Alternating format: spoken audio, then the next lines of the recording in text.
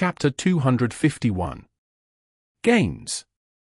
Translator, Atlas Studios. Editor, Atlas Studios. The potion formulas for the seer pathway. Klein leaned back in his chair and tried to communicate with the spirit via dream divination. In a grey illusory world that didn't seem surreal, a gas lamp suddenly lit up, illuminating the stone slabs on the ground and a desk with a goatskin scroll placed on top of it. After the seer and clown formulas appeared one after the another, Rosago stood there with a fur shirt, listening to a voice of unknown origins. Before the advancement, I have to warn you that you've been too reliant on divination. Divination is a revelation, a result. It is unable to tell us the process. For example, you might decide to invest all your money because your divination says that a railway stock can make money. But in fact, what that revelation really means is that in the long run, in 30 years, the railway stock will make money, and before that, it will fall more than it rises. Fate isn't so easy to master, and there are many times when it's impossible to quantify it. Divination isn't all-powerful. In addition, divination can be interfered with and cause you to be misled. There are too many things in this world that cannot be understood. If you completely rely on divination, then you'll definitely die because of it. Divination is a revelation. It must be combined with one's own carefulness, caution, and self-control. Rosago was unable to divine the corresponding danger because the language of foulness was involved with the mysterious space above the grey fog, and that led to him dying at my hands. Otherwise, with his mystical abilities, it would have been difficult for Miss Bodyguard and I to escape today. This is also a reminder for me. Even if I had the grey fog to isolate all interferences, I cannot afford to be careless. No matter how certain my actions are, I need to leave some leeway. From these words, it seems like they aren't aware of the Chacting method. Otherwise, some of those words could be directly summed up as being respectful and fearful of fate. As his thoughts raced, Klein heard Rosago's reply as he unfurled the parchment. Main ingredients: 1 true root of a mist treant, all the spinal fluid of a dark-patterned black panther.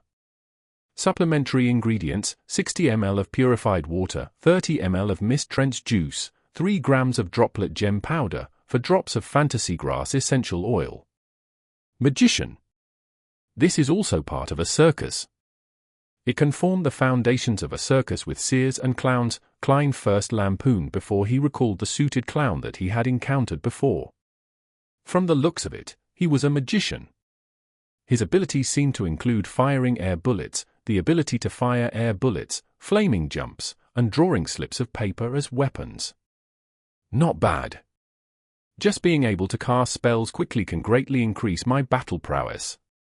As these thoughts flashed through his mind, Klein saw the scene before him change. This time it was a splendid room, surrounded by golden statues and ornaments.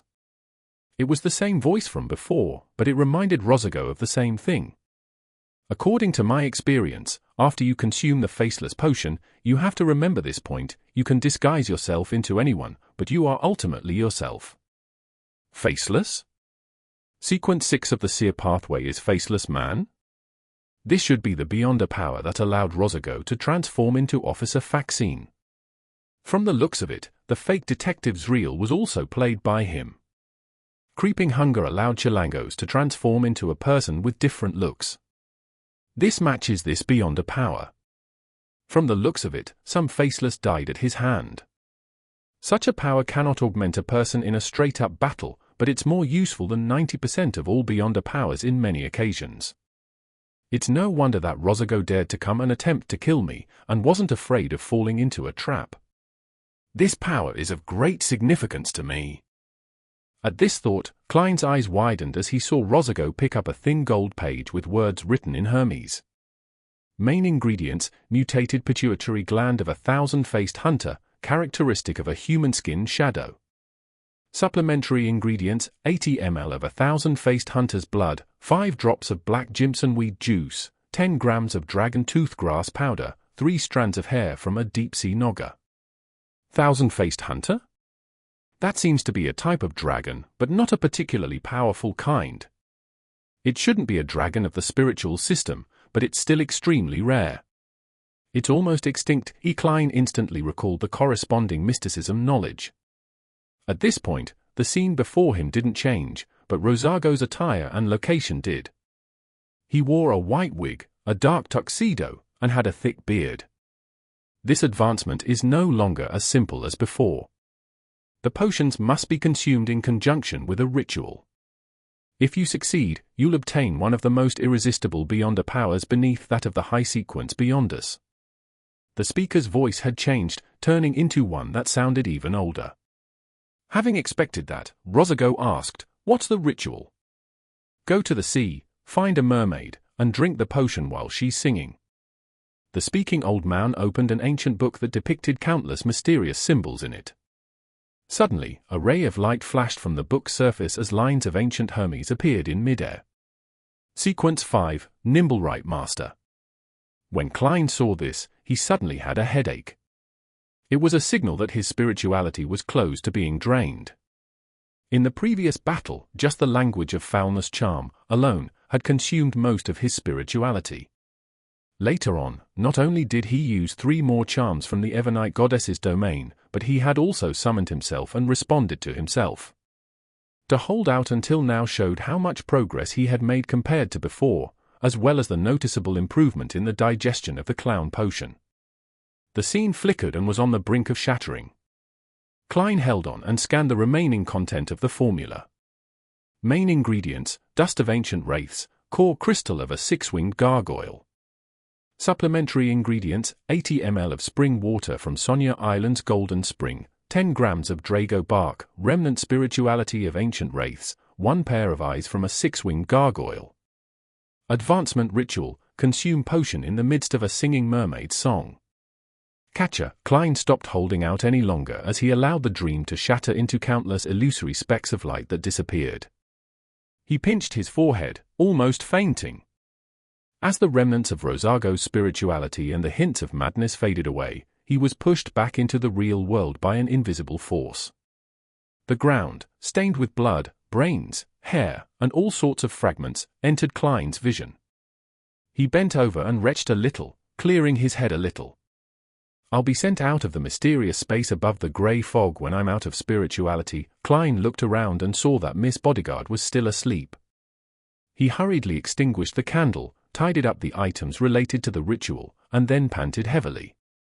After a while, he finally regained some of his spirituality.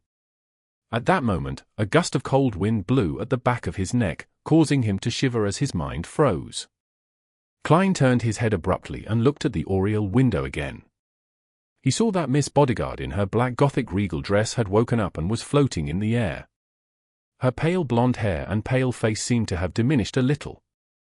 Her entire person seemed less corporeal, to the point of her skin appearing somewhat transparent. Klein quickly explained according to the explanation he had thought of. "After I blew his head off, I discovered that his body was still squirming. Because I was afraid he would come back alive, I quickly used all the charms on me. I was very nervous and panicked at the time. It might have affected you. This is probably the risk that the divination had revealed earlier. If she's not satisfied with the explanation and thinks that I attacked her, then I'm finished," Klein thought nervously. His true feelings made his performance even more perfect. Miss Bodyguard lowered her head and looked at herself, then asked with an unperturbed tone, "What charm was it at the beginning?" "I bought a black ear at the gathering for £400. I was told that I could hear the voice of a great existence, and that if I was lucky enough, I would benefit greatly. If I was unlucky, I would die on the spot. Back then, I couldn't get a bodyguard, and since I was in such danger, I could only take the gamble." "The result was pretty good," Klein replied absolutely truthfully. "When I heard the voice of the great existence, that black ear shattered by itself and turned into such a charm." Miss Bodyguard's blue eyes swept over him slowly. The room was silent, as if it was frozen. Finally, the lady in the black regal dress nodded. "You'd better find a psychiatrist." "Do you mean that I've become a potential lunatic?" "Yes, she has guessed that it was a relic of a listener, and she understands that Rosago's spirituality must have been tainted by the true creator. She wouldn't suspect that I had deliberately made her sleep to take that opportunity to perform a mediumship. It would also explain why I had gotten rid of the effects of the ravings faster than she did." After all, I'm a potential lunatic created by the true creator, Klein smirked. Let's hurry up and clean up the scene. MI9 might come over to take a look. He pointed at Rosago's headless body.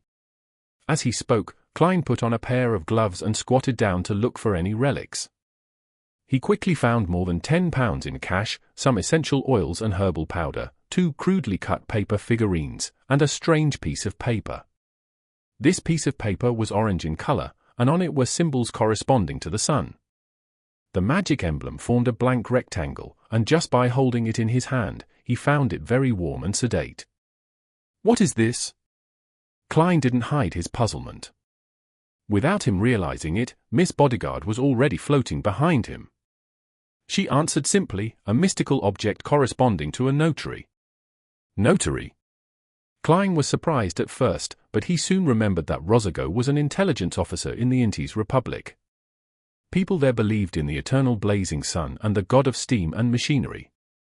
Similarly, the eternal blazing sun was also the god of deeds. This is the sequence 6 or sequence 5 of the Bard pathway. If the notarization is valid, the Beyonder powers will be temporarily enhanced.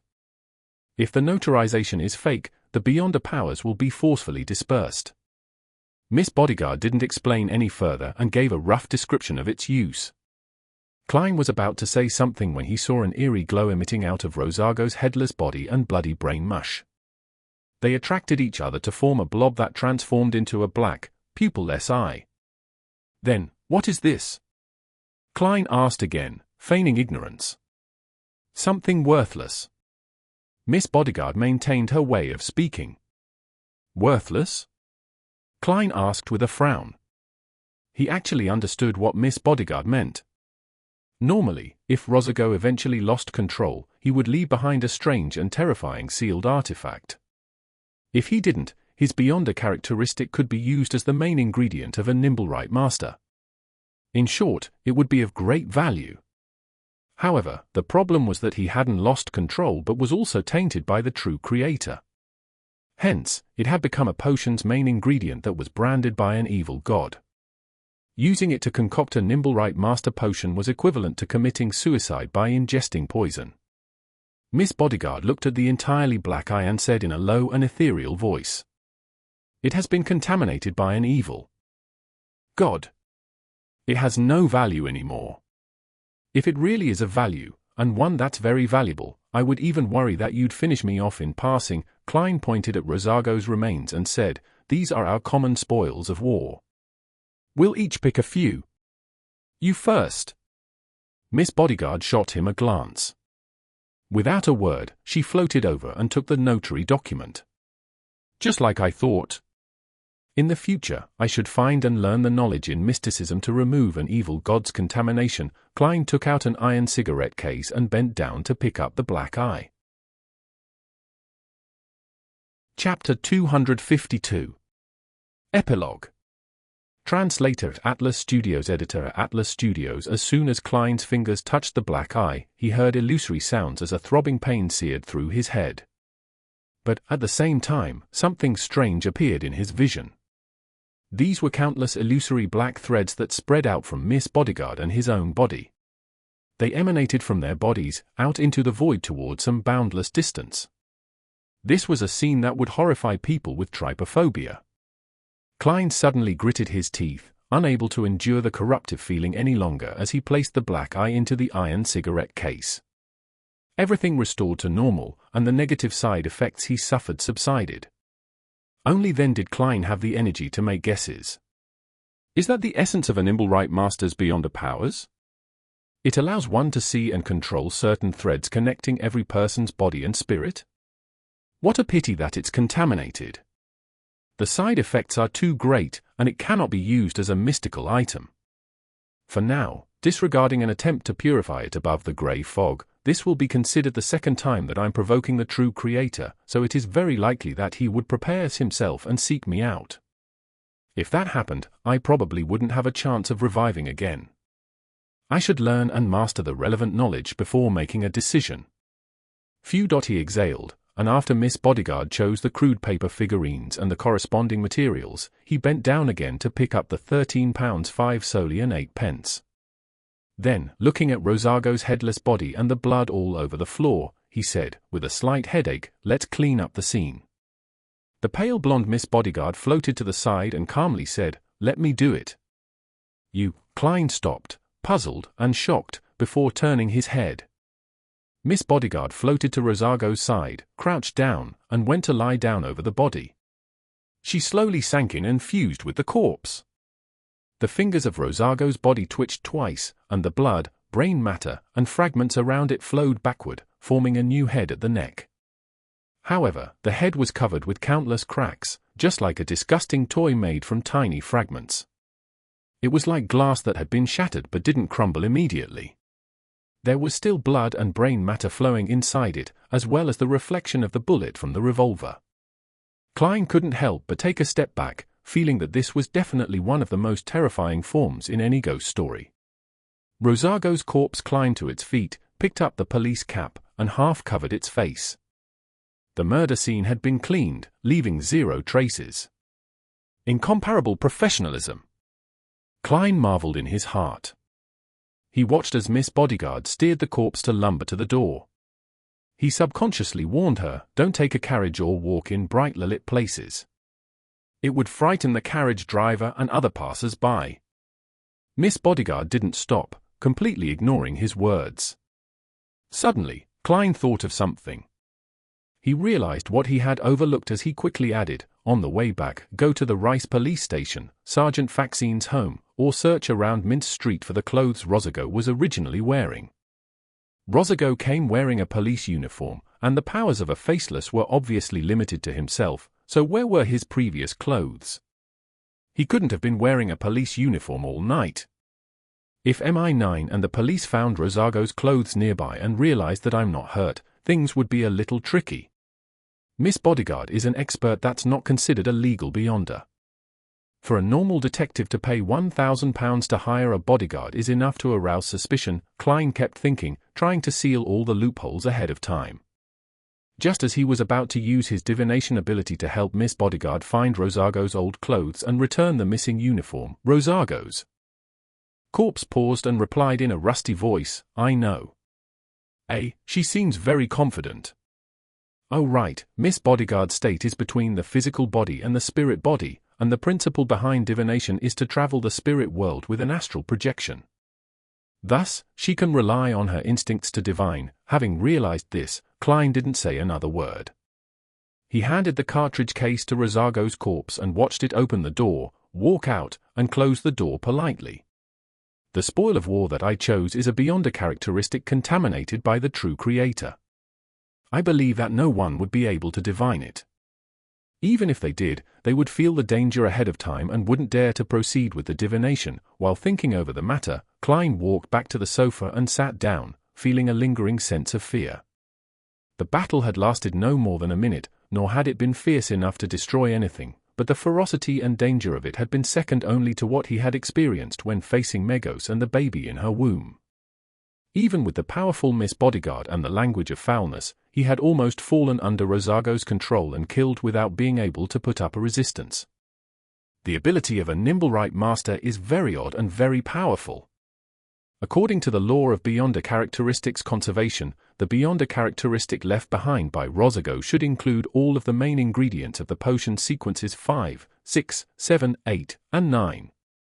If it wasn't contaminated by an evil god, if it was matched with the supplementary ingredients, an ordinary person could instantly become a sequence 5 beyonder. Of course, this kind of advancement method, one depending entirely on luck, has long been abandoned by history. It's the most primitive and most dangerous method. Advancing step by step according to the sequence is the best way that has been verified by the lives of countless predecessors. If I can get rid of the corruption of the true creator in the future, then I can also use the beyonder characteristic left behind by Rosago when advancing from sequence 6 to sequence 5. The additional characteristics will only make me stronger, like the captain.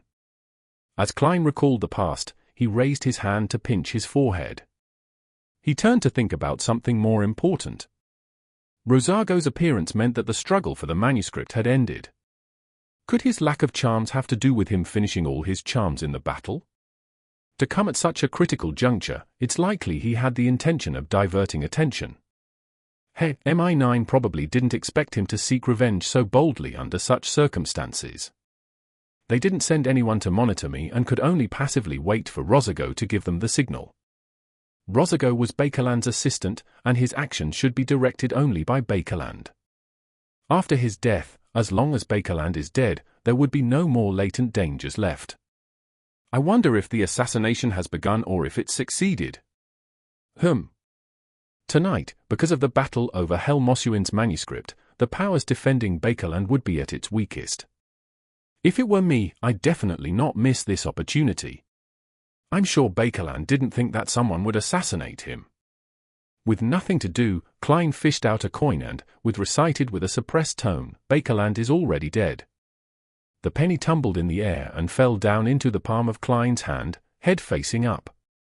Bakerland is dead? The assassination was a success. Klein was overjoyed, his tensed-up nerves immediately relaxed. Without Rosago's interference, he believed that the result was correct. This matter has finally ended. Klein took a deep breath and slowly exhaled. He leaned back slowly on the sofa and looked out of the window at the faint crimson moon amid his fatigue and relief. Inside the Intis Republic's embassy, 2 military officials were squatting beside Bakerland's body, examining the cause of his death. Their partners and their superior had already gone out, chasing in a bid to capture the assassin. However, everyone knew that it was already too late. There was no hope left. Their severe lung damage, suspected to be the result of a disease. An extremely strong fatal blow, one much stronger than all the Sequence 5 Beyonder attacks I've ever seen, one of the military officials said in a low voice. Disease? On the floor and on the bed, there are obvious marks of flesh and blood magic on the ground and on the bed, but none on the wall. Besides, the commotion of the fight wasn't transmitted outside. Finally, with the lethal blow having the characteristics of corruption and obliteration, there are at least 4 unconnected Beyonder powers. Another military official stood up and began to describe the situation as if he was talking to himself. He suddenly stopped and looked at the other military official. They said in unison, "Shepherd." After a few seconds of silence, the squatting military official frowned and said, "It might be a group with at least 4 different Beyonders, then, we'll wait to be judged. It's normal for us not to discover the infiltration of a single Rose Bishop, but how did the other 3 do it? It's impossible." The standing military official denied the guess as he hesitantly said, "However, I have heard of another sequence that can create similar effects. I think it's called Scribe. I don't know what pathway it is, nor do I know which organization it belongs." The squatting military official nodded and said, "A shepherd is the prime suspect. The Aurora Order are a bunch of lunatics. It's nothing odd for them to do anything. Let's begin investigating the identity of the woman that seduced the ambassador. Damn it. The Lun Kingdom definitely won't permit our investigations. Those Aurora Order bastards are lunatics who deserve to be F***ed by donkeys." The standing military official shook his head in frustration. They were bound to be punished for the ambassador's assassination. At 15 Minsk Street, Klein pretended as though nothing had happened. Putting up with his fatigue, he flipped through the papers.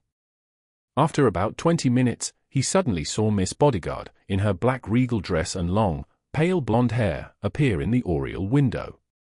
"Is it done?" Klein subconsciously asked. Miss Bodyguard nodded slightly without a word.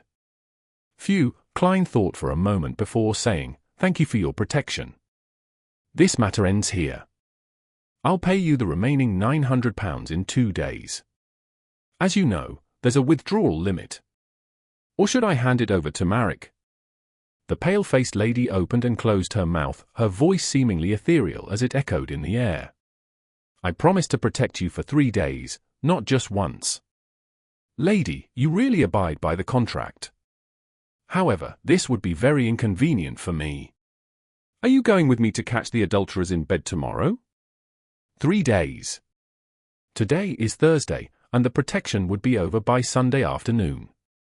Yes, thankfully, it wouldn't affect the tarot gathering. Klein rubbed his forehead and said, "All right. How should I address you?" "You don't need to know." Miss Bodyguard lifted her Gothic regal dress, bowed slightly, and disappeared from the oriel window. Chapter 253. Night Thoughts. Translator at Atlas Studios. Editor at Atlas Studios. She really has quite the character. Klein smiled in response to Miss Bodyguard's reply, a very obvious smile. Yes, to be able to fend off Rosago, a nimble right master, for a short period of time to the extent of having a seesaw battle, she's most likely a sequence 5 beyonder. I wonder what sequence pathway she belongs to and what her potion name is. Her state is rather unique. If it weren't for her, I wouldn't have even had the chance to use the language of foulness. Klein picked up the newspaper beside him and pretended to read, but he was actually thinking.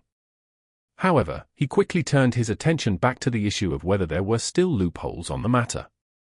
For example, the contaminated beyonder characteristic left behind by Rosago had an intense luster of spirituality. It was very likely that it couldn't be concealed by the iron cigarette case alone, so it would be exposed under the prying eyes of others using spirit vision. Klein secretly activated his spirit vision and looked down at his pocket. He could see faint colorful lusters emanating from within the iron cigarette case, but it wasn't obvious and was rather thin. This was mixed with the color of his own aura, making it difficult to distinguish or detect it. That's right. Only a high-sequence beyonder can identify it through 2 levels of interference. No wonder all kinds of materials like herbal powders and the corresponding essential oil extracts are kept in metal bottles and not wooden vessels. It's because they contain spirituality, and those with better spirit vision can see through wood and see the color of the auras. Klein suddenly understood some of the important details in mysticism. In the past, he did things according to the rules without considering the reasons behind them, but now, he understood the underlying reason behind the rules. After repeatedly checking and ensuring that everything was in order, Klein put down the newspapers and walked to the 2nd floor. He had originally planned to take off his clothes and take a bath to completely relax himself, but when he thought of how Miss Bodyguard could appear out of nowhere in his house, he felt a little uneasy. Therefore, he only washed his face, brushed his teeth, and soaked his feet in hot water. Returning to his bedroom and taking off his coat, Klein hid his belongings before he collapsed onto the bed.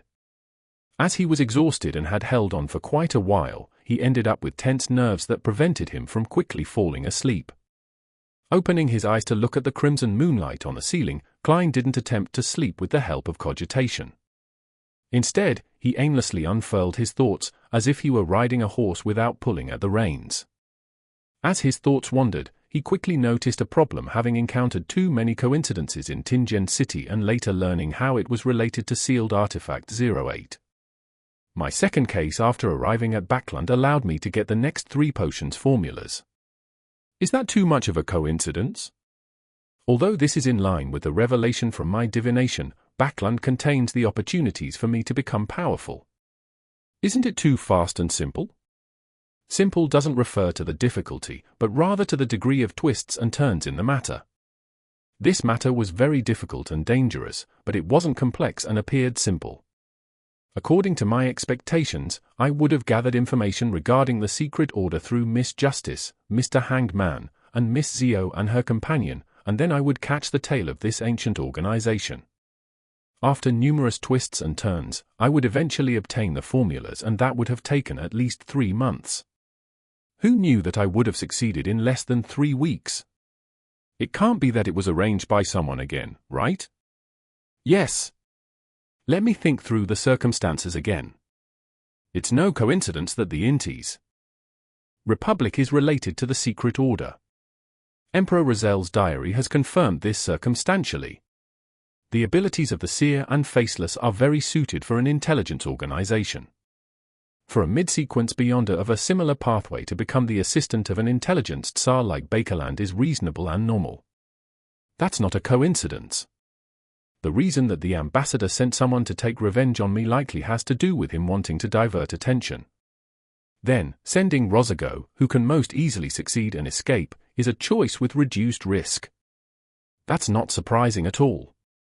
It was quite normal for Ian to look for new detectives in the papers after none of the detectives he knew were willing to accept his mission of tracking down's real. There weren't many new detectives advertising on the papers at the time, and I was probably the only one. Well, I was the only one on the Backland Bulletin.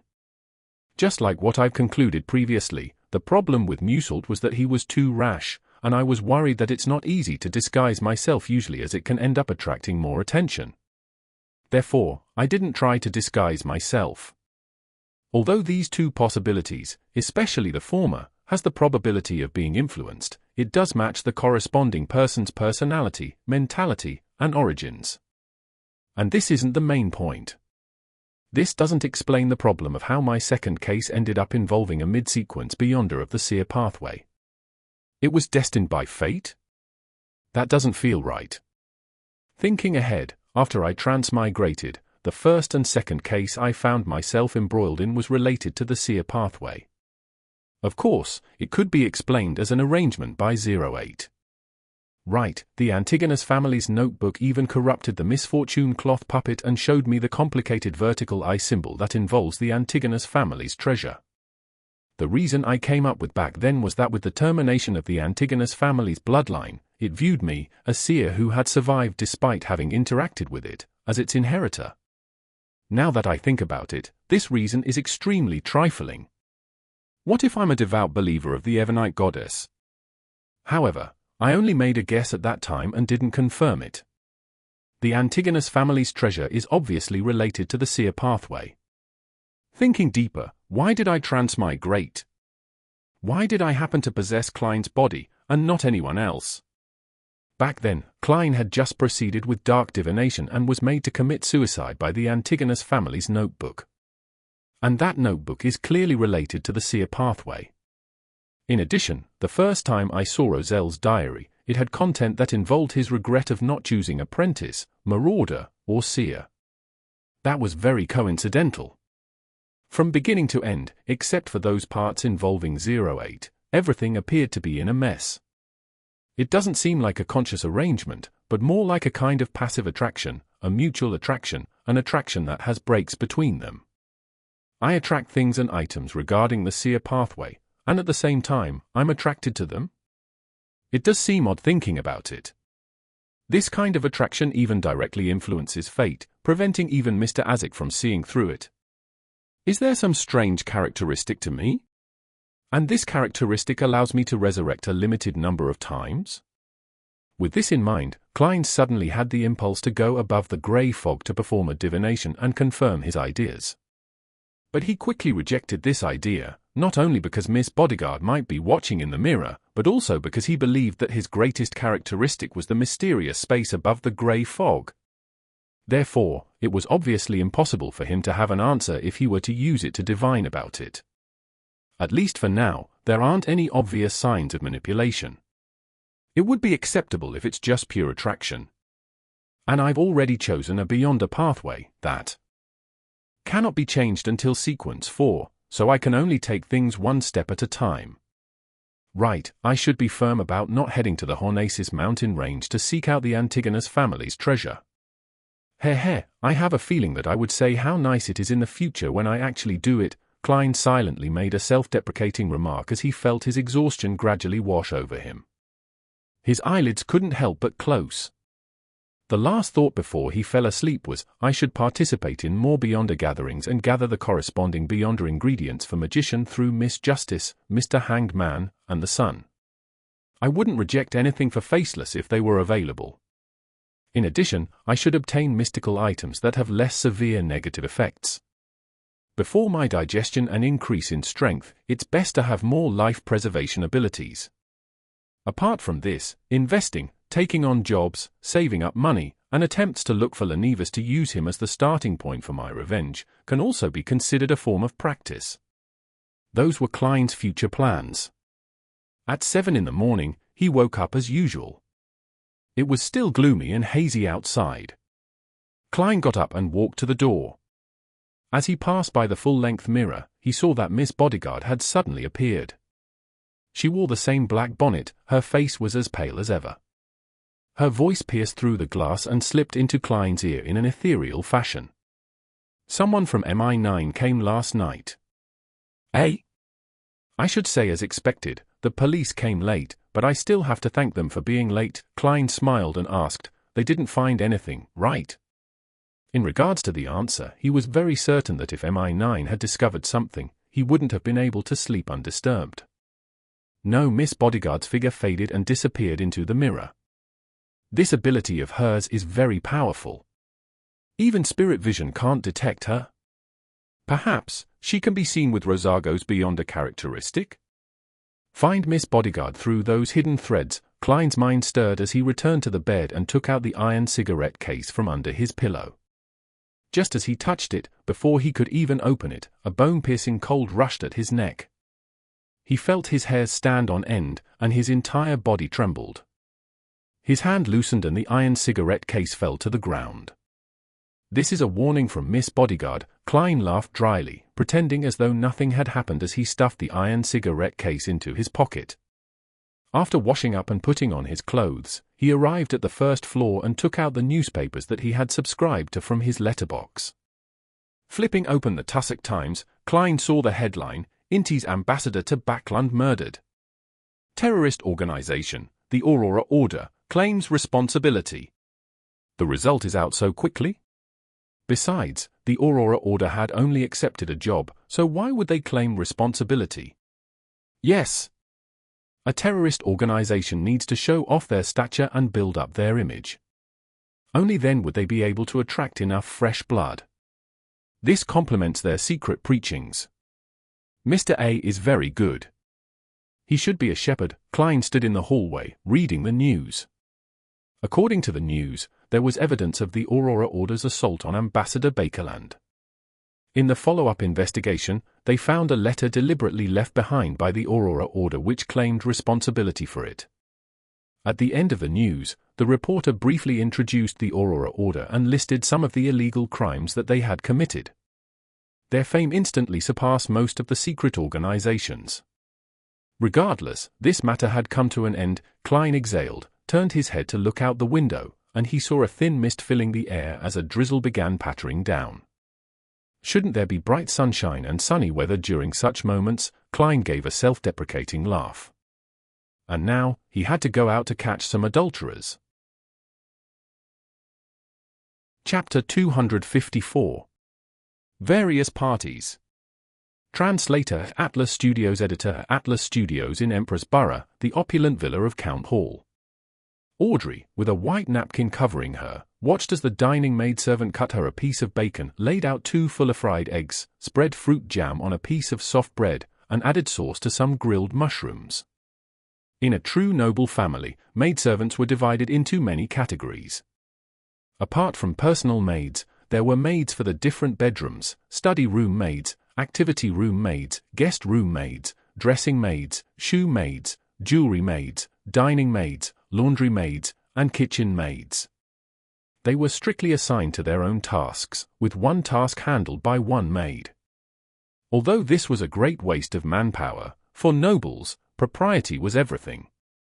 Unless there was a large amount of debt, they would never reduce their requirements in such matters. Audrey took a sip of the brownish-red tea, allowing the faint scent of molten rose slush in her mouth. At this moment, she heard her father, a member of Parliament of the House of Lords, the powerful banker, Count Hall, mumbling as he held a newspaper in his hands. The Aurora Order is really crazy. Aurora Order? Audrey blinked and asked curiously, what did they do? Oh, baby, you don't want to know. They assassinated the Inti's ambassador, Bakerland. It does them no good. Count Hall shook his head as he flipped through the newspaper. Audrey's elder brother, the Count's eldest son, Hibbert Hall, swallowed the grilled mushrooms in his mouth and expressed his opinion. Perhaps they want to destroy the relationship between the kingdom and Intis and let the war spread from the colonies to the northern continent. This child of noble birth had a handsome face and bright golden hair. He looked like a classical sculpture, regardless of which angle one viewed him from. No, if that was the case, then they wouldn't leave behind so much obvious evidence. Moreover, recently, the kingdom has too many new policies that will be implemented and will need some time to stabilize the environment, so we won't rashly start a war. What happened last night was already reported in the newspaper this morning, and the details of the events and the murderer are enough to explain the thoughts of His Majesty and the ministers. Count Hall directed his son. Audrey listened to her father and brother discuss the matter in a daze before realizing what had happened. Bakerland has been assassinated? He really is from the Aurora Order? The reason why he intentionally exposed that it was the Aurora Order who did it was to prove that he was the one who completed the task and that he hadn't cheated me out of my money. This is too fast and efficient. I only paid the first sum yesterday afternoon, and I'm hearing the result this morning. A good result? Audrey was astonished and delighted. It was an uncontrollable joy, but also an instinctive fear. It was definitely something to be happy about since the mission entrusted by Mr. Fool's adorer had been accomplished so easily. However, the power and actions displayed by Mr. A and the Aurora Order who was backing him left Audrey subconsciously scared.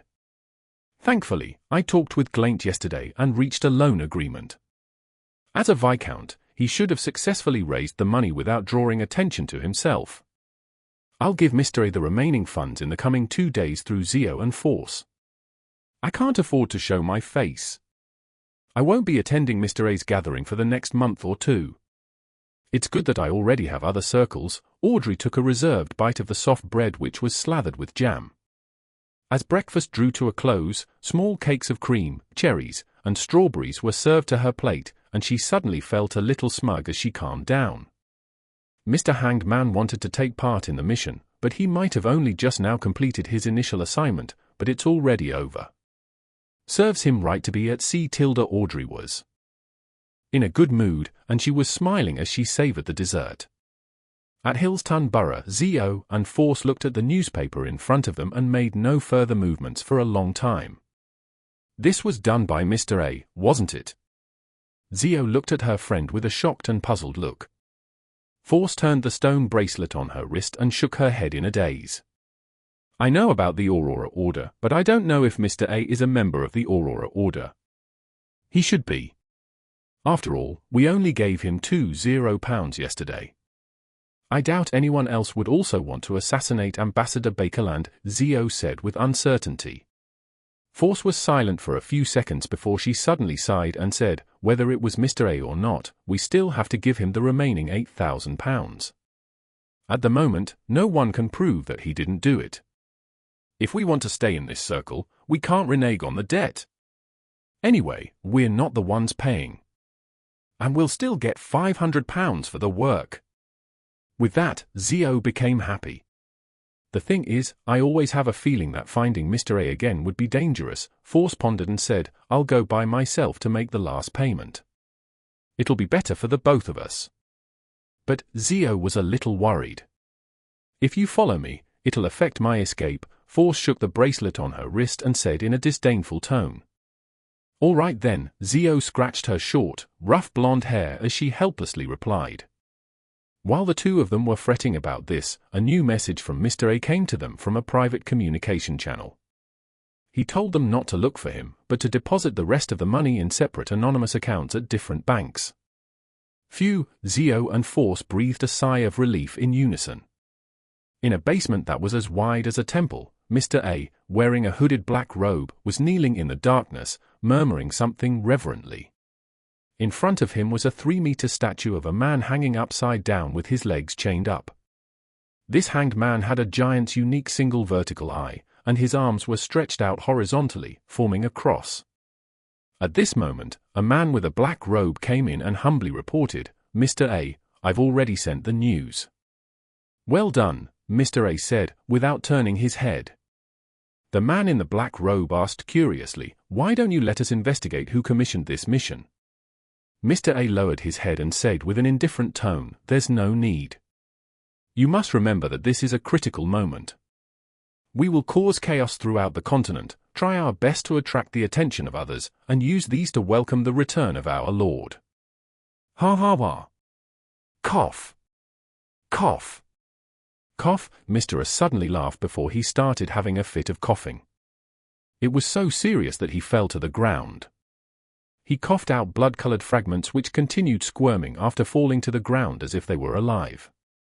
The man in the black robe immediately lowered his head, pretending as though he had seen nothing. After quite some time, Mr. A finally calmed down. He crawled forward, his mouth pressed against the ground as he licked all the blood-colored fragments that he had coughed out back into his mouth. 126 New Year's Street, Hillston Borough. The relaxed Klein didn't tail Dorrigu Gale this time. Instead, he chose his mistress, Erica Taylor. After all, adultery needed two to clap. The pretty blonde, with the intricate makeup, arrived early at the Quelaag Club via a rental carriage. Klein, who carried a suitcase containing a portable camera and all sorts of disguises, followed her in. "Are there any more rooms to rest in?" Wearing the club's frost badge on his chest, he asked the elegant maid responsible for receiving guests today. The maid, wearing a black and white dress, politely smiled. "Yes, please follow the attendant upstairs." Klein nodded slightly. He followed the red-vested attendant up the stairs and arrived at the second floor, just in time to see Erica Taylor enter a lounge that faced the streets. "Do you want to see the passers-by on the street or the tennis court out back?" the red-vested attendant asked politely. "Let's do the street," Klein answered casually in a deliberate manner. Under the arrangements of the red-vested attendant, he and Erica Taylor's room was separated by 2 rooms, and he could also see the street outside the club. "How do I take a picture later? Should I find a chance to sneak in and hide in the room, or climb out of the window and travel across the pipes?" Neither of these methods can conceal that exaggerated flash, but the latter can be disguised as a vogue shot from the outside. "That wouldn't bring suspicion to me and I wouldn't be kicked out. However, this will be easily noticed by Dorrigu and Erica." "Use a charm to put them to sleep?" "No, it wouldn't be convincing enough. It has to be a picture of them doing the deed. There's only one chance, and I have to take it well enough. This isn't my field of expertise, as I'm not some artistic master. If it was old Neil, he would definitely attempt to conjure a new ritualistic magic to hide the camera flash. Of course, the goddess might not respond to his request." As Klein considered his next move, he saw the image of Miss Bodyguard appear in a silver mirror in the room. She was still wearing her black Gothic regal dress and her matching soft hat. Her hair was pale blonde in color with delicate features across her pale face. "Do you have any way of hiding the flash of the camera?" Klein asked casually. Before he could finish his sentence, he saw ripples on the surface of the silver mirror as a slightly transparent palm suddenly extended. Miss Bodyguard came out of the silver mirror like a ghost, walked in front of Klein, and said with a nod, "Yes." She lowered her body and leaned over, slowly fusing into the camera's lens. Klein's mouth slightly opened as he watched this horrifying scene, taking quite a while to recover from his shock.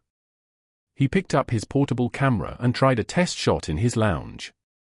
The effect was beyond his expectations. The flash was limited to the vicinity of the camera, and the resulting image was also quite good. "Perhaps it should now be called a spectral camera," Klein lampooned. He took the camera, went to the window, and patiently waited. Not long after, he saw Dorrigu Gale arrive via carriage. In the other room, Erica Taylor saw her lover and hastily left the lounge to meet him on the first floor. Klein seized the opportunity to use a tarot card to open her room, carefully hiding in the cupboard where the extra sheets and quilts were kept. The darkness around him reminded him of the previous night, of that creepy and terrifying numberite master, Rosago. Last night was filled with danger, yet today, here I am catching adulterers in the act. Life sure is marvelous. While Klein was making fun of himself, he heard the door open. Chapter 255. Photography Expert. Translator, Atlas Studios Editor. Atlas Studios huddled in the cupboard. Klein secretly activated his spirit vision and saw 2 interfering auras enter. "Erica, I brought you a present," a deep voice sounded as the door closed. As expected, he's a gentleman of the Lun Kingdom.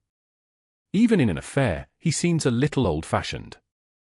If it was a man from Intis, he would definitely be shouting "sweetheart," "baby," "angel," and the like. Klein couldn't help but lampoon.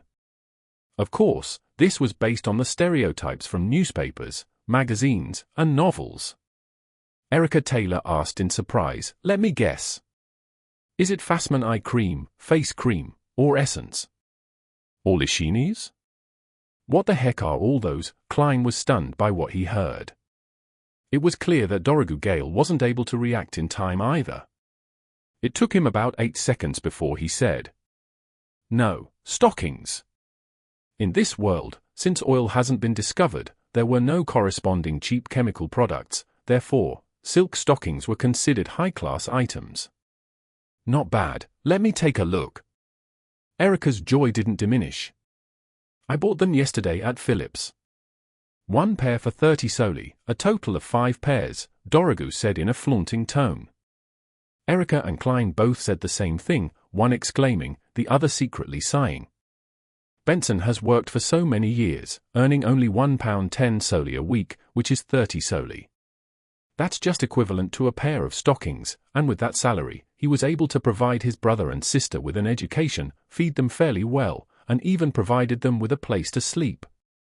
An average worker with a bit of skill would only be paid around 20 soli a week. Kleins clicked his tongue. No, it's not expensive. Silk stockings are worth that much. I even gave an extra tip of 5 soli.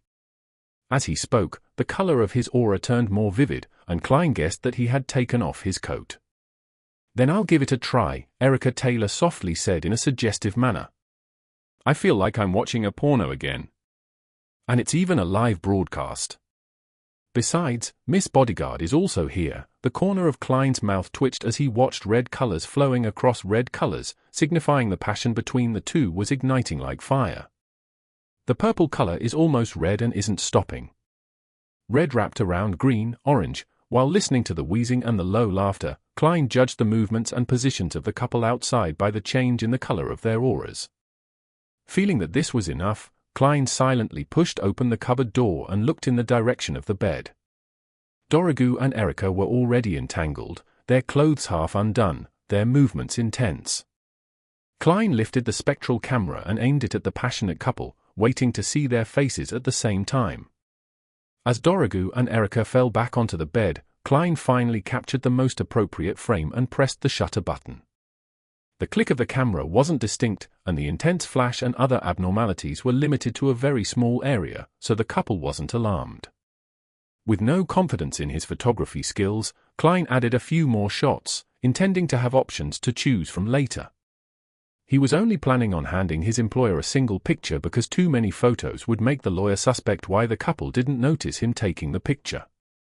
A piece of underwear landed lightly on the floor, and the sound of breathing intensified as Klein grabbed his portable camera and adept rolled out of the cupboard, closing the door behind him.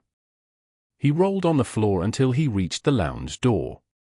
Then, he quietly pulled it open and returned to the corridor. Done, with a sigh of relief, Klein politely closed the door in silence, pressed his hand to his chest, and bowed in the direction of the bed. Without further ado, he returned to his lounge. The last £7 will soon be obtained. And I also earned an additional Quelaag Club membership worth £50. It covers board, lodging, and entertainment. That's worth even more than £50. Without any connections or contacts, I wouldn't have been able to join this, even with £100. This mission isn't bad at all. It's simple, safe, and profitable. Klein put down his portable camera and sighed with emotion in his heart. At that moment, a hand suddenly stretched out from the camera lens. Miss Bodyguard in her black regal dress slowly came out and floated in midair again, but her face remained pale. Thinking of how he had led her to watch some porno, Klein tried to change the topic, in embarrassment. I plan on heading to the cafeteria to eat something. Do you want to come with me? Each member could bring one guest. As for how to explain the sudden appearance of the guest, Klein's plan was to go out for a while and then come back. Miss Bodyguard replied in a neutral tone, I can go without eating for 2 weeks. As she spoke, she turned her back to Klein and floated toward the mirror, disappearing in an instant. What exactly is her sequence? Klein thought curiously, putting the portable camera back in its case. After doing all of this, he went to the bathroom and relieved himself. After washing his hands and wiping his face, Klein looked into the mirror and examined his appearance. As he hadn't shaved this morning, he had quite a stubble. His hair was parted to the sides in a 3:7 ratio, and a pair of gold-rimmed glasses hung on his face. He looked refined and scholarly, with a tinge of maturity. There's a definite difference from the past. I can still be recognized if scrutinized. Once my beard grows to a certain extent, I wouldn't have to worry that much. I wouldn't need to be afraid of anything. When I advanced to sequence 6 faceless, Klein took out his golden pocket watch, opened it, and walked out of the bathroom. He took his suitcase and went to the cafeteria on the first floor. It was just after 9, so breakfast was still served. Klein chose a double-sided, half-cooked fried egg, a loaf of white bread, a cake of butter, a desi pie, a serving of bacon, and a cup of Marquis black tea with a piece of lemon floating on its surface. While looking for a seat, he suddenly saw a familiar face. It was the surgeon who had recommended him to the club, Aaron Series. The tall, thin gentleman was sitting alone in the corner, having finished his breakfast, and was sipping his coffee as he leafed through the newspaper. "Good morning, Dr. Series." Klein walked over and greeted the slightly cold Aaron. The surgeon nudged the frame over his nose and said, "Just call me Aaron, Detective Moriarty. According to the principle of reciprocity, you have to call me Sherlock." Klein sat down. "Any news today?" "I came out in such a hurry that I haven't read the newspapers. The Inti's ambassador was assassinated. A terrorist organization by the name of the Aurora Order declared responsibility for it. Sigh, this world is becoming more and more chaotic. Sooner or later, there will be an all-out war in the southern and northern continent." Aaron expressed his feelings. "The war has never stopped, sir, it's just that we've been able to enjoy peace." Klein finished his fried egg and replied with a smile.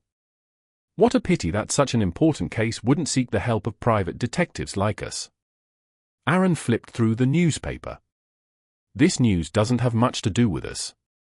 What's really important is that the House of Lords and the House of Commons will pass a motion either today or tomorrow after a long debate. First, it's the Civil Servant Unified Examination Bill, as well as the relevant guidance and actual plans.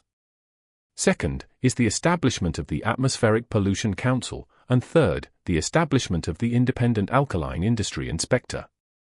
The latter two involve pollution. God, they're finally paying attention to this problem. The patients in the hospital with pulmonary attacks have been rising constantly. Has it finally been passed?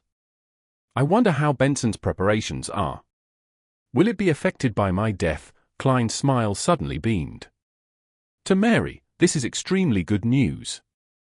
She wishes to make herself or her husband, Dorogu, become one of the members of the National Atmospheric Pollution Council.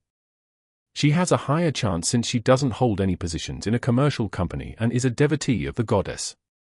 Besides, in any organization, there's ultimately a need for balance.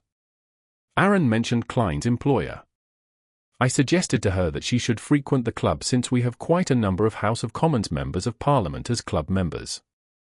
In the Lun Kingdom, the members of Parliament of the House of Commons were mainly composed of wealthy people and the representatives of certain nobles. However, there were also many professionals, such as doctors, lawyers, priests, teachers, scientists, and accountants. The Quelaag Club targeted a variety of professionals in the middle class, without distinguishing between them by their political inclinations. Klein didn't know much about such things, so he just said a few words in response before changing the subject. Aaron, it's Friday today. Don't you need to head back to the hospital? No, I'm on leave. It's been terrible lately. Aaron suddenly frowned. What happened? Klein drank a mouthful of black tea. Since Bakerland had just been assassinated, and Rosago's body had been thrown into a sewer far away, he didn't know when it would be found. Klein was concerned about the after-effects and the imperfection of his disguise, so he didn't plan on taking missions that were too difficult or easily exposed his identity. Therefore, he was interested in simple matters which held potential and handsome rewards. Aaron put down the newspaper and sighed. I've been very unlucky recently. I've had a few consecutive failed surgeries. Fortunately, there were no serious consequences. Otherwise, my license would have been revoked. Although it wasn't big news for surgeons to cause deaths in the present era since it was common, the penalties were still quite severe if a serious accident occurred due to a surgeon's negligence. Well, I can't help much. Well, actually, I know of a luck enhancement ritual, but its effect is to send you above a grey fog. Klein lowered his head and began to nibble at his bread. After breakfast, he said goodbye to Aaron, went to withdraw £500 in cash, and gave £300 to Miss Bodyguard before returning home. While waiting for the photos to develop, he hoped for a simple job to be entrusted to him. Unfortunately, none of them came to him. In the evening, Klein prepared to head out again, his target, Braveheart's bar. Taking the opportunity of having Miss Bodyguard around, he hoped to get in touch with more Beyonder circles. Chapter 256. Meeting the Apothecary again. Translator, Atlas Studios. Editor, Atlas Studios. Before leaving the house, Klein tossed a coin to inquire if it was beneficial for him to visit the Braveheart's bar that day. After receiving a negative result, he looked around before whispering into the air, "Is someone monitoring me today?" After a few seconds of silence, Miss Bodyguard's ethereal voice suddenly sounded from behind him. Klein subconsciously looked back, but he failed to find Miss Bodyguard. His attention quickly returned to the answer he received as he couldn't help but let out a snicker in his heart. MI9 isn't even putting me on their suspect list at all. After confirming that Rosago hadn't sought me out, they completely put me aside. Should I feel honored or insulted? It's true that a detective that busies himself looking for cats has no way of being associated with the assassination of an ambassador or getting rid of a Sequence 5 expert. Furthermore, MI9 has been monitoring me for quite some time. My panic, my helplessness, and my struggle for self-preservation were laid out for them to see. It's obvious that I can't inflict any substantial harm to the ambassador. With that in mind, Klein put on his half-top hat, carried his black silver-inlaid cane, and walked out of 15 Minsk Street. He spent $2 solely for a rental carriage that brought him to Braveheart's bar on Irongate Street in the Backlund Bridge area. He entered like a regular, walked past the cheering drunkards around the boxing ring, and rapped the countertop when he came to the bar counter. "1 glass of Southville beer." The bartender looked up at him and mumbled, "Casper's is in card room 3. Klein smiled and pushed 5 one-penny copper coins to the man. Then, carrying the wooden cup and sipping a white, smooth, frothy Southville beer, he walked around 2 of the rowdiest, liveliest stages that stank the most and knocked on the door of card room 3. Casper's was playing Texas poker with unlimited stakes. Stacks of cash were piled high in front of him, as well as yellow coins that piled up in a dazzling heap. Noticing Klein's gaze, the black market arms dealer with the huge scar on his face twitched his big red nose and casually said, "I don't like using chips as they don't feel real to me. It's still the texture of cash and the weight of the coins that leaves me intoxicated.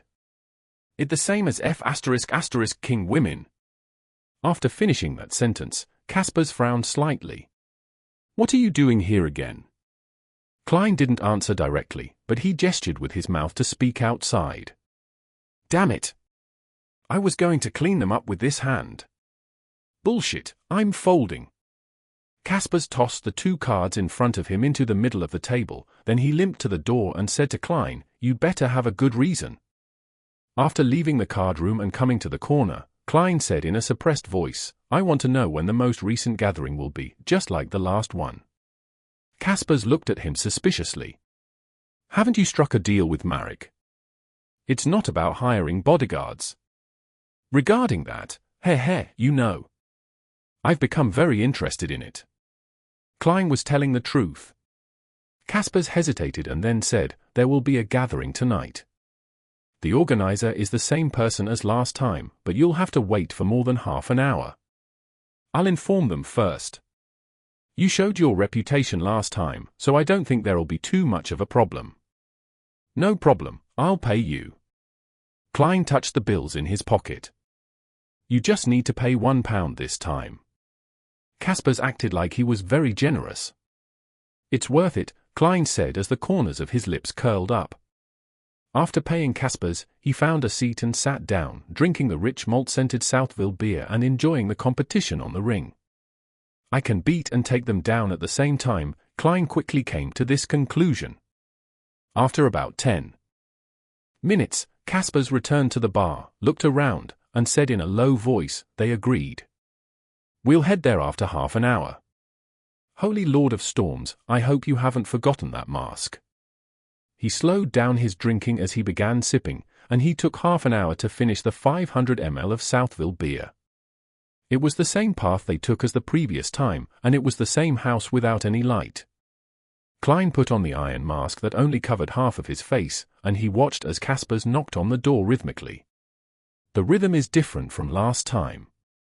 The knocking changes all the time. Klein listened carefully for a moment, then saw the small plank of the door open and a pair of eyes peer out. After the indistinguishable process like before, he put on the hooded robe and hid his entire face in the shadows. It was still the same living room, with a candle flickering in the dim light. Klein randomly found a seat and quietly sat down. But unlike before, he no longer felt suppressed or tensed. Instead, he leisurely looked around. The cold wind that blew across the back of his neck made him certain that Miss Bodyguard had followed him in without anyone noticing. As expected, there are no Sequence 5 experts in this gathering. There might not even be a Sequence 6, Klein thought. After listening in on the conversation for a while, he saw the round-faced apothecary change his posture as if he wanted to speak. As expected, the apothecary, who had half his chubby face exposed, quickly raised his hand and said, Black Snake has apparently died in the sewers. Those beasts are still rampant. Black Snake died. Klein was surprised to hear the news. Black Snake was the man who had sold him the remains of a listener, allowing him to successfully create the language of foulness. It was suspected that he was from the Aurora Order. His strength wasn't low at all, yet he actually died performing the simple mission of clearing the beasts in the sewers. Klein frowned suspiciously. He suddenly thought of something. When he discovered Zreel's corpse, he had heard thumping sounds deep in the sewers. By the time he led Ian there, parts of Zreel's body had been eaten by strange beasts.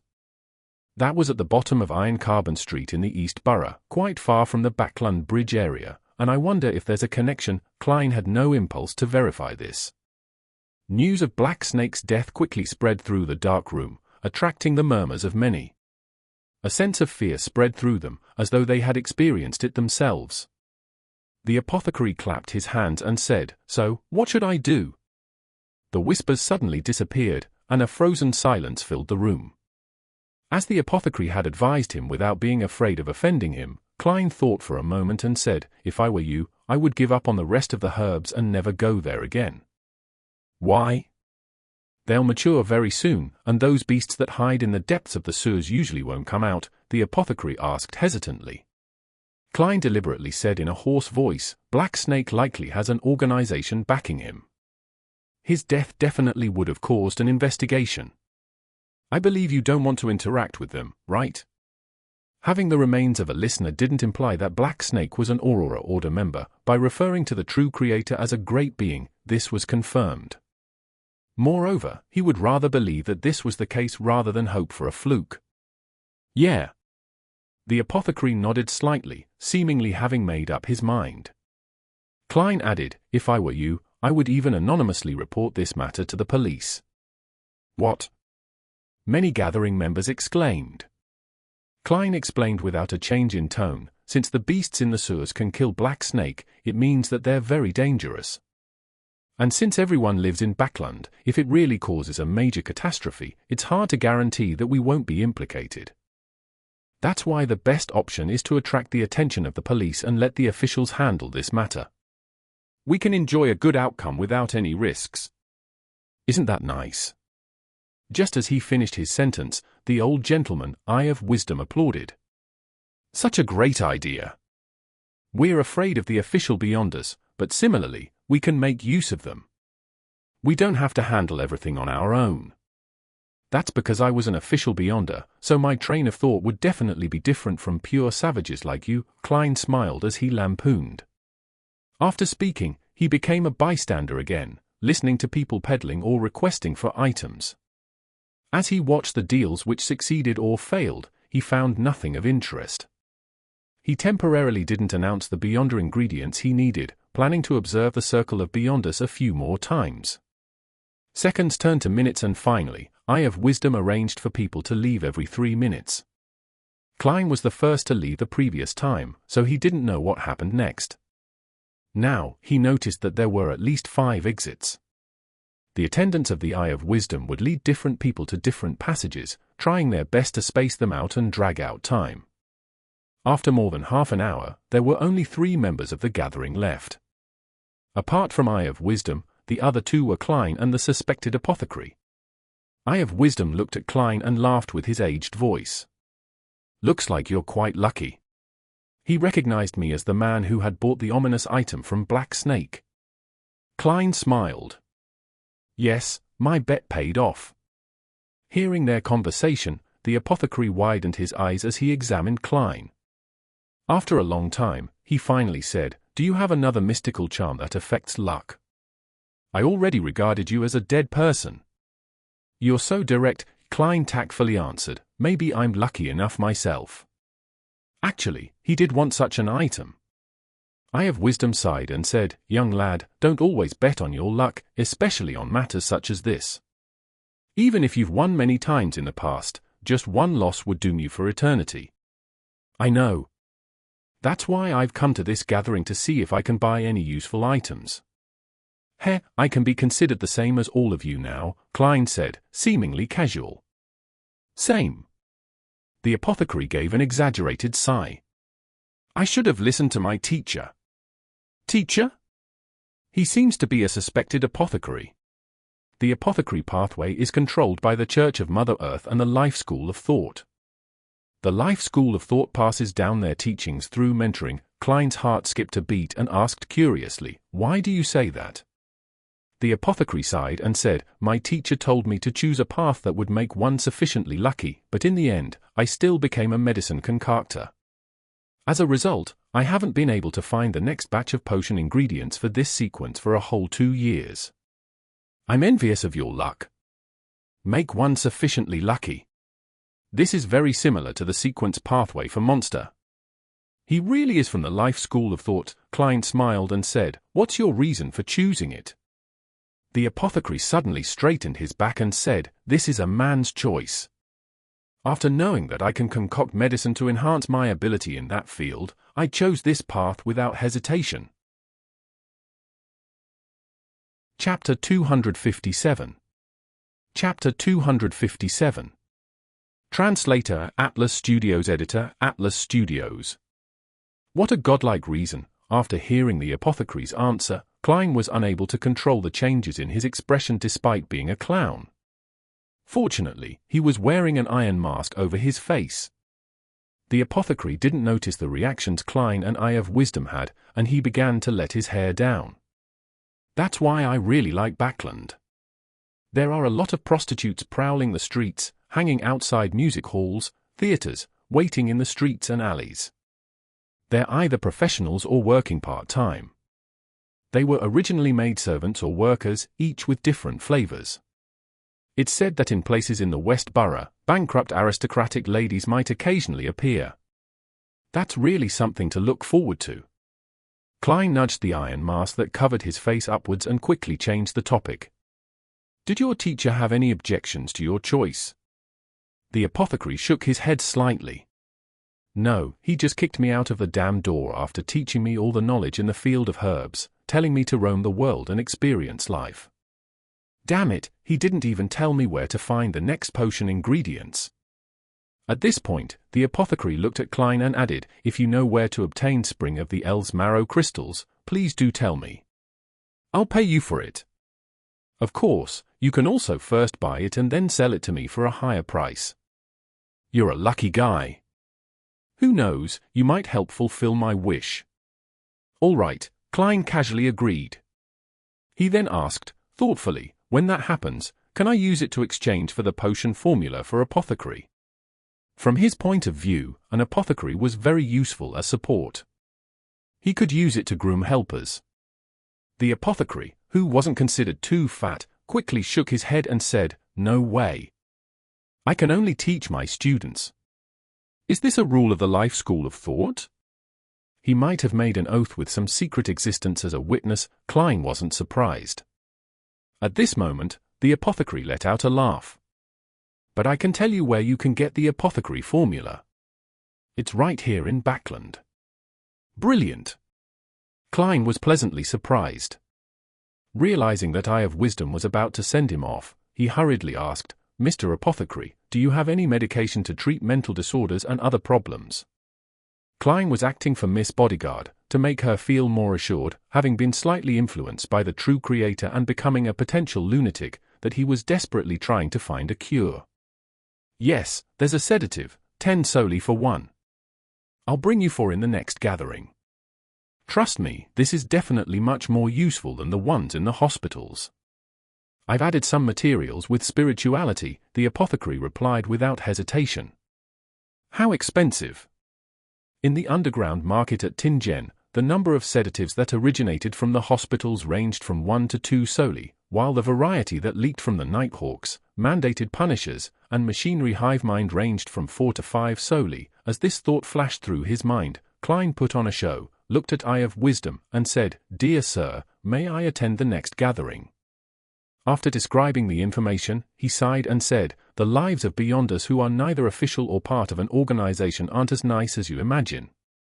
On the one hand, we have to keep secrets, avoid the officials, and at any time, we have to maintain a cautious and careful state. On the other hand, we have to fight against the possibility of losing control and madness. Too many of our kind have died because of these two matters. Even if we successfully evade the officials' notice and avoid losing control and going crazy, we would still fall into the predicament of lacking ingredients and the inability to find items we want or obtain sufficient knowledge. I organized such a gathering to get everyone to help each other. Unfortunately, this is an era of scarce mysteries. Many Beyonder ingredients are rarely seen. Yes, but I have Mr. Hanged Man who knows the coordinates of some of the primitive islands, and City of Silver's the Sun who is constantly fighting against the various monsters in the depths of the darkness. I can rely on them to obtain some of the Beyonder ingredients. Klein politely stood up with his back bent as he bowed to Eye of Wisdom. After sitting down again, Klein suddenly remembered something and asked after some deliberation, Gentlemen, do you have any mystical items? The kind that Black Snake sold me, but ones without too serious negative effects. I wish to have some sort of ability to protect myself. His plan was to find something that caught his interest, determine the price, and then determine the target accordingly. However, I don't have any money right now, but that doesn't mean I wouldn't have any in the future. Can't I make an inquiry about the price without money? Klein silently added in his heart. The apothecary spread out his hands, indicating that he didn't have any, and even if he did, he wouldn't sell them. Eye of Wisdom chuckled and said, I do have some, but I don't know what you would like to buy. Give me an approximate range. Some. He's most likely a savant pathway Beyonder who relies on external items. Klein didn't hide his envy as he said, something stronger than me. Not something that improves my combat skills. It's best if it has some mystical powers. He didn't go into details so as to maintain his image as a newcomer. Eye of Wisdom smiled and said, I have an item that suits your requirements. Its former code name was 281. His puzzlement was just a disguise on the surface, but on the inside, he was very shocked. Is this a sealed artifact that leaked out from the Chinese gate of the Church of the Evernight Goddess? Klein didn't expect to see a familiar code name here. Eye of Wisdom casually explained simply, many mystical items have rather obvious side effects that can cause certain harm. Therefore, the 7 Orthodox churches would seek them out and seal them. They're called sealed artifacts and are distinguished using numbers as code names. Over a long period of debate and exchanges, the 7 churches formed a uniform naming convention. It labels the different danger grades with 0, 1, 2, and 3. Among them, 0 is the most dangerous. Rumors say that some are terrifying items that can destroy countries or even the world. The 7 Orthodox churches will exchange information regarding Grade 0 and Grade 1, telling each other which ones they possess. Therefore, Grade 0 and Grade 1 code names won't be repeated. Grade 2 and Grade 3 are arranged by their respective churches, so different churches might have the same code name. Klein had long known about the general situation within the Nighthawks, but he was puzzled by something. Information regarding Grade 0 and Grade 1 sealed artifacts is exchanged. Wouldn't that be disclosing major secrets? It will allow the other churches to know how many hidden cards they have. Of course, this could also be seen as a form of strategic deterrence. To avoid direct conflict between the 7 churches, Klein considered the possible reasons. Yes. Although I'm unable to explain the reason for doing that, it has indeed happened. Legend has it that during the end of the 4th epoch or the beginning of the 5th epoch, the 7 churches came to an agreement, Eye of Wisdom said at an unhurried pace. My 281 was obtained from the Church of the God of Knowledge and Wisdom. It allows you to understand and comprehend many things. Even an enemy's beyonder powers can be rapidly identified, allowing me to know of their strengths and weaknesses. I'll also have a chance at being able to mimic them. The stronger the opponent, the higher the chance of failure. Of course, even success would definitely result in a huge difference from the original. That sounds very strong. Proof that knowledge is power? In the end, will there be a situation where omniscience is equal to omnipotence? I retract my previous judgment. Old Mr. Eye of Wisdom might not be an appraiser. His identification of items might have relied on sealed artifact 281. Klein clicked his tongue silently as he asked with interest, so, how much would I need to buy it? It will keep you in a state where your mind is churning at high speeds.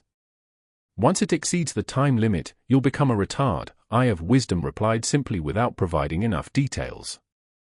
At this moment, the apothecary beside him muttered, perhaps your brain has already been damaged.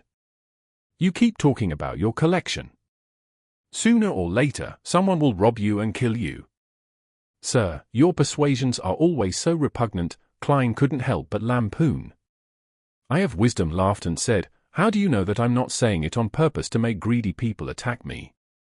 Yes, it's like the entrapment law once described by Emperor Razel.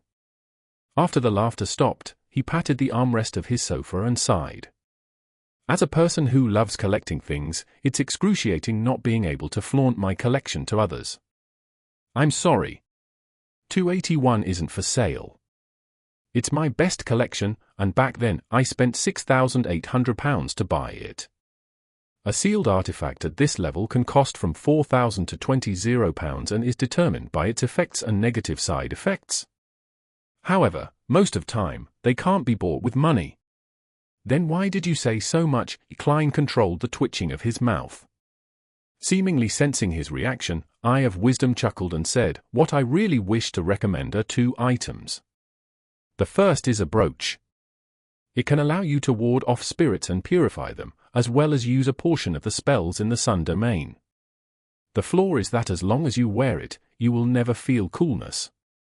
You will forever be stuck in the warm summer of the South. The other is a hat that can change shapes. Wearing it allows you to move freely underwater for at least half an hour and allows you to use some water or wind domain spells. The flaw is that you will desire water. Once you walk on land, you will gradually weaken. The prices of similar items range from £1,500 to £3,500, and sometimes, even if you raise the price several-fold, they aren't necessarily for sale because they rarely appear. It took me more than 3 decades to collect a few. Klein nodded slightly and said, I'll think about it, and I'll make the decision during the next gathering. At this point, he deliberately smiled and said, besides, I don't have that much money right now. Chapter 258. Murder Case. Translator, Atlas Studios. Editor, Atlas Studios. The concrete road had turned dirty from prolonged rain. 2 gas lamps, the height of an adult male, along the 2 sides of the road emitted a bright but misty light due to the moisture on the glass. A rental carriage drove through the night as the surrounding pedestrians either wore hats or carried umbrellas. Klein leaned against the wall, idly admiring the evening streets of Backland. At that moment, he suddenly felt the temperature inside the carriage drop significantly. A gloomy and cold wind was swirling about. Klein jerked his head around and saw that Miss Bodyguard, dressed in a black Gothic regal dress, was sitting across from him without him even realizing it. Her voice was ethereal and dreamy. "That eye of wisdom sensed my presence." As expected, Klein nodded, unsurprised. "He has several mystical items, perhaps he sensed you because of them. I even suspect that he has an organization behind him. Otherwise, it's quite impossible for Eye of Wisdom to collect several relatively powerful mystical items in 30 years with his power alone. Previously, Rear Admiral Hurricane Chilangos only had a single creeping hunger despite being one of the 7 great pirate admirals. Of course, it was possible that the latter had high standards and ordinary mystical items didn't catch his attention. After all, with creeping hunger he could be more well-rounded and nearly be without any weaknesses. Yes, for Eye of Wisdom himself to be rich there has to be a rather good explanation as well. He's organized so many gatherings, and once he finds a suitable mystical item, he would spare no expense to get it. Having a few in his collection isn't that unbelievable. Sigh, it's like he has a gold mine at home, or he runs a bank, Klein lampooned silently. He didn't mention in detail that he had guessed that Eye of Wisdom was from the Church of the God of Steam and Machinery, or from the Church of the God of Knowledge and Wisdom, out of fear that he would expose to Miss Bodyguard that he wasn't someone who had just become a Beyonder. The blonde Miss Bodyguard nodded slightly, as though agreeing with Klein's suspicions. Suddenly, she frowned and looked at the window opposite her.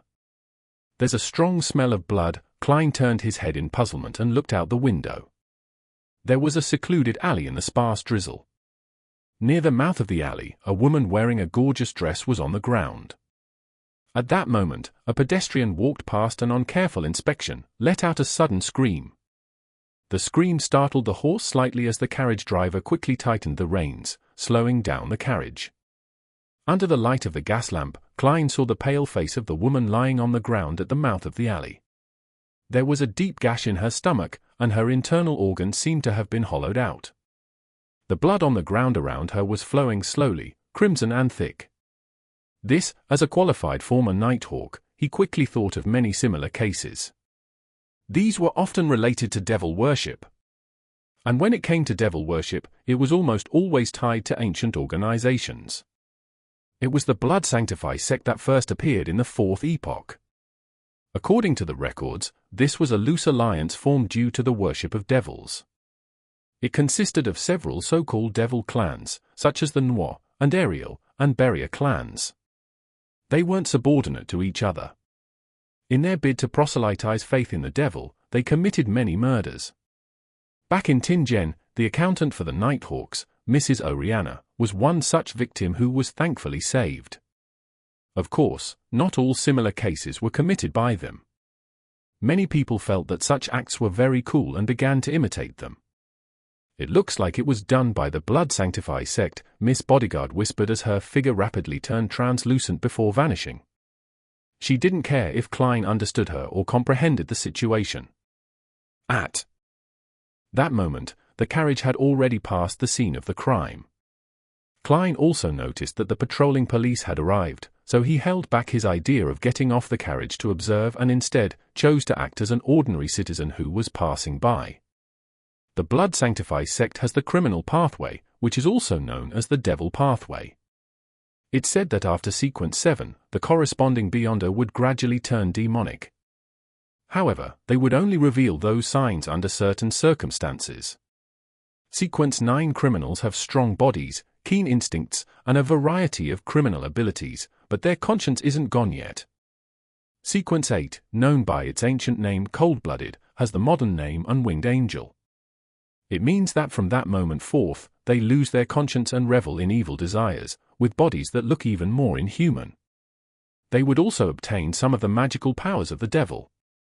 Sequence 7 serial killer grasps a good deal of knowledge and rituals regarding devil worship. They like to please the devil with special serial murders. I don't know the sequences after that.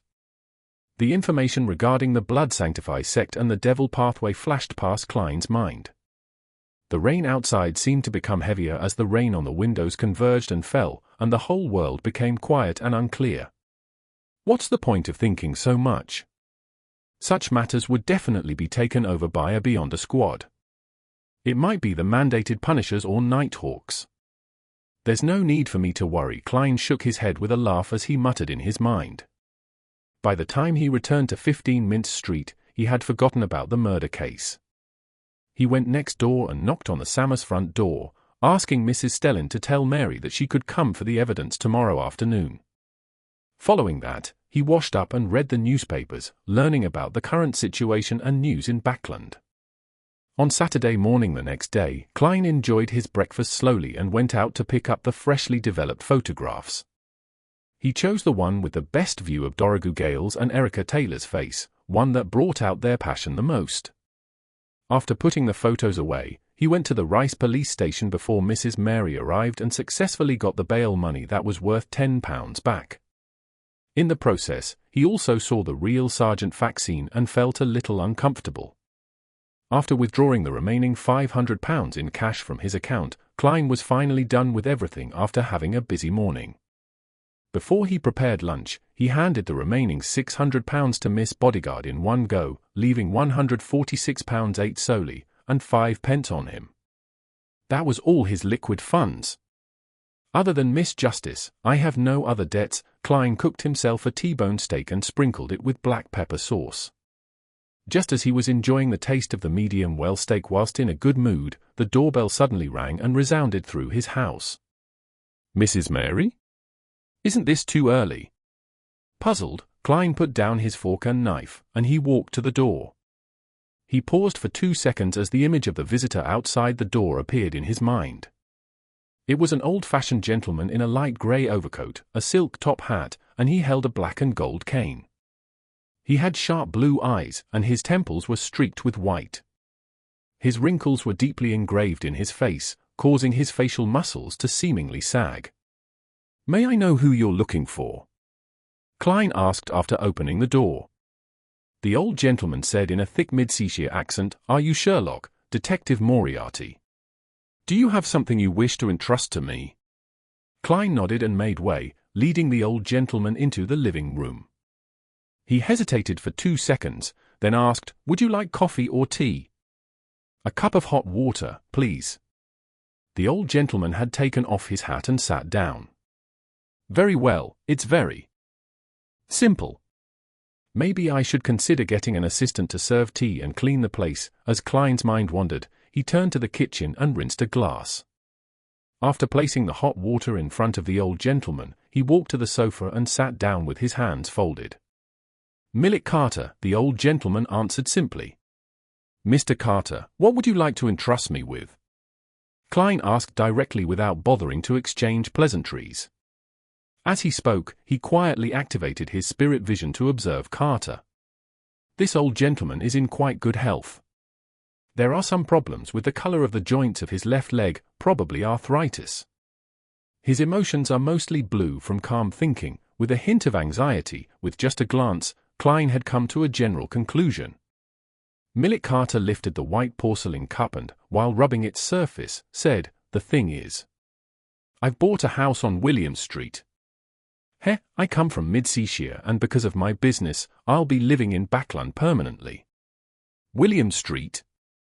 Where's that? Having been in Backland for less than a month, Klein, who had to consult the map or rely on his intuition, tried his best to appear staid and reliable. Millet Carter looked at him, and under his gaze, he continued, Rumor has it that the house was originally owned by a bankrupt viscount. That was about 2 to 3 decades ago. After a few changes of hands, I finally bought it.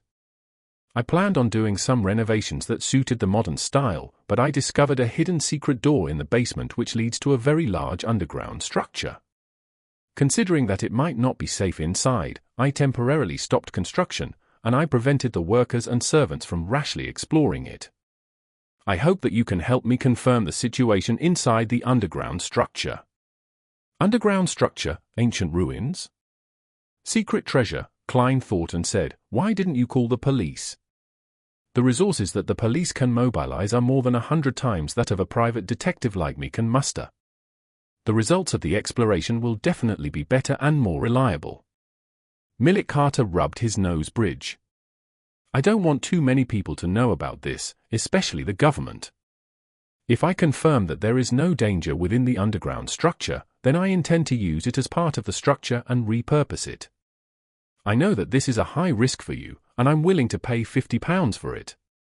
But you can't have more than 3 assistants, and I can make up for it later, depending on the circumstances. £50, that's quite a high price. If I were an ordinary detective, that would be equivalent to 2 or 3 months of my income. He's just arrived in Backland and doesn't know any other detectives. He could only read the newspapers to look for hires and ended up coming to me. Klein hesitated for a few seconds. He suddenly revealed an apologetic smile, pointed behind him and said, "I need to use the bathroom." Millet Carter nodded slightly and took a sip of hot water. After entering the bathroom and closing the wooden door, Klein looked at the mirror and took out a copper penny. Because he had Miss Bodyguard with him, he couldn't confirm it above the grey fog, so he could only rely on his own divination skills. "I should accept this commission." Klein chanted 7 times and flicked the coin as he watched it tumble down. The copper coin fell into his palm, and the king's portrait faced up, indicating a positive response. Klein slightly nodded, and whispered into the air, "What does your intuition tell you?" Miss Bodyguard's figure quickly appeared in the mirror. She replied expressionlessly, "There's a certain amount of danger, but it's not great." "Very good." Klein put away the coin, washed his hands, and walked out of the bathroom and into the living room. He looked at Millet Carter and said with a smile, "I'll take this commission." Chapter 259. Underground Structure. Translator, Atlas Studios. Editor, Atlas Studios. After signing a contract with Millet Carter and receiving an advance payment of £10, Klein didn't rush to William Street immediately. Instead, he made an appointment for 4 in the afternoon. Millet was understanding with regard to this. Alone, Detective Sherlock Moriarty definitely had to recruit people to carry out the exploration. When the old gentleman left, Klein immediately returned to the dining table and cut the steak which had turned cold before wolfing it down. Seriously, doesn't he need to eat lunch? Why must he pick such a time to come? After barely filling his stomach, Klein bitterly began cleaning up. At 2 o'clock in the afternoon, Mrs. Mary arrived as scheduled. Her eyes were slightly red and puffy, but her face was turning gloomy. Stellan Sammer, who accompanied her, had no choice but to maintain her silence. Klein handed over an envelope containing his carefully chosen photo. Mary paused for 2 seconds and slowly took in a breath. Then, she took the envelope, pulled out the photo, and examined it. "Excellent, very excellent. You're the most efficient and responsible detective I've ever met. I'm honored to introduce you as a member of the Quelaag Club. This is the remaining £7 for the payment. You deserve it." Mary took out a wallet from her leather handbag and counted out a £5 note and 2 £1 notes. Then, without waiting for Klein's response, she stuffed the photo back into the envelope, put it into her handbag, and abruptly got up to leave. Tap! Tap! Tap! Her buttonless boots made hurried sounds as she stomped on them. Stellan Sammer struggled to keep up. As she opened the door, Mary stumbled and almost fell, but fortunately, Stellan caught her. With this episode, Mary clearly slowed down and seemed to turn calm. "Madam, you forgot to take the portable camera. I'll give it to Mrs. Sammer later, and she'll bring it to you." Klein silently watched this scene, slightly shaking his head without saying anything. He returned to the 2nd floor, took a nap, waking up comfortably to the bell chimes of the nearby church. Klein had already searched the map and confirmed that William Street was at the border of the West Borough and Empress Borough, a residential area in the heart of Backland. A nice house in West Borough and Hillston Borough costs about £500. Millet Carter's house is close to Empress Borough, and it's a property of a former viscount. The area is definitely sizable. The total purchase price will be at least £500, maybe even £50. That will be enough for a pretty decent mystical item. He actually came visiting me without a housekeeper or an attendant, perhaps because he's new in Backland and hasn't settled in. Klein put on his double-breasted coat, hat, and held his cane before heading out into Minsk Street. The gas lamps haven't been lit yet, and the streets were surprisingly darker than during the evenings. However, the air was fairly all right, without the suffocating air in the boroughs to the east. Taking a rental carriage, he went all the way to William Street. Klein saw a waiting manservant outside the Unit 8 house. The manservant, who was dressed in a red vest and light-colored trousers, bowed respectfully at the incoming visitor. "Good afternoon. Might I inquire if you are Detective Moriarty?"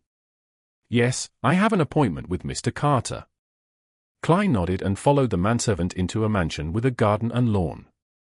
The house was 2 stories tall. The first floor was in a mess, with a lot of construction materials placed everywhere. There were workers coming in and doing some modifications. Millet Carter wasn't wearing a hat.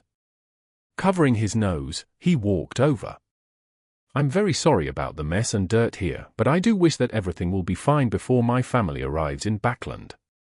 I can only urge them to keep working non-stop." Having said that, he looked at the manservant and instructed, "Continue watching them." It's no wonder that he didn't bring any servants with him. Even his servants have become supervisors. Klein smiled and said, "I know a lot of doctors. They tell me that the newly renovated houses aren't suitable for immediate occupation. One has to wait at least 3 months to ventilate it well enough. Otherwise, old people and children who aren't strong enough will easily fall sick." "Is that so?" Millet led Klein to the basement and asked doubtfully. "I've never verified it, but I chose to believe in authority. It said that this originated from the words passed down by Emperor Roselle." Klein casually fabricated an excuse. Millet nodded, then turned to look at the door. He couldn't help but frown before asking, "Mr. Detective, you didn't bring an assistant?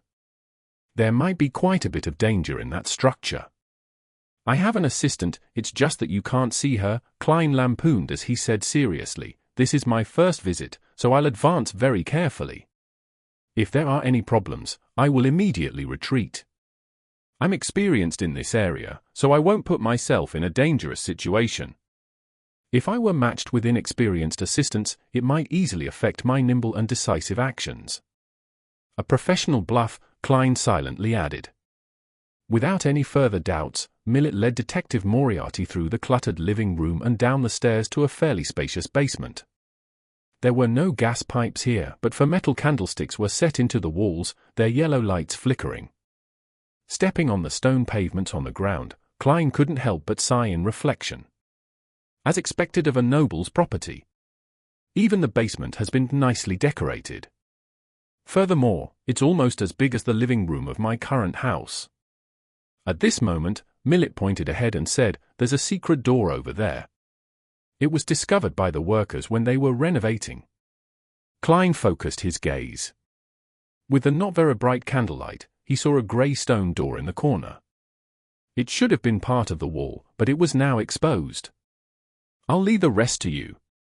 Be safe."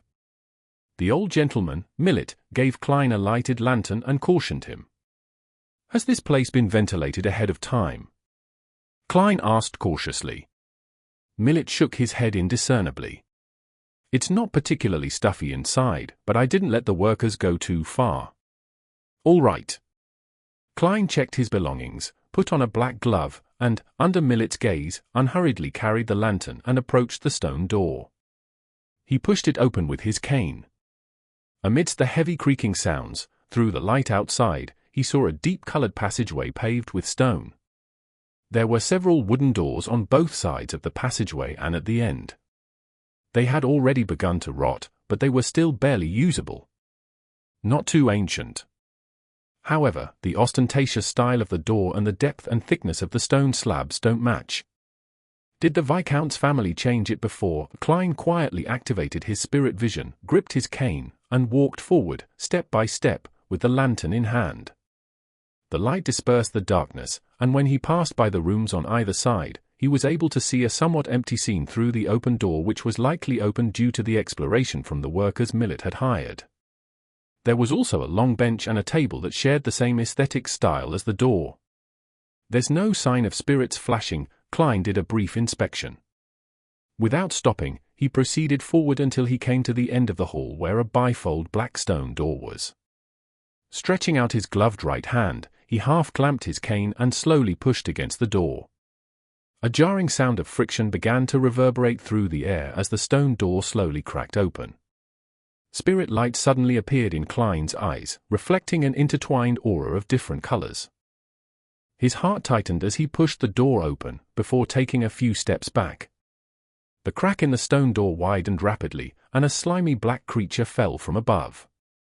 It was a snake with a triangular head and red floral patterns on its head. It straightened its upper body, shot out its tongue, and looked at Klein with cold brown eyes. One snake after another fell from above the door as they piled up at the entrance. Klein saw a large hall beyond them. In the middle of the hall, countless snakes of various colors slithered together, forming an exaggerated nest of snakes about 10 meters wide. The slimy, disgusting feeling assaulted his senses. Klein felt his scalp turn numb as he couldn't help but take 2 steps back. He even wanted to look away without daring to look straight ahead. Although he was a man, he was still afraid of snakes. Snakes were the animal that he was most afraid of. This stemmed from a psychological trauma in the past. When he was a child, despite being way past his bedtime, he liked to secretly open the door to his room and watch movies with his parents through a crack. Unfortunately, his parents once watched a snake disaster movie. One scene involved the demolition of a building.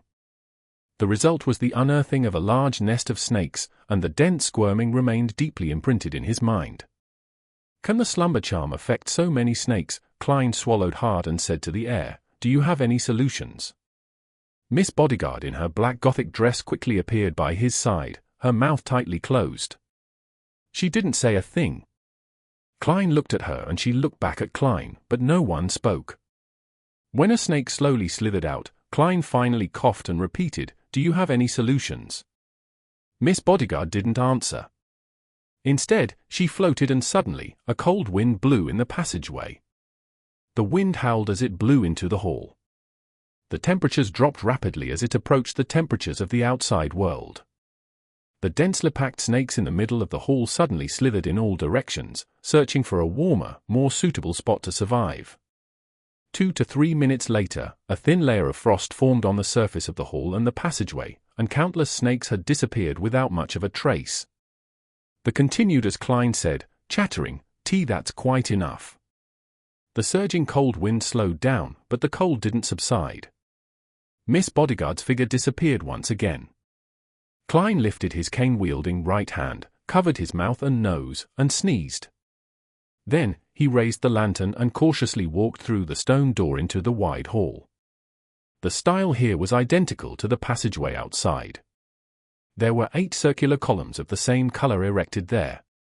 Metal poles hung from the high dome, and at the bottom were candlesticks carved into different creatures. An upside-down candlestick? As a university student of the history department, a person who could barely be called an elite in this field, Klein made a preliminary judgment based on this unique arrangement. A structure of the 4th epoch? Chapter 260. Strange Statues. Translator, Atlas Studios. Editor, Atlas Studios. The history circles of the northern continent countries all recognized that the 4th epoch was shrouded in thick mystery. It was impossible to tell what it truly was. The historical records had too many missing pieces and ambiguities for this period of history. There were too few tombs, ancient cities, and literature that had been unearthed to create an effective confirmation. However, this didn't mean that no one had done the relevant research. Its rarity implied that there were still some relics and information left behind. The original Klein was a fanatic towards the history of the 4th epoch. He often read journal articles and books, so even now, Klein still remembered a lot of content. Whether it was the Solomon Empire, Tudor Empire, or Trunsoist Empire, they all had similar architectural styles that went against common sense. They were disorderly, asymmetrical, and they stood out for their frequent use of black. The most typical characteristic were the candlesticks hanging from the ceiling and the chopped floral pattern marks on black walls. This was precisely why Klein's first reaction was that the underground structure belonged to the 4th epoch when he raised his lantern. He had seen circular metal poles with candlesticks embedded at the bottom, that ran down from the dome, reminding him of the Fourth Epoch, which was shrouded in mystery, leaving many historians and archaeologists regretful of the lack of knowledge in that ancient period. Several journal articles have mentioned that the number of candlesticks within different buildings are different. Although the three empires find asymmetry beautiful, they seem to have strict and meticulous rules in every aspect. 3 on the left and 2 on the right is the highest standards that ordinary citizens can enjoy. This is based on the structure of the buildings and the houses that remain. Klein raised his arm and held the lantern high. He walked slowly, counting the candlesticks on both sides. The hall was even wider than he had expected. He had walked for at least 100 meters before he saw a platform half a meter above the ground. Only then did he see the thick wall that marked the end of the hall. 41 inverted candlesticks on the left, and 40 on the right. This is a bit of an exaggeration. What level of aristocracy is this? Powerful nobility? The Antigonus and the Zaratal families are all aristocrats of the Fourth Epoch. They were also powerful and terrifying beyond a family clans. The other noble families should be about the same. Holding the lantern in hand, Klein continued onward. He saw the stairs at the side of the half-height platform and saw the scuffing on the black stone tiles. Is this really a relic of the Fourth Epoch? A thought flashed through Klein's mind.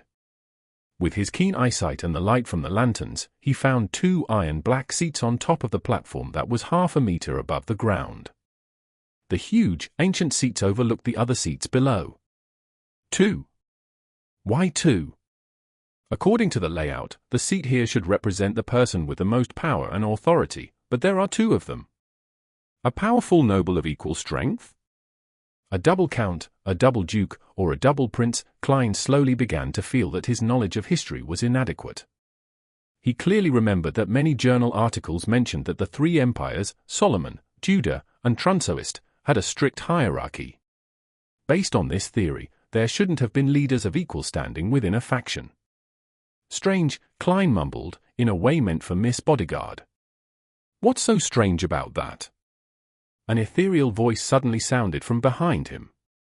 In the vast, dark, empty, and silent ancient hall, this voice was exceptionally frightening.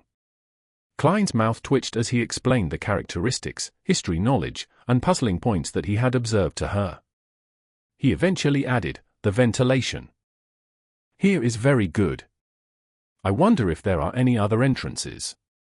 Miss Bodyguard, who had mostly blended into the darkness, listened silently as she gave Klein a penetrating glance. Because I was a university student in the history department, Klein cursed silently before smiling.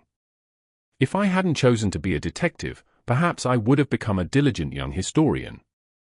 Miss Bodyguard didn't respond, nor did she disappear. Instead, she floated up to the platform first. With the lantern in hand, Klein quickly followed, discovering that the platform was very large. It was about 40 meters in length and 10 meters in breadth. The architectural style is grand and enlarged. It's also one of the characteristics of the Fourth Epoch, he said casually as he carefully approached the 2 huge iron-black chairs. He then raised his lantern and carefully inspected it. It seems to be meant for a 3-meter-tall giant to sit on. There's an emblem on the back of the chair. On this side, it's a black crown. On the other side, it's a hand holding onto a scepter. I wonder what they symbolize on their own, Klein said to himself, not expecting an answer from Miss Bodyguard. However, the lady who was floating suddenly said, this is the Tudor family's emblem. Who? Klein looked over in surprise, noticing that Miss Bodyguard was referring to the hand holding the scepter.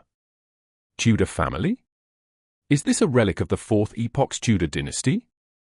Which royal family member owned this palace? Klein frowned and said, do you recognize the other emblem?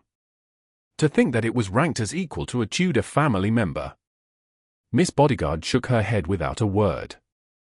Seeing this, Klein had to give up the idea of studying it for the time being and said, after the Tudor and Trunsoist families established their respective empires, they both maintained the original style that originated from the Solomon Empire, such as inverted candlesticks, scuffed marks, and so on and so forth. This doesn't comply with common sense. If I were the emperor, even if I had to inherit many things, I would still make certain changes to mark my uniqueness. Does this mean that the three empires have hidden, unchanging connections? He guessed that Solomon, Judah, and the Trunsoist families wielded the Dark Emperor, which was the lawyer pathway. Similar styles were needed for acting. Miss Bodyguard remained silent for a few seconds before saying a few words. Only an emperor can be called an emperor. Is this a confirmation of my idea? Klein didn't ask any more questions.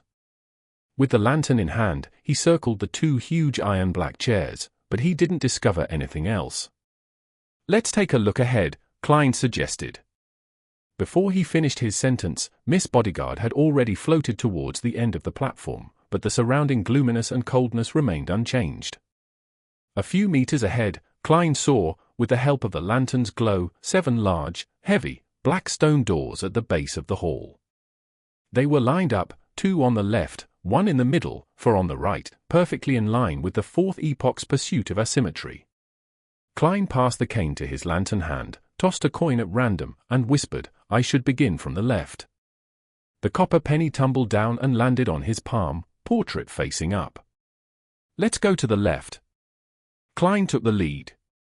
Miss Bodyguard silently followed until they reached the door on the far left before saying ethereally, "It's the same on the right."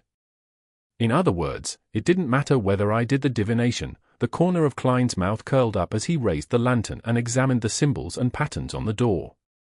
With a deep black background, it was a crimson half-moon that was surrounded by radiant points of light. This, Klein's pupils constricted suddenly. This is the dark sacred emblem. The symbol of the Evernite goddess. During the Fourth Epoch, the Church of the Evernite goddess had supported the Tudor dynasty. He thoughtfully placed his hand on the stone door. The black stone door slowly opened amidst rough and heavy grinding sounds. As the light from the lantern shone into the room, Klein began to see the interior, bit by bit. There was a few meters of open space at the entrance, also paved with dark stone tiles, and a platform nearly a meter high. Klein cautiously moved forward, holding up the lantern to illuminate the item on the platform. A few seconds later, a fiery radiance formed the outline of a huge statue. It was about 4 to 5 meters long and almost filled the entire room. It was an extremely beautiful lady with a hazy face. Her right hand supported her head as she laid down on the platform. She wore a layered black classical dress that wasn't overly complex. There was a circle of radiating rays at the bottom of her head. On this lady's dress, there were sparkling specks of radiance. They were pieces of bright and resplendent gems. At first glance, Klein felt as though he was seeing the night and the stars. This was outlined against a circular shape under the lady's head that resembled a full moon. This, Klein's thought seemed to freeze, but a guess immediately plowed its way from within. Evernite goddess. Miss Bodyguard's voice carried a rare hint of puzzlement. Be it the symbolism or the actual form, it seemed to be a sculpture of the goddess. Klein's guess finally took shape, echoing loudly in his mind. He remembered asking Captain Dunn Smith about one of the differences between an evil god and a true god. The former was said to have an image that resembled that of an intelligent life form, but the latter only had sacred emblems formed by symbols. But today, at this very moment, in this ancient and bizarre underground structure, he saw a statue that looked like the Evernite goddess. What did this mean? Just thinking about it made Klein shudder. Could it be that the goddess was once an evil god? No. Maybe it's some other evil god that falls into the night domain. However, the dark sacred emblem by the door is no different from the one that is being used presently. Or perhaps, having the image of an intelligent being isn't a standard method to distinguish between true gods and evil gods? After all, the captain's level wasn't high enough, and his understanding of the situation wasn't necessarily accurate enough. It was also possible that the Tudors were deliberately blaspheming the goddess. Yes, it could also be a way of setting up some strange ritual. Many thoughts flashed through Klein's mind. It left him feeling puzzled, nervous, and tense. However, he also felt a strange feeling which couldn't be described. After looking around, Klein, who didn't see anything else, took a deep breath and said, "Let's go to the other doors and take a look. I wonder what the other 6 doors correspond to." Would it be equally strange and evil? He thought gravely. Chapter 261. The Innermost Room. Translator, Atlas Studios. Editor, Atlas Studios. When he was out of the room, Klein carefully held his cane and lantern in the same hand, leaving his left hand free so that he could retrieve the contents of his pocket as quickly as possible in the event there was a sudden turn of events. Inside, there were charms, Azic's characteristic, some tarot cards, and apart from the remaining Rosago's characteristic, the all-black eye, his pocket contained all the means available to him. Klein and Miss Bodyguard had barely taken a step to the side when the light of the lantern illuminated the emblem on the door next to them. It was a simple drawing of a baby surrounded by the symbols of wheat, flowers, and spring water. The sacred emblem of Mother Earth, Klein said in a solemn voice. As a former Nighthawk, one of his basic skills was being able to distinguish the symbols of other churches. Miss Bodyguard nodded slightly, as though to confirm this. Her black Gothic regal dress looked even eerier and terrifying in such an environment and atmosphere. Her pale face looked like a grieving wraith under the illumination of the lantern. If any other adventurer were to come here and see this scene, they would definitely flee while stumbling out of fear. Holding his breath, Klein reached out with his left hand, pushed open the stone door, and raised the lantern high. He found that the layout here was very similar to the one before, like a perfect fusion between a small prayer room and a giant statue. Across the empty wheat-colored stone tiles, Klein illuminated the 3 steps ahead of him with a lantern. On the platform was a white stone sculpture about 4 or 5 meters tall. It was a plump and beautiful lady, with ears of wheat growing from her feet, and she was surrounded by spring water. Her dress seemed to flutter, and embedded in it, there were different herbs and flowers, as well as the depiction of different animals. The lady's chest was raised high, and in her arms was an adorable infant in swaddling clothes. She stood there, tall and sacred. "Don't tell me that this is the statue of Mother Earth," Klein said softly with his lips curled. Miss Bodyguard didn't answer or deny it. After checking their surroundings, the duo left the room and opened the 3rd door nearby. Behind this door was a corridor that allowed 4 people to walk alongside each other. Ahead of them, it was dark and deep, filled with mystery and oddities. It was unknown where it led to. "Let's first confirm the situation behind the 4 doors on the right," Klein suggested. He didn't dare to rashly enter. Using her actions as an answer, Miss Bodyguard floated backward. The duo opened the 4 stone doors on the right, in succession.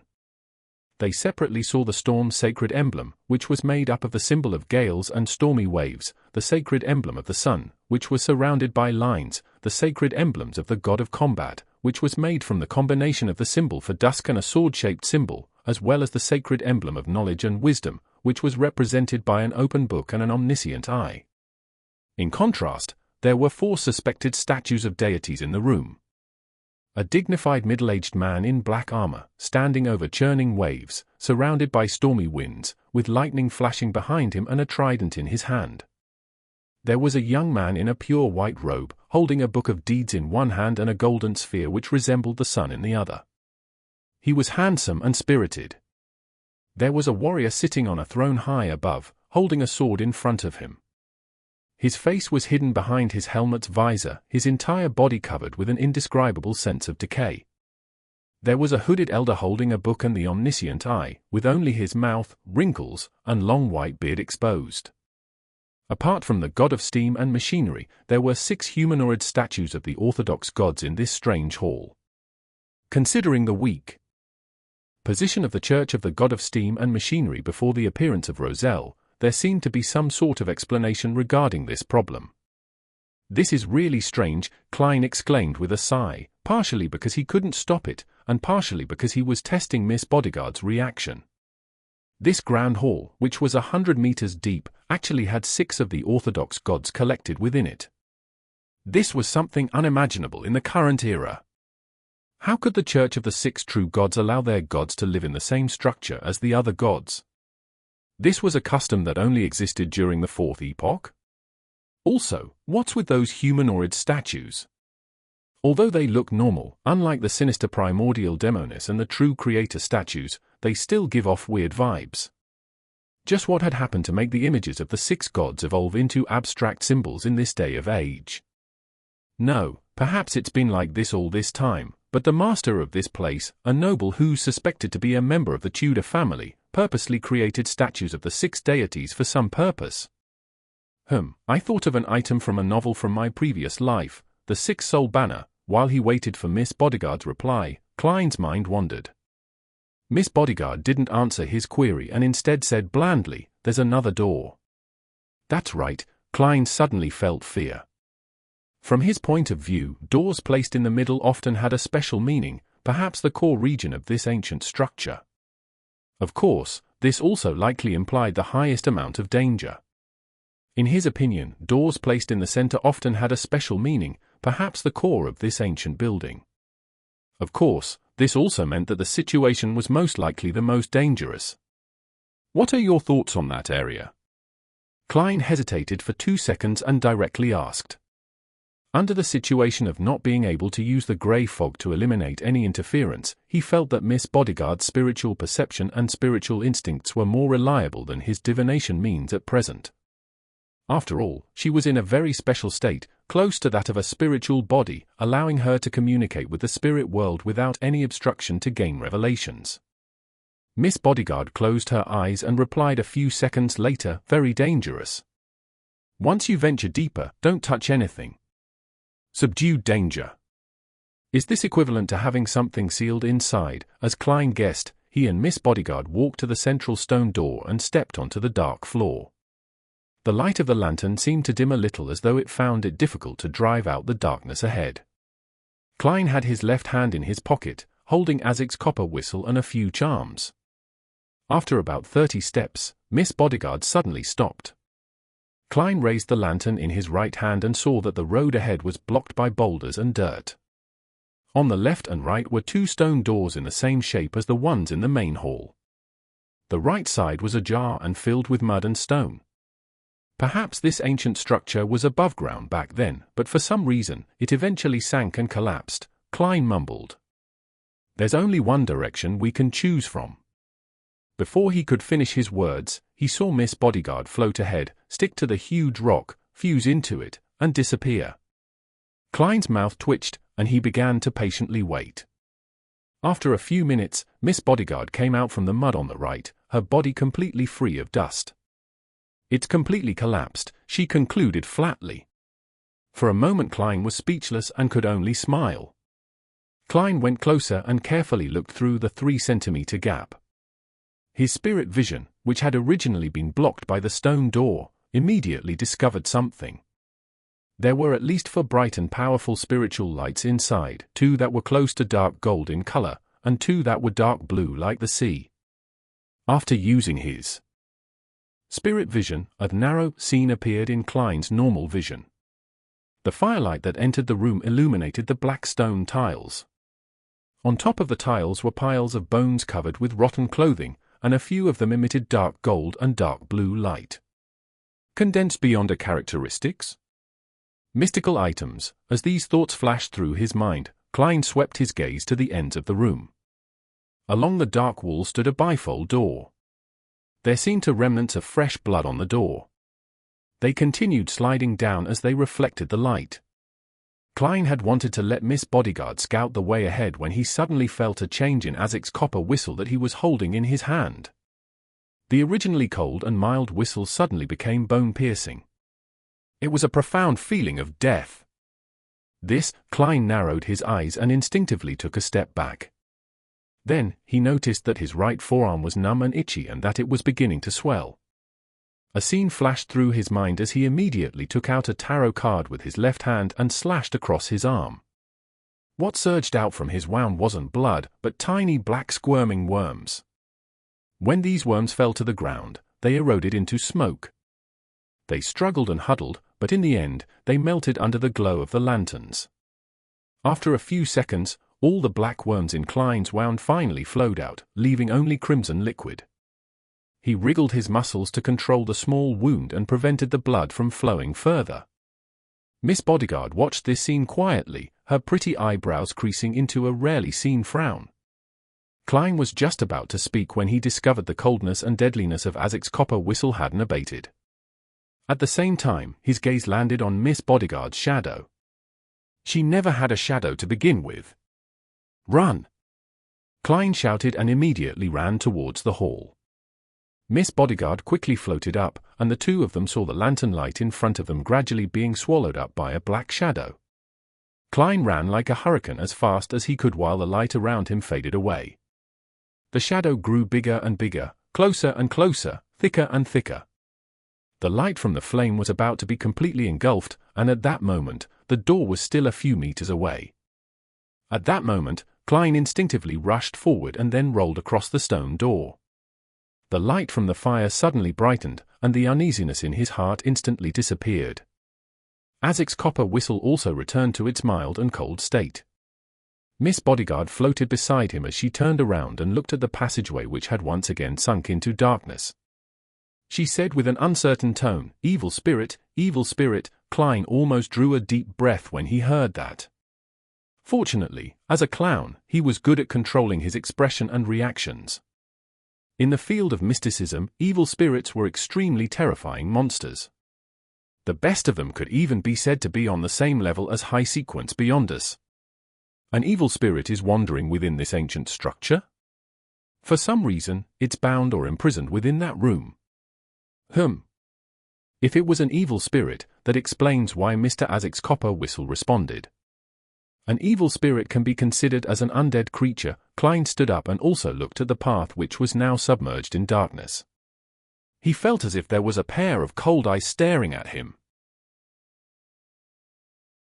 Chapter 262. Dream. Translator, Atlas Studios. Editor, Atlas Studios. In the cold and gloomy hall, Klein suddenly shivered. He retracted his gaze and said to Miss Bodyguard, "Let's return." From the way Azek's copper whistle reacted, it's likely that the room contains a terrifying evil spirit. Its danger level is highly likely to be above that of Nimblewright Master Rosago and Rear Admiral Hurricane Chilangos. It's been roaming these confines for centuries to thousands of years. Perhaps it's already equivalent to a high-sequence beyonder. If it wasn't for its experiencing difficulties in letting its powers escape the room, I would already be dead. Even if Miss Bodyguard is a powerful sequence 5, there's no hope of us turning the tides of battle with our powers combined. One needs to be aware of one's strength. I cannot be enticed by the suspected beyonder characteristics and mystical items left in there. Greed often leads to death. Klein silently came up with a reason to convince himself. Miss Bodyguard turned her head to look at him. Without much emotion in her eyes, she asked, "What happens next?" "Next," Klein silently gritted his teeth and said with deliberation, "let Millet Carter get the police. Who knows when this evil spirit will escape? It's best to finish it as soon as possible." "No, that won't work. Mr. Carter doesn't know enough. By informing the police this way, the police department won't pay enough attention to it. The first batch of people who come to explore this place will suffer heavy casualties, and they might even indirectly help the evil spirit escape from its restraints. Also, for me to see these statues, a detective like me might be silenced." "Ah? Did you see the bones and spiritual light in the room?" Miss Bodyguard once again cast her gaze towards the dark path behind the ajar stone door, and very slightly nodded her head. Klein thought quickly and said, "My guess is that these are the corpses of the explorers from before. They were killed by the evil spirit in that room, and one of the beyonders left behind some mystical items. This might have had something to do with the Viscount family that lived beyond this premises.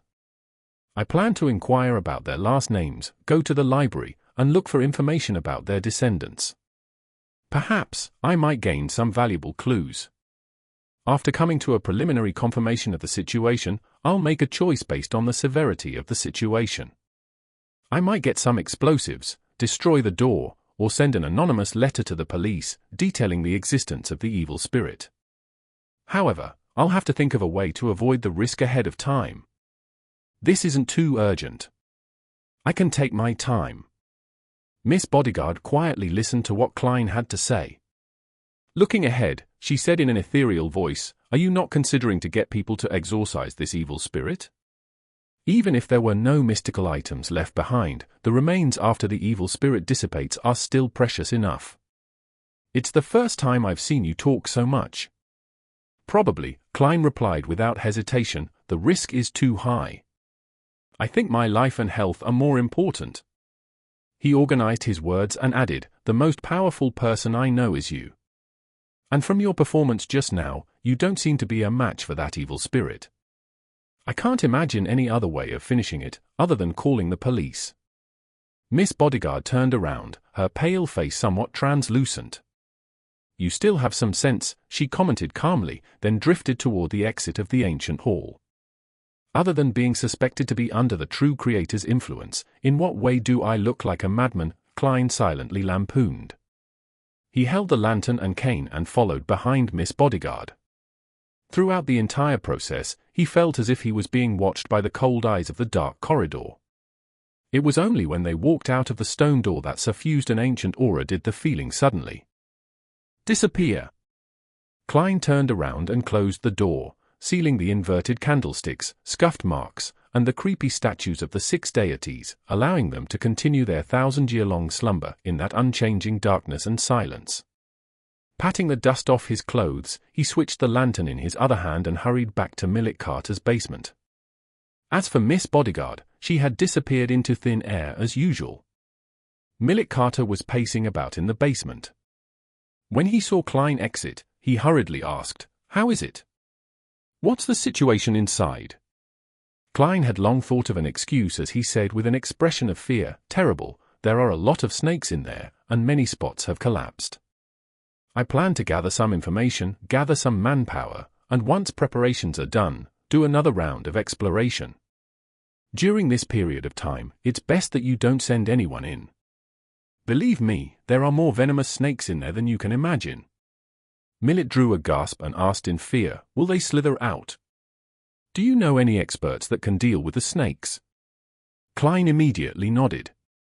"I'll get people to help and try my best to deal with this matter. It's the cold autumn now, and the snakes aren't willing to move. As long as you don't send anyone to disturb them, nothing will happen." "Okay, please hurry. I'll close this door and prevent anyone from entering." Hearing that, Millet relaxed a little.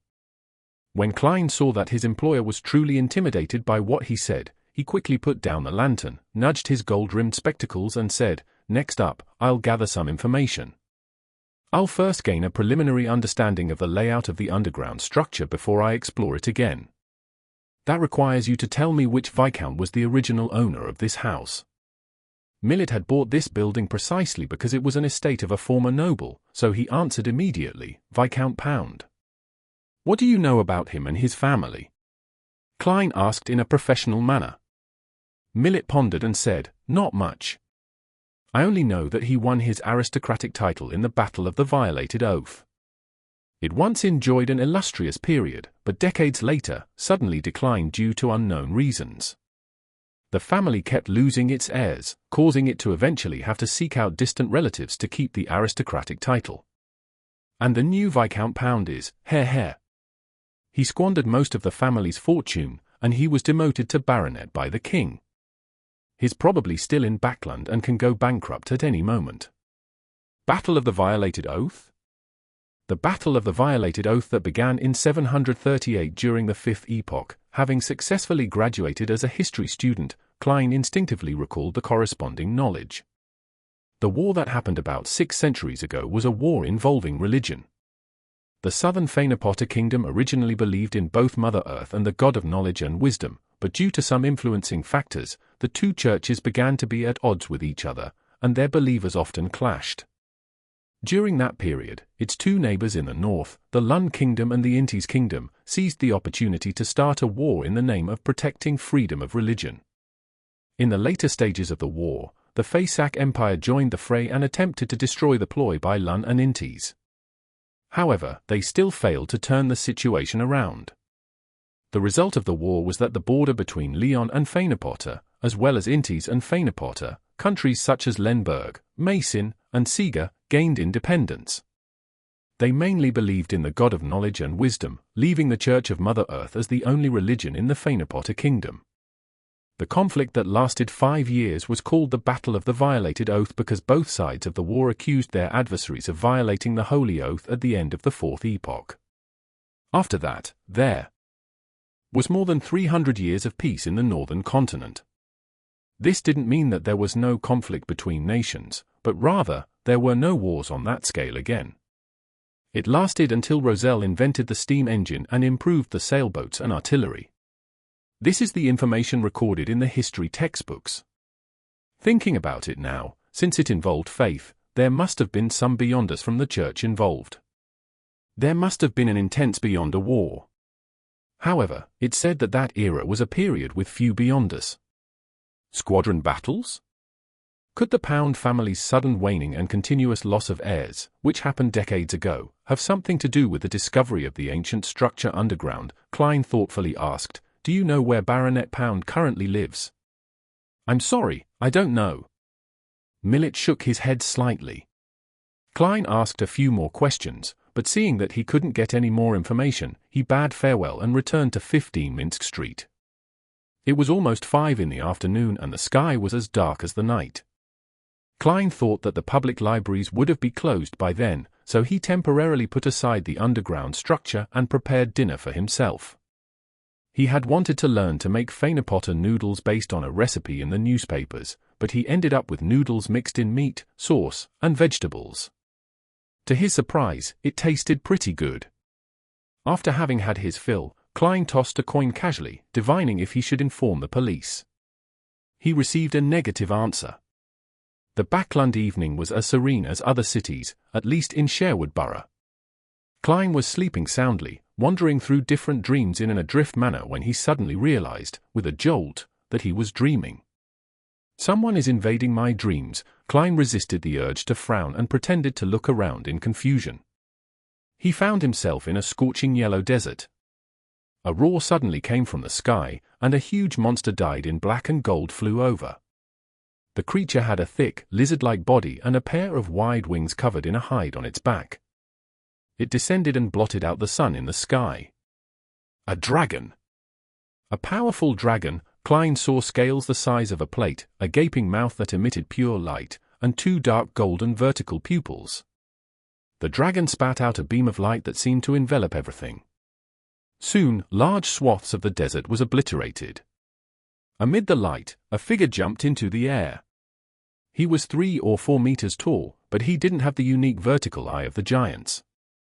He had a handsome, young face, and he wore black full-body armor which seemed to be spattered with blood. This giant knight swung his broadsword upwards and countless bluish-white flames, which appeared a little purple, condensed into long spears. They shot at the dragon. It was as if he had an entire army of illusory beyonders helping him in battle. In the midst of the meteor shower, the giant knight leaped onto the head of the dragon, and he swung his sword down. The after-images he had created earlier instantly overlapped, and the sword rays turned into intersecting lightning. The ground shook wildly, and the dragon fell, splattering its dark gold blood. At that moment, the scene changed to a huge bloody door. It was the same bloody door that Klein had seen in the ancient structure that very afternoon.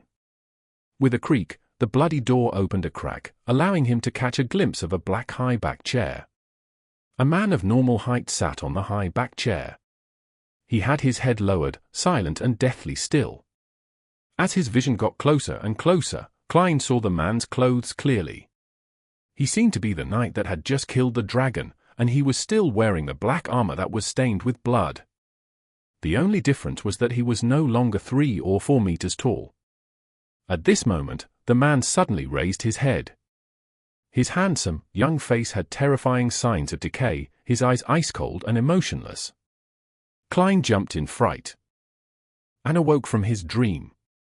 Opening his eyes, he saw the crimson moonlight shining through the curtains. Chapter 263. Spiritual Perception and Attempt. Translator, Atlas Studios. Editor, Atlas Studios. Under the dim crimson moonlight, Klein pulled back his blanket and got up. For a seer, putting weight on dreams was a basic requirement, and the dream he just had could never be dismissed as a simple nightmare. Dressed in relatively comfortable clothes, he came before the full-body mirror and said in a low voice, "I dreamed of the blood-stained door in that room." Miss Bodyguard's figure slowly outlined itself above the mirror. She replied expressionlessly, "The influence of the evil spirit's aura. It will gradually weaken until it disappears." "Is that so?" Klein nodded slightly and returned to the side of the bed. He picked up the gold pocket watch and popped it open. Seeing that it was still early, he lay back down to sleep. This time, he no longer encountered the same dream as before. Sunday morning the next day, in high spirits, Klein made himself a soft-boiled egg to go with buttered bread. In the Lun Kingdom, or rather in the countries of the northern continent, it was a must for gentlemen to read the newspapers at breakfast, and Klein was no exception. He opened up the newspapers he subscribed to, the Tussock Times, Backlund Morning Post, and Backlund Bulletin. The Civil Servant Unified Examination Bill has been officially passed by the House of Lords. The first examination will be held in early December, and the second examination will be held at the end of January next year. The final interview will be held 2 weeks after that. Within a week, the government will announce the positions and requirements involved in this exam and begin the registration process. Reporters surmise that most of it will be held in Backlund. Klein scanned the contents, picked up his cup, and sipped his side black tea. He couldn't help but think of Benson and thought to himself, the bill is passed at the end of September. The positions will be announced in the beginning of October, and registrations will be completed by early November. The examinations will start at the beginning of December. The timing is tight and very unreasonable. That implies how much of a rush the King and the Prime Minister is in to have this enacted. But that's advantageous for Benson. He prepared 2 months ahead of everyone else. Even if he can't compare to the elite graduates of the universities, he would definitely be able to beat most of his competition, and the positions the elites are aiming for wouldn't clash with his. Klein wanted to tap his chest 4 times to draw out a crimson moon and say a "May the goddess bless him," but then he remembered that Miss Bodyguard was nearby and resisted the urge. After all, he had claimed to be a believer of the god of steam and machinery. After finishing his last mouthful of bread, he continued reading the papers. Both houses have passed the National Atmospheric Pollution Council bill, allowing the government to set up such an organization. The coming month will be a critical period for the various parties to become a member of the council. An independent alkali industry public prosecutor has been approved with the goal of minimizing the pollution levels in acid and alkali factories. Tingen City, 2 Daffodil Street. Benson read and reread the news in the papers, forgetting the bread on his plate.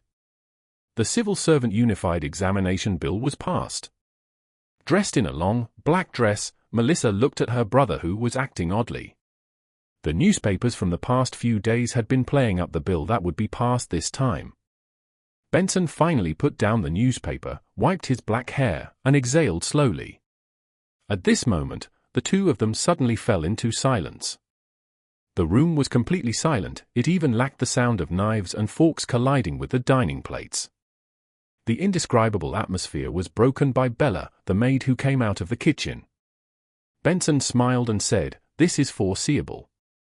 Actually, the most important thing is the previous piece of news." "Oh."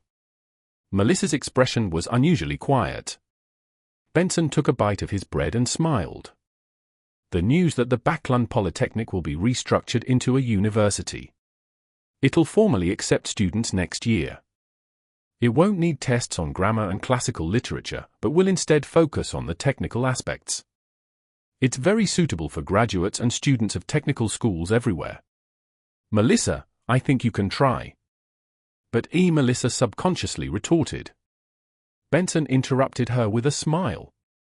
"Its tuition will be half as cheap as the Tingen, Perth, Kboy, and Backlund and the other universities. It's equivalent to the Constant Industry University in Mid-Sea Shire, and there will be even more opportunities for scholarships." "Melissa, don't you like machinery, steam, and this stuff? This is the best opportunity for you to have access to much advanced and deeper knowledge. Give it a try. How about it? Don't worry about wasting money. Although that money can allow us to maintain our present lives without working, we're still young. We must not define our lives like this. As you can see, compared to a few months ago, my grammar has improved a lot. Eh? It might be better if we change environments. I know you can't bear to part with Tingen and this place. Well, we'll come back eventually, but not when we're young. Melissa looked at the various components on the tea table as her lips moved a few times and she said, "What about Bella? After Klein's death, she didn't want to hire any more maidservants, but when she thought of how tragic Bella's life would be after she lost her job, she gave up on the idea. After all, the extra expense of 5 soldi a week was already nothing to the Moretti family, which had an annuity of at least £300. To this, Benson shook his head and laughed. There are still a few more months before that happens. We can let Bella find a new job ahead of time. Before that, we will continue to pay her and provide her with a bedroom. Furthermore, her cooking skills are much better than before, so she can apply to be a chef at someone's home. It's a pity. Heh. Of course, everything depends on the premise that you can pass the entrance exams at Backlund's University of Technology. He had wanted to say that it was a pity that Bella didn't have much time to learn how to cook, but after looking at Melissa's gloomy expression, he forcefully changed the topic. Before Melissa could say anything, Benson smiled and touched his hair. I'm planning on resigning tomorrow and will focus on preparing for the exam. Most of the positions are said to be in Backlund. That's my goal. I hope we can go there together. Melissa was silent for a moment before she slowly nodded her head. At the same time, she put down her fork and knife, wiped her mouth with a napkin, and said, "I'm going to the bathroom." All right. Benson watched his sister leave the dining table, and the smile that had been plastered over his face rapidly vanished. He took out the silver pocket watch with the vine-leaf patterns, took a close look at it, and sighed very quietly. During the whole of Sunday, Klein busied himself with the public libraries in the Sherwood Borough in search of information related to Viscount Pound, but the Viscount's family didn't have a single biography, nor did it arouse the interest of any historian to conduct a special study. They were scattered across the annals of history, and Klein, who had no search function to use, felt a throbbing pain in his head as he faced the vast collection of books and essays. He spent 6 hours browsing through a lot of information, but failed to find any useful information.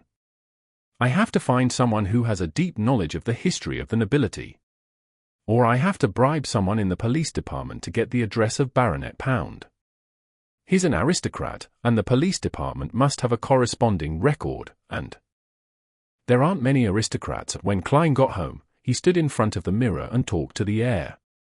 The surface of the mirror quickly outlined Miss Bodyguard's Gothic regal dress and the black bonnet on her head. She nodded slightly, as if agreeing with Klein. She then suddenly spoke out in a dreamy voice, "The employment period is over." "I know, the 3 days are up," Klein thought for a moment and asked, "If I can obtain some clues about the Pound family, would you like to know?" Miss Bodyguard didn't answer but gave a slight nod. Through Marek?" Klein asked. After nodding her head again, Miss Bodyguard bent down, lifted up her skirt, and bowed. Her figure quickly disappeared, and the reflection in the mirror was no longer anything special. Klein looked around and didn't relax as a result of that. He proceeded systematically to prepare dinner and fill his stomach. He waited until it was late in the night before returning to his bedroom and drew back the curtains. Then, he took out the iron cigarette case and reached out to touch Rosago's all-black eye. A series of illusory roars immediately rampaged through his mind, seeming to tear apart his mind and destroy his thoughts. With great difficulty, Klein resisted the pain which was making his head explode. Once again, he saw the black threads spreading out from different parts of his body. They were densely packed and illusory, reaching out endlessly. He quickly released his grip to escape from the negative influence. After nearly a minute, everything returned to normal. Phew, I can finally go up to the grey fog and verify the spiritual perception I had before. Klein silently said to himself as he quickly set up the ritual, summoned himself, and responded to himself. Then, in his spirit form, he carried Azek's copper whistle, picked up the iron cigarette case, and returned above the grey fog. Klein sat at seat of honor at the ancient long table, using his fingers to create spiritual flames and burning the blood-stained documents in the corner and any other items that were no longer needed.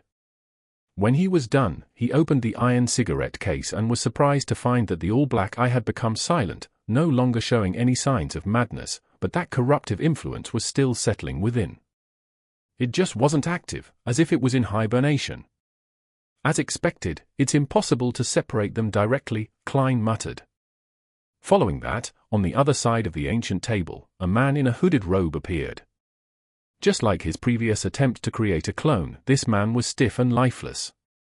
It was obvious that he wasn't someone real at a glance. There was no way he could deceive the members of the Tarot Club. However, Klein already had an idea regarding this. He extended his hand and held the all-black eye. There was silence in his ears, and there were no longer any terrifying howls. Using the Amass Beyonder characteristic, he could see that there were also black threads floating out from the fake body opposite him. Soon after, Klein carefully let his spirituality spread out through the all-black eye, touching a few of the illusory threads. All of a sudden, he felt like he was holding onto something. With a thought from him, the fake person raised his hand. It worked! I can use the ability of the Nimble Right Master to create a fake Tarot Club member. However, this is draining on me. I'm unable to maintain a second one. The symbol on the back of the chair won't change accordingly, but it's not like Miss Justice and the rest can see it, Klein happily practiced, over and over again, even learning how to manipulate his clone's throat and mouth to let him speak. When his spirituality was almost exhausted, he smiled and said to the fake person in front of him, "Welcome, new member. Which tarot card do you wish to draw?" After saying that, he closed his mouth. The fake person opposite him lifted his hand to stroke his chin as he laughed hoarsely, "World. I choose the card of the world." Chapter 264. Person Gathering. Translator, Atlas Studios. Editor, Atlas Studios. If the Fool signified the beginning of the Tarot Club, then the world signified the end, a perfect ending of a cycle and sublimation. Klein had named his Smurf the World because he hoped that it would lead to a beautiful beginning and end. In the future, I'll be able to make the world make requests or do things that wouldn't be convenient for me. This will greatly reduce the possibility that my image as Mr. Fool will collapse. With an alt, no, a Smurf truly is what makes life complete. Klein sighed in relief and waved the world away. He had left Rosago's all-black eye above the grey fog. After all, he couldn't usually use the item anyway, and he had to constantly worry about having it discovered by others or losing it. After putting away the summoning ritual materials, Klein looked up towards the crimson moonlight that passed through the curtains, filled with anticipation for tomorrow's gathering. When it came to understanding the aristocracy, he believed that Miss Justice would definitely surpass 99% of the people of Leon. And with his Smurf, the world, he could directly ask her about the Pound family without worrying about affecting his image as the Fool.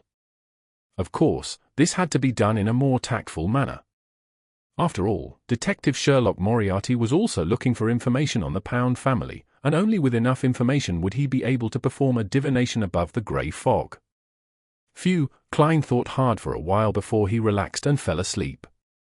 After entering the grey fog, it was as though the remnants of the evil spirit's aura had completely disappeared. Klein slept until dawn, but he didn't see the sun because of the thin fog outside. He continued as planned, heading to the rest of the public libraries in Backland, but he no longer queried the librarians nor did he mention the Pound family. He only leafed through the materials concerning the nobility by himself. At 20 minutes to 3 in the afternoon, Klein entered the mysterious space above the grey fog ahead of time. Inside the vast and ancient palace, he sat down at the seat belonging to the Fool. He conjured the fake world on the opposite side of the mottled bronze table as he familiarized himself with operating the world. After a few minutes, Klein took out his pocket watch and glanced at it, sending a message to the crimson star that symbolized the sun to prepare for the gathering. While he waited, he played with the all-black eye and fitted it with a silver chain. Then, he wound it around his right wrist and covered it with his sleeve. At 3 in the afternoon, rays of light shot out from the palace that resembled a giant's residence. Justice, the Hanged Man, and the Sun each projected a blurry silhouette dyed in crimson. Good afternoon, Mr. Fool. Good afternoon. Audrey was about to greet every member of the Tarot Club when her gaze suddenly fell upon the figure seated at the very end. It was a stranger wearing a hooded black robe. He was also illusory and hazy. This is? Audrey looked at Mr. Fool with both puzzlement and delight. Has the Tarot Club grown bigger again? Is it Force or Zio? No, the height doesn't match. Is it someone else? While Audrey was deep in thought, Klein leisurely leaned back and said, "This is a new member, Mr. World." At the same time, through his grey fog-augmented spirit vision, he discovered that the surface color of the Sun's astral projection had become a little purer, but it had yet to reach the standards of Sequence 8. His initial judgment was that the Sun had completely digested the Bard potion. "Hello," Audrey greeted politely, curiously scrutinizing the new member. She quickly read some of the corresponding details through the hazy fog. Mr. World is a person who is reserved. He seldom moves and always wears a straight face. I wonder where he's from. Lun? Intis? Or a place as mysterious as the city of Silver? Audrey nodded thoughtfully. After so many gatherings, she had deduced one thing from the fact that the Sun couldn't engage in their conversations, that was, that he was most likely not speaking the Lun language and that the information that he heard was most likely translated by Mr. Fool. After the Hanged Man, Alger, and the Sun, Derrick, greeted the World respectively, to which the newcomer gave a rather cold response, Klein looked at Justice and said, "The two candidates you have nominated are still under examination. I'll give you a simple task. You can entrust it to them in your name. This is part of the examination." It should be this strict. Not only was Audrey not disappointed, she even felt that it was only necessary. The members of the Tarot Club must be strictly selected, not just anyone can become one, she thought proudly before adding in a somewhat guilty tone, and for me to be pulled in by Mr. Fool at the very beginning shows that I was lucky, and luck is a unique quality as well. All right, please issue the mission. Audrey gave an affirmative answer. Klein stretched out his right hand and placed it on the table, showing a picture of Lenivus and his dressing. Investigate the man in the painting. He's in Backland. Klein had the portrait appear in front of Miss Justice. Audrey looked over and saw a young man with neatly combed black hair and round glasses. He had a full forehead. It was a colored oil painting, with taunting brown eyes that seemed abnormally protruded, and at the bottom were the words formerly known alias, Lenivus and other information. It's a simple mission, which means that the target isn't strong. However, there must be something special about him that makes Mr. Fool aware of his existence. Although it's a simple mission, there might be a deeper purpose behind it. For someone as powerful as him, it shouldn't just be a test. Audrey momentarily allowed her to throng her mind. Only after a few seconds did she say, "I'll entrust it to them." The two ladies seemed to have many connections in Backland which would serve to help in finding Lenivus. After confirming the matters pertaining to his revenge, Klein fell silent, and he deliberately allowed his Smurf to take center stage. The World surveyed the area and spoke with a hoarse voice. "Mr. Fool told me that I can issue missions and gather ingredients here, is that so?" "Yes," Audrey elegantly nodded and said. "However, you need to wait patiently. What's going to happen next is Mr. Fool's reading time. I completed my mission to assassinate Inti's ambassador Bakerland, but I didn't even mention it to occupy this period of time," she thought, raising her chin slightly. "Miss Justice, you really have a great sense of mastership. I'll have to pay the price of knowledge later so that the assassination of Bakerland can truly come to an end." Klein looked away, amused, and looked over at the Hanged Man. Alger Wilson didn't speak blindly because of the appearance of a new member. He remained silent and observed in secret. At this moment, when he saw Mr. Fool looking at him, he quickly and humbly bowed and said, "This time, there are still 6 pages. The final page will be given to you next time." The Hanged Man quickly focused his mind, recalled the contents, and expressed them with his mind. He quickly finished writing 6 pages of the diary and saw them suddenly vanish and appear in Klein's hands. Klein looked down and swept through the contents of the first page. The 9th of February. I have a third child. I named him Bornova. My eldest daughter, Bernadette, was lucky. Her mother and I were just low sequence beyond us back then. She is free to choose the path she wants to take. My eldest son, Sile, is the most unfortunate. He inherited a minute amount of Beyonder characteristics, but he has to follow my path. Perhaps he could make changes at sequence 4, but attaining high sequences are never easy. My second son, Bornova, was born between Bernadette and Sile. I have his characteristics equivalent to a sequence 5 Beyonder. This has reduced the burden on me, allowing me to digest my potion even faster, accelerating my advancement. And when he was just born, he was already showing various traits of an astromancer. Zaratul came to congratulate me in secret and praised Bornova as a lovely angel. I asked this master of divination what he would accomplish in the future. He only smiled and didn't answer me. When I asked him about Sile's future, he finally said that death is an inevitable ending, but that might be a good thing. Seriously, a seer's words are always so vague that it makes one want to pry their mouths open. When I finally asked about Bernadette's future, he suddenly became very serious. He said she would hate me, detest me, turn her back on me, and she would become an important figure in the mysterious world. Sometimes, you really shouldn't ask about the result of a divination. I find it hard to believe that my adorable and kind Bernadette, who cares for her brother, adores her father, and pampers her mother, would hate me and betray me. Why would that happen? What excessive act did I do? Maybe she'll have someone she loves but I'm not satisfied with. Some punk that I'll end up killing? No, Zaratul isn't a soothsayer, and the divination he receives might be wrong. Forget it, Roselle. I think I smell the scent of some contrived family melodrama. After reading the first page of the diary, Klein couldn't help but lampoon silently. At the same time, he naturally recalled what Zaratul had told him about the future of Bernadette, an important figure in the mysterious world. Was this referring to the world of the Beyonders? What level would someone be deemed an important figure? Klein turned the pages thoughtfully. The 22nd of May. Floren of the Sauron family actually wants me to be his subordinate. Do I look like someone who would be a lackey? His attitude is simply unacceptable. I swear that I'll one day make him pay the price for his arrogance today. However, some of the things he mentioned are very interesting and worth pondering over. Chapter 265. Cards of Blasphemy. Translator, Atlas Studios. Editor, Atlas Studios. Floren said that the history of the Sauron family exceeds 2,000 years, making it longer than even the Church of the God of Craftsmanship's history.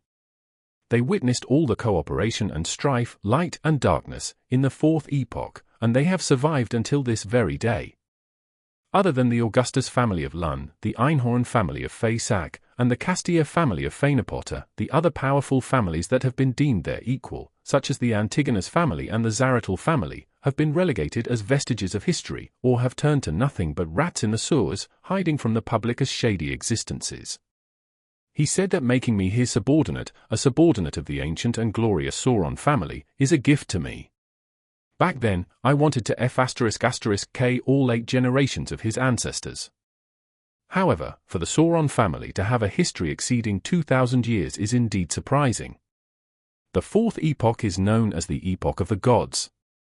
Be it the 7 orthodox deities of the present times, or Death, Primordial Demoness, Dark Side of the Universe, and the True Creator, they all remained active in the real world. Legend had it that they frequently did miracles. For the Sauron family to last to this day and enjoy its current high standing, it's definitely not an easy matter. Their long history has given them far more than just arrogance. They must be hiding many secrets, and perhaps even extremely terrifying sealed artifacts. They are truly a colossus that stands tall above the earth, one that people can't look straight at. Upon reading this, Klein had a lot of ideas.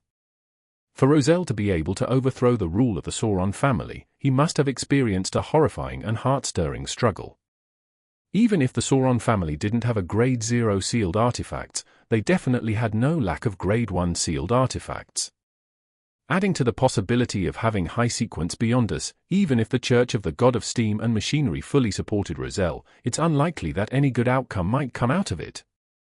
Could it be that before all of that happened, the Sauron family was already beginning to wane and weaken, and the Inti's revolution was just an external manifestation of this state? What did they experience during that period of time? Did they lose sealed artifacts? Did the high-sequence beyond us die? Did that attract the attention of many ambitious people? Judging from this diary, the Augustus family of Lun is no stranger to the Antigonus and Zaratul families. Internally, they should have corresponding records. The Sun had previously mentioned that the City of Silver has endured for more than 2,500 years in the Dark Ages. According to my initial judgment, that's the date of the Cataclysm. In the past 200 years, the Sauron family claimed to have a history spanning more than 2,000 years. I wonder if it will extend to the point before the City of Silver? I'll try to find an opportunity to mention the Sauron clan and see the Sun's reaction. If the Sun still has a look of stupefaction, it would indirectly mean that the Sauron family only rose up after the Cataclysm. Perhaps they had benefited greatly from the Cataclysm to become nobles in the Fourth Epoch, and royalty in the Fifth Epoch. Well, even if the Sun doesn't know, it doesn't prove it completely. Perhaps he didn't learn his history well. When Klein turned to the third page, he found that the content should have been written in the early days of Roselle's appointment as consul of the Inti's Republic. From the diary entries on this page, it can be seen that Roselle had developed and promulgated a new civil code which encouraged inventions, protected trade, and the incubation of the Industrial Revolution. It wasn't him merely satisfying his own warped humor of acting as this world's Napoleon and his ambition to change the world. What he did allowed him to reconcile with the Church of the Eternal Blazing Sunday. The Eternal Blazing Sun was also the god of deeds, the guardian of businesses. The closer to the times the civil code was and the more prosperous trade was made it more in line with the needs of the Church. Judging from this part of the diary, the relationship between Roselle and the Church of the Eternal Blazing Sun was gradually thawing and beginning to improve. When he brazenly claimed the title of Emperor more than 10 years later and called himself Caesar, it's likely that he obtained the simultaneous endorsement of the two churches. Otherwise, it would have been too risky. Then, what resulted in his assassination? Klein cast his gaze at the fourth page in puzzlement. The 11th of August. That retard Floren is showing off again. He said that he's the most promising member of the Sauron family generation to become a high-sequence beyonder because he's very similar to his great-great-grandfather. Is there any necessary connection? I looked him up and down, left and right, but I couldn't find any sign of talent. Moreover, in the field of beyonders, is talent important? Well, figuring out the essence to acting can be a core element of talent, but that's not necessary. As long as one knows the acting method and not be stupid enough to misunderstand the meaning, or avoid doing things that easily result in a loss of control, then one has a chance to completely digest the potions. Which is to say, just a bit more time and effort needs to be spent. In one's lifetime, it's not impossible to become a high-sequence beyonder. The main obstacle to becoming a high-sequence beyonder is the difficulty of obtaining beyonder ingredients and the difficulty of corresponding rituals. Of course, I have to admit that those born as beyonders have more time to prepare. Was Floren's great-great-grandfather a high-sequence beyonder? Does looking like him imply talent? It can be seen that at the time of writing this diary entry, Roselle was still very young and that he wasn't aware of the two laws of beyonder characteristics: indestructibility and conservation. Klein nodded indiscernibly. With his current knowledge, he could probably understand the hidden meaning behind Floren Sauron's words. A high-sequence beyonder's beyonder characteristic remains contained a spirit mark. This was also one of the reasons why it was easy for people to lose control when concocting potions with this ingredient. And people who resembled the original owner could avoid this negative influence to the greatest extent. Their chances of success were higher than the average person, so they were considered gifted. How holy artifacts recognized their masters probably shared the same conditions. This achieves the same goal via different approaches as the acting method, but it can't be popularized. Once the advancement is successful, one would still have to do the acting method required of the potion to completely digest its characteristics. While in deep thought, Klein glanced at the 2 diary entries at the back of the page and discovered how much Emperor Rizal enjoyed the liberalness in Intis, but he was worried that his future wife would be equally liberal. With the paper making some noise, Klein placed the 5th page at the top. The 20th of April. I participated in that ancient organization's secret gathering once again. Those members still leave me shaking. It's hard to believe that they are actually all members of this organization. This time, I learned some of the ancient organization's philosophy. They believe that people will always lose some of their individuality bit by bit until they sleep. Hence, by trying hard to observe and remember oneself, one can use the various types of information to achieve the purification needed to face the final end of days. They've kept and passed down secrets for thousands or even tens of thousands of years. They believe that dusk is inevitable and that doomsday cannot be avoided. They believe in the original creator and believe that he is not truly dead. When dusk comes and everything ends, he will wake up from his slumber and let everything return to him. He will create a new world, a new history. All of the actions from this organization stem from this belief. It can be said that they show great animosity to the true creator. They aren't stingy with their descriptions to describe him as fallen and evil. They wield the second blasphemy slate and the 22 paths of the divine, but they only allow members to choose a few of them, with the exception of those who were already beyond us when they joined. Are there any secrets to these pathways? I'll first jot it down and analyze it in the future. These pathways are Bard, Sailor, Reader, and Spectator. I have to change my habits of calling these sequence pathways in the future. Using those names in that ancient organization makes me appear quite uneducated. This is very similar to what I've analyzed from my hostile relations and from Mr. A's request, with it being very similar to how the Bard, Sailor, Reader, and Secret Suppliant pathways can be exchanged at sequence 4. Is Manipulator a high sequence of the Spectator pathway? Why do many secret organizations declare that the apocalypse would definitely befall us one day? For example, the Demonist sect, this ancient organization, and they themselves do not rely on this to proselytize. Is it a requirement for brainwashing, or would there really be a so-called dusk? Klein thought of many things, but due to a lack of information, he was unable to come to a definite answer. At the same time, he couldn't help but silently lampoon Rizal. Can't you just write down the name of that organization? Resisting the changes in his expression and body movements, Klein turned to the last page, which had relatively little content, and read. The 1st of January. A beginning of a new year. I happened to finish my first card of Blasphemy. I will hide the ultimate secret of the 22 paths of the divine in these different cards of Blasphemy and scatter them across the world. If things fail, they'll be the best insurance that my children can fall back onto. I'll disrupt the order they wish to have and spread the profound mysteries of the divine. These cards of Blasphemy will possess characteristics of being anti-divination and anti-prophecy. Apart from the ones I'm giving my children, the fated ones will receive it. I'm a person who makes sure to square accounts when it comes to grudges, and after I die, who cares if floods deluge the heavens? Oh, I didn't create that sentence. In short, the more chaotic the world is, the better it is. I have to consider how to name the cards of Blasphemy that will form a set. The Paths of the Divine number 22. The Major Arcana Tarot cards also have 22 cards. They can match quite well, but there are a few that don't meet the requirements. I need to make some changes to match the original potion names. That ancient organization is my last and biggest insurance. I don't know if they'll support me, or the manner in which they'll support me in. I still remember the shock when I first saw the Blasphemy slate. So it turns out that the Beyonder pathways are paths of the divine. It really is true that the Blasphemy slate is blaspheming the deities. Above every pathway sequence 1, there is still a sequence 0. And there's a corresponding potion and ritual. Each pathway has a sequence 0. And sequence 0 is the sequence of a true God.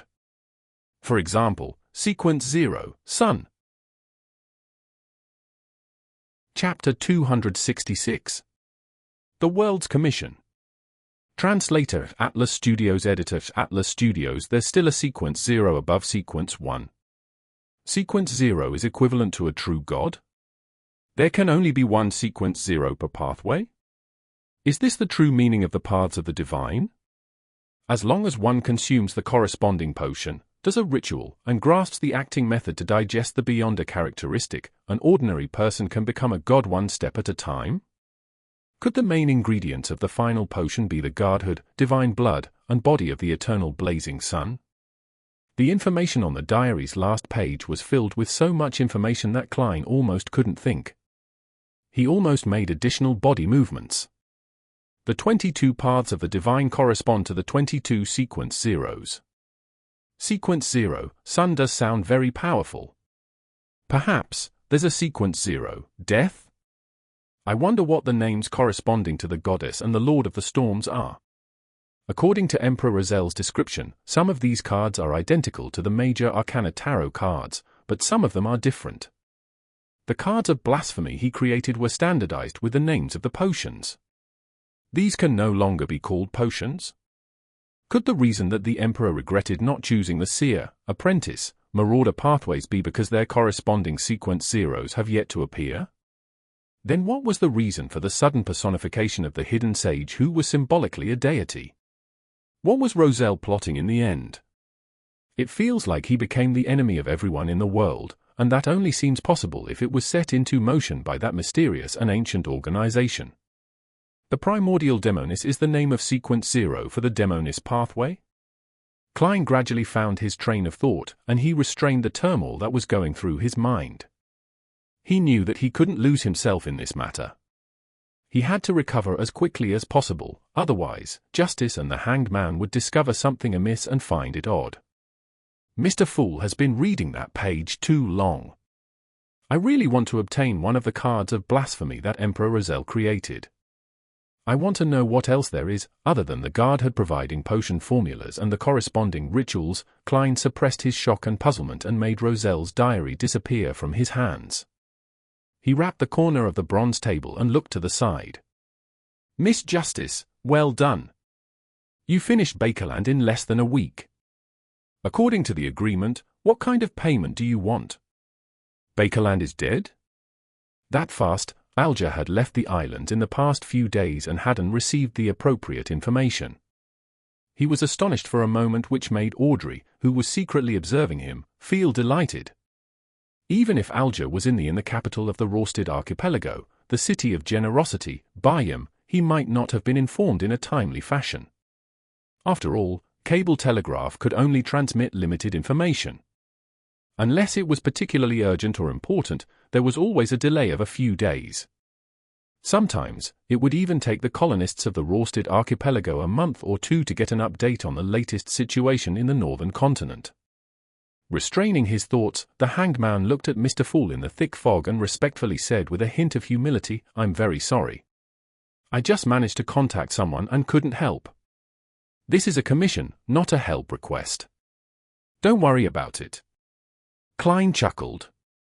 He turned his gaze back to Miss Justice, waiting for her to say what she wanted in return. May the goddess bless me. Please don't let Miss Justice's request be too difficult. It's best if I can repay her with knowledge. I've learned quite a lot of amazing things from Razel's diary. Klein silently prayed to the goddess.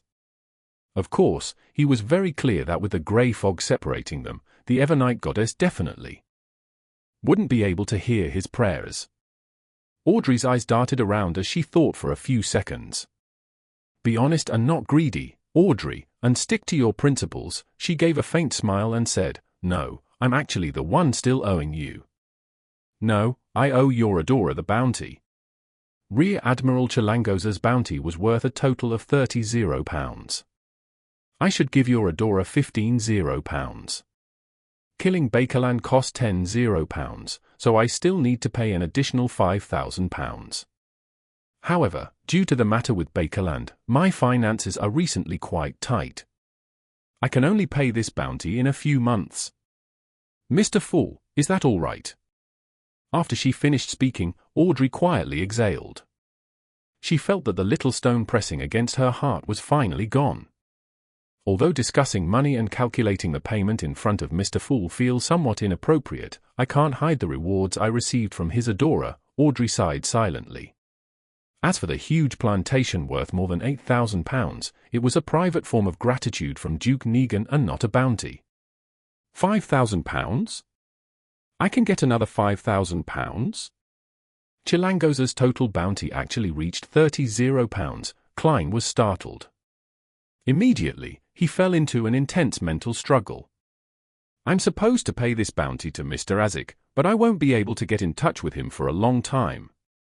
Putting the money aside would be a waste. I might as well use this money to enhance myself. When the time comes, I'll repay him by providing help. Klein made up his mind 3 seconds later as he lightly nodded at Miss Justice. Upon hearing Mr. Fool's response, Audrey's graceful seating posture remained the same, but her heart was completely relaxed. At that moment, Klein leaned back in his chair and fell silent. Then, he manipulated his Smurf secretly from a commandeering position. The world coughed and said, "Can I speak now?"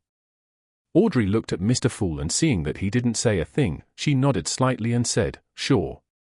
At the same time, she once again did a read on the new member, the world, and made a judgment. When I mentioned that the assassination of Ambassador Bakerland was a result of my commissioning, he didn't show any shock or surprise. He either doesn't know the importance of the matter, not understanding the importance of an ambassador, or he's someone who can keep his calm and is good at hiding his emotions and bodily movements. The way he mouths his words doesn't match what he says. It should have been translated by Mr. Fool as well, which makes it impossible for me to get his original vocal tics, or know what language he usually uses. Thoughts flashed through Audrey's mind before Mr. World's hoarse voice sounded. I wish to obtain the true root of a mist treant, at least 60 milliliters of its juice, as well as the spring of the elves' marrow crystals and the complete spinal fluid of a dark-patterned black panther. Which one of you can provide it, or provide any relevant clues?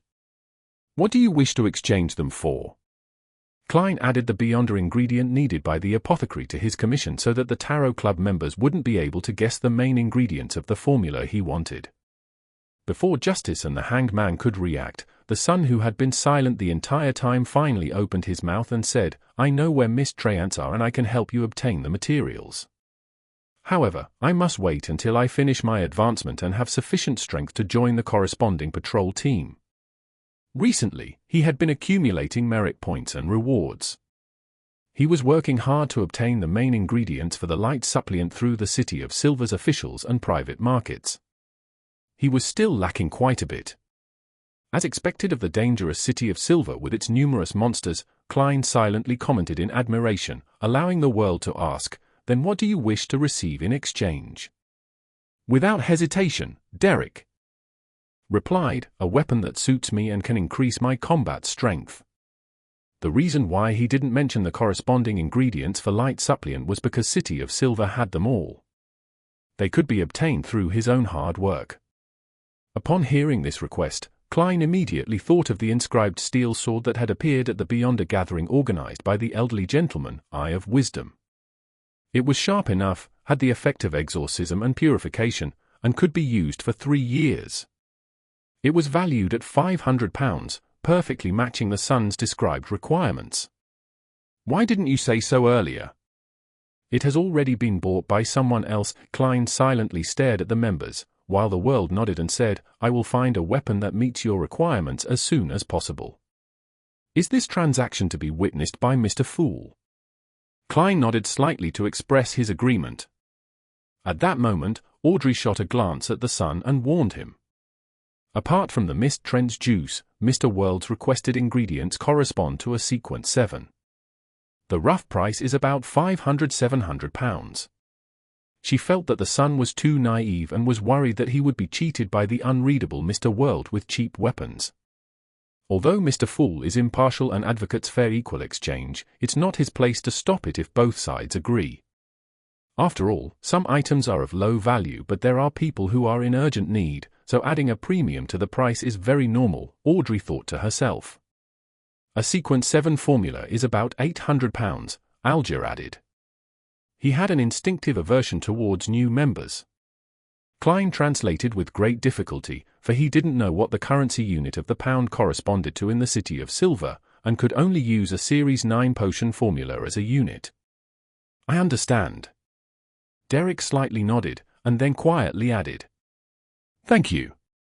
The world maintained his silent and staid temperament and didn't comment on what had just happened. He turned to Justice and the Hanged Man, waiting for their response. Audrey thought for a few seconds and said, "Potion formula for psychiatrist and their corresponding Beyonder ingredients." "Ah? That's sequence 7 of the Spectator pathway. You can gather the information first, and there's no rush to purchase them. Once I have clues regarding the Dark Pattern Black Panther and Spring of the Elves Marrow crystals, we can proceed. If you are willing to exchange it for gold pounds, you can buy it at any time. Although I'm out of money recently, I can still raise quite a bit if it's urgent," Audrey comforted herself. Alja said in a deep voice, "Potion formula of the Sailor Pathway Sequence 6 Wind Blessed. This will be more expensive than the Beyonder ingredients that you want, combined. If you find it, you can think of the additional payment needed to make up for the difference. I can't guarantee that I'll be able to help you gather those ingredients. Even if it's just one of them, you don't need to expend any resources ahead of time. Mr. Hanged Man should have a close relationship with the Church of the Lord of Storms. He should be able to get the Wind-Blessed formula normally, right? Is he trying to hide the fact that he's digesting the Seafarer potion quickly?" Klein was startled. "All right," the world answered in a low voice and then said, "I have another request." Chapter 267. Singing to the Same Tune. Translator, Atlas Studios. Editor, Atlas Studios. The world looked around and said, "I want to get information about all the abject nobles in the Lun Kingdom, including their current addresses. The more details, the better." He didn't directly mention Baronet Pound since Detective Sherlock Moriarty was currently handling an investigation regarding an underground structure that involved the Pound family. Klein didn't want Justice to figure out the world's identity through this connection. "I can't ignore any details," he emphasized to himself. Audrey stared blankly upon hearing that. She once again examined the member at the end of the long bronze table and probed, "What do you want to do?" The world laughed with a hoarse voice. "That's not something you need to worry about. I'm only searching for some things.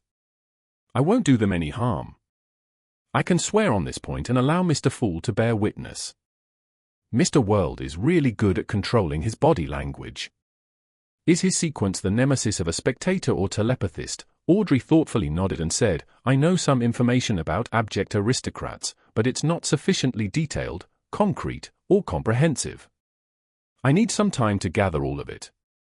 It'll take 3 or 4 days, is that okay?" As a noble, it was compulsory to have some knowledge about people in the same class.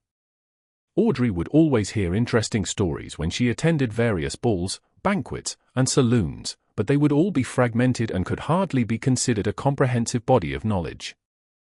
After all, she wasn't an expert in this field, and she still needed to fill in the details by flipping through books, asking around, and checking references to not miss any abject nobles. "No problem." The world laughed deeply. "Then, what payment would you like in return?" "The things I can pay you with right now are some secret history from the 4th epoch, knowledge of some Beyonder pathways, and a few formulas. But frankly, I don't think that information concerning abject nobles is worth sequence 7 or 8 potions. Hence, if you have any other requests, I can attempt to complete them. It's not of equal value to sequence 8 or 7 potion formulas, which means I'm unable to make a corresponding request for the psychiatrist formula." Audrey began to ponder seriously. During this process, she sneaked a glance at Mr. Fool, hoping for a hint, only to discover that Mr. Fool was shrouded in the grey fog and had no reaction whatsoever. He was like a god staring at the land beneath him. "All right," Audrey finally made a decision and smiled. "I want to hear about knowledge regarding other Beyonder pathways, but this is on the premise that I'm not aware of them. Dear Mr. Fool, can you be the judge for this? Then, let's have a private conversation." Audrey looked at the world. At that moment, Klein rapped the table, isolating the Sun and the Hanged Man from hearing or seeing the exchange. He deliberately nodded to his smurf, indicating that they could begin their private conversation. The world looked at Miss Justice and spoke with his usual hoarse voice. Do you know anything about the Demonist sect? Audrey recalled the information she paid the hanged man Alger £1,000 for and answered briefly with caution, I know what they believe in and what era they began from, as well as the beyonder pathways they control and the inclination of their upper echelons. The world laughed hoarsely and said, I understand. You don't know much. The Demonist sect controls the assassin pathway. The sequence 8 is Instigator. That's what I know, Audrey said, partially to inform the world, and partially to show her anticipation. The world raised his hand and stroked his chin before saying, then, do you know the corresponding sequence 7? Audrey shook her head slightly. I'll be very happy to hear it from you. The assassin pathways. Sequence 7 is called Witch, the world said simply. Witch? Audrey jumped in fright at this word.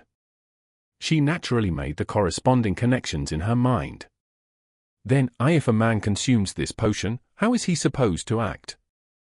Wearing beautiful dresses and putting on exquisite makeup, imitating a lady's every move, she was a little disgusted, yet strangely amused as the thought came to her.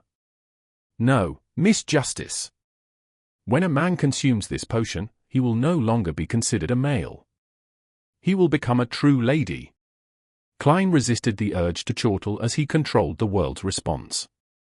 Goddess, the witch potion can change a person's sex. Audrey blurted out. This is really unbelievable. Mr. Fool didn't deny it, which means it's true. This is simply a miracle. This is the mysterious beyond a world. This is a world filled with all sorts of inexplicable things. This is the world I long for. Why am I feeling a little excited? After calming down a little, Audrey quickly and guiltily glanced at Mr. Fool and made a tiny confession that she had actually chanted the name of the Evernite goddess in front of him. The world said in a low, hoarse voice, yes, but it can only make men become women. Women will accordingly have their charms enhanced. Whether it's their appearance or skin condition, they will become significantly improved, on the basis of their original looks. This is the reason why the upper echelons of the Demonist sect are all women. Then, what flaws does it have? Audrey suddenly felt her interest was aroused. The world answered in an unhurried manner, the requirement for their acting is to become evil-doers who bring about calamity, disease, and pain. Audrey exhaled slightly and felt a little disappointed. Her mind whirled quickly, and she immediately had a new question. If, and I'm saying if, an animal consumes the witch formula without dying or losing control, would the enhancement of its charms be more suited to human tastes, or focused on charms for its own species? For example, a female cat witch makes all male cats become fanatical towards it. The world was momentarily unsure how to respond. After a few seconds, he said, I've never studied such matters. Before Audrey could ask further, he added, the corresponding sequence 6 for the witch pathway is pleasure, or the demoness of pleasure. The requirement for acting is to bring pleasure to both men and women, mainly in that aspect, as well as controlling or influencing them. The demonesses of this sequence are very good at using special spider silk. Audrey gaped her beautiful mouth, then she silently closed it again, deeply regretting her pinings from before. By knowing such information, it will allow you to effectively identify demonesses. Are you pleased with this payment? The world asked. Audrey nodded gently and said, it helps me a lot. The deal is completed. I will help you gather information on the abject nobles as soon as possible. Shall I give it to you the next time we meet? The world thought for a moment and asked, can it be faster? Then, I'll offer the information I gathered to Mr. Fool and request that he bestow them to you. Mr. Fool, is that okay? Audrey turned her head and asked. In the thick grey fog, Klein nodded his head in agreement. At the same time, he busily controlled the world to whisper, he detected the different way she said the word. Noticing the world's astonishment, the corners of Audrey's mouth curled up slightly, her eyes rolling upwards as she intentionally didn't make any explanation. Klein rapped the long bronze table, indicating the end of the private exchange. Then, he once again manipulated the world to say, I have one more problem. This newcomer has indeed accumulated a lot of requests. Audrey looked over, unsurprised. Alger and Derrick both indicated they were listening through their body language. The world said hoarsely, I want to know if there are any more high sequence beyond us in the Sauron family in Intis. While the world spoke, Klein looked at the sun through the corners of his eye and saw that the youth didn't have any additional reaction. From the looks of it, the City of Silver doesn't have records of the Sauron family. This family most likely made an uprising after the cataclysm. Klein looked around thoughtfully and discovered Justice and the Hanged Man looking at each other, obviously unaware of the answer. The sun was undoubtedly at a loss and silent. Thus, he lightly tapped the table again and said, let me answer this question. What can you pay for it? Before he could finish his sentence, Klein hurriedly controlled the world to say, a formula, a sequence 7 formula. Okay. Deal. Klein created an environment for a private exchange as he silently stared at his smurf for a few seconds. Audrey and Alger, who were blocked, once again felt how unfathomable Mr. Fool was. They were both curious about the answer, but they also felt that it was of no use to them.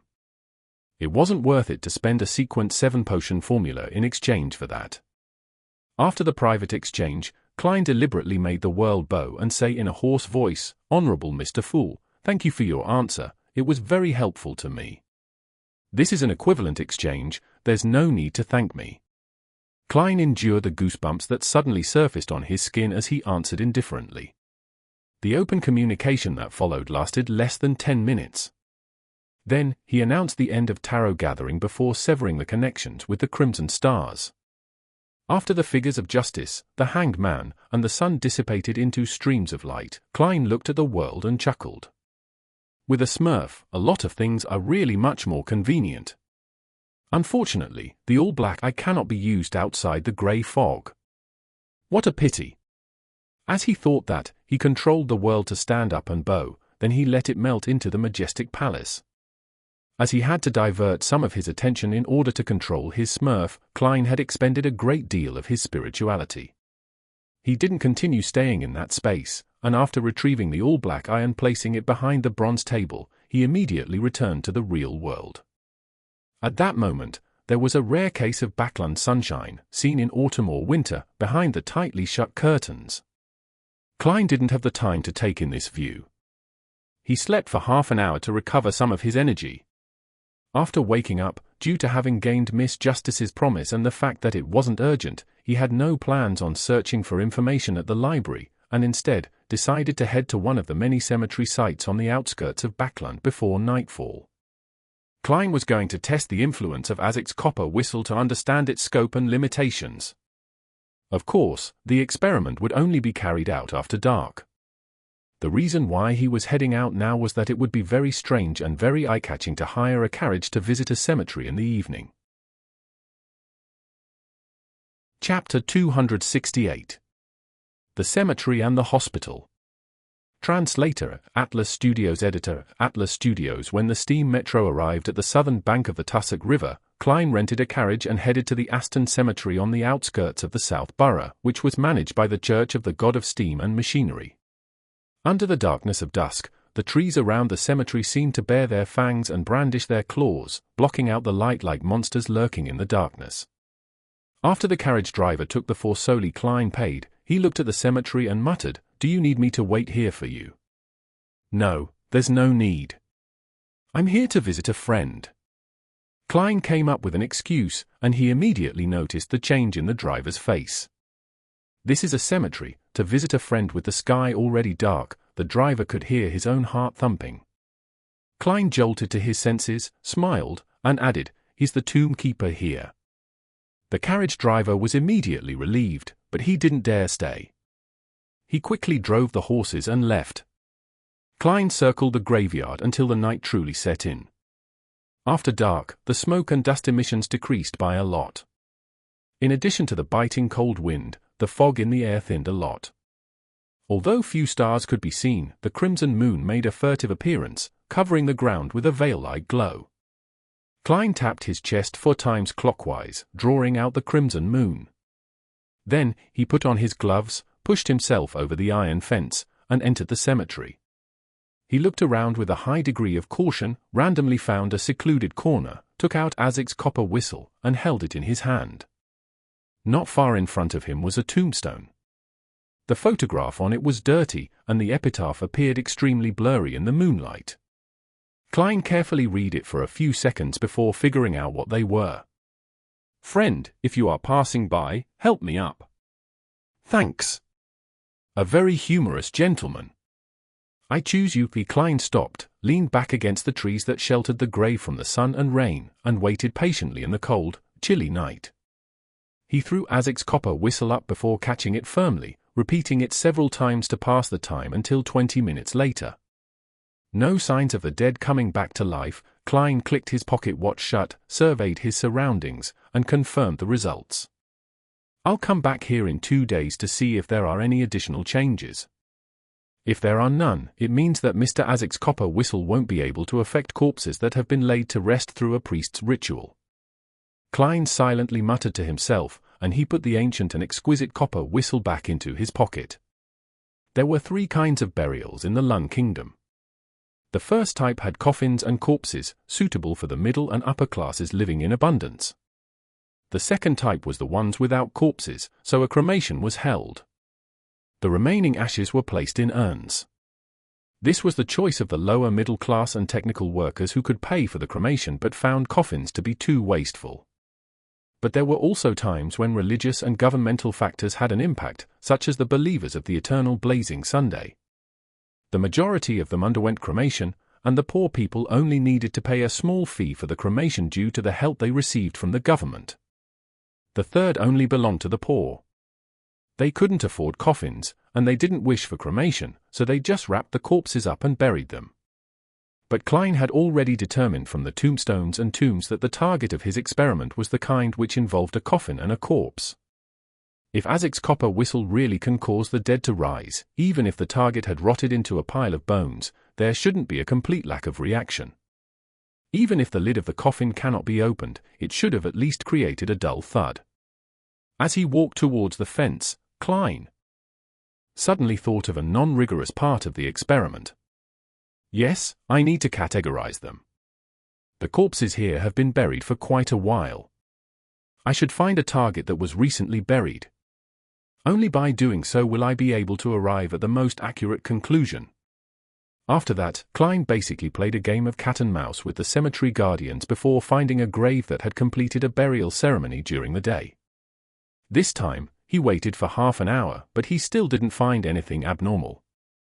"Phew, I can basically determine that Mr. Azek's copper whistle can't affect a corpse that has undergone a ritual that puts the soul to rest. That's quite weak. No, that's not right. This copper whistle isn't meant to cause the dead to come alive. It's used to summon messengers, so affecting a corpse is a negative effect." Klein tightened his double-breasted coat and walked toward the iron fence. He planned on heading home to have a change of clothes before trying out his second experiment. The target of the second experiment group were the recently deceased corpses that haven't been laid to rest via a ritual. Such targets often existed in a hospital's morgue. Climbing over the fence, Klein made his way back to the South Borough on foot in the dreary, dark night. The surroundings were deathly still and quiet. Only the evergreen, dust-covered trees lightly swayed. It reminded him of the night he had been resurrected from the dead. Back then, he too had to walk from the cemetery to the city. Klein sighed and suddenly began to run, as if trying to get rid of the melancholy that filled him. More than half an hour later, he rented a carriage in South Borough and headed for the nearest steam metro station. There was still about an hour before the metro stopped running, and this could save him quite a bit of money. In the wee hours of the morning, Klein changed into a greyish-blue worker's uniform and wore a cap as he made his way to St. Estin's Hospital in the Backlund Bridge area. This was a charity hospital belonging to the Church of the God of Steam and Machinery. Many of the poor died here due to illness, and since there was nowhere for them to place their bodies, they had to be kept in the hospital morgue. There, the corpses awaited cremation from the government or be donated to the medical schools. This phenomenon was very common in summer, but there weren't many in the autumn or winter after it cooled down. However, in an era without air conditioning or equipment to keep the temperature cool, the hospital's morgue couldn't keep the corpses for too long. Donated bodies would be quickly embalmed and bodies to be buried the next day would be cleaned up. Of course, these were the rules enforced in summer. In autumn and winter, the rules were relatively relaxed, therefore, there were still many corpses left overnight in the morgue during this period. The morgue at St. Estin was underground. It was relatively cool, even during the summer, and was biting cold during autumn and winter. Based on what he had learned as a nighthawk, Klein relied on a clown's agility and balance to sneak into the basement while avoiding the doctors and nurses that were on duty. Before he even got close to the morgue, he felt a chill down his spine. After quickly moving past the janitor's room, Klein took out a piece of wire and lightly unlocked the door to the morgue. This was one of the methods of infiltration and tracking. He slowly and silently pushed open the door to the morgue with his black-gloved right hand. At the same time, he cloaked Azic's copper whistle in his spirituality to determine if such a method could eliminate the negative effects. The temperature in the morgue seemed to be lower than the corridor. Most of the corpses were bagged up and placed in different iron cabinets. Only a few were placed on the long table in the central open space, as if they were awaiting examination. As a Sequence 8 clown, Klein was no longer afraid of such scenes. He just instinctively felt uncomfortable. Carefully, he closed the door and walked around the long tables. After about 10 minutes, Klein let out a breath of cold air and confirmed that none of the corpses had come to life. It's about time. He took out his gold pocket watch and opened it. When he was ready, Klein withdrew his spirituality and stopped enveloping Azic's copper whistle. He wasn't sure if it was a psychological effect, but he had a baffling feeling that the surroundings had become even more silent. As a seer, he fully believed in his instincts. He stopped pacing back and forth and retreated towards the door. Time ticked by, and Klein determined that it took about 2 minutes. At that moment, a corpse on a long table suddenly sat up. The surrounding iron cabinets emitted a series of banging noises, as though all hell was about to break loose. Bang! Bang! Bang! Upon hearing such a commotion and seeing the corpses sit up, Klein suddenly said in a low voice, "Crimson." Immediately following that, he injected his spirituality into a requiem charm and threw it out. Icy blue flames burned quietly, and serene and gentle blackness spread out. The corpses lay down once again, and the banging sounds coming from the cabinets came to an abrupt halt. Klein, who had experienced a similar situation, didn't relax and used another requiem charm. As there were many corpses around him, he used a third charm to be safe, using up everything that he had. Not bad. Indeed, it only affects corpses that haven't been put to rest via a ritual. This includes corpses that haven't been dead for too long and zombies. Using my spirituality to shield the whistle can prevent such effects, Klein thought with a smile. Seeing that none of the corpses were making any abnormal reactions, he prepared to open the door and leave. At that moment, he suddenly heard footsteps coming from the outside and saw a faint light seeping in. The elderly janitor had been attracted by the banging sound in the morgue. He was approaching with a lantern in hand. Klein looked around, placing his hand on the door. He nimbly jumped up, stopping at the spot between the door and the ceiling.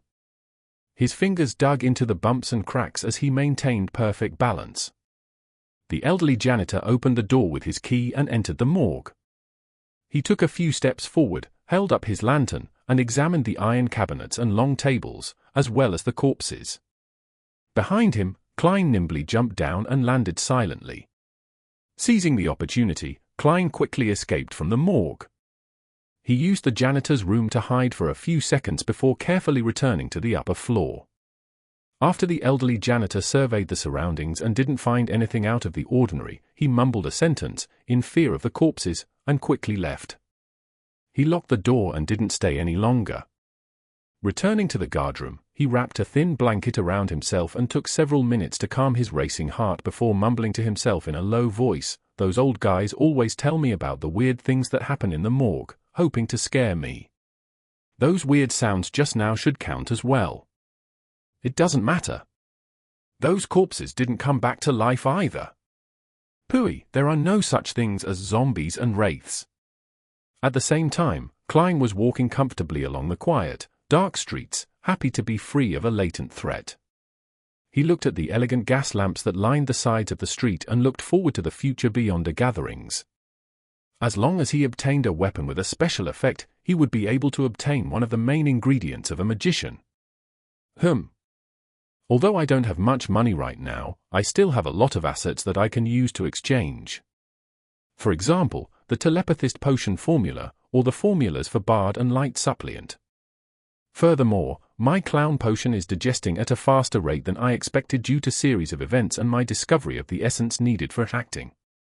It's close to being completely digested, along the streets of Backland at night. Klein left his mind wandering. Chapter 269. Clues to the Psychology Alchemists. Translator, Atlas Studios. Editor, Atlas Studios. On the outskirts of Empress Borough, in a wide, empty horse track. Audrey Hall deliberately led a chestnut mare to a corner and pretended to discuss something with Viscount Glaint. She was wearing white pants and knee-high black boots, adorned with a simple blouse and a black jacket that reached her waist. In addition, she donned a helmet of the same color. She looked especially valiant and beautiful, and Susie, her golden retriever, was obediently sitting by her feet. What seemed like a tiny leather satchel hung from her back. Disguised as Viscount Glaint's servant, Zio glanced enviously at Audrey's long, straight legs, and unconsciously tiptoed. Just horse riding is so blasé. Only when it is combined with hunting does it become imbued with life. Of course, I mean the equestrian skills for men. No matter what a beautiful lady does, it would still be a sight to behold. Glaint sized up Audrey and said half-jokingly. Audrey replied with a slight smile, the next hunt is still months away. Every year, from June to the New Year, the aristocrats of the Lund Kingdom would come to Backland to attend various banquets, dances, and salons, as per tradition. This was a very important event for them, and many things would be decided within a few months. After the New Year, the nobles would return to their fiefdom, their castles, country estates, and large plantations, and spend their leisure time there. In such times, the most popular sport was hunting. The nobles would invite guests of similar status to enjoy the pleasure of horse riding and chasing prey.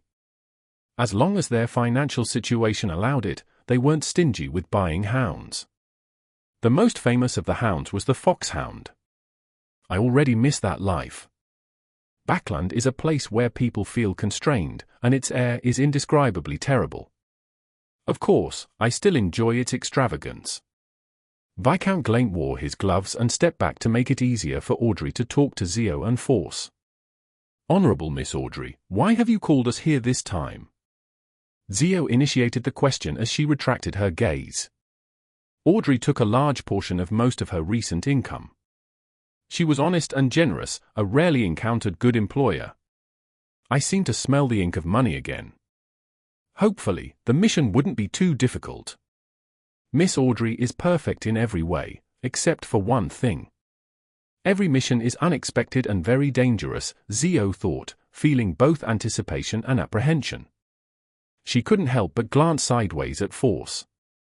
She noticed that her companion, disguised as a maid, was looking right at her. The expressions reflected in their eyes looked very similar.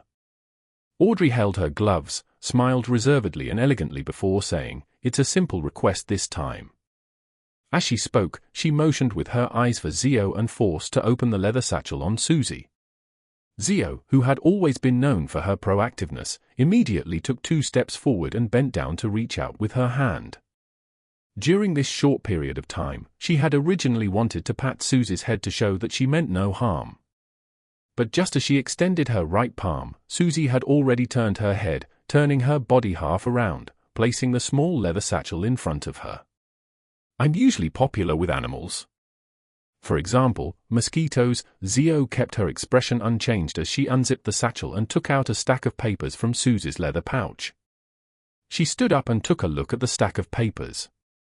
She saw that it depicted a young man with ordinary looks, but his neatly combed hair, round glasses, and mocking brown eyes all looked very familiar to her. I must have seen him somewhere. Zio looked down and saw the corresponding description. Formerly used name, Lenivas, wanted swindler. I know where I've seen him before. Zio was suddenly enlightened and almost made an inelegant gesture of slapping her forehead. Before she met Audrey, one of the main sources of her income was flipping through newspapers, researching wanted posters, and using her connections in many gangs in East Borough to seek out criminals who were worth fat bounties. I had thought of finding this Lenivas, who has a bounty of £100. Besides, he swept away more than £10,000 in cash. However, I've recently been too busy with Miss Audrey's requests and had forgotten about this matter. Zio and Force looked at each other and then asked frankly, how much is this request worth? How much is the request worth? Audrey was startled for a moment. She had completely forgotten the matter of payment, as from her point of view, it was a test from Mr. Fool. When were examinees ever given money? £100. Audrey deliberated and gave a number. Deal. Zio and Force answered in unison. If we can catch him, not only would we receive £100 from Miss Audrey, but we can also obtain an equal amount from the bounty. What a great mission, Zio asked casually, her eye shining. Why are you looking for this swindler? Did he swindle you of your money? I don't even know who he is. It's really a simple request. £100 was enough to complete the deal. There's no need to tell Mr. Fool about this. It's only £100. Audrey, with a polite smile, ignored Zio's question and instead mentioned, I received word that he's in Backland. Yes, there are a dozen or so portraits here, different portraits. I took into account that Lenivas must have disguised himself, so I'm giving you pictures of him without glasses, with a beard, with a change of hairstyle. Pictures based on conjectures. I'm also very good at drawing and painting. Audrey tilted her chin. Zio immediately forgot her previous question and said in pleasant surprise, this is really good news. She felt as though she could already see the bounty of £200 beckoning at her. The mysterious person she had met at Mr. A's gathering had yet to establish contact with her. Therefore, all she could do was continue with her business of earning money. Audrey nodded indiscernibly. She muttered, do you have any leads on the matter regarding the psychology alchemists? Force adjusted her long curly hair, looked at Viscount Glaint who was listening to the side, and said, I recently joined a new Beyond a gathering. Rumor has it that the Spectator and Telepathist potion formulas have previously appeared there. I'm suspecting that one of the members from the gathering is from the psychology alchemists. I'll apply to bring you with me the next gathering. All right. Audrey deliberately didn't hide her joy. She had read their true state of mind from the colors, body language, and the subtle expressions of Zio and Force, to judge their enthusiasm for the mission. They didn't lie regarding the psychology alchemists either. Viscount Glaint mumbled, Audrey's matter seems to be on the brink of success. Where's my formula, Audrey? There are really no clues as of yet. The Apothecary pathway is mostly in the south, where the Phainopota kingdom is. Force gestured with deep regret. All right, I'm still young. I'm only in my early 20s. I still have time to wait, Glaint replied in a humorous tone. All right, thank you for your help. See you again next time. Audrey bowed gracefully, wore her gloves, and mounted her horse as she rode down the track. Susie happily followed, as if she had found new entertainment. As he spent the night experimenting, it was already 9:34 of a Tuesday morning by the time Klein woke up. Biting into a piece of bread slathered with butter, he wore his coat and hat, hurried out the door, and wrote on the message book hanging by the doorbell's pull rope, Owner is out and will be back after 5 in the afternoon. Actually, he didn't have much to do. It was purely to guard against a sudden visit from Millet Carter. If the other party found out that the detective he hired for a full £50 wasn't out and about, searching for information or organizing people to confirm the layout of the structure, and was instead at home leisurely drinking tea and reading novels, he would surely revoke the commission and not pay the last £40. I really have nothing to do but wait for Miss Justice's information. Klein stood at the end of the street and looked at the haze in the sky, while helplessly muttering to himself. He had already decided last night where he would spend the day. In the morning, I'll practice shooting at the Epilogue Club, read the newspapers, enjoy a free lunch, take a nap in the afternoon, exercise through playing sports like squash. Once the Bravehearts bar opens, I'll take a carriage there and see if I can learn about more Beyonder gatherings from Casper's. Klein had no intention of looking for Marek. Although he was certain that he had more than one circle of Beyonders, he was afraid that Miss Bodyguard would also belong to those circles. It wouldn't be convenient for him to sell potion formulas, as it would arouse a high degree of suspicion. Since the true creator has given you the ability to divine and a strong body, would he still grant you potion formulas that you do not need? It's impossible just thinking about it. Klein filled in the details with his imagination as he boarded the public carriage that headed for Hillston Borough. Half an hour later, he entered the Epilogue Club and saw an acquaintance. It was Tarlim Dumont, the equestrian teacher who had recommended him to the club. He was Mary Gale's friend. Dressed in a black tweed overcoat, the brown-haired Tarlim walked over. He sized up Klein and said with an odd smile, "Good morning. Mary and Dorigu are getting a divorce. Are you suspecting the reason why I joined the club?" Relying on the clown's ability, Klein easily made a surprised expression. "Really? That is really surprising." Tarlim gave him a deeply suspicious look and suddenly laughed. "I have a friend who's been troubled about something recently. I want to know how good your marksmanship and fighting skills are." "A commission?" He only asked about my marksmanship and fighting skills, not reasoning.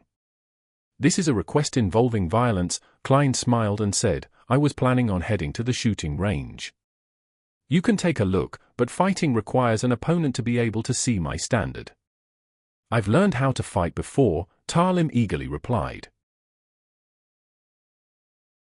Chapter 270. Reporter. Translator, Atlas Studios. Editor, Atlas Studios. Holding onto a revolver that he rented from the Epilogue Club with one hand, Klein pulled the trigger repeatedly, hitting the bullseye accurately, with the worst shot hitting the 8 ring. By feeding his practice with live bullets, along with the superhuman control that he had after becoming a clown, his marksmanship was considered rather excellent. "If I continue practicing for a few months, I could even be considered a sharpshooter." Klein unloaded the revolver in satisfaction and cleared the empty shells. They fell to the ground noisily as he looked at Tarlim Dumont with a smile. "Very good." The equestrian teacher, Tarlim, had already taken off his black tweed overcoat and light grey sweater and adopted a boxing stance. "Come on, let me see the standard of your fighting skills. I can tell you frankly that I've received training as a trainee knight since I was young, and I've never let it go to waste. As a Beyonder, if I can't even beat an ordinary man who has only received training, then I might as well die," Klein cursed silently. Without taking off his double-breasted coat, he set down his revolver. Klein took 2 side steps and gestured to Tarlim that he could begin. He originally wanted to wriggle his finger to add to the atmosphere, but when he thought of the other party's strength, he couldn't be bothered to waste his time. Tarlim appeared to be a little excited as he began bound-stepping a little. He suddenly pressed forward and threw out a punch to the right. Klein blocked and grabbed with his left hand, bent low and twisted his waist before reaching out his right palm, and did a smooth backflip. Thud! Tarlim flew out, landing on his back. Klein didn't exert any strength towards the end, only throwing him off his feet through the use of inertia. "Impressive!" Tarlim quickly stood up and gave a thumbs up. "As expected of a famous detective. Your marksmanship and fighting skills are excellent. I only beat a weak chicken like you, so how can you tell that my fighting skills are very high?" Klein secretly lampooned and asked with a smile, "Now that you have a better picture, can you tell me what kind of request your friend has?" "Heh, he will come to the club later. You can talk amongst yourselves." Tarlim massaged his back as he said, "As for what the request exactly entails, I'm not sure either." "Oh right, he's a reporter at the Daily Observer, Mike Joseph. He's probably hoping for some short-term protection." "All right." Klein didn't ask any more questions. He continued practicing his shooting, but he didn't limit himself to a revolver. He also practiced with a hunting rifle, a single-shot rifle, and a repeating rifle. He hoped that if he encountered any problems in the future, he would be able to use any of the firearms around him. Shortly before 12 noon, he returned to the first floor, went into the buffet cafeteria, and got a serving of roast chicken and a piece of pan-fried steak, as well as the club's limited supply of cream cheese lobster. After placing his meal down, Klein got some Feine Potter seafood rice, fruit salad, oyster broth, and Marquis black tea. Facing this sumptuous lunch, he couldn't help but swallow a mouthful of saliva as he praised the goddess in his heart. If this was eaten outside, it would probably cost 3 soldi. Klein switched between using silver knives, forks, and spoons as he ate in contentment. When he was almost done with the food on the table, Tarlem Dumont led a man, in a heavy overcoat and a half-top hat, over. "Detective Moriarty, this is the friend I was talking about, Mike Joseph." "Mike, this is the famous detective, Mr. Sherlock Moriarty." Tarlem smiled and introduced them. "Nice to meet you." Mike took off his hat and bowed. He looked to be in his late 20s, with rather sparse eyebrows and rough skin. His paws were unusually prominent. However, his facial features weren't bad. His blue eyes were especially charming. The 2 thin lines from the meager mustache gave him a somewhat mature charm. Klein couldn't help but stroke the stubble that had become thicker around his lips. He got up and invited the other party to sit down, then he smiled and said, "Today's cream cheese lobster is pretty good. You can give it a try." "All right." Mike Joseph didn't refuse. He took a plate, made a circle, and picked up a lot of food.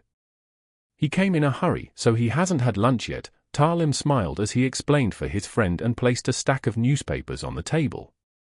"I can tell." Klein set down his knife and fork, wiped his mouth with a napkin, and sipped his black tea leisurely. He was very satisfied with the meal. At that moment, Mike Joseph came back with 2 plates of food. He took a few quick bites to fill his stomach before looking up at Klein. "Detective Moriarty, have you heard about the recent serial murders? The ones which had organs removed?" Klein's heart skipped a beat as he asked. Tarlem nodded and said wistfully, "As expected, every detective is paying attention to this serial killer." Mike pulled out one of the papers and pushed it to Klein. "This is the latest story." Klein took it and discovered that it was the Daily Observer where Mike worked at. On the front page were the words, 11. Another lady killed. Civilau's yard is helpless. The headquarters of the Backlund Police Department was located at Civilau Street at the edge of Empress Borough, so they were also known as Civilau's Yard. 11? It's already the 11th case. Klein resisted the urge to frown and continued reading. He found that it was indeed the same as the case he had previously encountered. The victim was a woman dressed in a gorgeous long skirt and had her intestines removed from her stomach. This is clearly a case with signs of devil worship all over it. The Civilau's Yard must have handed the case to the Nighthawks, mandated punishers, or the machinery hive mind squads. They have people capable of divination, mediumship, and all sorts of magical and effective beyonder methods. How is it that the case hasn't been cracked? Why isn't the criminal arrested yet? Does the criminal have rich anti-investigation powers and is able to destroy the souls of the deceased? Or could it be that the deceased soul, along with her innards, were extracted to fulfill the requirements of the devil worship ritual? Yes, he's definitely capable of interfering with divination. Indeed, if the devil pathway beyond us lack such powers, how could they dare commit serial murders? Klein thought as he said to Mike Joseph, "You want to do a private investigation?" "I'm sorry, I can't take this case. Without the invitation of the police, I cannot take it. I have to maintain a good relationship with them. The so-called good relationship is the kind where they invite me to the police station for coffee." Klein did some self-critical lampooning. The real reason for his refusal was that it was easy to run into official beyonders involved in the investigation of the serial killings, perhaps including the Backlund Diocese's Nighthawks. No, not an investigation. No, the precise description is that it's not an investigation to seek the murderer. I just want to finish my report. Mike Joseph swallowed some shrimp and explained. Report. Klein put down his white enamel cup, crossed his hands, and leisurely asked Mike Joseph. Mike Joseph said, if you buy the Daily Observer tomorrow or the day after, you'll see my in-depth coverage on the serial killings. The most important part is my reveal of what the victims have in common so as to alert people who fall into this group. Oh, what do they have in common? Klein asked curiously. Mike took a sip of his coffee and said, besides being a woman and wearing a colorful dress, there's one other important thing they have in common. I did a thorough investigation of the victim's career and found an interesting tidbit. Some of them are maids. Others textile workers, tailors, and even teachers. On the surface, there doesn't seem to be any overlap, but in reality, they've all been street girls. Street girl? A teacher? Klein asked in surprise. In the Lun Kingdom, teachers were part of the middle class and received at least £2 a week. That was enough to make a woman lead quite a good life, so there was no need for her to be a street girl. The corner of Mike's mouth twitched as he sighed and said, yes, in the past. They may have had very difficult times before they found a job that could support them. I've done a survey before. In Backland, 1 in 6 women aged 15 to 55 is or has been a street girl. Head, this is our country. Foreigners who come here are surprised that a very conservative country, a bustling metropolis, would actually be filled with street girls. This number is a little exaggerated. If it were true, it could only be said that reality can be more exaggerated than fiction. This damned world, Klein was speechless. After some thought, he said deliberately, one question, how does the murderer know that the victim had been a street girl? They don't have labels on them, and even you needed a thorough investigation to discover this. As expected of a great detective, this might be the clue, Mike Joseph answered without feeling surprised. No, if it was a beyonder from the devil path, then the standard he would choose from would be someone who appears to have sunken low but didn't actually degenerate completely. Furthermore, they should have a keen intuition towards degeneration, and they might be able to see the corresponding color that runs deep. With the colorful dress as a trigger, the target will basically be locked onto. Klein answered himself and asked, so, what else do you wish to investigate? Mike nodded and said, from these 11 cases, 10 of the ladies were once street girls, except one. She's still a prostitute at present. Yes, she's the youngest, 16-year-old Sibba. This makes it very, very odd. I wish to visit Golden Rose, which is the place where she works for further investigation. I want to see if I can discover anything. I'm worried that my questions will anger the people there, so I plan to ask you to protect me temporarily. You don't need to teach them a lesson, and you just need to protect me at the most critical juncture and allow my escape. If nothing happens, I'll pay you £1, and if there's a fight, it'll be raised to £5. What do you think? Klein laughed and replied, let me wash my hands before replying you.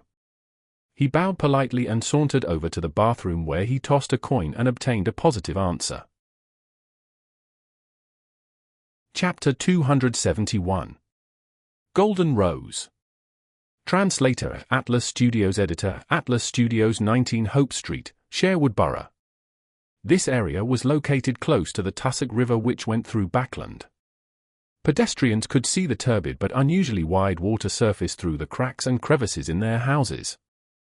The Daily Observer reporter, Mike Joseph, alighted the carriage and pointed at a 3-story, greyish-blue building ahead of them. He said to Klein, who was standing next to him and wearing a black double-breasted suit and a half-top hat and gold-rimmed glasses, that's the Golden Rose, the best legal brothel in the area of the Backland Bridge, as well as Sherwood Borough. It opens at 3 in the afternoon and stays open until 2 in the morning. The best legal brothels in the Sherwood and Backland Bridge regions? In other words, there are better ones in these 2 regions but they're illegal. Klein silently mused and shot a glance at the entrance which had an inlaid golden rose. It didn't hang any signboards. This doesn't count as a street girl, right? He answered without thinking. Of course, it's of a higher grade. Mike personally led Klein to the front of the building and pushed the door open. As soon as he entered, Klein caught a whiff of a mixed fragrance that was slightly pungent and heard a soothing yet suggestive melody. Instinctively, he looked around and saw bouncers, in black coats and half-top hats, standing on either side of the entrance and in every corner of the hall. As a legitimate business, they were obviously meant to deal with drunkards and bores. The Golden Hall was surrounded by all sorts of sofas, chairs, and even a piano. In the center, there was a dancing area. At that moment, there were many ladies sitting in different areas with their hair colored in gold, brown, pale yellow, or black. Some of them looked mature, some shy and young, some young and attractive, and others who were rather beautiful. These ladies were either enjoying the melody, giggling whilst in conversations with each other, quietly reading newspapers and magazines, or dancing with the men. It was only 3:30 in the afternoon, so there weren't many customers. At a glance, this place looked more like a proper ball than a brothel. If you come after 8 in the evening, you'll see some interesting performances. If any of the ladies catch your eye, go over and invite them to dance and then ask them for their prices amidst the beautiful melody. If both sides can come to an agreement, you can head to the 2nd or 3rd floor and have a wonderful time in some room. As long as you're willing to spend money, you can sleep here the entire night. Mike turned his head from left to right, suddenly losing his previous calm and gentlemanliness, appearing a little more frivolous. He walked into the hall with a smile, and he approached a young girl who was at most 15 or 16 years old. Is he showing his true nature, or is this in conduct of a professional? Klein watched, a little flabbergasted as he subconsciously followed behind Mike Joseph. The victim, Sibba, was only 16 years old. In theory, a girl of similar age is more likely to be a friend and would know more. At that moment, Mike lowered his voice and explained. He then raised his thin eyebrows and asked in a normal voice, "Which lady caught your fancy?" "I'm just your bodyguard," Klein responded with very normal logic. Mike slightly nodded and suddenly laughed.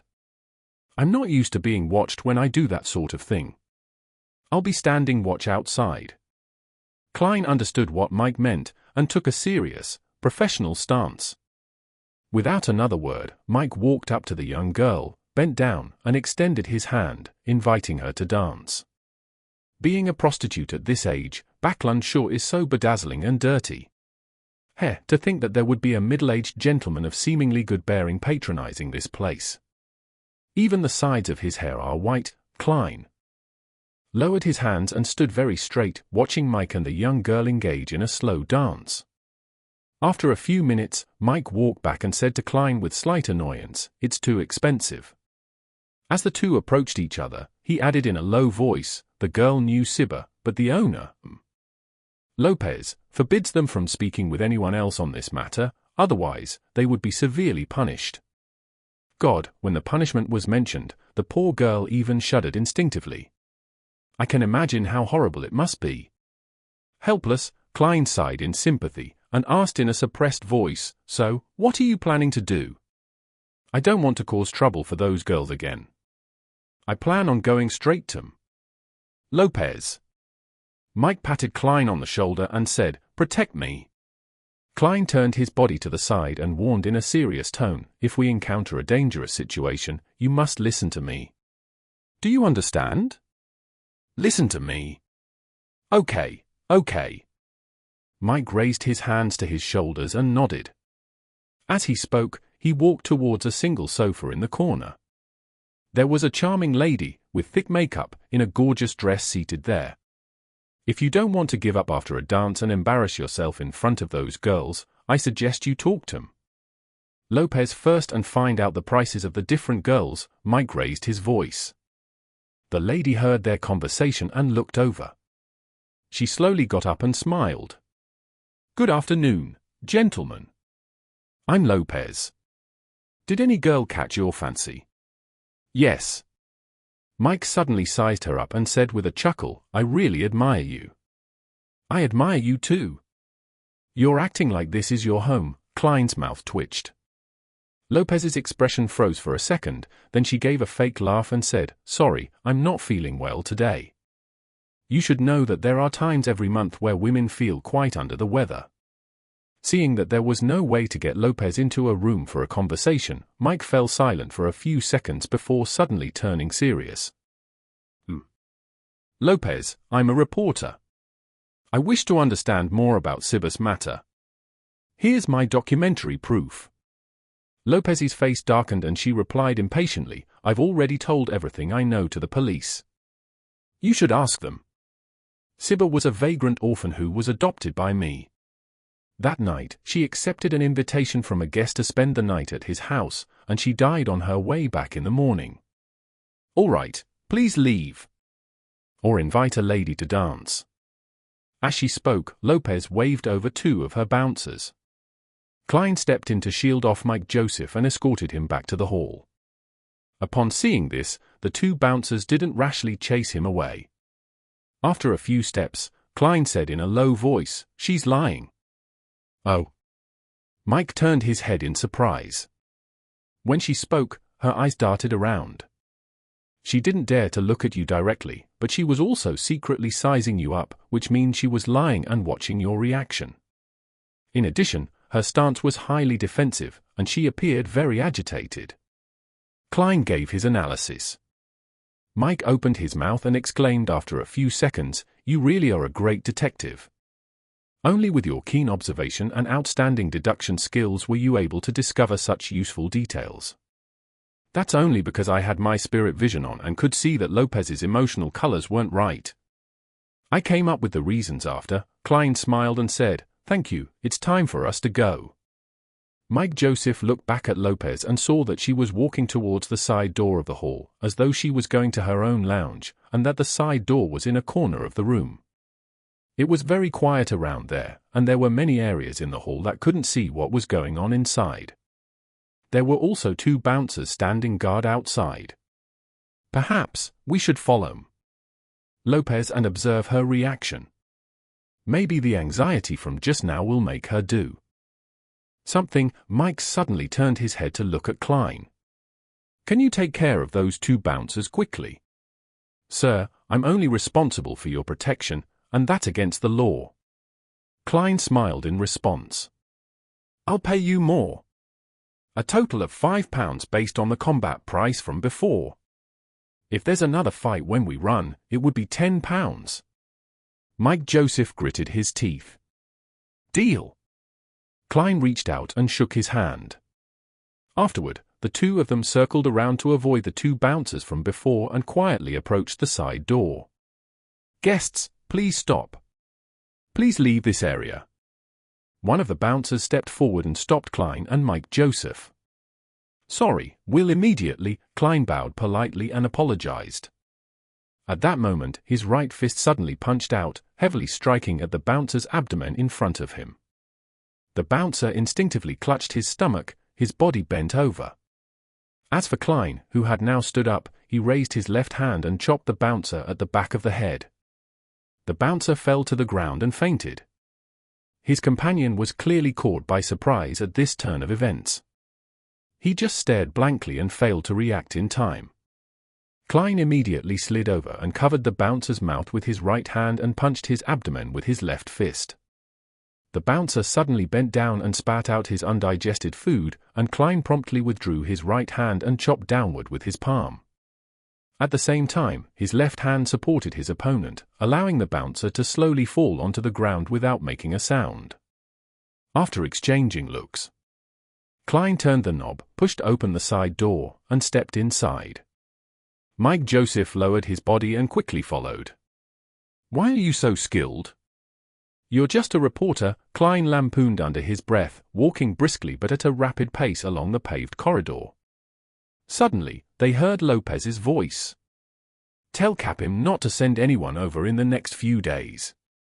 "Capim?" "Send anyone." Klein looked at Mike and found him looking equally puzzled. At that moment, they heard Lopez's footsteps that were headed towards the corridor. "Let's go."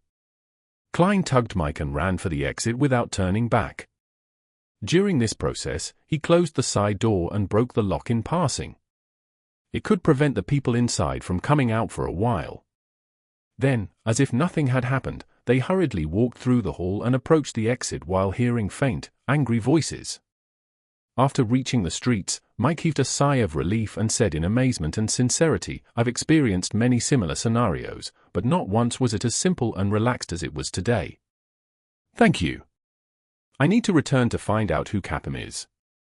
As he spoke, he took out his wallet, fished out a £5 note, and muttered, "But frankly, your price is really expensive. It's worth more than half a week's salary. But you can claim for reimbursement, right?" Klein answered with a grin. Following that, he asked in concern, "Aren't you afraid that Lopez will find your newspaper firm and get the police to arrest you?" "That's a fake ID card." Mike Joseph shrugged with a gesture of familiarity. Klein could only admire him. After watching Mike board a carriage and leave, he walked diagonally across the street, waited for a public carriage and kept an eye out for anyone chasing after him. At that moment, a rental carriage slowly approached and stopped in front of him. A middle-aged man in a black coat stepped out the carriage and nodded at Klein. He had blue eyes, a thin face, and grey temples. It was the same old gentleman that Klein had seen in the Golden Rose.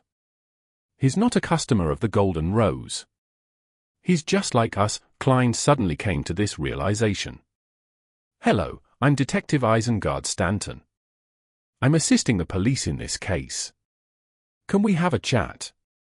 The middle-aged man pointed at the carriage tracks. Chapter 272. Observing each other. Translator at Atlas Studios, editor at Atlas Studios, detective? A colleague. However, the fact that he's able to assist the police in dealing with such a serious case shows that he truly is a well-known detective, at least within Civilhouse Yard.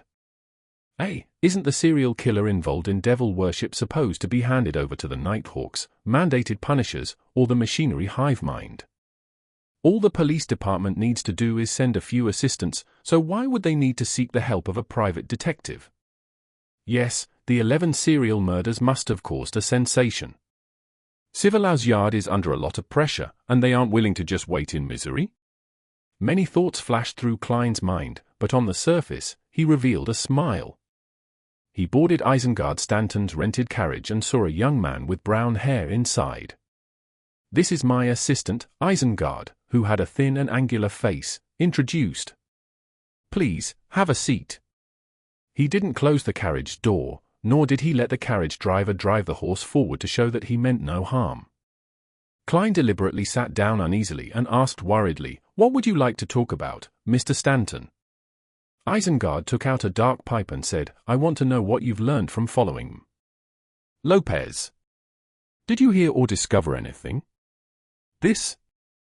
I'm also a detective, and you should know that we have confidentiality agreements in this business," Klein deliberately replied as though he was in a dilemma. "I'm asking you on behalf of Civilhouse Yard. This has nothing to do with a confidentiality agreement." Isengard rubbed the pipe with his thumb. £1, How about £2? Having learned a lesson from the previous incident with Museald, together with the fact that there was no need to keep it a secret, Klein replied without hesitation, "Sure." "All right." Isengard smiled and took out 2 £1 notes from his pocket. Klein acted as though he was recalling something before frankly saying, "We only heard one sentence." Lopez attempted to order her subordinates to tell Capim that he's not to send anyone over in the next few days. "Capim?" Isengard nodded, seemingly enlightened. "Got it. You know Capim?" Klein didn't hide his surprise. Isengard handed the notes over and said with a faint smile, "He's one of the most controversial magnates in Sherwood Borough. In Backland, innocent girls often go missing along deserted streets, and after a long time, they might be chanced upon in all sorts of legal or illegal brothels. A lot of rumors point to Capim as the criminal honcho filled with blood and filth on his hands, but due to a lack of evidence, he remains free to this date. Furthermore, he knows a lot of important people. If that's true, then this fellow should die 1,000 times over." Klein nodded, sighed, and said, "This is Lun, this is Backland. Mr. Stanton, I shall bid you farewell. Thank you for your cooperation." Isengard got up midway as a polite gesture to send him off. "By the way, your fighting skills are excellent. Maybe we'll have a chance to work together in the future. How should I address you?" "Sherlock Moriarty," Klein answered briefly and got off the carriage.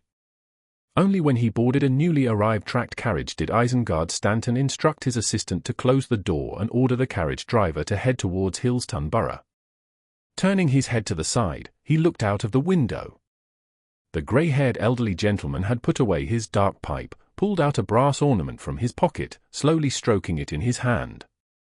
The brass ornament was a pocket-sized open book with a vertical eye in the center. The appearance and get-up of Mr. Moriarty from just now were a bit out of place. He wore very cultured gold-rimmed glasses, but he had deliberately grown a beard around his mouth, making him look crude and barbaric. This is not quite in line with the norm. In this day and age, people who wear gold-rimmed glasses tend to care a lot about their image, the image of having knowledge and bearing. Maybe he's trying to hide something. Of course, it's also possible that he's a gentleman with an unusual aesthetic sense. Isengard seemed to be talking to himself, but he also seemed to be teaching his assistant. At that moment, Klein, who was sitting on the carriage, mumbled to himself silently as he leaned against the wall that Detective Isengard Stanton is problematic. Ever since I activated my spirit vision, he had a blue color of rational thought and indifference and maintained a purple color of spirituality dominance. There weren't many other colors of emotion appearing. For normal people, unless they're wholeheartedly focused on studying a difficult problem, it's very difficult to maintain similar states for extended periods of time. Other emotions will inevitably appear, the difference being the issue of how long they can remain in that state. Yes. Either Detective Isengard Stanton is one such genius at observation and reasoning with extraordinary talent, or he's a beyonder. The tracked public carriage had 2 floors as it ferried more than 40 passengers towards the Backland Bridge area. Klein gradually reined in his thoughts and cast his gaze out the window and admired the 2 to 3-story buildings on the other side of the road. Occasionally he could see brown houses 5 or 6 stories high, a sign of Backland's latest trend and of the kingdom's most advanced construction technology. After a transfer, Klein arrived at Irongate Street and got off the carriage opposite the Bravehearts Bar. As it wasn't the peak period at the bar yet, the moment he entered, he saw Caspers drinking at the bar. The old man with a brandy nose had requested for a glass of Langsky Proof. His eyes narrowed in satisfaction as he savored the fragrance of the malt and the burning sensation in his throat. Klein moved closer, rapped the counter, and asked with a smile, "Is Marek here?" At the same time, he had one hand in his pocket as he gripped Azek's copper whistle, using his spirituality to shield its negative effects. Before he finished his sentence, he felt gazes sweep past him. It was evident that they were observing him. By the time he finished asking his question, the gazes moved away from him and focused on Caspers. The old man with the huge scar on his face opened his eyes, and when he saw that it was Klein, he said in a bad mood, "He didn't come. He didn't come yesterday either." "He didn't come." Klein let out a breath of relief, no longer using his spirituality to rap Azek's copper whistle. "When I mentioned Marek, someone looked at me. When they heard that I was asking him for his whereabouts, the gaze shifted again. Someone is also looking for Marek." Klein resisted the urge to turn around and observe as he analyzed the abnormality. Combined with an original doubt of his, he felt that the question now had a general answer to it. "I was puzzled last week. Why would a Sequence 5 Miss Bodyguard accept a 3-day protection mission for £1,000? This isn't to say that the price is too low, but rather that someone of that level already counts as a powerful person. In the Church of the Goddess, she's qualified to be a Nighthawk deacon or a diocese bishop. If she can gain the favor of a holy artifact, she can even compete for the position of an archbishop or a high-ranking deacon. Among the various secret organizations and intelligence agencies, Sequence 5 also implies that the person would be the person in charge of a borough or at least the number 2 or 3. Even if it were a beyonder who isn't a part of any organization, a person with such strength would be able to establish a small organization of their own. No matter which point of view it was from, Miss Bodyguard could enjoy tributes from her subordinates, so there was no need for her to personally take the job. At the time, I thought that I had most likely hired a Sequence 6 security guard who would be able to last a little longer against the expert sent by Bakerland, creating a chance for me, but who knew that Miss Bodyguard would be so terrifyingly strong? Judging from today's events, Miss Bodyguard and Marek are probably similar to me. Their identities are sensitive, and they have to hide away. Yes, their situation might be even worse, and they have to constantly worry about being hunted down. TCH, to be able to hunt Miss Bodyguard, even if that organization doesn't have any high sequence beyond us, they must have some holy artifacts or multiple sequence 5 members. Of course, this is just my hunch. Perhaps it has to do with the exposure of Marek as a Beyonder and he's now targeted by the Machinery Hivemind squad. After some thought, Klein said with regret, "Is that so? I was planning on playing cards with him." Upon hearing something that didn't match Klein's usual manner of speech, Kaspers was alarmed. He didn't look around either, but chortled and said, "I'll be having a card game tonight. Texas, do you want to join in?" "No, I just want to play till dinner." "Sigh, I think I'll just head home." Klein sighed and left the Bravehearts bar without even ordering anything to drink. He had intended to ask Kaspers about other Beyonder gatherings, but in that situation, he carefully abandoned the idea. In fact, he could have gone to a card room or some relatively sealed area to talk with Kaspers, but just to be safe, he decided to wait until next time. Klein was in no hurry to return home. Instead, he went to the one-bedroom apartment he rented in East Borough and started divining above the grey fog to confirm that no one was following him. After easing his mind, he reached Minsk Street before it was completely dark and found all sorts of subscribed newspapers crammed into his mailbox. "I was in a hurry to leave today, so I didn't even have time to read it. At the Quelaag Club, I had a good meal after shooting practice and took a nap, before being forced to play a few tennis matches with Tarlem. My skills aren't good enough, but my physical fitness can make up for that," he mumbled silently as he opened the door and went inside before twisting the gas lock. He brought the newspapers into the living room and sat on the sofa. He lit the wall lamp and started reading. The prices were 7 pence per litre of flour, 1 solely of butter, 6 pence per pound of lard, 1 solely 3 pence per pound of cream, 8 solely per pound of Marquis black tea. In other words, there would be a Beyonder gathering in the same place at 8 in the evening tomorrow.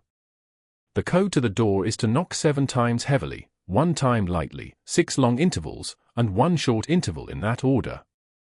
The remaining 3 and 8 are meaningless. Klein interpreted the content, leaned back against the sofa, and began to look forward to the gathering tomorrow evening. He wanted to sell some formulas to see if he could buy the corresponding ingredients or items. Chapter 273. Handing out a formula. Translator, Atlas Studios. Editor, Atlas Studios. Wednesday night, 5 minutes to 8. In an alley behind Braveheart's bar. Klein circled around for a while based on his memories before finally finding the house with the dark candlelights. He was disguised today in a greyish-blue worker's uniform, cap, and a beard so that no one would connect him to the guy who had tried his luck by buying Black Snake's item. "It would be best if I have wisdom and the apothecary don't recognize me, otherwise," a newbie who had relied on luck to become a Beyonder and was able to come up with several potions after a week would definitely be suspicious. Klein put his hands in his pockets and felt for Azek's copper whistle, the ordinary tarot cards, and the charms he had replenished. His uniform was specially modified by a tailor. There were many small pockets with metal bottles filled with herbs powder and extract essence. After taking a deep breath and slowly exhaling, Klein took out the metal mask that could only cover half his face and finished the first step to his disguise. "However, I'm not sure what eye of wisdom relies on to recognize people. This is all I can do. Sigh, if only I was already a faceless. But if that's the case, I wouldn't need to join such low-level Beyonder gatherings." Klein stood outside the door in silence for a few seconds. He then raised his right hand and knocked on the door, 7 hard knocks and 1 light one, with 6 long pauses and 1 short pause in between. Almost without waiting, the small wooden board on the door was silently pulled open, and an eye appeared behind it. It examined the visitor from head to toe. 2 or 3 seconds later, the door creaked open and Eye of Wisdom's attendant handed a hooded black robe to Klein. Klein maintained his emotionless state as he quickly put on the robe and pulled down his hood, letting the shadows cover his face. On the way to the living room, he deliberately took steps he wasn't used to and tried his hardest to eliminate the awkwardness. There was only one candle in the dark and silent room and quite a number of members at the gathering.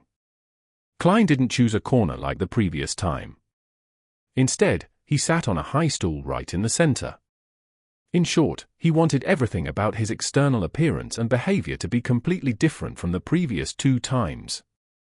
And it was precisely due to his identity as a clown that gave him this domain of expertise, allowing him to reflect his own body into his mind and gain fundamental control over it. The living room was so silent that it appeared frozen. Time passed by, and finally, Eye of Wisdom looked at the clock on the wall and said in his ancient voice, "It's time. Let's begin. We don't need to wait for our late friends." Just as he finished his sentence, Klein immediately said with a hoarse voice, "I want to sell potion formulas. They are Sequence 9 Bard and Sequence 8 Light Suppliant from the Church of the Eternal Blazing Sunday. The former is £220 and the latter is £450. This was the most suitable plan that he could come up with after much consideration. The Spectator and the Telepathist potions were related to the Psychology Alchemists, a secret organization that was still active in Backland in the Lun Kingdom. If he recklessly produced them, he might attract their attention. And the Church of Eternal Blazing Sun was blocked out by the Church of the Lord of Storms, so the corresponding Beyonders rarely appeared in Backland and could do very little. Therefore, it was an extremely safe choice. The potion of the Seer pathway involved Klein himself, and he certainly didn't want to reveal his characteristics. After having experienced so many battles and watched so many battles with Beyonders, he gradually came to understand something. It was that below the high sequences, Beyonders of different pathways had their own characteristics which didn't overlap. That was to say, each of them had their own strengths and weaknesses, and their strengths and weaknesses were all very obvious. The strengths were indeed strong, and the weaknesses were indeed weak.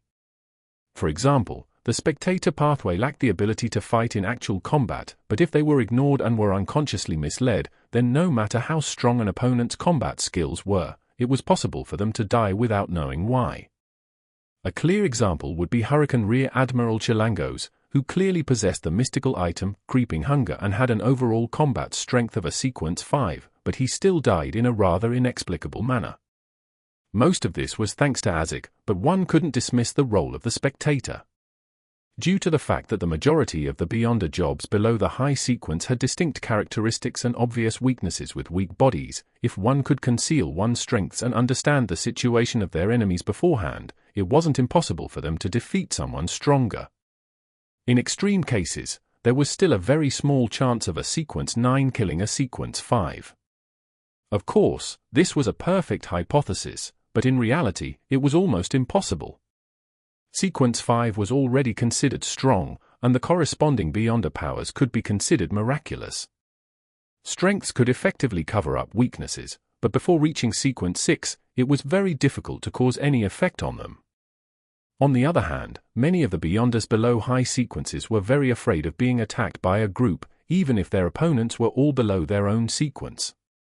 This was because once one became flustered, their attempts to avoid a fault would lead to failure of another. Their weaknesses could lead to fatal outcomes. These problems were why shepherds were ranked first below high sequences. They were so all-round that if they combined and matched their Beyonder powers well enough, they would almost have zero shortcomings. After I advance to the Sequence 7, I'll have all sorts of magical Beyonder powers. Then, even if I encounter a Sequence 6, I'll be able to contend against them for a while, and I might even be able to win. If I encounter a Sequence 5, there might still be a chance of escaping. As his thoughts raced, Klein looked around, waiting for someone to speak. If Bard and Light Suppliant can't be sold, then I can only go for second best and consider selling Spectator and Telepathist. In consideration of Beyonder characteristics, indestructibility and conservation. The formula of my own pathway definitely shouldn't be sold. The witch pathway wouldn't as well, for it would lead to many tragic cases. Whether it's instigator or witch, they're the type that necessitates committing evil deeds. Klein was a little nervous, but his face remained expressionless as he waited. Actually, I can consider buying it. At that moment, the chubby apothecary laughed. I can also accept another apprentice and give him these 2 formulas, making him specialize in praying for light to shine on my herbs. Perfect. How extravagant. His words broke the momentary silence in the room. A man in the corner, who had his hood pulled very low, spoke in a deliberately sharp voice, "Perhaps I can give it to my child. At least it's stronger than my sequence. Sequence 9, £200, sequence 8, £400, if you agree, we have a deal." To be able to take out £600 at one go means he's quite rich. That's enough to buy a house in Tingen City, Klein pretended to think, looked at the other members at the gathering, and observed their reactions. Noticing that no one had the urge to raise the price, and that the other party's bid had reached his bottom line, Klein thought for a while and said, "I'll tag on an additional request. You cannot sell these two formulas in this gathering, but you are free to do as you wish elsewhere." The man said sharply, "All right, Mr. Eye of Wisdom will bear witness." Klein didn't know how to prove that the formula was real, but he didn't want to ask as it would expose the fact that he hadn't participated in many gatherings. Therefore, he silently pulled up his robe and took out the two potion formulas he had written long ago and handed it to an attendant beside him. The attendant didn't walk to the corner. Instead, he went to the single sofa in the center and handed the folded paper over to the Eye of Wisdom. The old gentleman spread out the paper and, without taking an extra look at it, placed it on a small round table beside him. Then, he took out a handkerchief and wiped his right palm. From his pocket, he took out a ring inlaid with many tiny diamonds. This ring was complicated and exquisite in design. In the middle of the ring was a dark green gem that looked like an eye. Just by looking at it from a distance, Klein felt his head swell and his body turn uncomfortable. It was just like back when he was taking his math examination.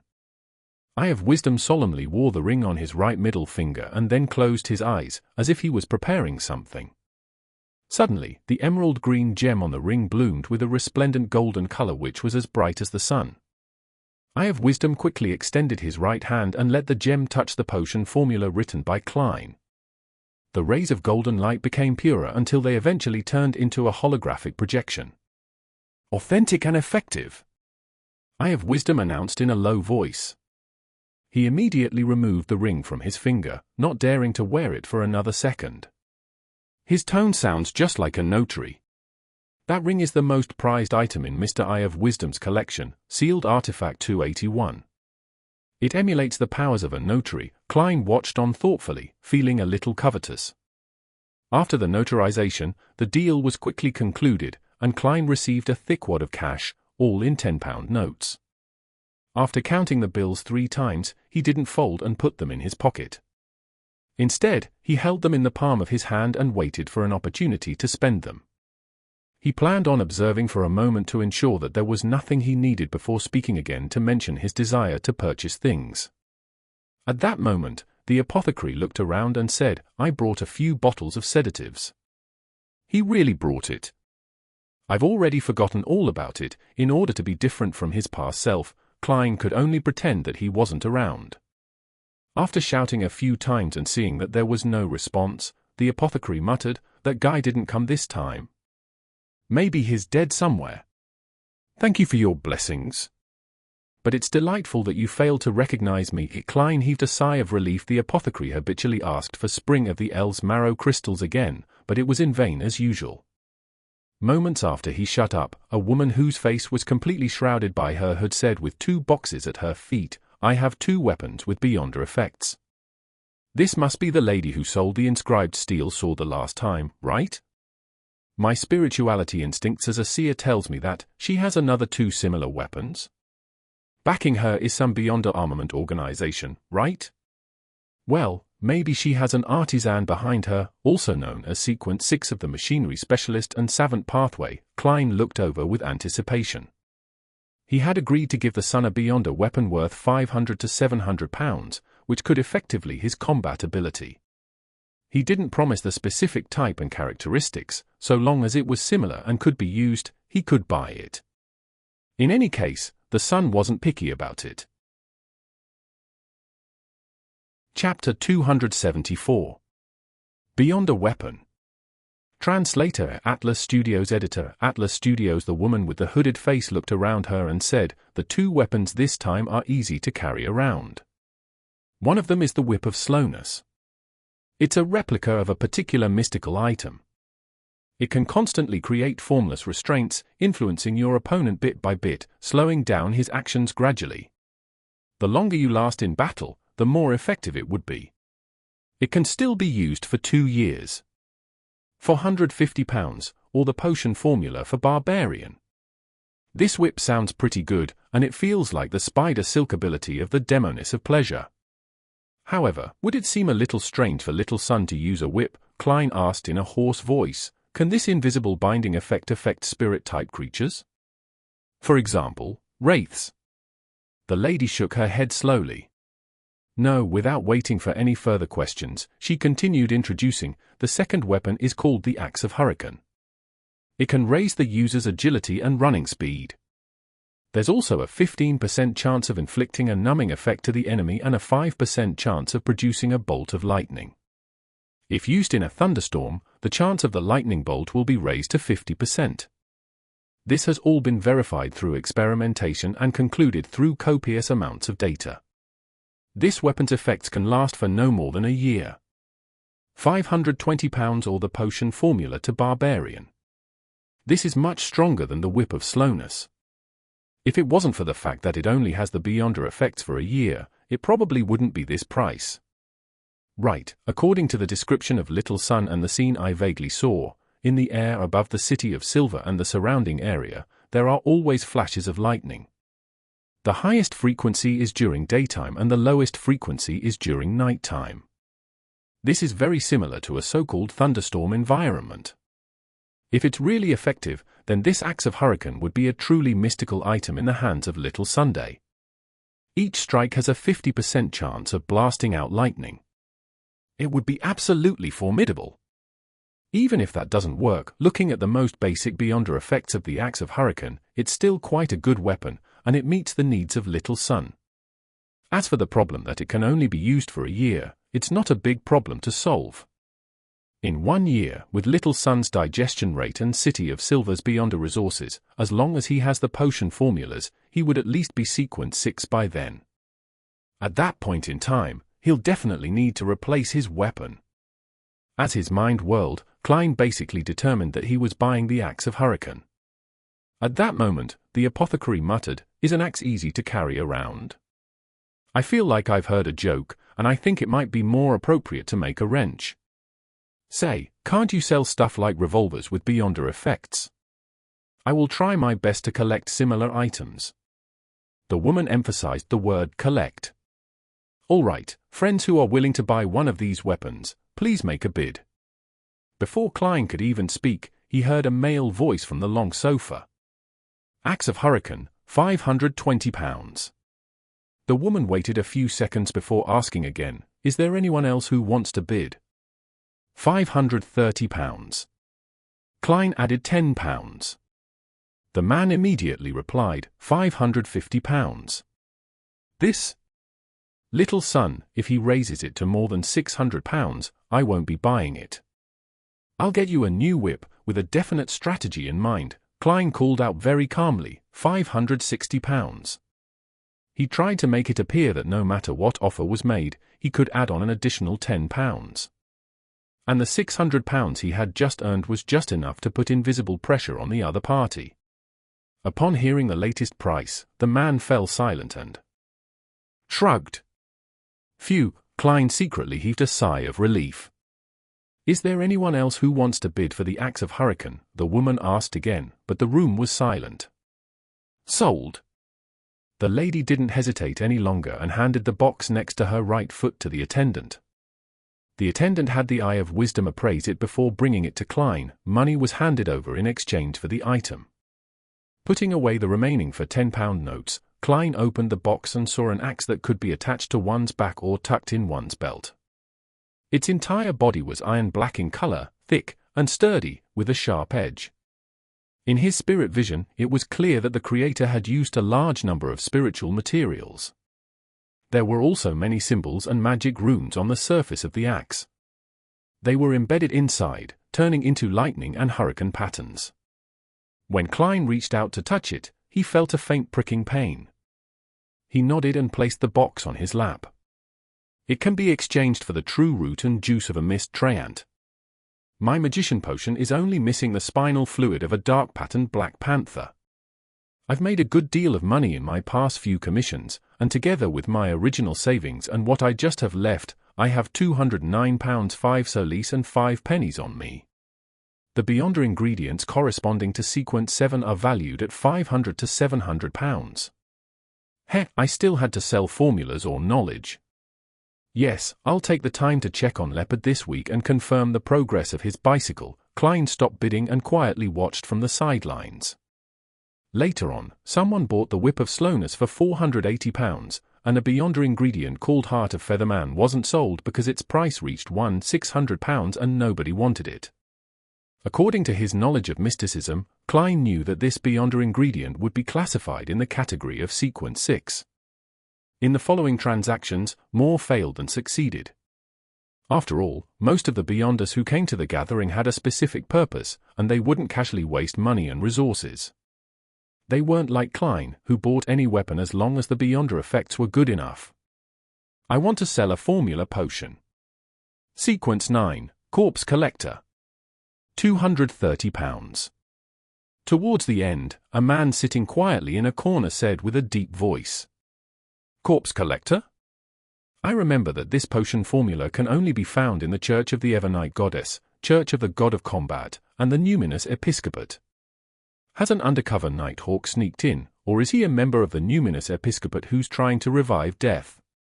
Of course, it isn't that strange for low-sequence formulas to be found in the wild. This isn't a huge secret. I remember old Neil mentioning that the formula for Corpse Collector involved a desiccated black-spotted frog. Klein controlled himself and didn't smile. He thoughtfully looked ahead and discovered that the potion formula of Corpse Collector was quickly sold. The potion formula for Sequence 9 is very easy to sell. Before, there was just a single Sequence 8 Folk of Rage formula that failed to close several times, while my light suppliant formula matched with Sequence 9 Bard was sold relatively easily. Yes, most Beyonders would collect Sequence 9 formulas if they have the money to spare. They can give their own children and students more opportunities to choose from, allowing them to walk a path that they preferred. Under this premise, if a Sequence 8 formula doesn't have the foundation Sequence 9, they would have to wait for Beyonders who are attempting to advance, and there might not even be one in 1 to 2 years. After all, the circle of Beyonders is very scattered, and most people don't know about the acting method. Yes, they also don't know the law of Beyonder characteristics conservation and indestructibility. Klein silently thought and didn't speak. After another 15 minutes, seeing that the gathering was about to end, he asked probingly, "Who has the complete spinal fluid of a dark-patterned black panther?" Silence. No one spoke in the living room. Klein thought for a moment, then added, "I will provide payment that no Beyonder would refuse. For example, the law of Beyonder characteristics conservation and indestructibility. Unfortunately, I've already sworn to the goddess that I wouldn't impart the acting method to anyone else. I've already died once. I wonder if that oath is invalid." Klein forcefully retracted his scattered thoughts, but he still didn't hear anyone speak. "Okay, next." He deliberately made a shrug that he wouldn't normally do. The apothecary cleared his throat and said, "I brought quite a few of my own medicine. Take a look at what you want. It's not expensive at all. It's just a few pounds or even a few soli." When the lady selling Beyonder weapons heard this, she asked curiously, "I want to know if the dangerous beast in the sewers has been eliminated."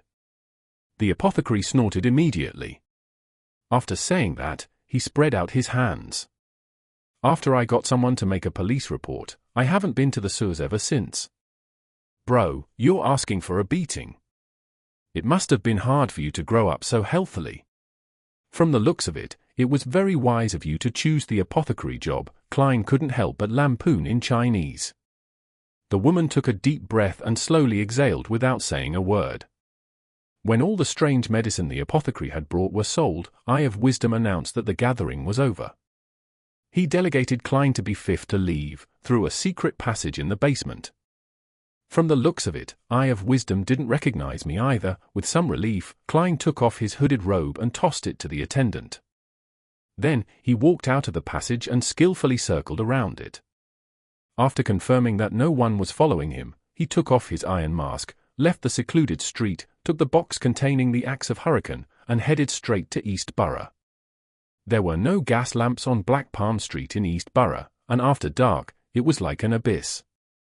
In a particular apartment here, Klein sealed the room with a wall of spirituality, then he summoned himself and carried the Axe of Hurricane above the grey fog. If it had been a little heavier, I wouldn't have been able to carry it with me even if I had Mr. Azek's copper whistle to reinforce my spirit.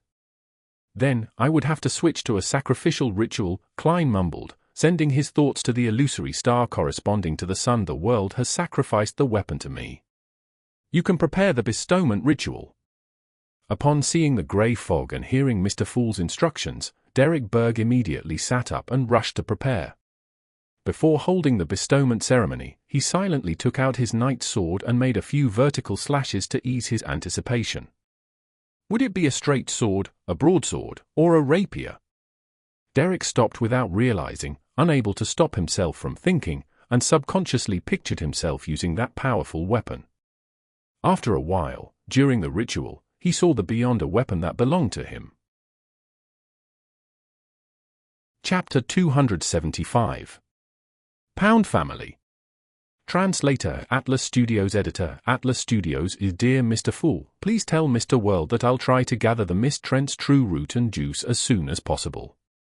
After receiving the son's reply, Klein nodded indiscernibly and muttered to himself, from the looks of it, he's rather satisfied with the weapon. Even without the additional effects from the environment, the Axe of Hurricane is still quite a formidable weapon. He had passed the information regarding the beyond a weapon's characteristics and limitations to the son. He didn't describe it directly in order to avoid sounding naggy. He needed to maintain his image. After doing all of this, Klein didn't stay any longer and immediately returned to the real world, changed his clothes, and left Black Palm Street. East Borough, Derricks Street, in a cramped but lively pub. Derricks covered her nose and mouth as she squeezed in. To her, what was bad about this place wasn't just because it smelled of alcohol and sweat, but that she would easily encounter people much taller than she was. She had to face their armpits and the strong odor was nauseating. Using a great deal of effort and even using the powers of an arbiter, Zio finally squeezed her way to the bar counter and saw the man she was looking for. It was a young man in his 20s. He had a face as long and thin as a horse. His eyebrows were messy and ferocious, but his facial features were relatively soft. He was gulping down alcohol and laughing loudly with the patrons around him. "Williams, I have something to talk to you about." Zio banged on the wooden counter. This boorish action immediately attracted many angry gazes. However, they quickly retreated under the stern gaze of an arbiter. "Oh, Zio, I haven't seen you in days." "Let me see, it's been a week, no, at least 3 weeks. Care for a drink?" "Half and half," William said, half drunk and half surprised. Half and half was one of the most popular alcoholic beverages in East Borough, made from malt beer and fortified grape wine, and because it has precisely made up of 2 constituents of equal proportion, it was known as half and half. "Are you really going to let me drink?" Zio pricked up her brows. "No, he doesn't," the boss, who was wiping the glasses, hurriedly answered on William's behalf. He clearly remembered how deadly the girl would become when she got drunk. She would use her fists to persuade the guests to quit drinking and throw them out one by one. The corner of William's mouth twitched as he spread out his hands and said, "Go on, why are you looking for me?" He was one of East Borough's informants and was connected to several gangs. Zio frowned and said, "Williams, can't you quit drinking? Save your money, marry a nice girl, and come home every day to hot water, food, and warm greetings. You can share all the things you've seen in the day with her, and she can tell you about the trivial things that happened in your house, and there will be cute kids who will kiss you on the cheek and play around you. Isn't such warmth nice?" She was able to gain a quick foothold in Backlands East Borough, all thanks to William's help, so she had always wanted him to be better off. "Warmth?" Williams scoffed. "It's built on the money I bring back, and I've seen through the farce.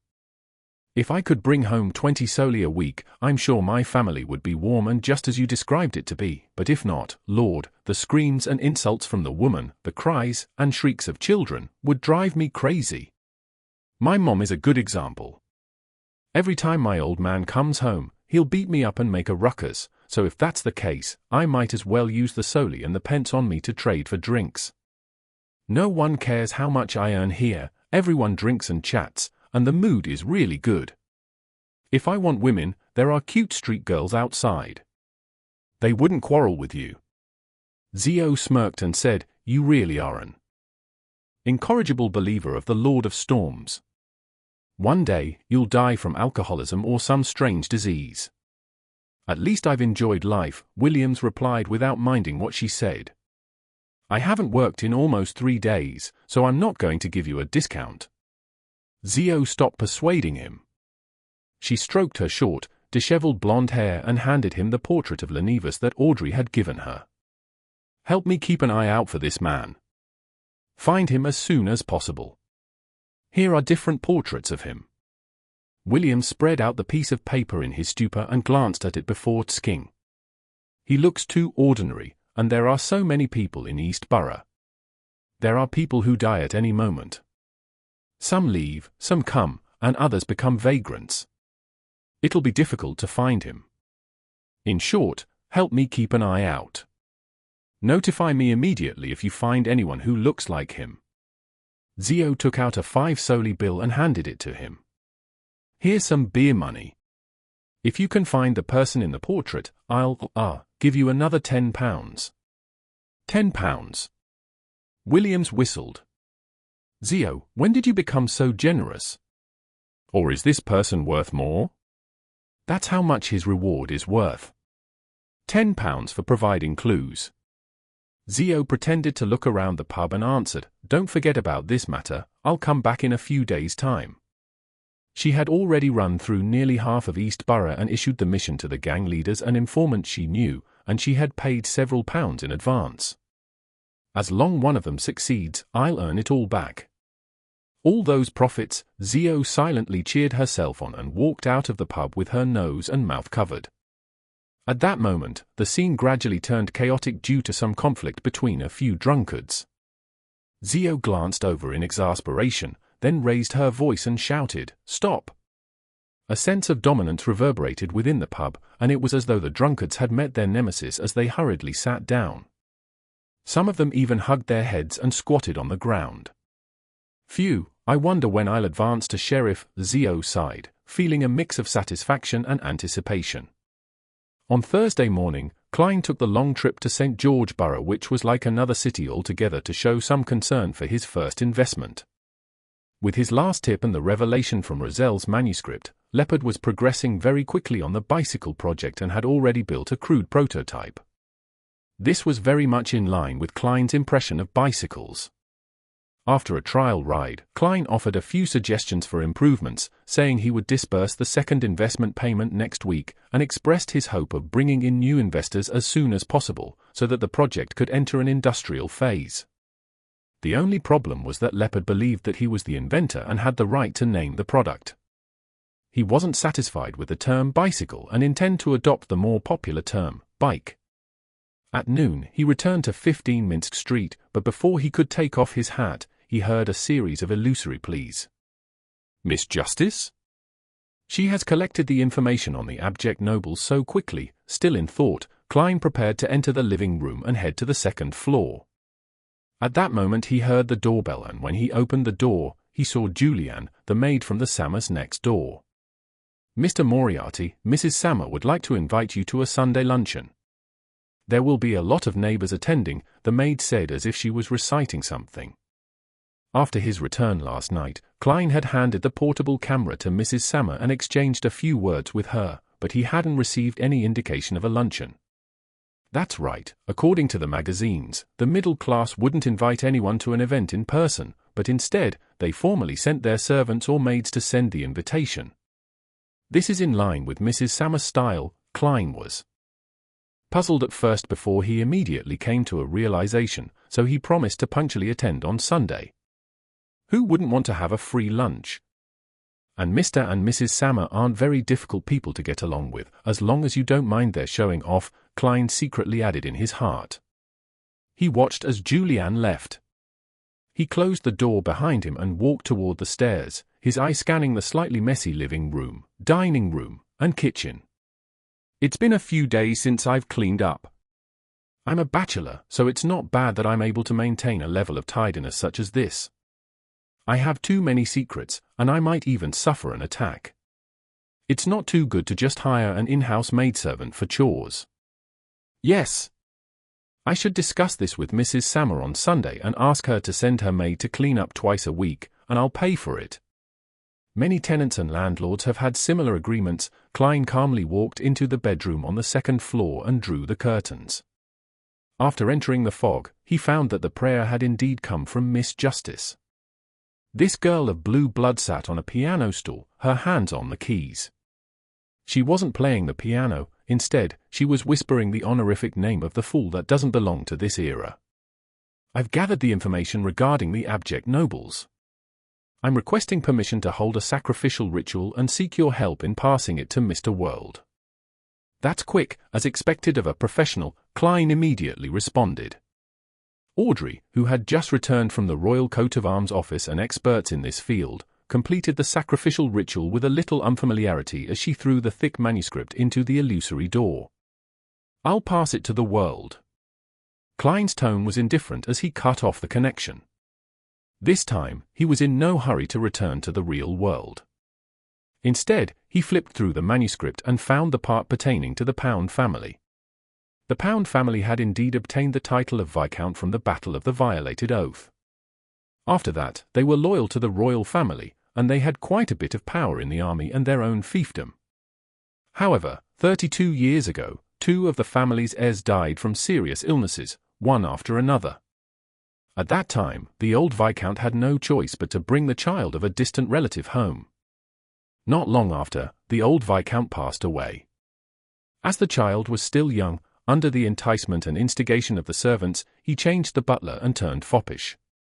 In just 8 years he had lost most of his fortune and was reduced to a baron. Even the family's house in Backland was sold. In the years that followed, his title was reduced once again to that of a baronet. Died of serious illnesses? Their corpses are probably nowhere to be found. They should all be in that innermost room in the underground structure, outside that bloody door. The old Viscount must have deliberately concealed the matter, preventing the royal family, military or churches to investigate. From the looks of it, the Pound family must have discovered the underground structure from the Fourth Epoch about 30 years ago. Perhaps, the underground secret door was built by them, but there are more than 2 corpses in that room. There were others who had entered in ancient times to probe the area? Well, I'll have to talk to Baronet Pound in a way that won't reveal my identity. Klein stopped thinking and looked at the last paragraph. He saw what he wanted: Baronet Pound, currently living at 29 Civilas Street, Empress Borough. Chapter 276. Rafter Pound. Translator, Atlas Studios Editor. Atlas Studios Civilas Prefecture was located west of the Lun Kingdom, across the Hornaces mountain range from the Intis Republic. And in Backland, there was a street named after it, on the edge of Empress Borough, where the headquarters of the capital's police department was located. Many people chose to settle down here for the peace of mind, and Rafter Pound was one of them. The baronet stood by the closed window in his warm activity room at Unit 29, in his cotton-quilted pajamas, staring diagonally across the street at Civilas Yard. He was in his early 40s, but the sides of his hair had turned white. He had puffy eyes and clear wrinkles on his face. His body constantly emitted the smell of alcohol. On the floor behind Rafter lay some torn lingerie, and opposite it was a burning fireplace. The baronet raised his glass and gulped the rest of the liquid in it. Then, he walked slowly to the door and returned to his bedroom to get some sleep.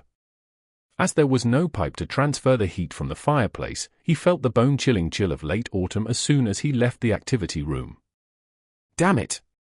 Rafter Pound cursed under his breath as he staggered to the bedroom door and twisted the handle. The bedroom was dark, with only a faint crimson glow shining in. Rafter was about to close the door behind him and collapse into bed when his eyes suddenly froze. A figure was sitting quietly on a chair beside the curtain. The figure wore a pair of greyish-blue pants and a cap. The entire person was completely hidden in the shadows. Sensing Baronet Pound's gaze, the man slowly raised his head and looked over. His face was painted red, yellow, and white, looking like the funniest clown. Rafter was about to shout and run when he saw a revolver aimed at him and heard two deep and hoarse sentences.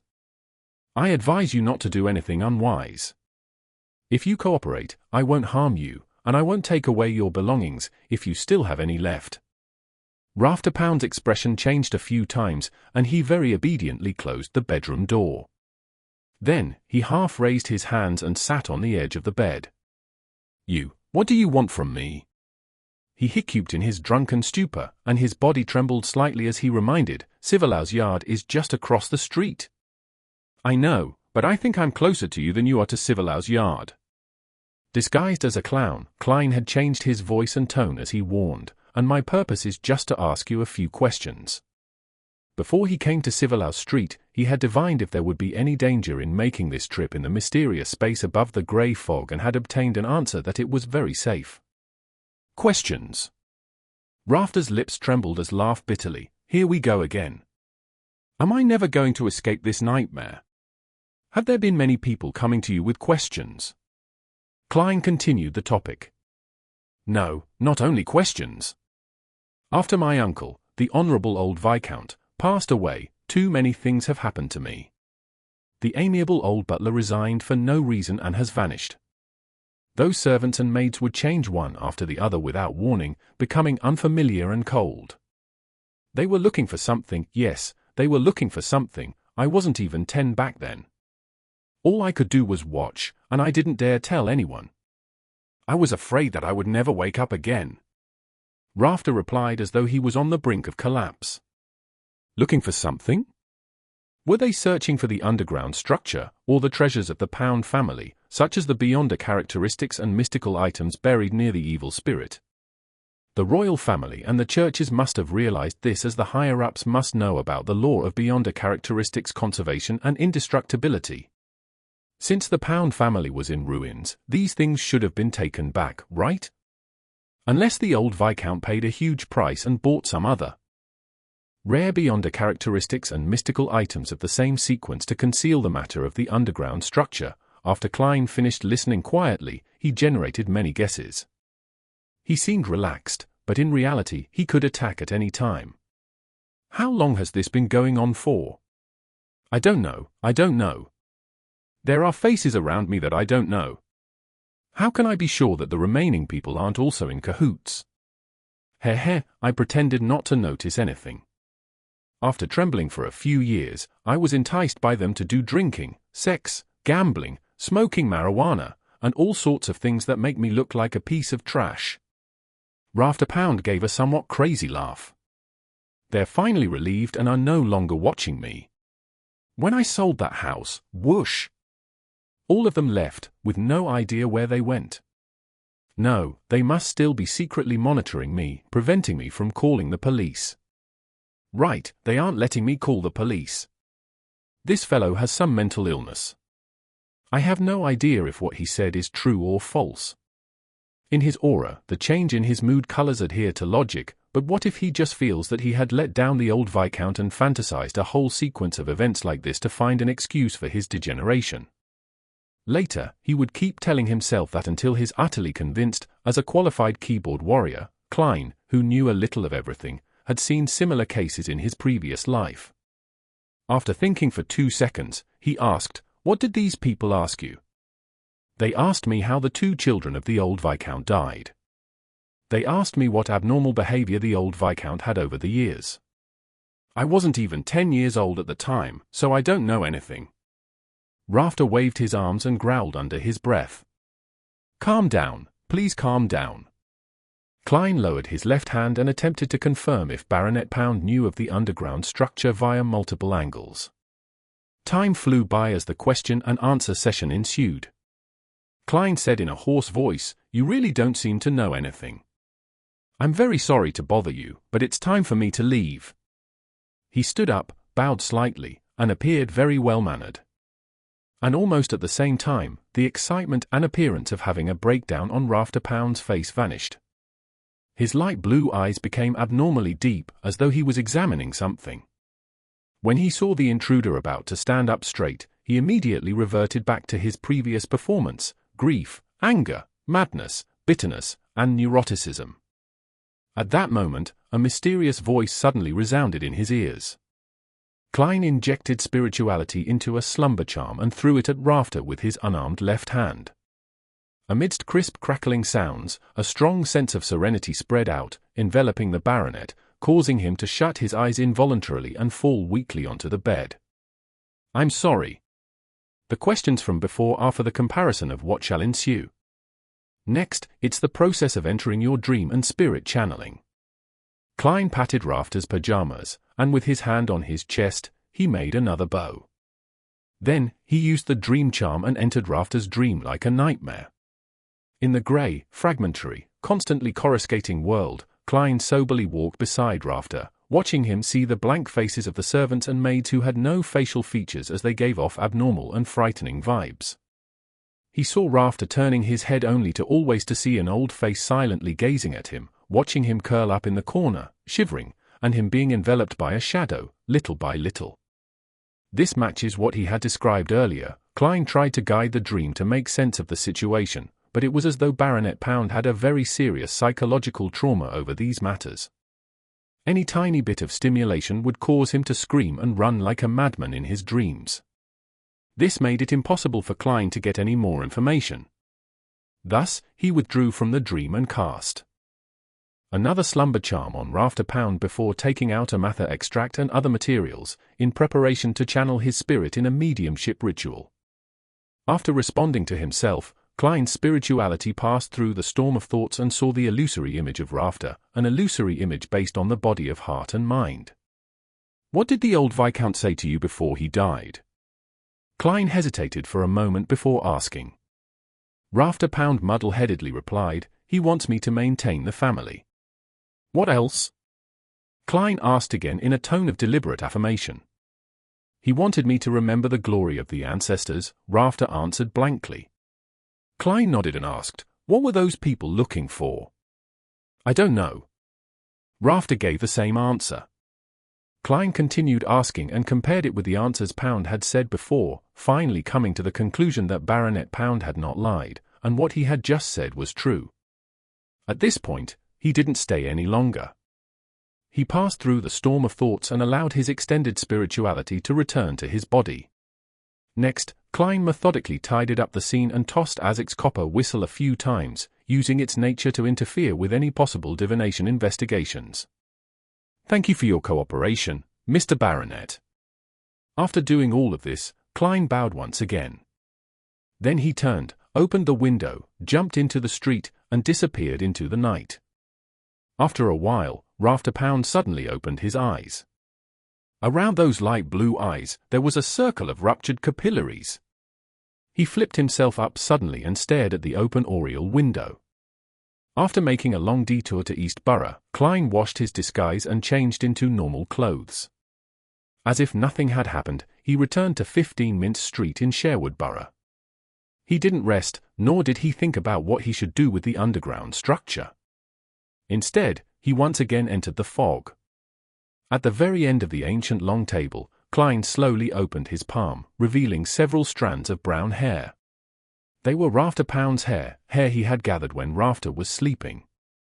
There's still the final step, confirming with divination above the grey fog, Klein silently muttered to himself, then he conjured a pen and paper.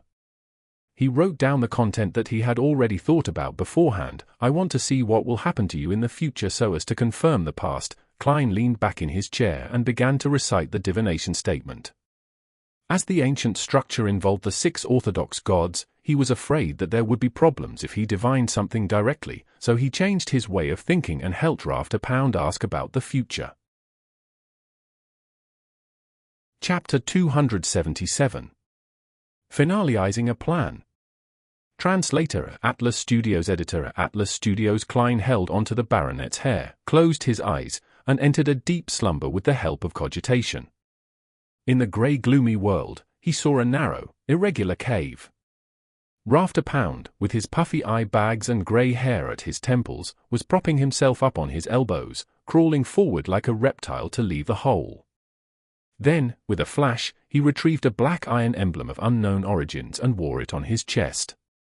The emblem had a scepter carved on it, as well as a hand that was holding onto the scepter tightly.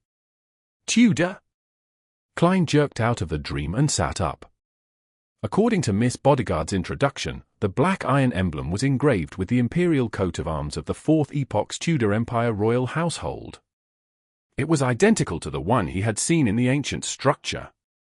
Rafter Pound is definitely not as simple as he seems to be. Klein rubbed his forehead and muttered to himself. As a seer, he had his own interpretation of the revelation he had received from the dream. On the one hand, he knew that it was something Rafter Pound would do in the future, and on the other hand, he believed that it meant that Rafter Pound had a deep connection with the Tudor family. Through the 3 tests of direct questioning, dream probing, and spirit channeling, Rafter Pound didn't expose any problems, nor did he make me notice that anything was amiss. If I didn't have a 4th test, I probably would have been deceived by him. Yes. Maybe he really doesn't know anything at present and that it was a true act. In the future, he might even chance upon an opportunity to form a connection with the Tudor family. But it's more likely that he has already learned a lot from the old Viscount. Without confidence, he intentionally turned decadent and acted crazy and ignorant. For him to be able to hide from my dream and spirit channeling, it should be a result of some beyonder powers. He probably wasn't acting at that time and was really in a muddled state. Otherwise, he would have exposed himself in front of a person like me who is very experienced in such matters. What beyonder powers could it be? Or is he the kind that is born with certain beyonder powers? Klein proceeded this line of thought and soon realized he had reached a dead end. He quickly pulled himself out of this dead end and changed his angle of thinking. Rafter Pound has a deep connection with the Tudor family. Can I make a bold hypothesis that he's actually a descendant of the Tudor family? If the blood relationship between him and the old Viscount is real, then things are going to be interesting. The entire Pound family is a branch of the Tudor family that changed its surname to escape pursuit. They contributed tremendously and were conferred aristocratic titles, and they returned to the center of power, one step at a time. Meanwhile, they were secretly searching for the secret remains left behind by the Tudor Empire in Backland. After an unknown period of time, they finally found something. Thus, they bought what currently belongs to Millet Carter's house and built an exaggerated basement, which was used to explore the surrounding area. 30 to 40 years ago, they found the ruins and built a secret door to it. But, during the exploration process, an accident occurred. That evil spirit didn't recognize any of the so-called Tudor descendants at all. The 2 heirs of the old Viscount died in that room, in the deepest corner, one after the other. Even their beyonder characteristics and mystical items couldn't be retrieved. Although the old Viscount spent a great price to buy similar beyonder characteristics, making it seem like the 2 heirs had died relatively normal deaths, the consecutive deaths made the royal household and the churches suspicious. Therefore, after the old Viscount passed away, Rafter Pound deliberately exaggerated and distorted the secret investigations of the past, to frighten himself into having mental problems. He began to engage in debauchery so as to avoid the attention of others. This can explain what previously puzzled me. How can a Viscount family be placed under the control of some mysterious person without any action from the royal household and the churches? Even if controlling him was necessary, they would do it in a milder and undetectable manner. For example, using a faceless of my sequence 6 pathway. A child can even sense something abnormal, much less the powerful beyonders of the royal household and the 3 churches. The reason why they were unaware can only be explained by the fact that they were the ones who had sent those people. Yes. Back then, I surmised that the Tudor family and the Trunsoist family grasped the Dark Emperor pathway, so due to the need to act, they would establish dynasties to maintain the style and uniqueness of the Solomon Empire. On this point, Miss Bodyguard has indirectly proven it. The Dark Emperor pathway sequence 9 is lawyer, a beyonder job that is extremely good at using order. Yes. Rafter Pound was able to deceive my dream and spirit channeling abilities because of this. Perhaps he's gone one step further? He cooperated with me sufficiently, so in his muddled state in the dream, he was still able to subconsciously use the loophole of order and affect the development in the direction he wishes to have. Upon careful consideration, during the process of spirit channeling, Rafter Pound didn't seem to really lie. However, his truth was only a partial truth. Maintain the families and remember the glory can be referring to the Pound family and also the Tudor family. Klein's train of thought became clearer bit by bit, and he had an overall assessment of the situation. From Rafter Pound's current attitude, the evil spirit shouldn't be able to escape without any external help, otherwise, the baronet would have long thought of a way to save himself. It doesn't matter if the evil spirit would come looking for him, as long as it escapes the seal and creates a disaster, the secret of the underground ruins would be exposed to the royal household and the churches. When that happens, Rafter will definitely be implicated. The room opposite had collapsed, but it didn't affect the power that restricted the evil spirit. This means that as long as the innermost room isn't directly destroyed, the evil spirit wouldn't be able to escape. The plan is clear then. I would buy some explosives from Casper's and collapse the entrance so that no one can get in, leaving the evil spirit buried underground forever. When I'm powerful enough, I can consider finishing it and help the citizens of Backland get rid of this latent danger and harvest some valuable items in the process. However, how should I collapse it safely? I don't know anything. Maybe Casper's knows a demolition expert? After all, he is a black market weapons merchant. Klein quickly finalized the plan and decided on finding Casper's tomorrow evening. He would try to settle the matter of the underground ruins within the week. As for the true relationship between the Pound family and the Tudor family, and for Rafter's abnormality, he didn't want to probe too deeply into it. It's none of my business. Klein grumbled and quickly plummeted down past the grey fog and returned to the real world. On Friday morning, Klein went out early as usual and pretended to be very busy.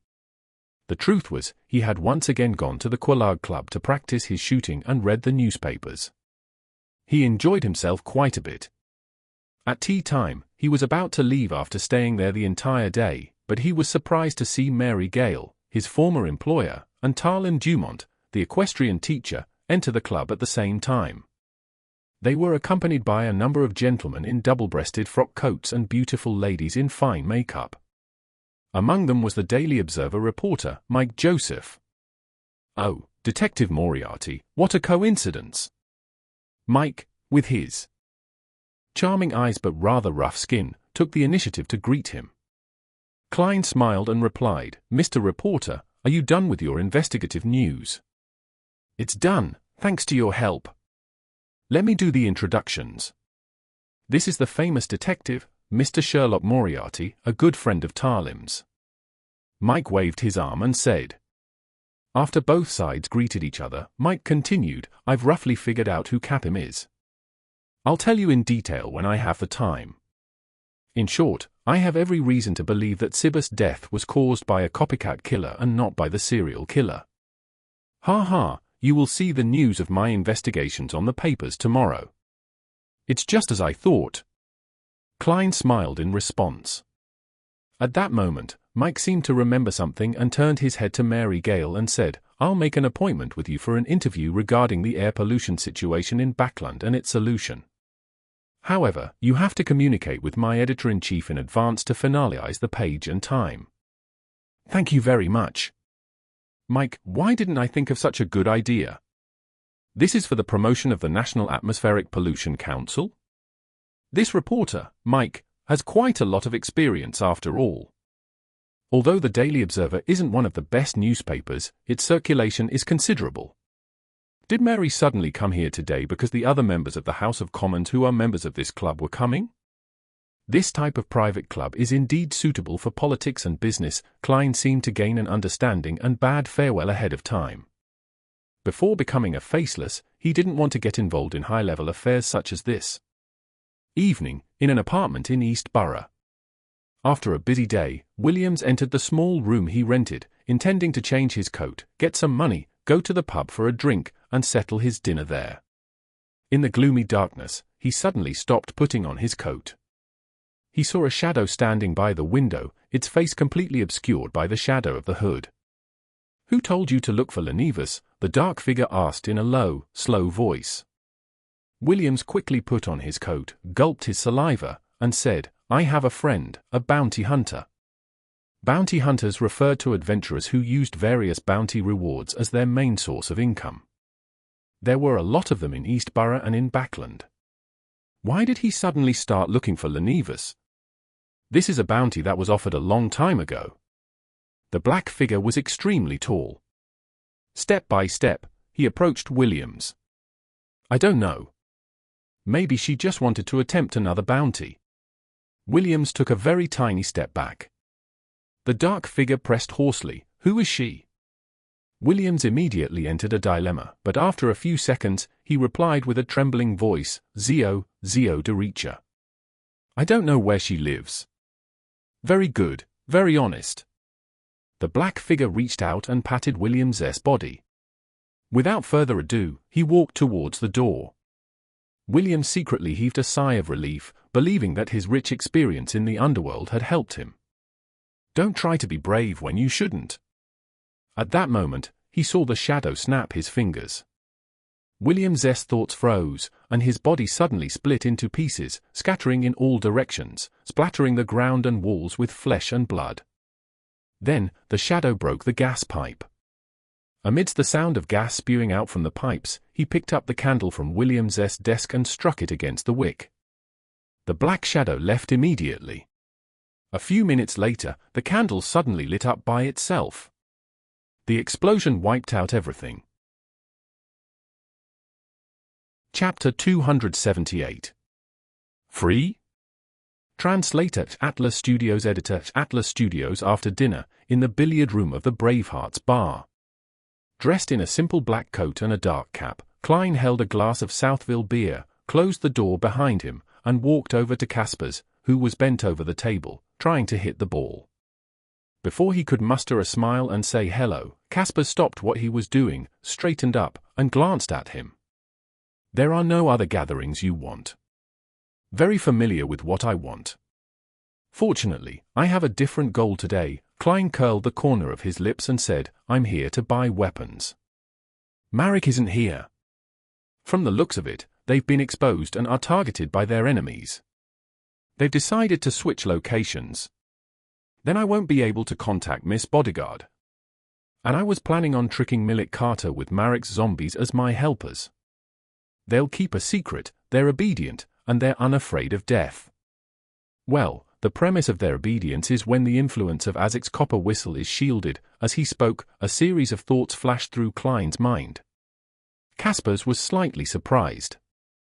With a look of suspicion, he leaned against his cue stick and rubbed his brandy nose and said, "What kind of weapon are you looking to buy? Have you finished the previous bullets? That's quite a lot of practice." "No, I practiced with bullets I bought at the Quillard Club." Klein smiled.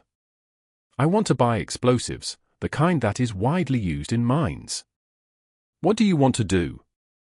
Casper's blurted out as his expression turned solemn and stern.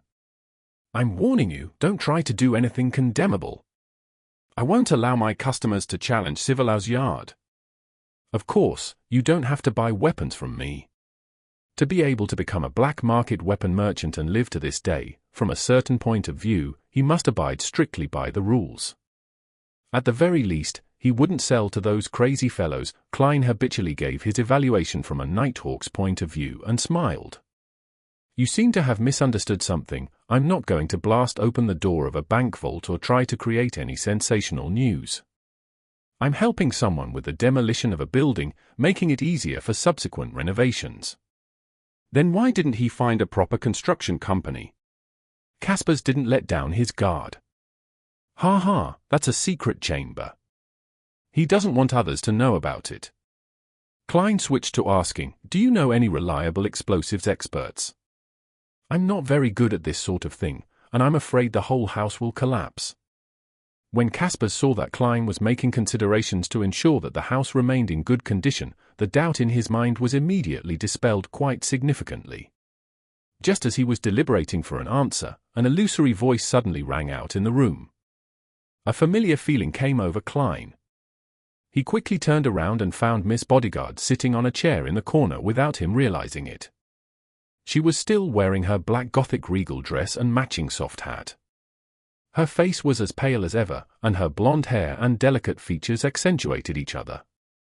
"Good evening, madam." Klein slightly bent his back and bowed. "Good evening, Sharon."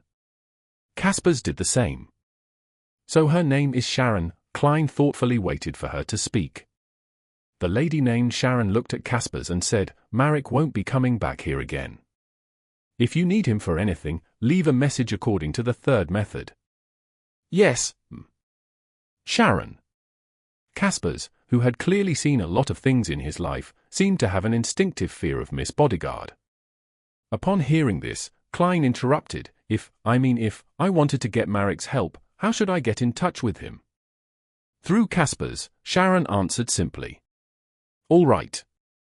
Klein spread out his hands and said, "Oh yeah, what did you mean when you said there's no need for a demolition expert?" Sharon's blue eyes didn't waver in the slightest. "You are one? You're a demolition expert? Wait a minute, aren't you a Beyonder with special abilities, probably at sequence 5?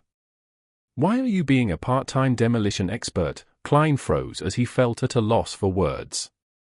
In the end, he chose to believe Miss Bodyguard as he said in deliberation, "I'm going to visit." Before he could finish, he looked at Caspers. It was indicative that the ensuing topic wasn't suitable for this ordinary person. Fundamentally, due to his body, a black market weapons dealer is indeed considered an ordinary person, Klein silently added. Sharon looked at Caspers and said, "Prepare the explosives. £2. He'll pay." "Yes, Sharon."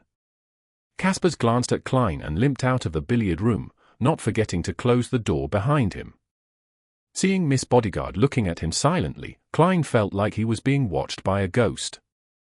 He quickly organized his words and said, "I found Baronet Pound's address and visited him in the middle of the night." After recounting everything that Rafter Pound had told him, Klein began to deduce the process from the story.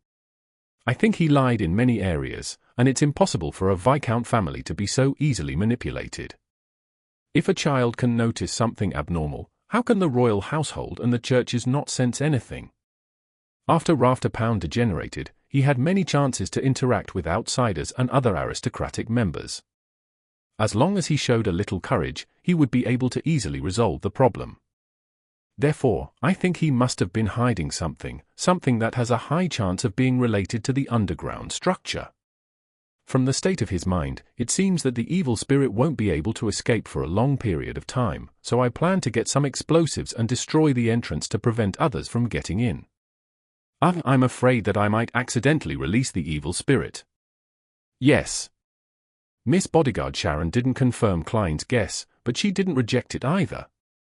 At that moment, Klein hesitated and asked, "I don't know much about demolition, so I'm preparing to draw a layout and hire a demolition expert to give me the positions to lay the explosives and their corresponding weights. If I ask you for help again, how much would I have to pay? If it's too expensive, it'd better for me to look for an ordinary demolition expert. After all, I'm getting only £50 from this, while Miss Bodyguard charges £10 for 3 days." Klein had already made plans. "Free." Sharon's answer was still in her usual style of being terse. From what he knew, free things cost the most. Sharon sat quietly for a few seconds before giving a brief explanation. "After collapsing the entrance, I'll be the only one capable of entering and exiting. This was what I wished to do.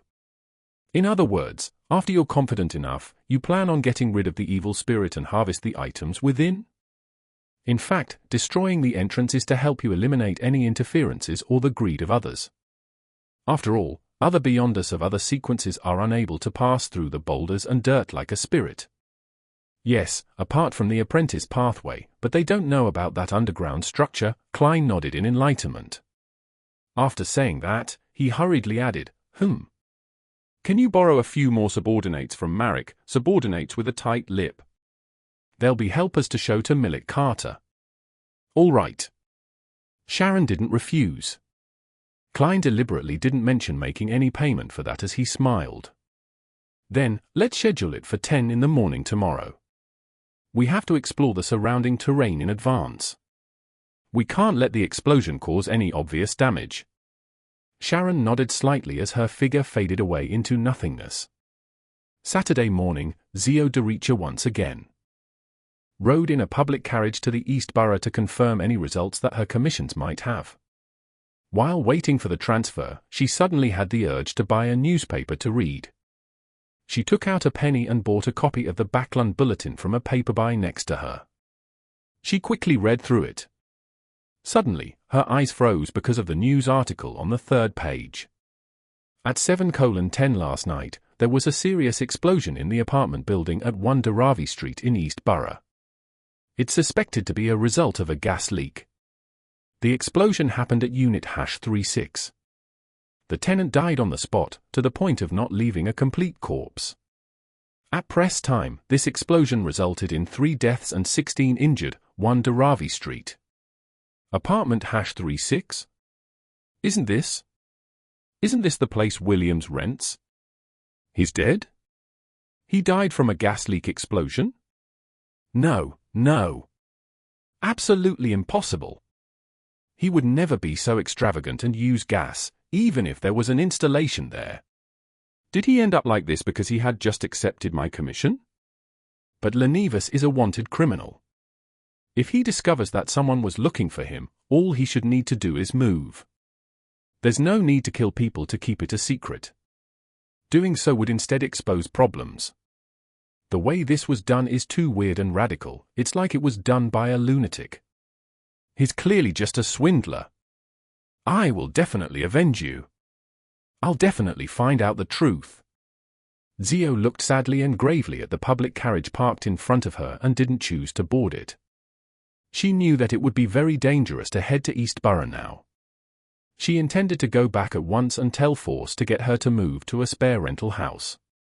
Then, she would head to East Borough in a disguise and ask someone familiar to gain a preliminary understanding of the reason and find traces of the killer's tracks. Sigh, it's true that none of Miss Audrey's commissions are without danger. I thought that as long as I didn't stop someone who is already a wanted swindler and didn't stop him from escaping, he wouldn't retaliate in such a vicious manner. I was careless. I was the one who caused William's death. Well, that didn't exclude the possibility that he was also gathering information on other matters, thereby bringing about disaster. Zio closed her eyes and crossed the street to the waiting area on the other side. At 10:14, after confirming the surface conditions of the fourth epoch structure, Klein and Miss Bodyguard, Sharon, arrived outside the building at 8 Williams Street. Sharon had already vanished, and Millet Carter saw Detective Sherlock Moriarty in his greyish-blue worker's uniform and cap and his 3 taciturn assistants. It's convenient to explore like this, Klein explained. Millet Carter's eye swept across the 3 assistants who were obviously good at fighting and nodded in satisfaction. Your preparations were quicker than I expected. Is one of them a snake-repelling expert? Yes, they're very good at repelling snakes. Klein didn't hesitate to give an affirmative answer. How could a zombie be afraid of being bitten by snakes? Chapter 279. Extreme Joy Begets Sorrow. Translator, Atlas Studios. Editor, Atlas Studios. In the dark underground structure, Klein walked around the hall with a raised lantern in his hand. He thoroughly checked to see if there were any other entrances. Of course, he didn't dare enter the tunnel that led to the innermost room, and the newly gathered snakes were, once again, blown away by a biting cold wind. After receiving confirmation, he took the initiative to retreat to the side of the gate, where he watched, along with the 3 zombies, as Sharon placed explosives at different locations. She looks very professional. Klein sighed softly. And without a doubt, the 3 zombies didn't respond to his musings. However, there was a reason for this. He kept using his spirituality to wrap Azek's copper whistle so as to shield against its negative effects, otherwise, he would have encountered their abnormally passionate response. He had no intention of bringing this ancient and exquisite copper whistle with him originally, but considering that he had to guard against the evil spirit's manipulations, he could only sacrifice some of his spirituality. Miss Bodyguard, no, Miss Sharon said that she's a demolition expert, and from the looks of it, she really isn't bragging. Was she in this line of work in the past? Or does one of her sequences in her Beyonder pathway make her skilled in this domain? According to the information I read back in the Nighthawks, a few candidates like Sequence 9 Criminal, Prisoner, Warrior, and Hunter, Sequence 8 Sheriff, and Sequence 7 Weapon Master and Knowledge Keeper. The latter has a nickname, Detective. It's part of the Church of the God of Knowledge and Wisdom. As for the rest, I'm completely clueless. I wonder which pathway Miss Sharon is. Nothing seems to match, and she even showed her ability to command the zombies. While Klein's thoughts wandered and made all sorts of associations, Sharon finished setting up the explosives and, in passing, lit the fuse. In passing? Lighting the fuse? Hey! Why didn't you give any warning? Only then did Klein jolt back to his senses and was startled. He quickly rushed out of the hall and entered the corridor outside. As for the three zombies, they calmly followed behind him. It's very safe here. Sharon suddenly appeared and floated beside him. Klein breathed a sigh of relief and asked, "Will dust fall from the tremors over here?" "Yes," Sharon answered with a single word. "That's good." As he spoke, Klein took another step back. The hissing sound of the fuse burning reached his ears, making him feel slightly irritated. It wasn't because he was afraid of the explosion that followed, but because he couldn't feel at ease. Who? Klein didn't understand what she meant. The earth shook violently, and plumes of dust fell from above. Klein's ears buzzed, and for a moment he couldn't hear anything else. If it wasn't for the fact that he was a clown, he would have lost his balance and collapsed to the ground. Cough. Cough. Cough. Having been distracted and caught unaware, he started to cough. He saw boulders and mud rapidly falling in front of him as they instantly blocked the entrance. During the remaining tremors, Klein gripped the copper whistle given to him by Mr. Azik and observed its reaction.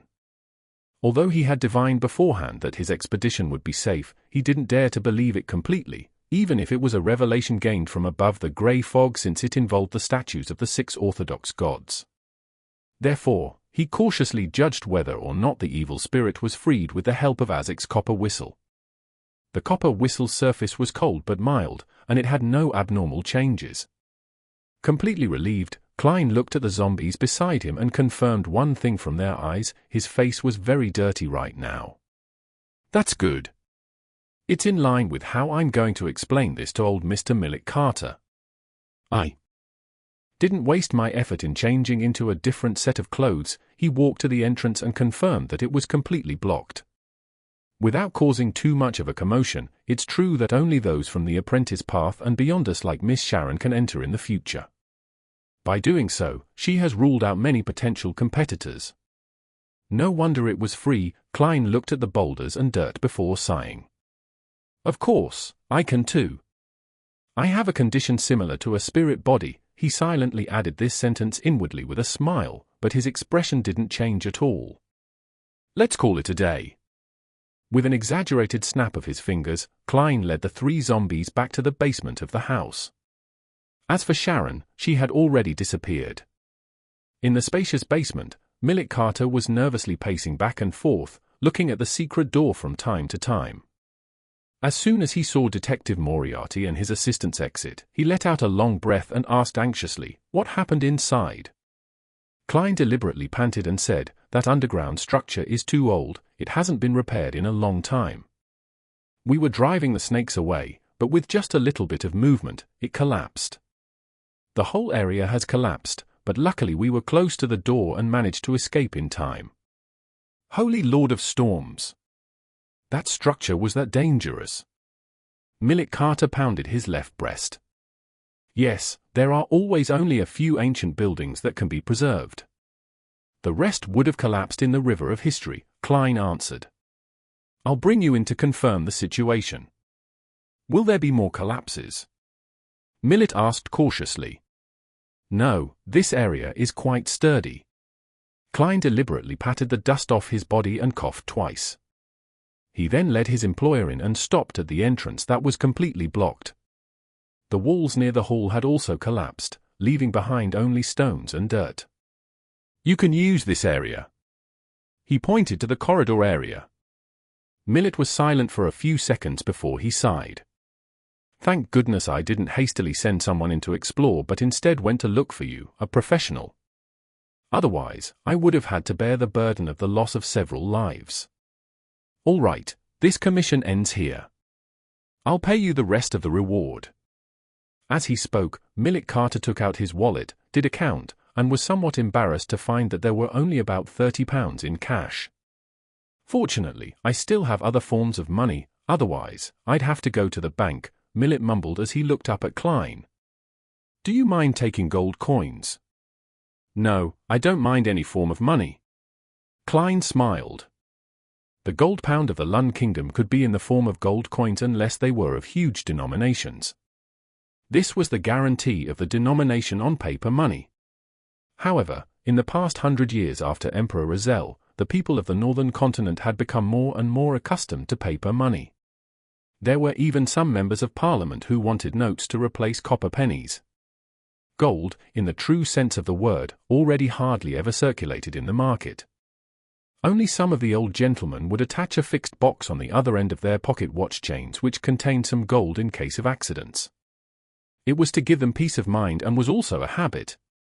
Millet nodded, and following the gold chain on his clothes, he pulled out a box that flickered with golden light from a certain pocket.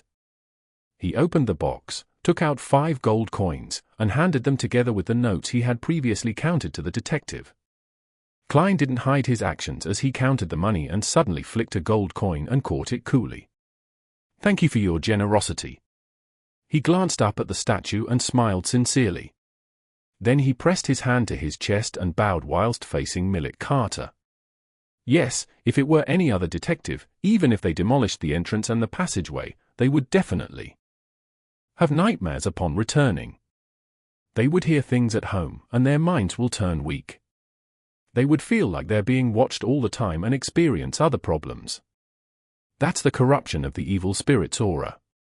It will take a very long time before the effects disappear, but we're different.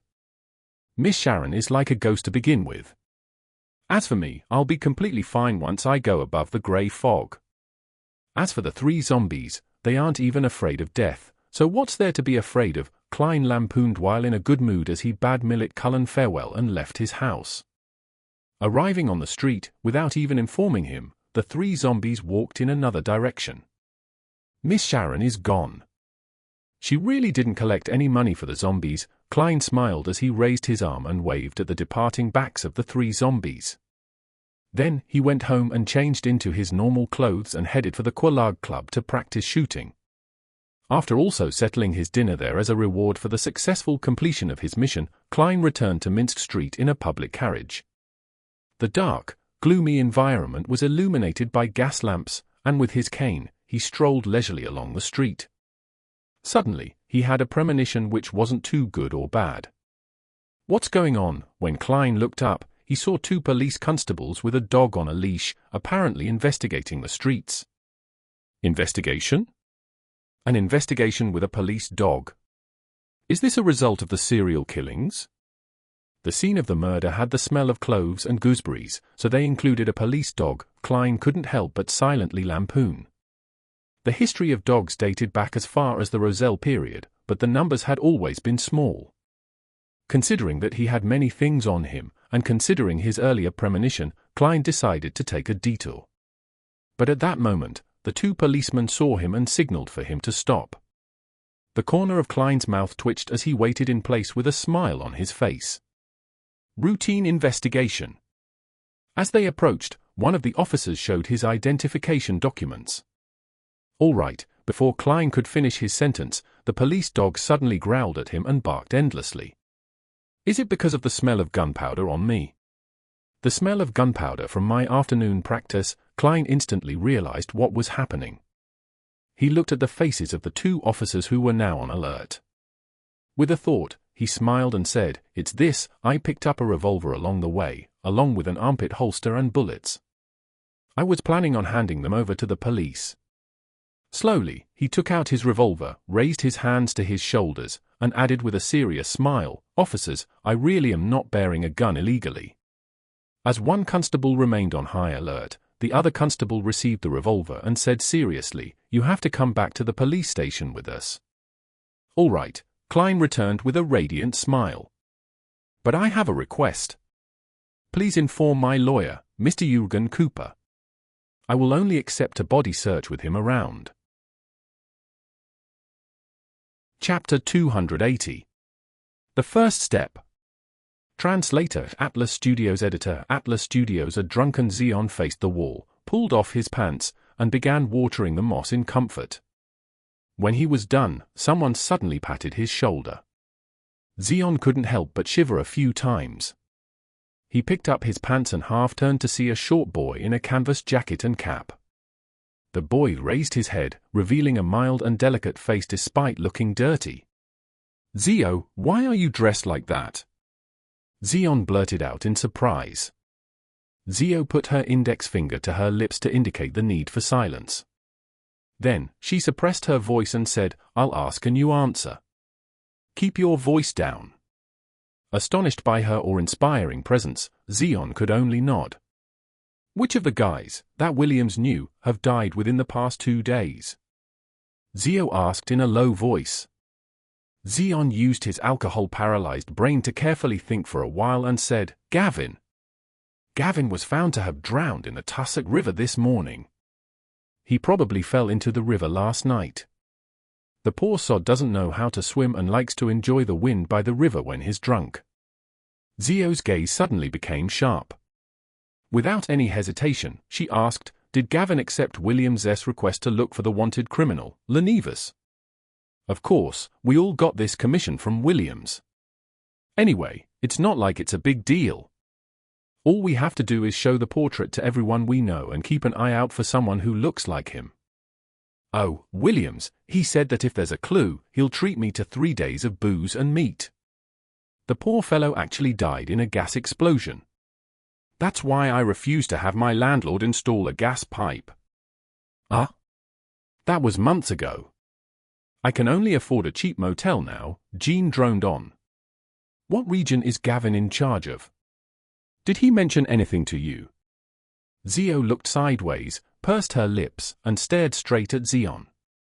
He usually goes to the dock area near the East Balam dock. He even met me yesterday evening and said that he went to the Workers' Alliance tavern there to spread the news of his search for Lenivas, and he also showed the portrait of Lenivas to everyone present. Jean hiccuped. There were many docks in Backland, most of which were considered as the dock area and designated as shipyards. "And after that? Did Gavin say what he was going to do?" Zio asked again, frowning doubtfully. "Of course, drinking. He planned to have a good drink and then find a place to sleep. Oh, the poor sod must have felt hot from drinking and wanted to take a bath in the river, but he forgot he couldn't swim, and it's almost winter." Xeon sighed again. Gavin didn't discover anything. He had gone to the Workers' Alliance tavern in East Balam dock and distributed leaflets to search for Lenivas, but ended up meeting his demise. It even implicated Williams. The murderer's reaction can no longer be described as extreme anymore. He's simply a lunatic. If I were Lenivas, the easiest option would be to immediately move somewhere else and avoid being found. Unless he's embroiled in something and cannot leave anytime soon. But I wasn't the only one looking for him. There are also many bounty hunters. He may kill Williams, but can he kill that many people? If he had the ability, he would kill off everyone who spread wanted posters in Civilau's yard. Zio was completely befuddled by the entire matter, just like how she found Williams' death was impossible. In the end, she decided to report the problem to Miss Audrey first, and then head to the Workers' Alliance tavern in East Balam in disguise. She wouldn't make any inquiries and only observe to see if there was anyone suspicious. Sherwood Borough. Rice Police Station. Once again, Klein found himself huddled on a backrest-equipped bench with thieves and drunkards. How unlucky. To think that I would run into the police and fail to take a detour in time. It's all because of that damn serial killer, as Klein cursed that particular person. He thought about how to hide his charms and the herbal powder he couldn't explain away and dodge the body search that followed. He had tried to put them in his black gloves, then find a chance to slip them into a hidden spot in the police station, only to retrieve them when he left. Just then, his eyes lit up and he saw the young lawyer, Eugen Cooper, with his hair neatly combed back. He was dressed like he was attending a banquet. Just as Cooper came over, he was accompanied by a police constable. "You can leave after signing your name," Eugen said with his usual serious expression. "Is that all?" Klein asked in surprise. "Yes, they know you're a well-known detective." "What kind of reason is this?" Klein didn't dare to ask further. He immediately got up and followed after Eugen, who was wearing a long black tweed coat. He signed his name at a leisurely pace before leaving. The weather was different from the last time he was led out from the police station by Eugen. There was no rain and only thick clouds obscuring the crimson moon and stars. The streets were illuminated by gas lamps that lined both sides of the streets. "Thank you so much. I've troubled you once again." Klein briskly walked forward and came to Eugen's side. Eugen turned his head to look at him and said to him without a smile, "There's no need to thank me. This is my job." Klein sized him up seriously and revealed a smile. "Okay." His wallet was bulging recently, and he produced 2 one-pound notes at once. Without a trace of politeness, Eugen received the payment and said, "If you're willing to enter into a formal partnership, then every time you come to the police station, I'll only charge you £1. Of course, not for the cases that are serious. You have to understand that a large portion of the fees I charge will go to the office. It's as if I would frequently be invited to the police station for some coffee in the future. Pooey, they don't even give coffee. There isn't even a cup of water." Before Klein could answer, he heard Eugen add, "For a private detective, getting in and out of the police station is something that happens every once in a while. It's an occupational hazard." "Well, I know very well that every private detective has a problem with the illegal bearing of arms and the illegal trespassing in other people's homes. Your response this time was very good. The police couldn't find enough evidence to prove that you were bearing a gun illegally, and the explanation for the gunpowder reaction on your body was quite sufficient. The name Epilogue Club was enough to convince them, otherwise, you most likely would have had to go to the magistrate's court. So, you're not a suspect, but a good citizen. A good citizen who picked up a gun and handed it in, so there was no need for a body search." "All right. But I lost a revolver and the corresponding bullets. That's several pounds, and there's also the lawyer's fee." Klein squeezed out a smile. "I understand. Lawyer Eugen, let's establish a formal partnership." The corner of Eugen's mouth twitched. With an extremely professional smile, he extended his hand and said, "I hope for a pleasant partnership. I sincerely hope that I don't have to see you too often at the police station." "That's not something that's up to me to decide." Klein gave a self-deprecating laugh. Back at 15 Minsk Street, Klein eased himself with a hot bath. But at that moment, he once again heard illusory prayers coming from a woman. "Miss Justice? Is there a clue regarding Lenivus?" Klein suddenly jumped out of the bathtub, quickly dried his body, put on his clothes, and went above the grey fog. Staring at the constantly expanding and shrinking crimson star, he extended his spirituality and chose to listen. The fool that doesn't belong to this era. "Honorable Mr. Fool, there's been a problem with the investigation of Lenivus, Justice, who was wearing a white gown. For an unknown reason, recounted the explosion that happened on Derricks Street in East Borough, as well as Gavin's drowning.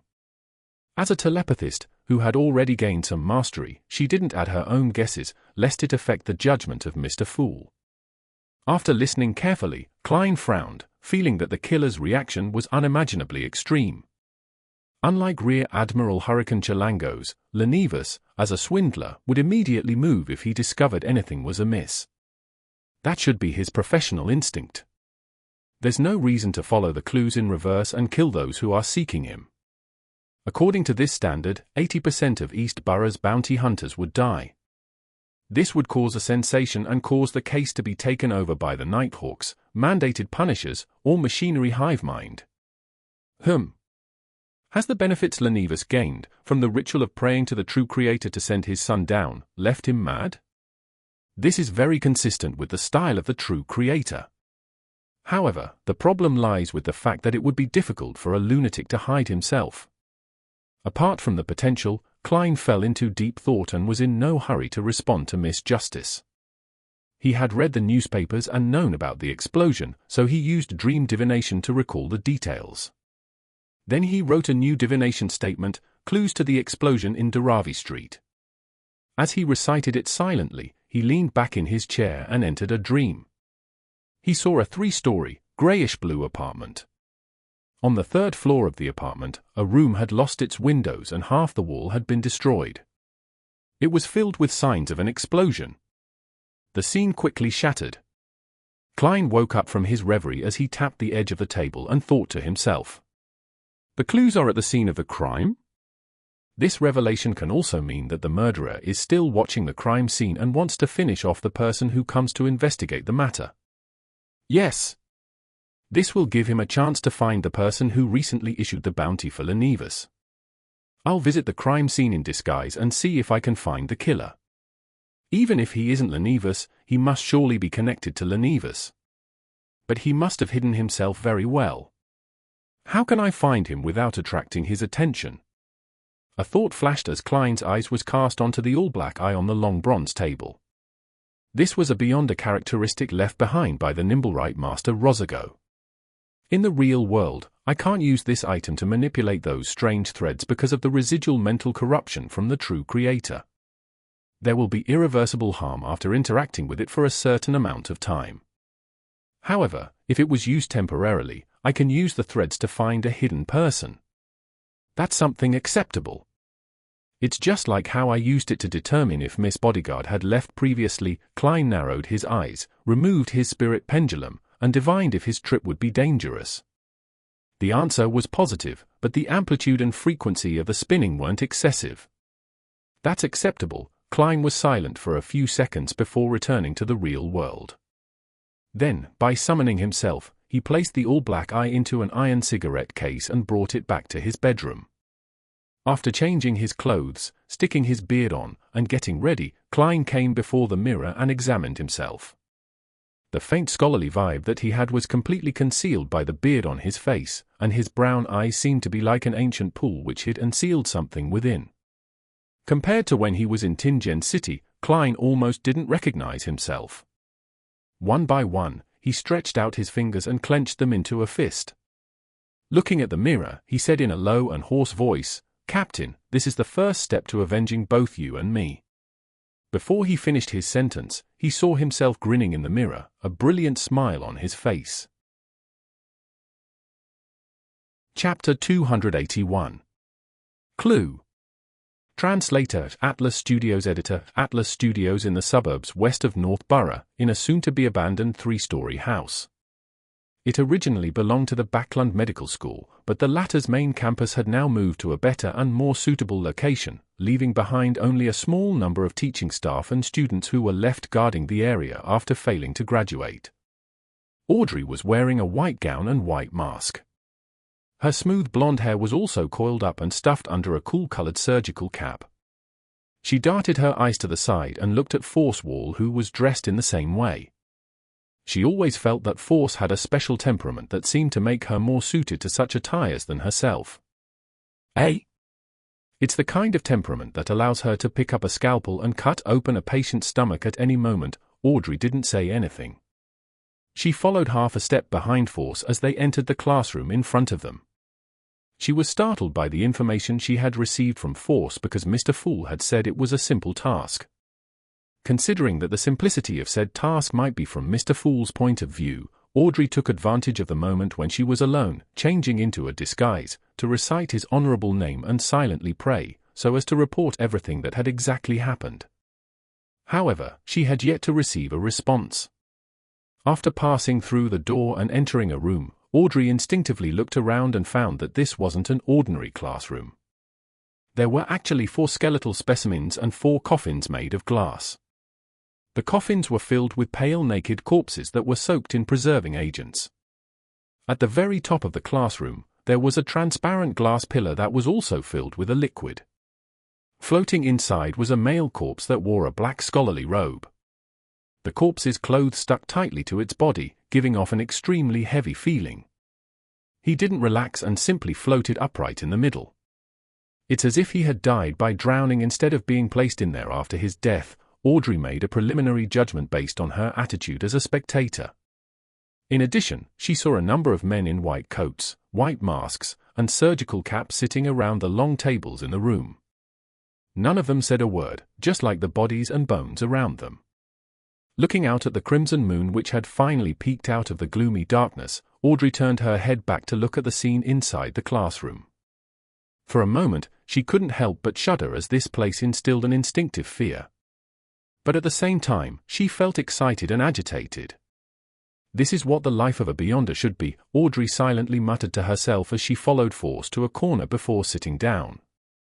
After waiting for a while, the floating black-clothed male corpse inside the upright glass pillar at the front of the classroom suddenly opened his eyes. His voice transmitted through the layers of obstructions.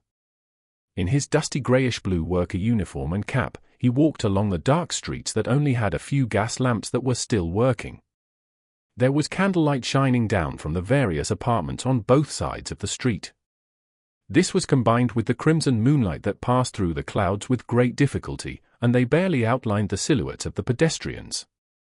Klein encountered people with old, tattered clothes, their faces numb with despair.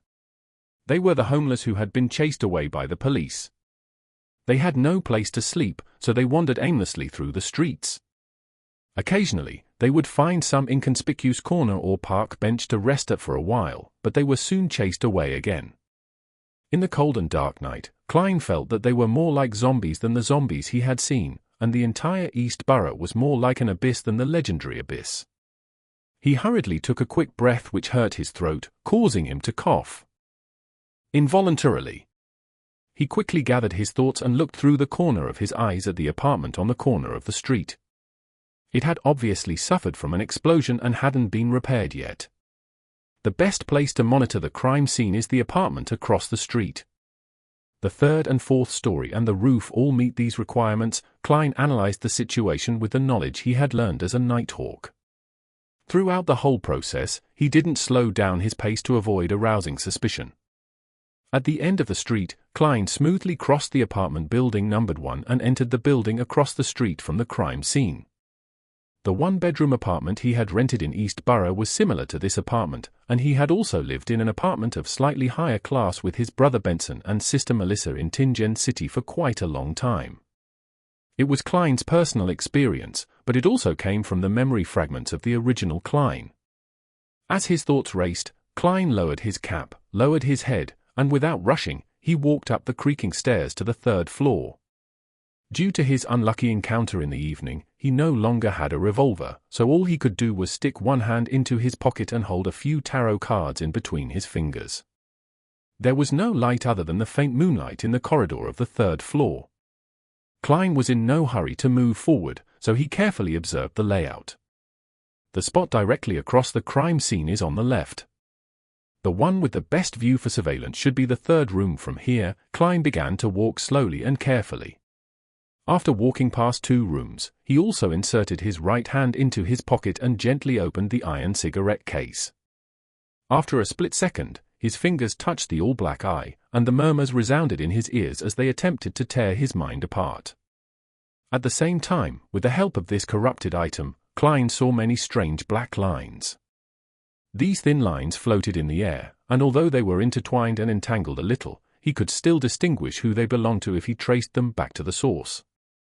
The corresponding figures were reflected in Klein's soon-to-be-cooked brain. There were men, women, and children sleeping in the bunk beds, and several tenants lying in bed on the floor.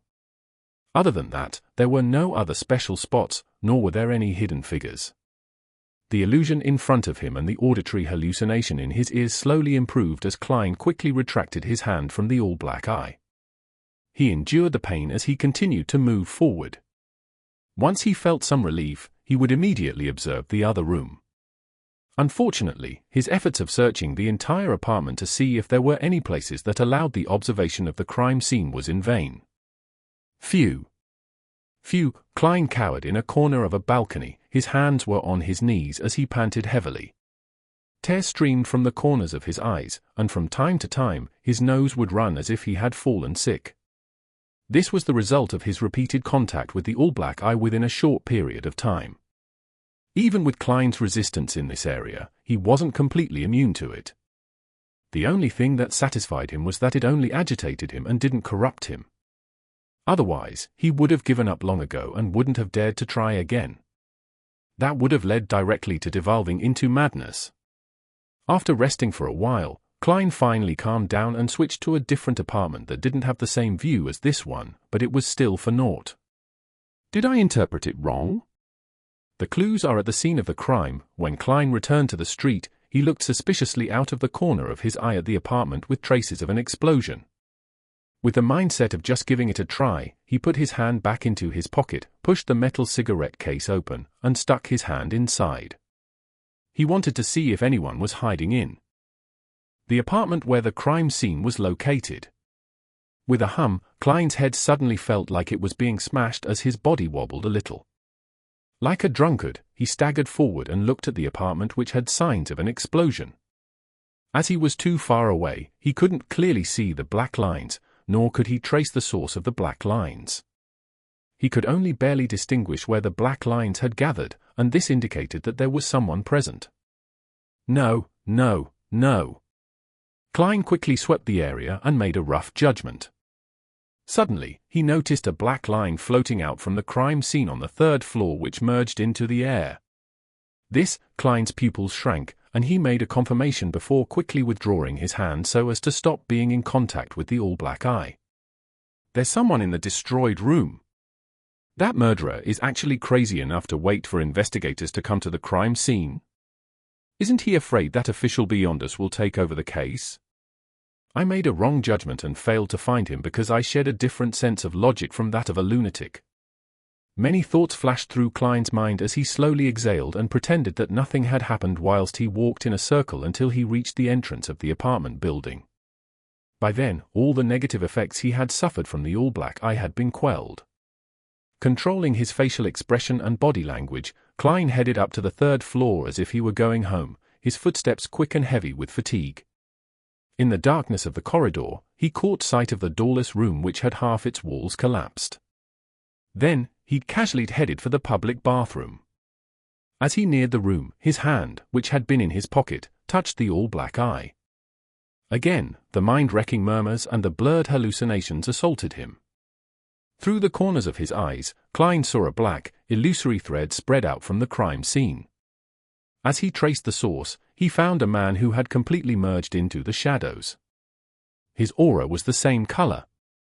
The man was extremely tall, almost 2 meters in height. The corners of his mouth drooped slightly, making him appear rather eccentric. His cold eyes were like those of a wild beast's, possessing a ferocity that couldn't be hidden. It's not Lenivus. Klein withdrew his fingers, relaxed his body, and avoided the likelihood of staring.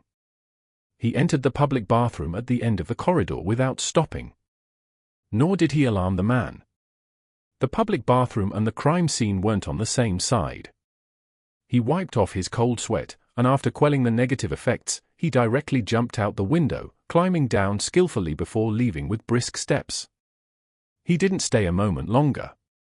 He knew that in a few minutes the man would be alerted to the absence of someone who had gone to the bathroom, so he had to get as far away from the street as possible. It wasn't that Klein didn't want to walk back the way he came from, but if he didn't know which room he could go to, it would similarly expose him. The clown quickly ran and circled around a huge area before entering that one-bedroom apartment he had rented in East Borough. He then went above the grey fog to confirm that there was no danger of him being caught. That fellow must have had some sort of deep connection with Lenivus. After a moment's thought, Klein conjured a portrait of the man from earlier, sending his thoughts to the crimson star that represented Miss Justice. Soon after, he said solemnly in a tone of authority, "This is a clue." Chapter 282. This is East Borough. Translator, Atlas Studios Editor, Atlas Studios. Inside the soon-to-be abandoned medical school building, Audrey suddenly felt adrift as she took a detour to leave the gathering which had just ended. She saw the familiar thick grey fog and the blurry figure situated in the centre high above. Accompanying Mr. Fool's solemn voice were scenes that looked like a film reel, a coloured one at that. A man who wasn't particularly muscular but was nearly 2 meters tall in height was wearing a black priest robe and standing in the shadows. His light yellow hair was slightly curled, and his dark brown eyes were cold with malice. The corners of his mouth drooped slightly, making him look like a ferocious wolf. A clue? A clue to the bombing on East Borough's Derricks Street and Gavin's drowning? Is this the murderer? Audrey stared blankly for a moment before immediately coming to an understanding. Mr. Fool already has a clue. He's really impressive. No, he's omnipotent. After sighing to herself, she turned to look at Force. As soon as Force removed her mask and surgical cap and got into the carriage, she noticed Miss Audrey's slightly strange gaze. She immediately asked in puzzlement, "Is there something on my face?"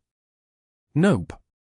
Audrey looked away and sat down before removing her disguise. Force recalled the gathering and asked curiously, "Miss Audrey, why didn't you announce that you were purchasing the Spectator formula? You could have established contact with the psychology alchemists that way." She remembered that the generous Miss Audrey had remained silent most of the time and only sold some spirituality-infused materials and responded to buying other varieties accordingly. Audrey smiled faintly and said, "This is my first gathering in this circle. I think it's more important to observe and wait. I'm looking forward to the potion formula and even more so, the mystical items, but I told myself that there's no rush. It would be a better strategy to familiarize myself before taking action. This is also a professional habit of the Spectator pathway. Moreover, there were no beyonder ingredients like dark-patterned Black Panther spinal fluid or spring of the Elves marrow crystals which Mr. World wishes to obtain," Audrey silently added. Looking at the girl who wasn't 18 yet, Force suddenly felt that she was more mature than ever before. She suddenly laughed at herself and said, "If I had been like you back then, I wouldn't have wasted such a precious opportunity." Audrey gave a reserved smile as a response before saying, "I'll ask some special friends in the morning if they have any leads on the Derricks Street bombing. Wait for the information at the same place with Zio." "All right." Force nodded without any doubts. Instead of returning to Minsk Street, Klein slept in the one-bedroom apartment in East Borough's Black Palm Street. He was afraid that the suspected murderer in the black priest robe had accomplices who could be searching the streets for him. Although the probability of meeting him wasn't high, and he had disguised himself ahead of time so that it was unlikely he could be recognized, his divination indicated that there was a possibility. To be cautious, Klein made do and decided to spend the night at East Borough.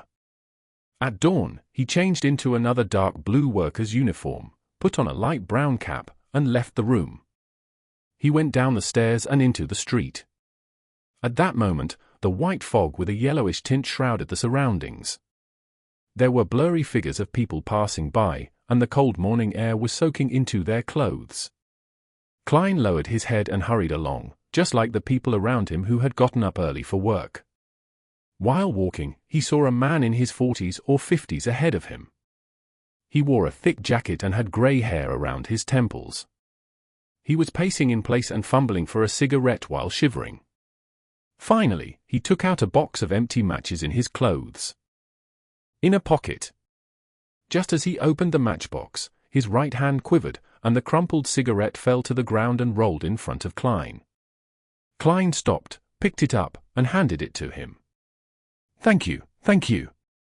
I can't live without this old friend." "There's only a few left." The man thanked him sincerely and accepted the cigarette. His face was pale, and he appeared to not have shaved for quite a while. Exhaustion was expressed without reserve from the corner of his eyes as he lamented, "I haven't slept for another night. I don't know how long I can last.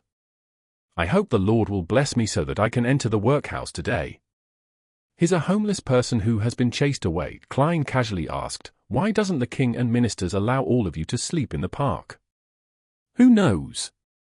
But to sleep in this kind of weather outside, it's very likely that you'll never wake up again. It's still better in the day, since you can find a warmer place." Sigh, but this will make us lack the time or strength to look for jobs. The man lit a cigarette and sucked at it delightfully, as though he had some of his strength restored, and he walked beside Klein.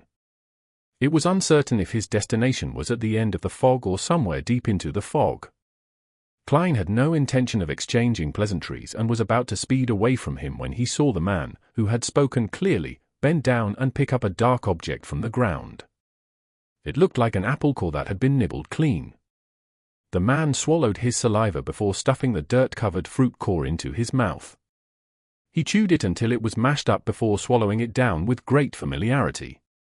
Nothing was left. Looking at Klein's surprised eyes, he wiped his mouth, shrugged his shoulders, and smiled bitterly. I haven't eaten in almost 3 days. This sentence struck Klein's heart, causing him to feel indescribably moved. He silently sighed and said with a smile, "Sorry, I didn't introduce myself just now. I'm a reporter, and I'm currently writing about homeless people. Can I interview you? Let's go to the cafe up front." The man froze for a moment before he smiled and said, "No problem, it's much warmer inside than on the streets. If you can stay a little bit longer after the interview and let me sleep inside for half an hour. No, 15 minutes. That would be even better." Klein turned agape, momentarily at a loss for words. He just silently led his interviewee into the budget cafe at the end of the street. The tables and chairs in the coffee shop were quite greasy. Due to the walls and windows inside, there were quite a few guests. The average temperature was indeed much higher than the streets. The man scratched his throat, concealing his Adam's apple that was squirming from the fragrance. Klein motioned for him to sit down and went to order 2 large cups of tea, a plate of lamb stewed with young peas, 2 loaves of bread, 2 pieces of toast, a serving of low-quality butter, and a serving of artificial cream for a total of 17.5 pence. "Have some food to eat. We'll have the interview after you eat your fill." Once the food was ready, Klein carried them back to their table. "This is for me," the man asked with anticipation and surprise. "Except for a piece of toast and a cup of tea, the rest is yours." Klein smiled in response. The man wiped his eyes and said with a slightly choked voice, "Why, you truly are a kind-hearted person. After starving for so long, make sure not to eat too quickly," Klein warned. "I know, I had an old buddy who died just like that." The middle-aged man worked hard at eating at a slower pace, occasionally lifting his cup of tea and gulping it down. Klein easily finished the toast and watched quietly, waiting for the man to finish his meal.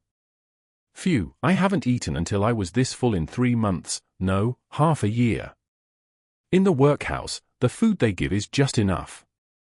After a while, the man put down his spoon, leaving empty plates in front of him. Pretending to be a journalist, Klein asked casually, "How did you become a vagabond?" "It was bad luck. I was originally a worker leading quite a good life. I had a wife, 2 cute children, a boy and a girl, but a few years ago, an infectious disease took them away, and I also stayed in the hospital for a long period of time, losing my job, my wealth, and my family in the process. From then on, I often couldn't find a job, and I didn't have any money to rent a house or buy food. All I could do was wander on the different streets and in certain parks. This made me very weak, making it harder for me to find a job." The man spoke with a hint of nostalgia and sadness in his numbness. He took a sip of his tea, sighed, and spoke again. "I can only wait for an opportunity to enter the workhouse, but as you know, every workhouse only takes in a limited number of people. With good luck, and if I queue up in time, I can spend a few days in peace, recover my strength a little, and then find a temporary job." "Yeah, temporary. Soon, I'll be jobless again and the previous process will be repeated. I have no idea how much longer I can last like that. I should have been a good worker." Klein thought for a moment and asked, "How many cigarettes do you have left?" "Not many left." The middle-aged man smiled bitterly. "This is the last of my assets, the only thing I have left after I was chased out by the landlord. Heck, one can't bring them into the workhouses, but I'll secretly hide them in the seams of my clothes. I'll only take one out to smoke during my worst hardships so that I can have some hope. I don't know how long I can last, but let me tell you, I was a good worker back then. Klein wasn't a professional journalist and was momentarily at a loss on what to ask. He turned his head to look out the window and saw faces with obvious hunger plastered across them. Some of them were relatively sober and they belonged to the residents of East Borough. Some of them wore looks of numbness and exhaustion, nothing like that of humans. They were vagabonds. There is no obvious gap between the two, the former can easily become the latter. For example, the gentleman in front of me, when Klein looked back, he discovered that the man had fallen asleep, his body curled up on a chair. After a few minutes of silence, Klein went to pat the man awake and gave him a handful of copper pennies. "This is the payment for the interview." Okay, thank you. The man didn't realize what was happening, and when Klein reached the door, he raised his voice and said, "I'll go to a budget motel and get a bath, get a good night's sleep, and then get a job." At noon, Klein attended a party at the Samus. There were 10 guests. There was apple juice with steak, roast chicken, fried fish, sausage, cream soup, lots of delicacies, 2 bottles of champagne, and a bottle of red wine. On his way back from the bathroom, he met Mrs. Stellan Sammer. He thanked her sincerely, it was a sumptuous lunch. Truly delightful. Thank you for your hospitality. It cost a total of £4.08 solely. The most expensive were the 3 bottles of wine, but they were all part of Luke's collection. He has a liquor cabinet. The pretty Mrs. Stellan smiled in response. Without waiting for Klein to speak, she said, "You earned £10 from Mary's matter alone, and if you can keep up the good fortune, you'll soon be able to have a banquet like this. For people of our class, you have to invite friends once a month and also be invited by friends." Klein, who was already used to her mannerisms, obliged politely, "Well, I'll have to wait till my income settles at £400 a year before I can be like you." Stellan immediately raised her chin slightly and tried hard to make her smile faint. £430, it must be £430.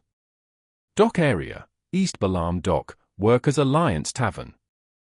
Zio wore boots that gave her height a huge boost and stuck on a thick beard, making herself look like a short man.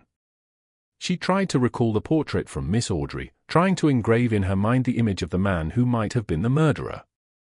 If Gavin had been killed by him, the murderer probably frequents this tavern. Zio ordered a glass of rye beer and a lunch set before huddling in a corner and eating slowly. From time to time, she would look around furtively in search of her target. After a while, the tavern's door was pushed open again, and Zio reflexively looked over. With just one look, her pupils shrank so thin that they resembled needles as she nearly became petrified. The patron who entered was nearly 2 meters tall. Chapter 283. Dock Union. Translator Atlas Studios. Editor Atlas Studios. Zio has been in the bounty hunter business for a very long time. Many things were done on instinct without any thought. When she saw the patron who entered was nearly 2 meters tall, she instinctively lowered her head and continued to eat her pork sausage and French fries as if nothing had happened. Although the food entered her mouth, Zio didn't taste it at all. She endured dozens of painful seconds before she slowly raised her head and pretended to look around casually. Soon, she saw that the patron who had just entered was sitting in front of the bar counter, waiting for his booze and lunch. Soft, curly pale yellow hair, dark brown beast-like eyes, a slightly drooping mouth, an aura of solitude and malevolence. Little by little, the details came into Zio's eyes, overlapping with the image in her head. Zio lowered her head again and slowly stuffed the rest of the food into her mouth. After a few minutes, she set the tray down on the bar, along with the glass, and left the Workers' Alliance Tavern without looking back. Due to her high boots, they effectively masked the most obvious features of her boots. Outside, Zio slowed her pace and found a secluded spot to observe the people entering and exiting the tavern. After waiting for a while, she finally found an acquaintance, a technician named Burton, who lived in East Borough and worked at the East Borough dock. The young man liked to treat himself to a cup of shoddy rye beer at noon or in the afternoon, and his salary only allowed him to afford such a beer, and he couldn't drink it every day. Zio nimbly darted over and patted Burton on the shoulder. She lowered her voice and said, "It's me, Zio." "Zio?" Burton looked up and down at the short man and nearly failed to recognize him as the famous arbiter Zio Derricks of the streets of East Borough. "I have something to ask you." Zio pointed to a nearby corner. Burton followed in puzzlement, only to come to a realization when he arrived in a secluded corner. "Are you doing a bounty mission?" He had heard that Zio was also a bounty hunter. "Yes." Zio nodded perfunctorily, fished out 5 pennies, and tossed them around. "Do you know that tall man at the tavern?" "You mean the one that's this tall, has pale yellow hair, and wears a fierce look?" Burton gestured. "Yes." Zio took out the folded portrait and unfolded it. "You have to be sure. That's him. He's been coming to this tavern often for the past 2 to 3 months. I've never seen him before that. He's very fierce, completely unreasonable, and he's good at fighting. It's best that you don't provoke him." Burton glanced at the portrait carefully and gave some sincere advice. "Yeah, when I saw that person just now, it was just like my encounter with a ferocious beast when I was young. I felt that I was in danger and wasn't a match for him, so I had to immediately avoid him." Zio secretly exhaled and asked, "Do you know anyone he's in close contact with?" "No idea. He's not very sociable and he seldom speaks. We don't even know what his name is. We have given him a nickname, Giant." Burton curled his lips and shook his head. Zio thought for a while before asking again, "Where else have you met him, besides the tavern?" "You can ask your friends the same question. Remember, it has to be a trusted friend." Burton recalled and said, "When I went to the dock union to do some work, the East Borough Docks Dock Union, I would occasionally see him appear there." "Zio, why aren't you a member of the union? You're so just, and those guys not only charge us 1.5 solely a week. But when the other docks go on strike, they'll pay us half our salary just because we have to support our families. Lord, let's just forget about it. In order to live a good life, we must help each other. However, once they organize a strike, they'll come to an agreement with the lawyers sent by those rich people. Our situation doesn't improve at all." "Stop, stop." Zio lowered her right palm and said, "Apart from that, have you seen a giant anywhere else?" "No, my friends probably haven't either. After all, we often discuss him in private," Burton answered in a firm tone. Zio didn't say anything more and gave him 5 copper pennies. "Don't tell anyone about what I just asked. It'll be very dangerous." Before she finished her sentence, she had already turned around the corner and headed towards the dock union located at East Borough Dock. About 10 minutes later, Zio saw the 2-story yellow building. She wore her canvas coat inverted and exposed the patches beneath, instantly transforming herself from a short worker to a vagabond. Zio looked at the homeless people huddled around the corner, pinched her nose, and went over to sit down beside them. She glanced at the dock union on the opposite side of the street where people were coming in and out. As the minutes passed, Zio endured the cold and the harsh environment while tenaciously observing the situation around the dock union and the surrounding area. She clearly remembered William's insistence on drinking, and she also remembered how she felt when she saw the newspaper that fateful day. These feelings made her even more patient than usual. At that moment, about 8 people came out of the dock union, and they headed for the cafe across the street to have lunch in groups. Zio narrowed her eyes and carefully scanned every passerby to confirm their appearance. "There's no one suspicious." Zio was about to look away and wait for the next batch of people when the door to the coffee shop creaked and was pulled open as the heat from within rushed out. A man couldn't help but take off his gold-rimmed glasses and wipe away the fog with his sleeves. Zio gave him a casual glance, and her gaze suddenly froze. It always had that taunting smile. "Lenivus," Zio jerked her head back, not daring to look again. The man from before had bronze skin and short hair, and his face was craggy. He was very different from the portraits, except that his eyes and mouth gave her a familiar feeling. It was the feeling of taunting everyone. Is it Lenivus? Can it be Lenivus? Zio bowed her head and stared at the flagstones on the street. After a sumptuous lunch, the hosts and guests gathered in the activity room to chat, and they agreed to play Texas together. Interesting rumors and humorous stories echoed intermittently as Klein maintained his smile, interjecting from time to time. He also saw the Sammer family's 2 children entering and exiting energetically. And next to him, Eugen Cooper wore his usual serious expression, occasionally providing legal advice for the discussion. Klein smiled, turned his body slightly, and asked in a low voice, "Are you bored?" "No, their topics are very interesting." Eugen nodded seriously. Klein was stunned and blurted a question, "Then why don't you laugh?" Eugen frowned slightly and looked at him in puzzlement. Klein's mouth twitched, not knowing how to respond.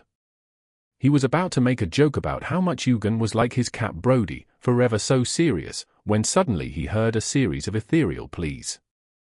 Female. Miss Justice has found useful information, so quickly, based on the clue I gave her, Klein stood up and slightly bowed. In the bathroom, Klein locked the door, took 4 steps counterclockwise, and went above the grey fog. His judgment was very accurate, as the plea came from Miss Justice.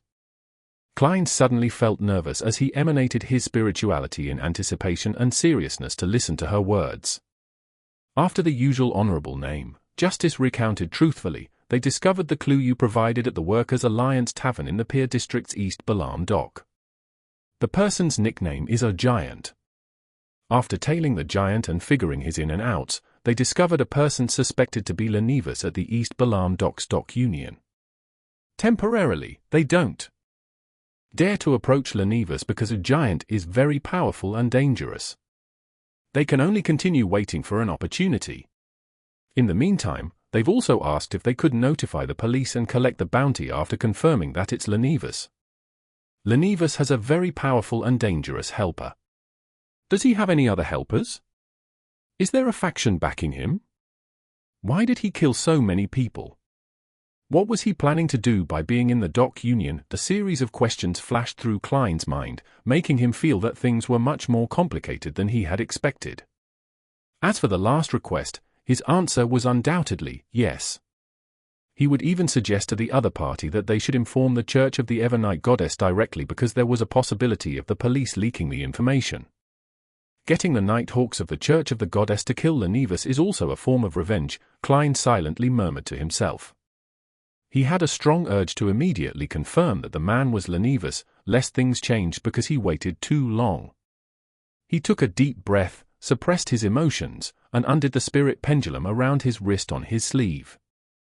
There is danger going to the dock union for confirmation. Closing his eyes and chanting 7 times, Klein opened his eyes and looked at the topaz pendant. He discovered that it was motionless, completely still.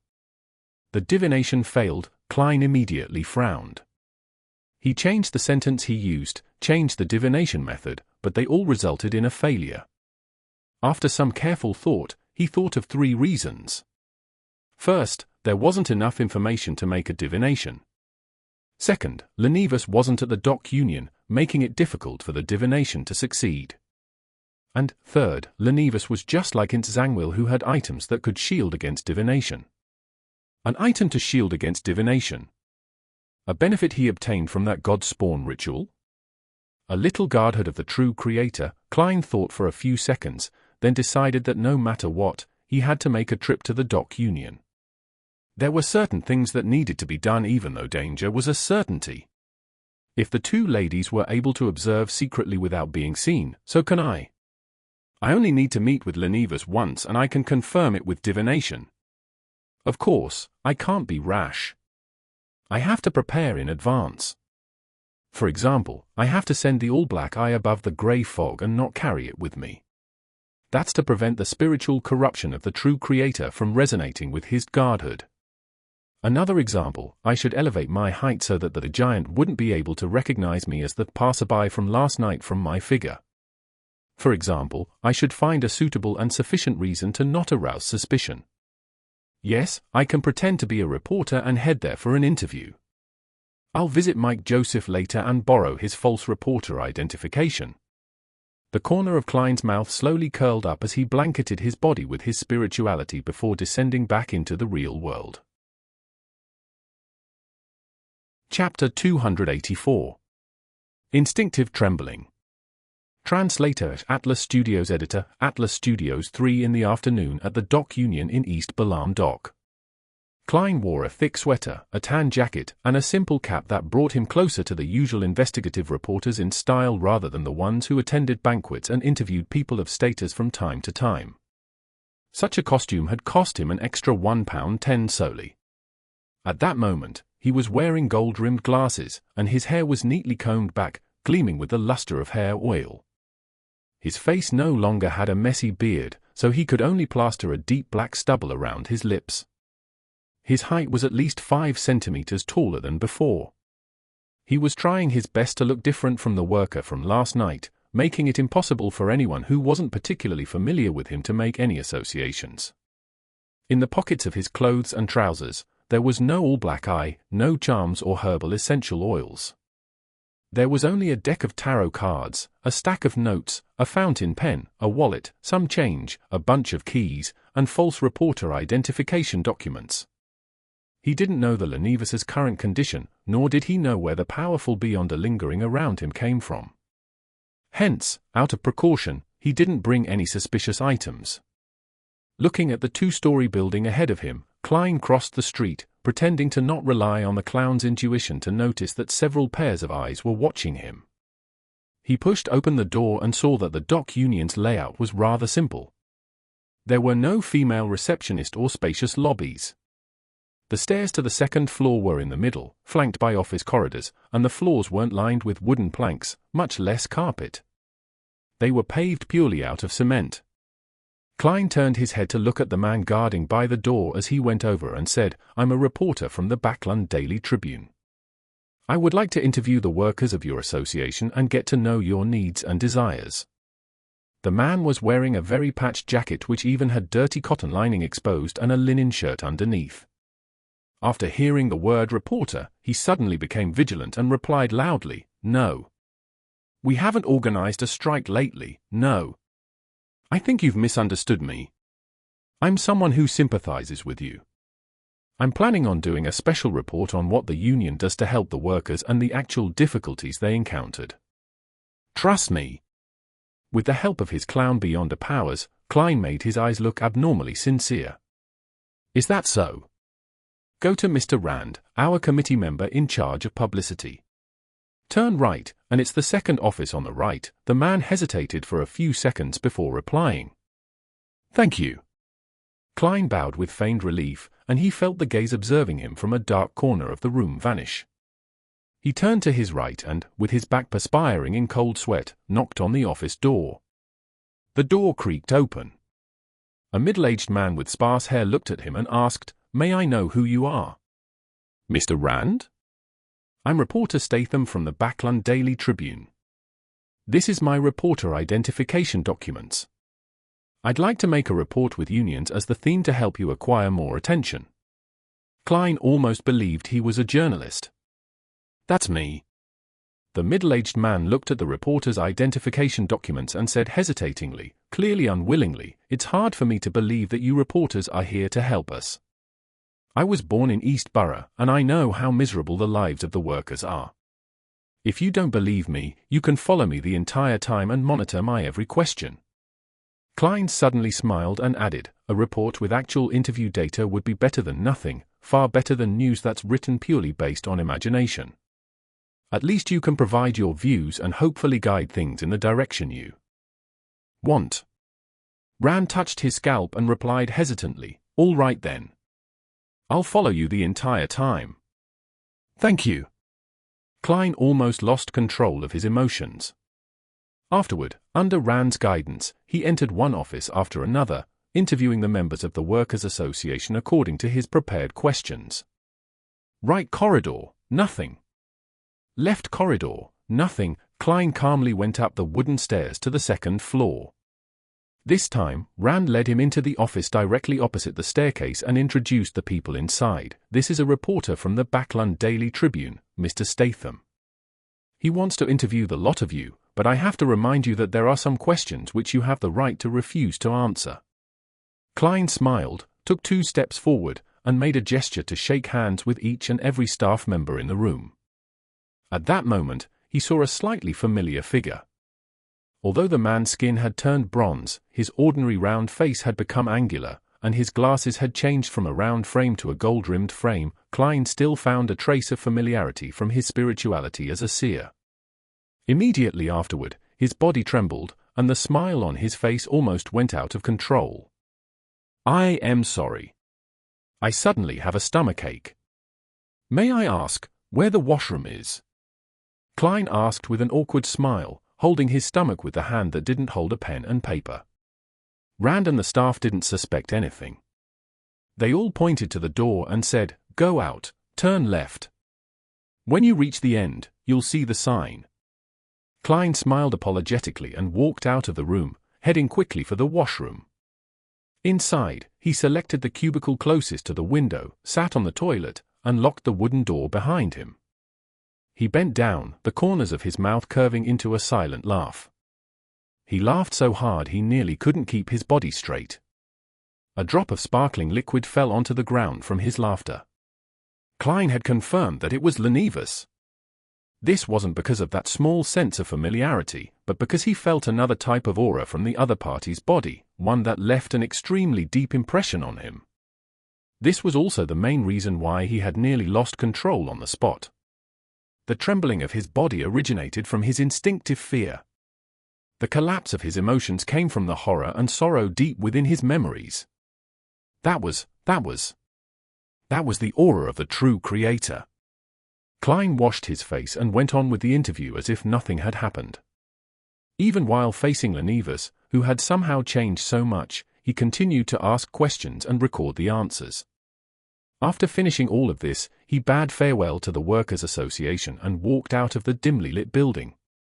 Outside, the sky was cloudy and misty, as if the evening had come early. The true creator's aura can only come from his body or spawn, as well as things that extend from the two. For example, items bestowed by him, or his guardhood. This corroborates with what Lenivus said to Hood Eugene. In addition, there's that tinge of familiarity. I didn't even need to go above the grey fog for divination to confirm that it's him. If it wasn't for me having already interacted with the true creator a few times and coming close to his mental corruption, there's no way I could have recognized that aura to be his, which didn't contain any strength and of his nature. Klein felt heavy emotions, but he appeared very relaxed. He stood on the street and purposely organized the interview notes. In the process, he caught a glimpse of a slightly familiar figure among the vagabonds across him. Miss Zio. Klein instantly made a guess with what he knew. He didn't stop, and he put away the notes before walking towards the tracked public carriage station. At this moment, a horse carriage suddenly stopped in front of him. "We meet again." Sitting in the carriage was a thin, elegant, middle-aged gentleman with white hair at his temples. He was the great detective who was helping the police investigation, Isengard Stanton. As for Klein, he didn't look any different than usual. He was just a little taller and had changed into a new set of clothes. "What a coincidence, I was just thinking about the last time I interviewed you," Klein answered deliberately. Isengard suddenly understood and changed the subject with a smile. "I'm here to investigate a case. The death of Sibba has been eliminated and I'm in charge of it. Her death is very close to East Balam Dock. So it's indeed a copycat crime." Klein feigned ignorance. After exchanging a few pleasantries, he got into the tracked public carriage. Instead of going straight home, he made a transfer and headed to the Quelaag Club in Hillston. In the club's lounge, he quickly went above the grey fog to confirm that no one was following him. Only at this step did Klein completely relax and feel some lingering fear. The aura of the true creator lingered in his mind like a nightmare, leaving the clothes on his back moist after they repeatedly dried.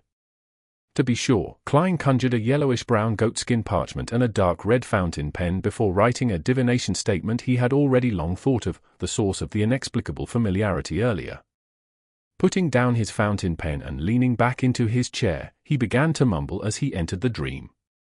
In that grey and illusory world, he saw a figure. This figure had ordinary facial features. He wore round glasses, and he had a condescending and taunting smile from beginning to end. He was none other than Lenivus. "I finally found you." Klein no longer used his clown ability to control his facial expressions as he muttered to himself through clenched teeth. Then, he sat up straight and prepared to answer Miss Justice's prayer. Klein controlled his emotions and said in a deep but cold voice, "There's no need for confirmation. You can inform the Church of the Evernite Goddess and tell them that Lenivus has the godhood of the fallen creator." Audrey, who was watching her father train the hunting hounds with Susie, froze when she heard Mr. Fool's response. "Fallen creator? Isn't that the true creator? That swindler actually has the godhood of the true creator? Such a simple mission actually involves the godhood of the true creator." As expected, I knew Mr. Fool had other deeper motives. He was targeting the true creator. As expected of Mr. Fool, many thoughts flashed through Audrey's mind. Chapter 285. Midnight Bell Tower. Translator at Atlas Studios. Editor at Atlas Studios. Audrey, who had set up an urgent communication method with Zio and Force, quickly passed on Mr. Fool's message to the two ladies through the huge golden retriever, Susie, claiming that the information she had received came via other sources. In the corner of an old church, as Zio was thinking about how to confirm Lenivus's identity, or how she should create chaos and avenge Williams, she unfolded the ball of paper. "There's no need to confirm." His Lenivus, Zio's eyes widened as she quickly skimmed through the rest of the paper's content. The piece of paper clearly wrote, "The only choice is to notify the Church of the Evernite Goddess. Alert them that Lenivus has the godhood of the true creator on him." Godhood? The true creator's godhood. Zio blurted out as she looked at the golden retriever in front of her in shock, only to realize that she was equally dumbfounded. What? Force was listening when she suddenly felt something was amiss. She hurriedly reached out for the piece of paper and scanned it. After a moment, she curled her lips and said at a loss, This must be a joke, right? How did we get involved in a matter that's tied to an evil god's godhood? This was meant to involve the capture of a cunning swindler worth only £200. In response to Force's question, Susie could only express the notion that she was only a dog and that she didn't know what was happening either with her innocent eyes. Not expecting a dog to answer her questions, she turned her head to Zio and said, I'm afraid Miss Audrey isn't as naive and innocent as we thought. She has many secrets. This might be a power struggle between a cult, the nobles, and the church. However, it's evident that she didn't know about the matter of godhood prior to this. She's also being used by someone. That person could be her father, Count Hall. What's fortunate is that this matter ends here. You don't need to take the risk anymore. After you get someone to make the report, you just need to wait to collect the bounty in peace. Zia was startled and said, That's true. Hopefully, those Nighthawks are able to avenge Williams. They're so strong, so they'll definitely be able to do it. Definitely. Before she finished speaking, she suddenly turned her head to the side and spoke as if she was talking to herself, I'm still too weak. Zio jerked her hand up, covering her mouth and nose. I'm still too weak. If not for that, I would have chosen to take revenge myself, but right now I can only take a step back. Not to mention there's a giant and those hidden helpers around Lenivus. With just his godhood, he isn't someone I can deal with. With the reaction speed of the Nighthawks, they'll likely take action tonight once they receive the report. The Backland Diocese is second only to the church's headquarters. They have many sealed artifacts and many powerful beyond us. There's no need to wait for any additional helpers. After completing his task of informing Audrey, Klein returned to the real world. He stuck on a beard, changed his hairstyle, and stared into the mirror for several minutes. He felt anticipation and excitement, as well as depression and a sense of powerlessness. Before the evening arrived, he left the Epilogue Club and returned to Minsk Street.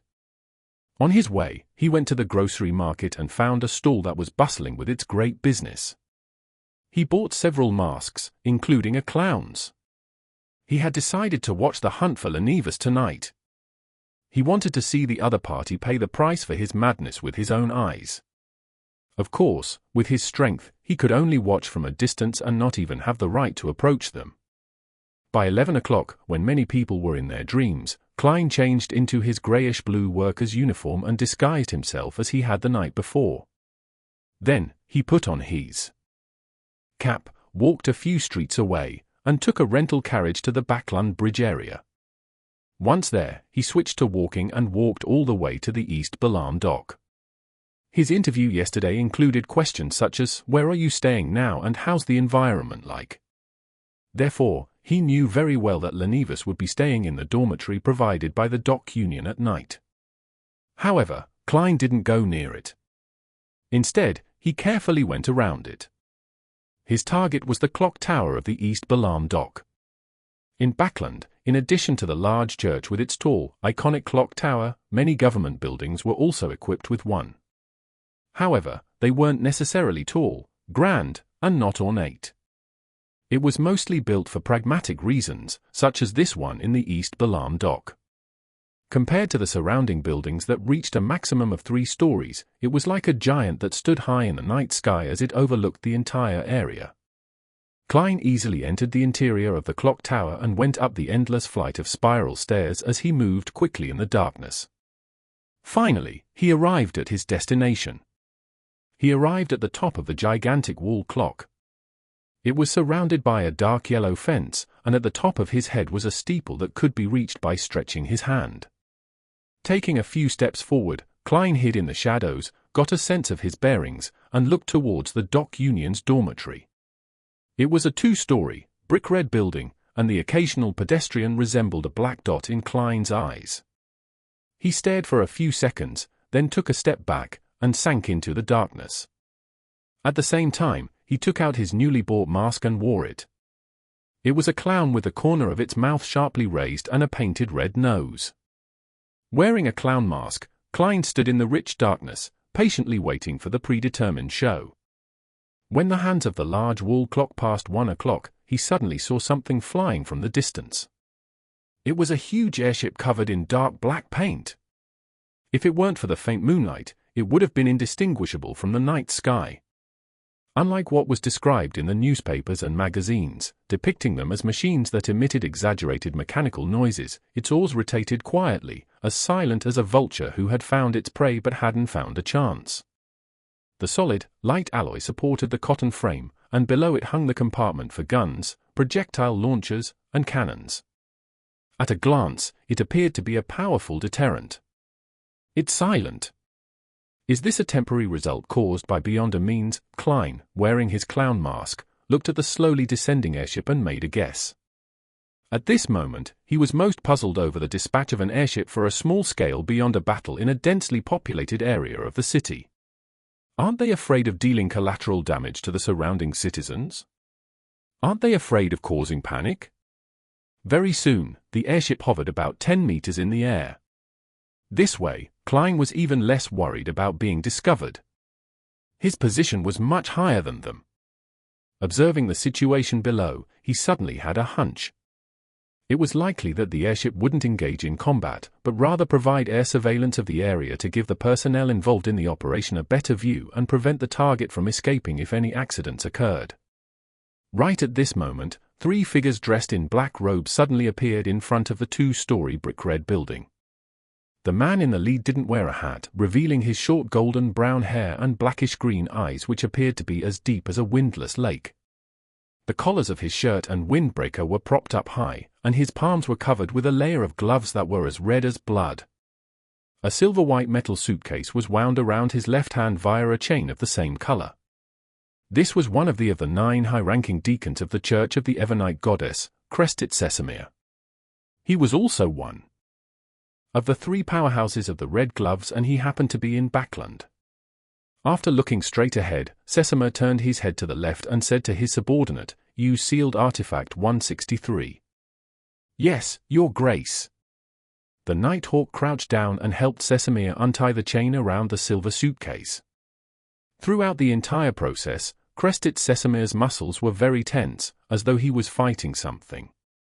The Nighthawk on the left took a deep breath and pressed down suddenly, causing the illusionary ripples on the surface of the silver box to crack. The surrounding halo suddenly disappeared as if it was completely sucked into the case. A bone sword, that was less than a meter long, emitted glossy, pure white light as it slowly floated up. Its blade had an ancient silver-coated mirror attached to it. The scenes reflected in the mirror were layered and superimposed without end.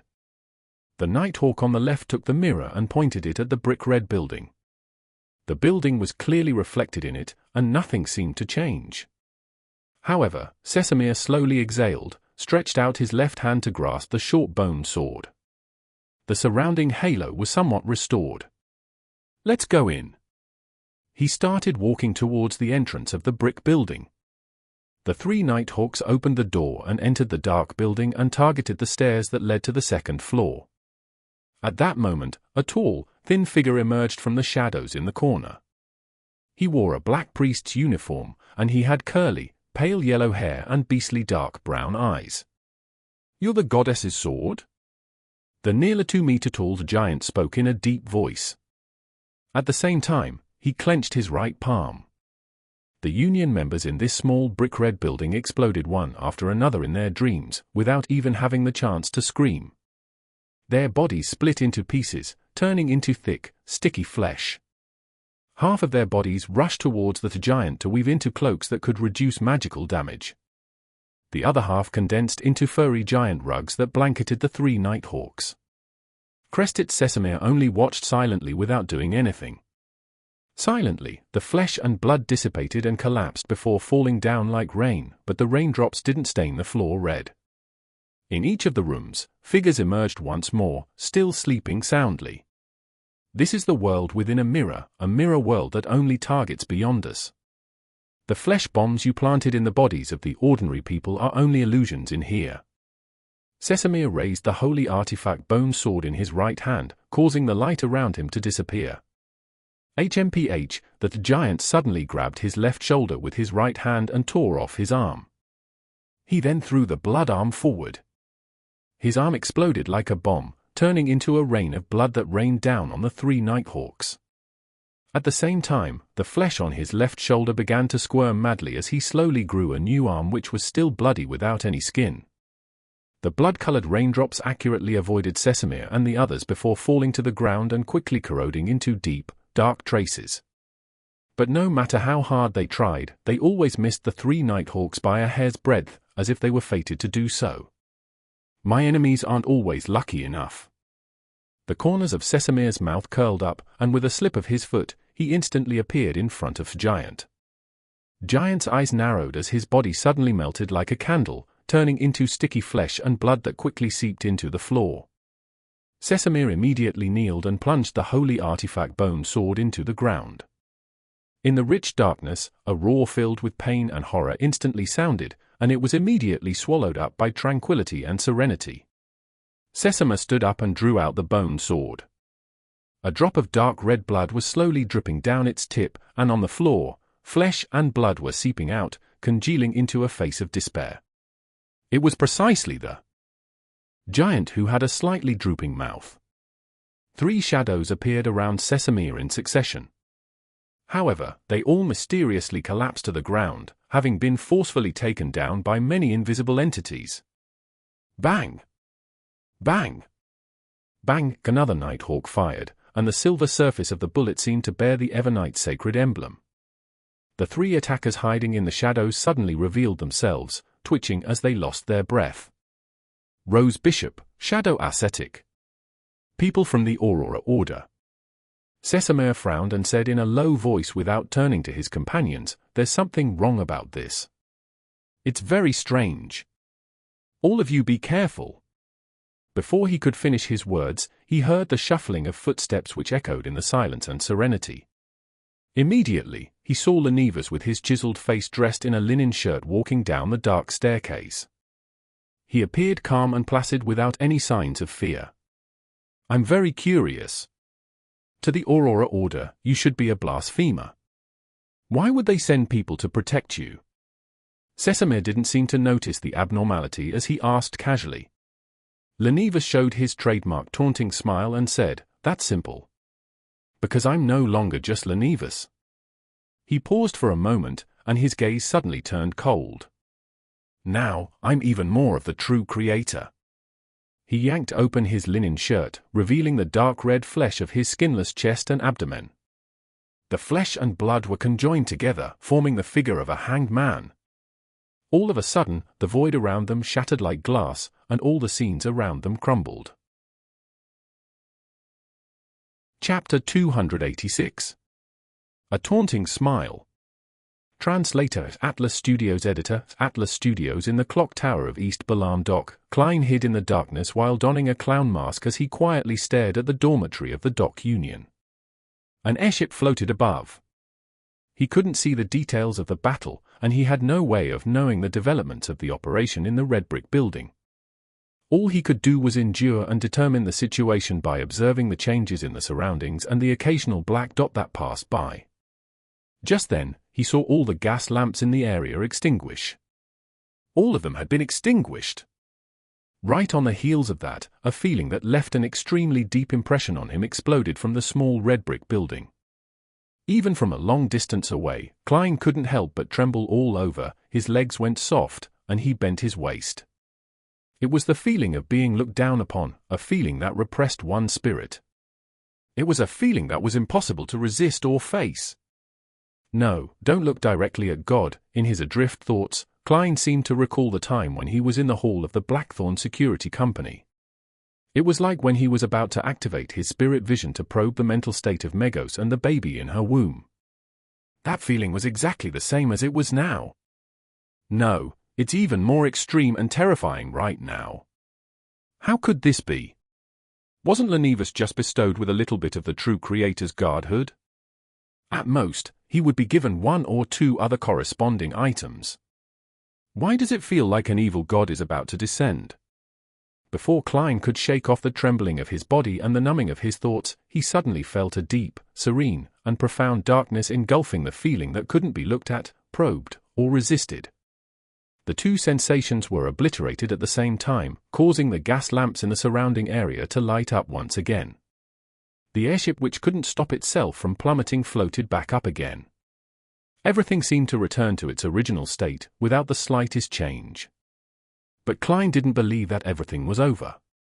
He stood up with all his might, knowing that something important had happened in the red brick building. The feeling that exceeds a beyonder, at a fundamental level, is no longer there, nor is there the feeling of the descent of an evil god. This means that the true creator or Lenivus's plot has failed. However, the Nighthawks must have suffered some sort of serious blow as well.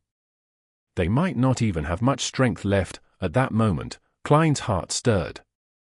He quickly took out the spirit pendulum inside his left sleeve, holding it with one hand as he said in a low voice, "Lenivus is no longer dangerous at the moment." After quickly repeating it 7 times, he opened his eyes and saw that the topaz pendant was rotating counterclockwise. However, its frequency wasn't fast, and its amplitude wasn't large. This showed that Lenivus was still a dangerous man, but to a lesser degree. What caught Klein's attention was something else. The divination hadn't failed again. This meant that Lenivus had been separated from the godhood bestowed upon him by the true creator. A cold wind blew, seeping deep into Klein's bones, causing him to shiver. He felt as if an electric current had instantly drilled into his brain from the soles of his feet. Maybe I can do something, he suddenly had this thought and no longer hesitated. He took 4 steps counterclockwise in the dark clock tower and went above the grey fog. Without wasting any time, he sat down and conjured a piece of yellowish-brown goatskin parchment and wrote a divination statement. Klein leaned back, quickly chanted the statement, and entered a deep dream. In that illusory, separated, misty world, he saw the slush-filled sewers with their dark, dirty tunnels and rusty metal pipes. Klein immediately woke up, enveloped his body with spirituality, and descended into the grey fog. As soon as he returned to the real world, he took a few steps back and came to the side of the clock tower that faced away from the airship. Klein didn't walk down the spiral stairs but instead somersaulted over the dark yellow fence.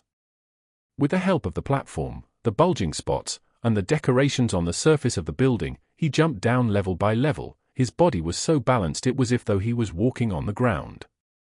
In a very short period of time, his feet stepped on the thick flagstones on the street. Inside the small red brick building, 2 nighthawks wearing red gloves had collapsed by the door unconscious. The ancient silver-plated mirror had rolled to a corner, but it was no longer special. It no longer looked anything like a Grade 1 sealed artifact. However, one could clearly feel that it was recovering bit by bit. Crested Sesamir was kneeling at an intersection, a stream of tear-like blood streaked down the corners of his eyes. His short, golden-brown hair hung limply, and his standing collars on his windbreaker and shirt were in tatters, revealing his relatively sharp chin and his thin, stiff mouth.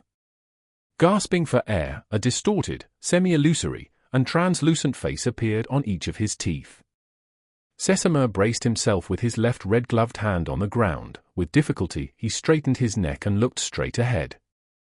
Directly in front of him was the staircase to the second floor, above which stood Lenivus, who had his linen shirt completely unbuttoned.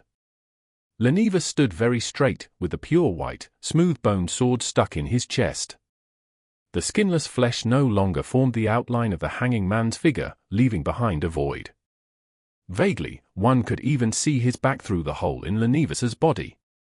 Lenivus moved with great difficulty before suddenly laughing loudly. He said with a maniacal laugh, "Ha ha, ha ha, thank you. For real. Look at my sincere eyes. I really want to thank you.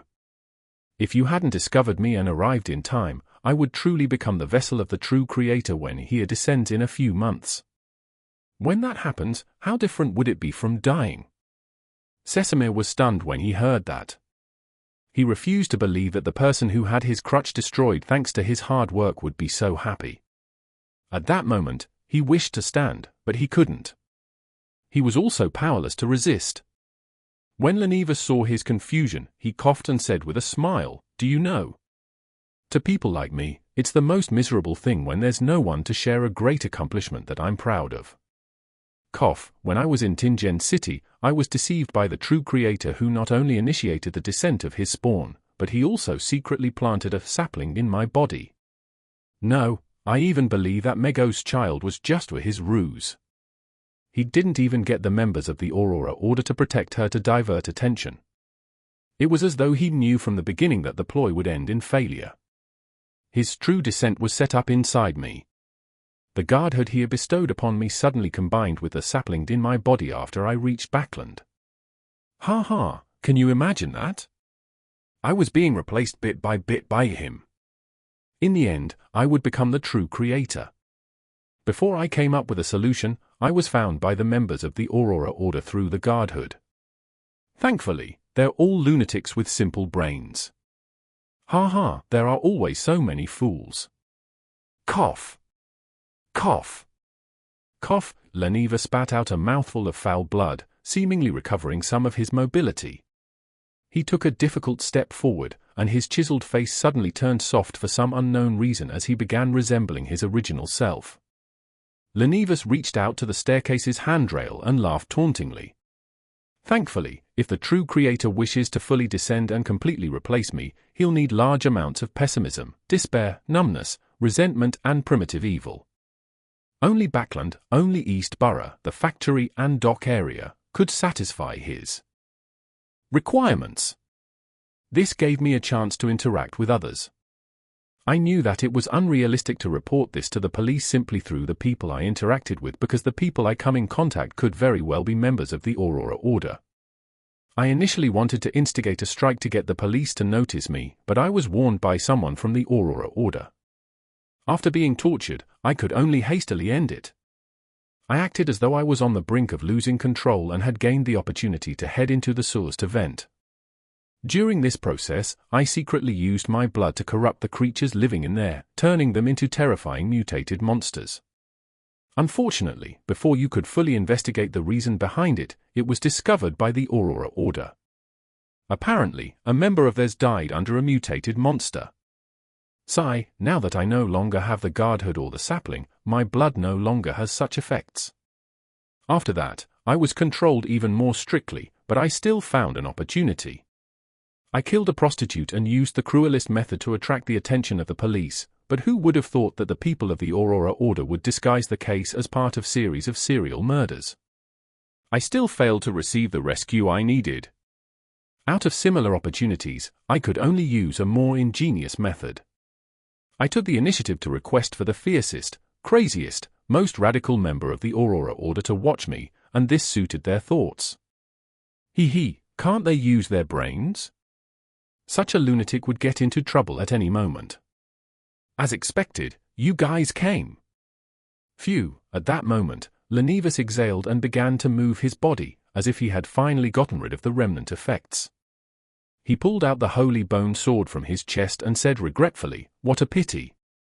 I can't take it with me, otherwise, I would be quickly tracked and found by you." After the pure white bone sword completely separated from his body, not a single drop of blood remained from the exaggerated wound. The part that had disappeared didn't seem to belong to Lenivus. Lenivus pressed his right hand against his chest, bowing as he faced Crested Sesamir and company. The people on the airship outside should be recovering soon. I can't stay any longer. Thank you very much.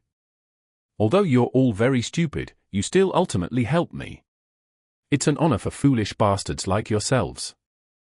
Having said this, he straightened his body and smiled tauntingly. Goodbye, foolish Nighthawks. Use your lives to send me off. Grasping the bone sword in his hand, he abruptly took a few steps forward, attempting to stab at Crested Sesamir. But at that moment, his eyelids began to grow heavy, as he felt like collapsing into a slumber. So you still have some strength. This is troublesome. Lenivus bit his tongue gently and suddenly threw the holy bone sword at the unconscious Nighthawk by the door. Sesamir waved his hand with the strength he accumulated through painstaking means, causing an invisible entity to divert the holy bone sword. Lenivus seized that opportunity and dashed to the side. He somersaulted out the red brick building through the window at the washroom at the end of the corridor. Soon after, he opened a manhole cover along the streets and quickly climbed into the sewers. Lenivus seemed to be very familiar with this place. Even though it was dark, he could still run, jump, and turn, quickly fleeing deep into the maze of sewers. Suddenly, he instinctively stopped and leaned back. A card had stabbed deep into his right chest and blood began dripping profusely from its edge. Lenivus looked up, and with his ability to see in the dark, he saw his attacker. It was a medium-sized man in a worker's uniform, wearing a mask with a raised mouth and red nose. Chapter 287. Death Battle. Translator, Atlas Studios. Editor, Atlas Studios. The moment their eyes met, Lenivus suddenly ducked and rolled forward. A tarot card, with an angel and trumpet, shot out sharply like a dagger, embedding itself into the wall of the sewer, and its position was at the same height as Lenivus's neck just moments before. Lenivus either rolled, jumped to his side, or threw himself forward, nimbly avoiding the three cards that came in succession with abnormal agility. Their collision with the walls, slabs, and concrete echoed like metal striking a wall. Meanwhile, out of the corner of his eye, he saw that the man in the clown mask was following him closely, not much slower than he was. In his hand was a thick stack of cards as he launched them with great familiarity and skill. On the surface of an approaching card was a sun with 5 facial features. With his left hand, Lenivus propped himself up against the wall and leaped into the air, drastically changing his course. At that moment, he heard a swishing sound before suddenly feeling a sharp pain in his ankle. He launched 2 cards? One arrived slightly late and was aimed in the direction I was escaping in? Can he foresee my movements? The moment he landed on the ground, Lenivus endured the pain and rolled once again. Another tarot card embedded itself into his original position, resonating constantly in response to the impact. It was only then that Lenivus noticed a card deeply embedded in his right ankle. The card depicting stars, water containers, and holy water stained in red. Lenivus didn't even have the luxury of time to think or treat his injuries. One after another, the cards turned into seemingly sharp flying daggers, shooting at different parts of his body. Very soon, the injuries on his right leg and chest, and the remnant effects from the hole in his chest, as well as the prior demigod-level clash, caused this Sequence 9 Marauder to turn sluggish. This was in contrast to the nimbleness and speed that Marauders were known for. POW, he sent a card flying, but a deep laceration tore through his wrist, one that kept bleeding profusely. The Nighthawks and the military will be coming soon. I can't delay any longer. At this moment, Lenivus's mind was very clear. Suddenly, he stopped in his tracks and stopped dodging, allowing a card depicting the devil to strike him squarely in the neck. In almost an instant, the cards sticking out from his body were sent flying. The hideous wounds on his neck, right chest, wrist, and ankle were all squirming madly, sprouting one meat tendril after another in disgusting shapes. On his skin, numerous small goosebumps appeared. These goosebumps had a metallic tint to them, as if they had turned into a set of armor. Clang, a tarot card was shot over, but it was deflected by the fine goosebumps. With bloodshot eyes, Lenivus stared at the clown who had put away his cards after coming to a halt. He said, half laughing and half mocking, "No matter what, after being tormented by a deity, one will always get something in return." Before he could finish his words, he had already jumped over the polluted waters in the canal with his left foot, throwing himself at the enemy opposite him. As if expecting this, Klein stepped to the side, pulled his left hand out of his pocket, clenched it into a fist, and threw it at Lenivus's temple. Lenivus swung his elbow sideways and raised his forearm, accurately hitting his opponent's fist. The explosive force surged like a torrential tide, causing Klein's body to move from the impact as he staggered a little. Crisp explosive blasts sounded in Klein's ear. Punches, each heavier and faster than the last, constantly reflected into his eyes. The flurry of attacks made him seem to forget to maintain his balance. He staggered and fell to the side, then, with the support of his left elbow, he rolled in a different direction. Smack! Smack! Smack! Bang! Bang! Bang! Lenivus's punches and kicks came quickly and furiously, almost hitting Klein quite a few times. But thanks to his exaggerated balance and movements that defied common sense, he managed to dodge successfully. At times, he would be on the wall, and at other times, on the ground. It was as though he was performing an acrobatic act. He appeared very calm, without the slightest bit of impatience. It was as though he had decided to drag out the battle as long as possible until the Nighthawks and the military arrived. And once there were any signs of Lenivus's attempting to escape, he was hell-bent on pestering him and not give him an opportunity to do so. Lenivus's punch forced Klein to use the rebound from the wall to fly back into the air, and as for himself, he didn't hesitate to turn around and flee towards another tunnel. The moment Klein's toes touched the ground, his body shot out like a cannonball as he pounced straight for Lenivus's back. At that moment, an image appeared in his mind. It seems as if Lenivus has no bones. I should force him to twist his upper body and land a punch on his body. Without any doubts or hesitation, Klein took the initiative to reduce his subsequent strength. With a smacking sound, he still threw himself forward, but it was much weaker than he expected. With a jarring noise, Lenivus twisted his upper body suddenly while his legs remained immobile. His face faced backward as his toes pointed forward. In such a terrifying scene, Lenivus threw a punch towards Klein's head. The force of the punch was so strong that even the air produced an explosive boom. His fist hit nothing but air, and his fist was still 20 or 30 centimeters from Klein's face. The winds, that stirred from the punch, blew through Klein's hair, but he didn't take the opportunity to attack the enemy. Instead, he croaked a single word in ancient Hermes, crimson. A charm. Lenivus scrunched his face as he immediately jumped to the side in a bid to dodge the impending attack. However, Klein had yet to throw out the charm. Instead, he clenched his left fist tightly and followed in the direction of Lenivus. He similarly threw himself to the side and rolled on the ground as well, causing the distance between them to only widen slightly. It was a bluff, Just as this thought flashed through his mind, the highly raised corners of the clown's mouth were clearly reflected in his eyes. There was also a dark red flame which had unknowingly ignited in the clown's left fist. This, Lenivus's gaze immediately froze. A light crackling sound entered his ears, and a calm, tranquil feeling emanated instantly, enveloping him and Klein. What is he trying to do? He wants both of us to be affected at the same time, to allow for the Nighthawks and military to rush here in time. Lenivus's eyelids drooped heavily, and the fatigue and weakness he had been suppressing began to rear their heads uncontrollably. He did his best not to fall asleep, hoping to rely on the uniqueness of his body to endure through the most intense period of the charm's slumbering effects. As for Klein, he didn't choose to resist at all and quickly entered a deep slumber. However, whenever he fell asleep unnaturally, he would instinctively wake up. This was the unique thing about him when fighting mediumship and dream invasions.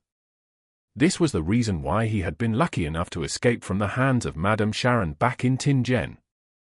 In the fight just now, after throwing his cards proved ineffective, he immediately took out the slumber charm and gripped it tightly in his palm, waiting for the opportunity to affect himself and his enemy. In just a split second, he forcibly broke free from the abnormal state of mind in his dream. The figure of the staggering Lenivus was clearly reflected in his eyes. Phew, Klein suddenly became very calm, as though what was before him was nothing but a target. He took a deep breath, turned his waist, and pulled back his shoulder before thrusting his fist forward with all his strength. His fist landed ruthlessly at Lenivus's throat, breaking his bones and splattering his flesh. Lenivus took 2 steps back and leaned against the wall. That intense pain finally allowed him to extricate himself from the slumbering effects, but the fine iron-colored goosebumps on his body were all gone. After Klein's punch landed, he reached into his pocket with his left hand and pulled out 2 cards. The 2 cards each stabbed into an eye. A scarlet liquid gushed out. Lenivus surprisingly endured the pain without letting out a tragic cry. Instead, he abruptly threw himself forward in a bid to make his last stand. Klein didn't take advantage of the situation to attack. Having long expected this, he turned his body to the side and took a step back. Right on the heels of that, while seizing the moment when Lenivus fell forward, he took 2 steps and arrived behind him. He reached out with his arms and grabbed his enemy's neck. Klein's arms exerted force, and he suddenly turned around, twisting Lenivus's neck. After doing all of this, he took 2 steps back and looked at his enemy. With a card embedded in him, Lenivus looked ahead weakly as he slumped to the ground. At the same time, he was very confused and asked in a staccato manner, "Why do you want to kill me?" With his clown mask on, Klein stared at his archenemy and replied indifferently, "No reason." "No." With his eyes wide open, Lenivus collapsed to the ground in the sewers, unable to accept his fate. Finally, his breathing came to a stop. At that moment, Klein, who seemed to be extremely calm, suddenly stepped forward, tightened his right leg, and, with all his strength, kicked him in the head. His neck, which was already badly mutilated, could no longer bear the pressure and was sent flying like a rubber ball. It slammed heavily into the wall, creating a red and white patch. Upon seeing this scene, Klein suddenly crouched down. He laughed crazily with a suppressed voice. The clown mask looked so very happy. The corners of those raised lips, the bright red nose, and that white face wore a very happy expression. "Ha ha, ha ha. Ha ha ha." Klein laughed so much that he went out of breath. His laughter was more jarring than crying. After a few seconds, he finally calmed down. He slowly straightened his body and winked with his left eye at the darkest part of the saw. Then, he smirked and muttered to himself, "Captain. Look, we've saved Lun once again." Droplets of liquid quietly slid down and landed on his collar. At that moment, he felt that his clown potion had been digested completely. Chapter 288. A scene filled with symbolism. Translator, Atlas Studios. Editor, Atlas Studios. In the dark saw, Klein wiped his neck and turned his attention back to Lenivus's cracked head and decapitated body before turning to the 2 tarot cards that were stuck in Lenivus's eyes. He originally wanted to retrieve all the projectiles that he had thrown and wipe the scene of any clues. However, he realized a very real and extremely serious problem. He didn't have the vision to see in complete darkness. He had relied on his spirit vision to rush through the pitch-black sewers and engage in the intense battle with Lenivus. He could see the colors of Lenivus's aura, the spirituality radiance of all sorts of critters, and could faintly use the light's illumination to distinguish the path. Unfortunately, the tarot cards he was currently using weren't the same as the ones that had originated from the Nighthawks. It didn't have any spirituality or silver engravings, and it was completely ordinary with no special characteristics. In such an environment, Klein could use his own aura's color and spirituality radiance to create a tiny radius around him where he could distinguish things. However, he couldn't see the cards stuck in the walls and ground, as well as the cards that had scattered everywhere. In the intense battle with Lenivus, they hadn't restricted themselves to a particular spot. Of course, he believed that as long as he had enough time, it wouldn't be difficult to find all the cards he had thrown out, but the main problem was that the Nighthawks and the military on board the airship would arrive at any minute. I can't be too careless regarding this. I've been wearing gloves all this time. This deck of tarot cards was bought before coming to Backland and is standard across the nation. I don't usually use it. Most of the time, even if I have it with me, it's placed together with Mr. Azek's copper whistle. Regardless of what methods are used, it would be very difficult to locate me through them.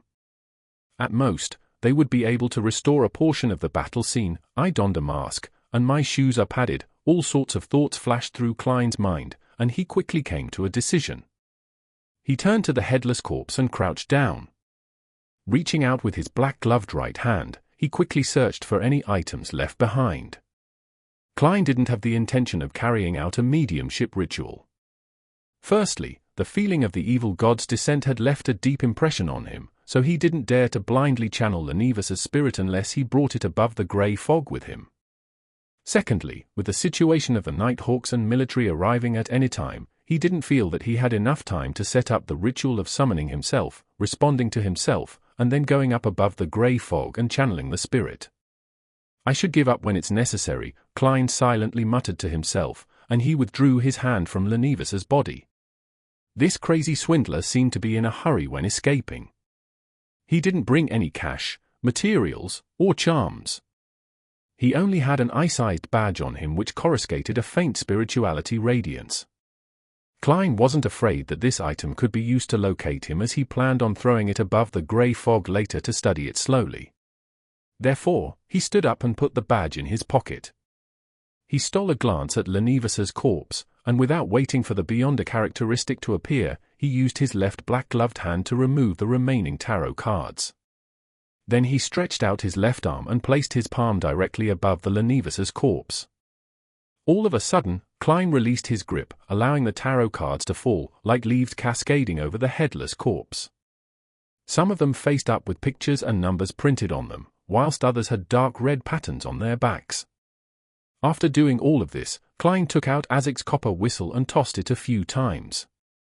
Then, without looking back, he ran deep into the sewers. After almost 2 minutes, figures finally arrived at this place. Some of them were wearing thick black windbreakers, while others were wearing well-tailored military uniforms. The leader of the group was Crested Sesamir, who was carrying a pure white bone sword. His red gloves were smeared with dust, and his determined face showed obvious signs of fatigue and frailty. They stopped a few meters away from the body, and through the means of their night vision, they could see Lenivus's corpse and his head against the wall. There were 2 tarot cards stuck in his head. One was the Emperor and the other was Wheel of Fortune. The headless body was covered with even more cards, each separately depicting the Chariot, the Hermit, Death, and more cards of different suits comprising of chalice, scepters, etc. On the walls and on the ground around him, there were also tarot cards such as the Devil, the Sun, and Judgment. It all looked like the scene of some bizarre ritual, and Lenivus was the sacrificial offering that was destined to be sacrificed. Crested Sesamir drew a silent gasp as he knitted his brows tightly. The Beyonders around him fell into a momentary daze at the sight of this frightening and mysterious scene in the darkness. Far away from the scene of Lenivus's death, Klein quickly found an exit and left. He took off his clown mask and, in the shadows of the gas lamps, walked quickly towards East Borough. Before that, he had already dealt with the stains on the soles of his shoes. It was only when he reached Black Palm Street in the East Borough did he breathe a slight sigh of relief. Then, he quickly held the ritual of summoning himself inside his rented one-bedroom apartment and responded to himself. In his spiritual body state, Klein moved all the clothes he had worn tonight, as well as the remaining charms, herbs, and essential oils, as well as the badge he had obtained from Lenivus to the space above the grey fog. Then, he used a spiritual flame to burn the corresponding clues. Phew, he exhaled and finally had time to take a look at what the badge he had taken from Lenivus looked like. This badge was only the size of an eyeball. On the front was a symbol that depicted fate and concealment, and behind it was a ring of tiny and compact words in ancient Hermes. You can join if you have this item. What does it mean? Was Lenivus also a member of some secret organization? Klein rubbed his temples. In a situation where he was physically and mentally exhausted, along with the fact that the timing wasn't right, he decided to give up on his research and leave it till after the Tarot Club's gathering. He quickly left the mysterious space above the grey fog, changed into another set of clothes, and removed his disguise. However, he was in no hurry to return to Minsk Street. He planned to sleep for the night before leaving. This was because it was easy to be inspected after midnight, especially when such an accident had just occurred. He lay down on the bed, looked out the window at the moonlight's encroaching of the darkness, and gradually calmed down. After completing his initial revenge, he felt that he had relieved himself of a lot of his burdens and lost a lot of his pressure. His mental state was clearly much better than before. The present me isn't capable of handling its Zangwill and sealed artifact 08. Besides, the gap between us is huge. Only after becoming a high-sequence beyonder, a demigod, would I have the qualifications to involve myself in such matters. Before advancing to Sequence 4, I'll act as though they don't exist. Yeah, for the foreseeable future, my goal is to work hard to improve myself. Now that I've completely digested the clown potion, I can advance to magician once the beyonder ingredients are gathered. There's still Faceless, Nimblewright Master, and the corresponding sequence for which I don't know the name of. Other than that, I'll just be an ordinary detective. Klein's mind was calm and peaceful, and his thoughts were scattered as he thought about his future arrangements. He was no longer cranky or that depressed. As he thought about it, the corners of his lips curled up slightly as he silently muttered to himself. Captain, Benson, Melissa, I believe all of you would prefer to see me like this. At dawn, a group of people wearing surgical hats and white masks came to the Dock Union's dormitory. They were all dressed as doctors. The elder in the lead appeared to be rich in experience as he said to the puzzled and confused residents, "We've discovered an infectious disease in this building. A person named Kevin has already passed away because of it. We will provide free treatment. This infectious disease has a special drug, and as long as you take it in time, you'll be fine." Kevin? One by one, the guests exclaimed in astonishment as they looked around for their colleague named Kevin. However, they didn't find him at all. Seeing that the charity medical team was accompanied by police officers, the residents no longer had any doubts and began to line up nervously to collect their medicine. The first was a middle-aged man with a bushy beard. He nervously asked all sorts of questions, afraid that a single bottle of medicine wasn't potent enough to fight off the infectious disease. It wasn't until the doctors showed their impatience that he drank the blue bottle of medicine. Then, he was helped to the side and aimed his mouth at a hole that was of the same size. The man suddenly felt nauseous as he violently vomited a putrid blob of a bloody substance. He was about to prop himself up and cast his gaze to see what he had just vomited when two strong nurses yanked him away. The mouth-sized hole was located above an iron-black metal barrel. The bottom of the barrel was dark and deep, with almost no light coming from it. And right there, a pool of yellowish-green liquid was quietly resting at the bottom. In the middle of the pool was a small piece of blood-colored meat. One by one, the residents took the medicine and vomited in front of different metal barrels. In Emperor's Borough, the opulent villa of Count Hall. "Why did you suddenly visit so early?"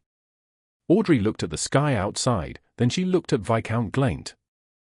Glaint looked around and only found a golden retriever sitting beside him. "Hence," he whispered, "I was planning to go to the turf club, but I met Kant on the way. He told me something very interesting. It's truly interesting. Since I was passing by here, I thought of coming to share it with you." "What is it?" Audrey asked with interest. Glaint didn't deliberate over his words as he replied, "You should have heard of the Aurora Order, right? It was the Aurora Order that assassinated the Inti's ambassador. They were caught, with several important members killed, and a very large ploy was foiled as a result. I thought it was something related to the Guardhood of the true Creator. Zio and Force sent someone to report the information yesterday evening, and it just so happened that an operation was held last night." "Wait, the Aurora Order apparently worships the true Creator?" Audrey's eyes lit up. She pressed in a reserved tone, "What ploy?" "I don't know, Kant refused to say. He just told me that the person in charge of this ploy was once a wanted swindler, a swindler named Lenivus." Glaint spread out his right hand. As expected, Audrey nodded indiscernibly. She didn't conceal her curiosity and asked, "Was he caught?" "He's dead, but he wasn't killed by our people." Glaint paused for a moment. "This is what I meant by interesting. When his body was found, it was covered with many tarot cards. Same for the surroundings. You can imagine that scene, tarot cards? The body was covered with tarot cards. Audrey was startled at first before it hit her. This was done by our tarot club. Chapter 289. Conjecture and Investigation. Translator, Atlas Studios. Editor, Atlas Studios. Audrey, who thought she knew the truth, couldn't help but imagine the scene described by Viscount Glaint. Lenivus lying in the mud in the darkness, covered with rows and rows of tarot cards. There's the Fool, Justice, the Hanged Man, the Sun, the World, and the other major arcana cards and numerous numbered cards. They would either be overturned or facing right up, and there would be some left unturned, exposing only their backs, as if they were all part of a large-scale, eerie tarot divination. This kind of scene must be very shocking. I wonder where the card for Justice landed. How would the Belondus of MI9 and the Church view this matter? Would they believe that a new secret organization has appeared?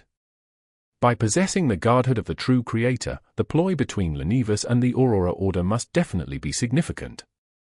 It definitely would have brought a terrible disaster to Backland and the Kingdom. Yet, this ploy was so easily foiled because of a simple mission Mr. Fool had issued. This is a tussle at the level of deities? Mr. Fool and the true Creator are considered archenemies? It's no wonder he calls the other party the fallen Creator. Many thoughts flashed through Audrey's mind as her body trembled faintly and imperceptibly. "What are you thinking about?" Viscount Glaint, who was sitting opposite, finally couldn't hold it in any further as he asked in puzzlement. Audrey abruptly snapped out of her reverie. Slightly cocking her head, she smiled and said, "Didn't you tell me to imagine the scene of the corpse being covered with tarot cards?" "Ha ha." Glaint awkwardly smiled and sighed.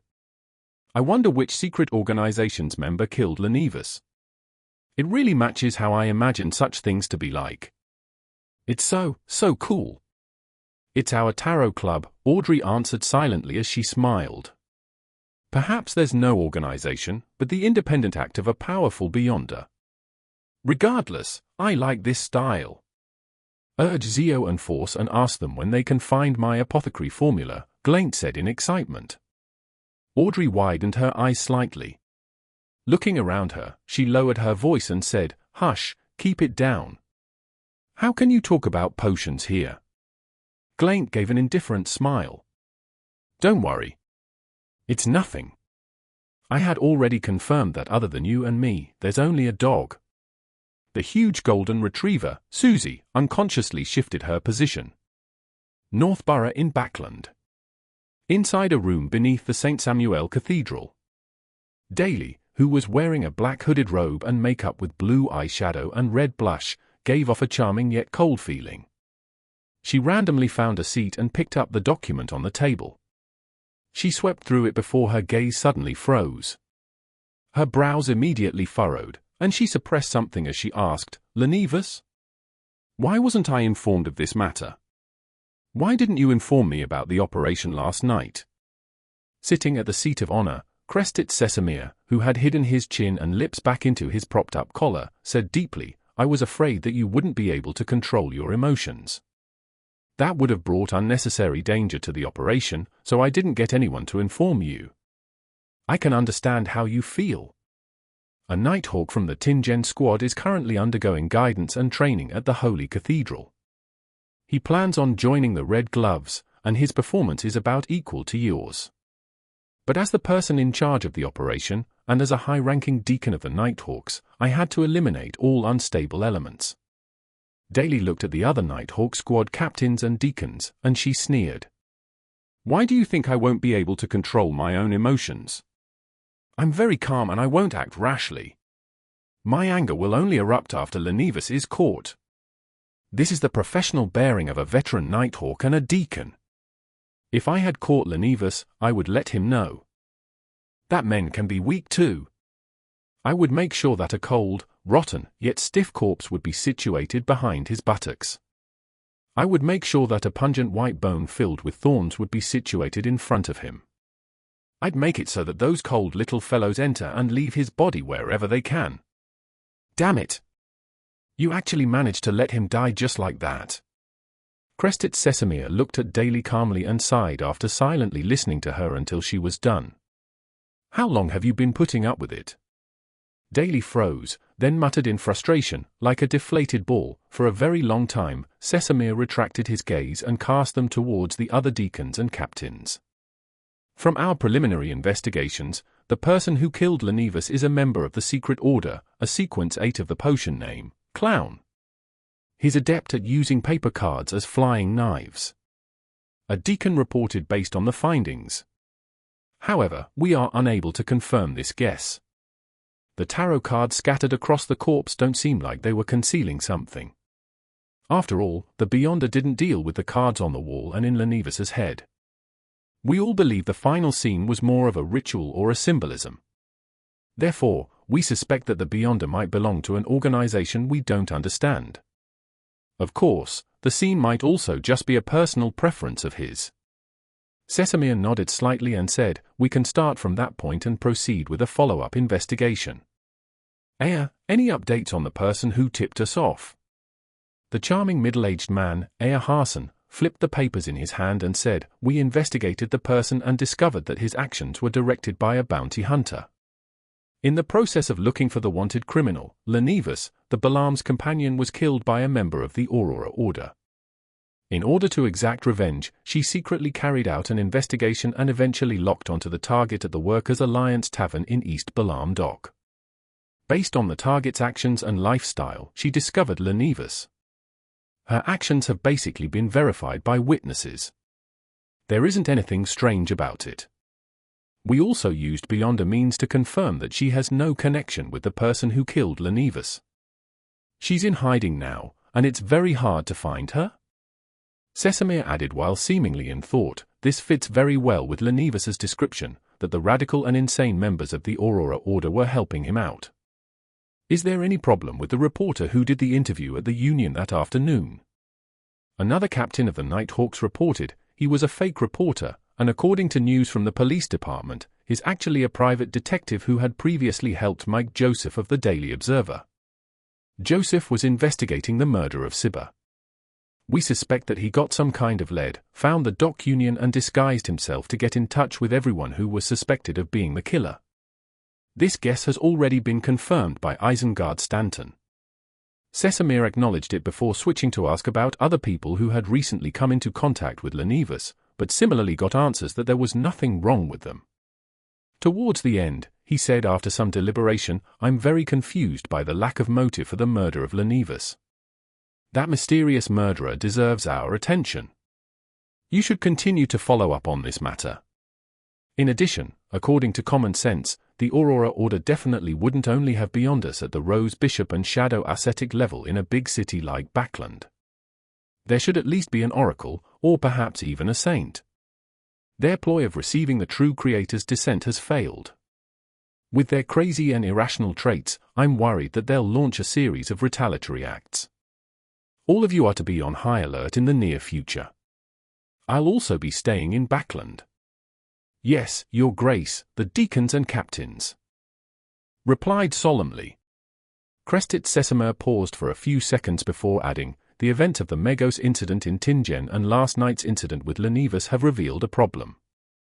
The industrial area, the dock area, and East Borough have become hotbeds for the descent and nurturing of evil gods. You are to send people to investigate and gather the truth about the situation. If it truly is as Lenivus had described, I'll raise this matter at the Council of Cardinals, formally exerting pressure on the kingdom and the government to bring about the corresponding changes as soon as possible. Klein slept in and didn't wake up until it was late. However, it still wasn't bright enough outside. The area was still shrouded in fog, making it dark and cold. This doesn't fit with my splendid mood, he grumbled.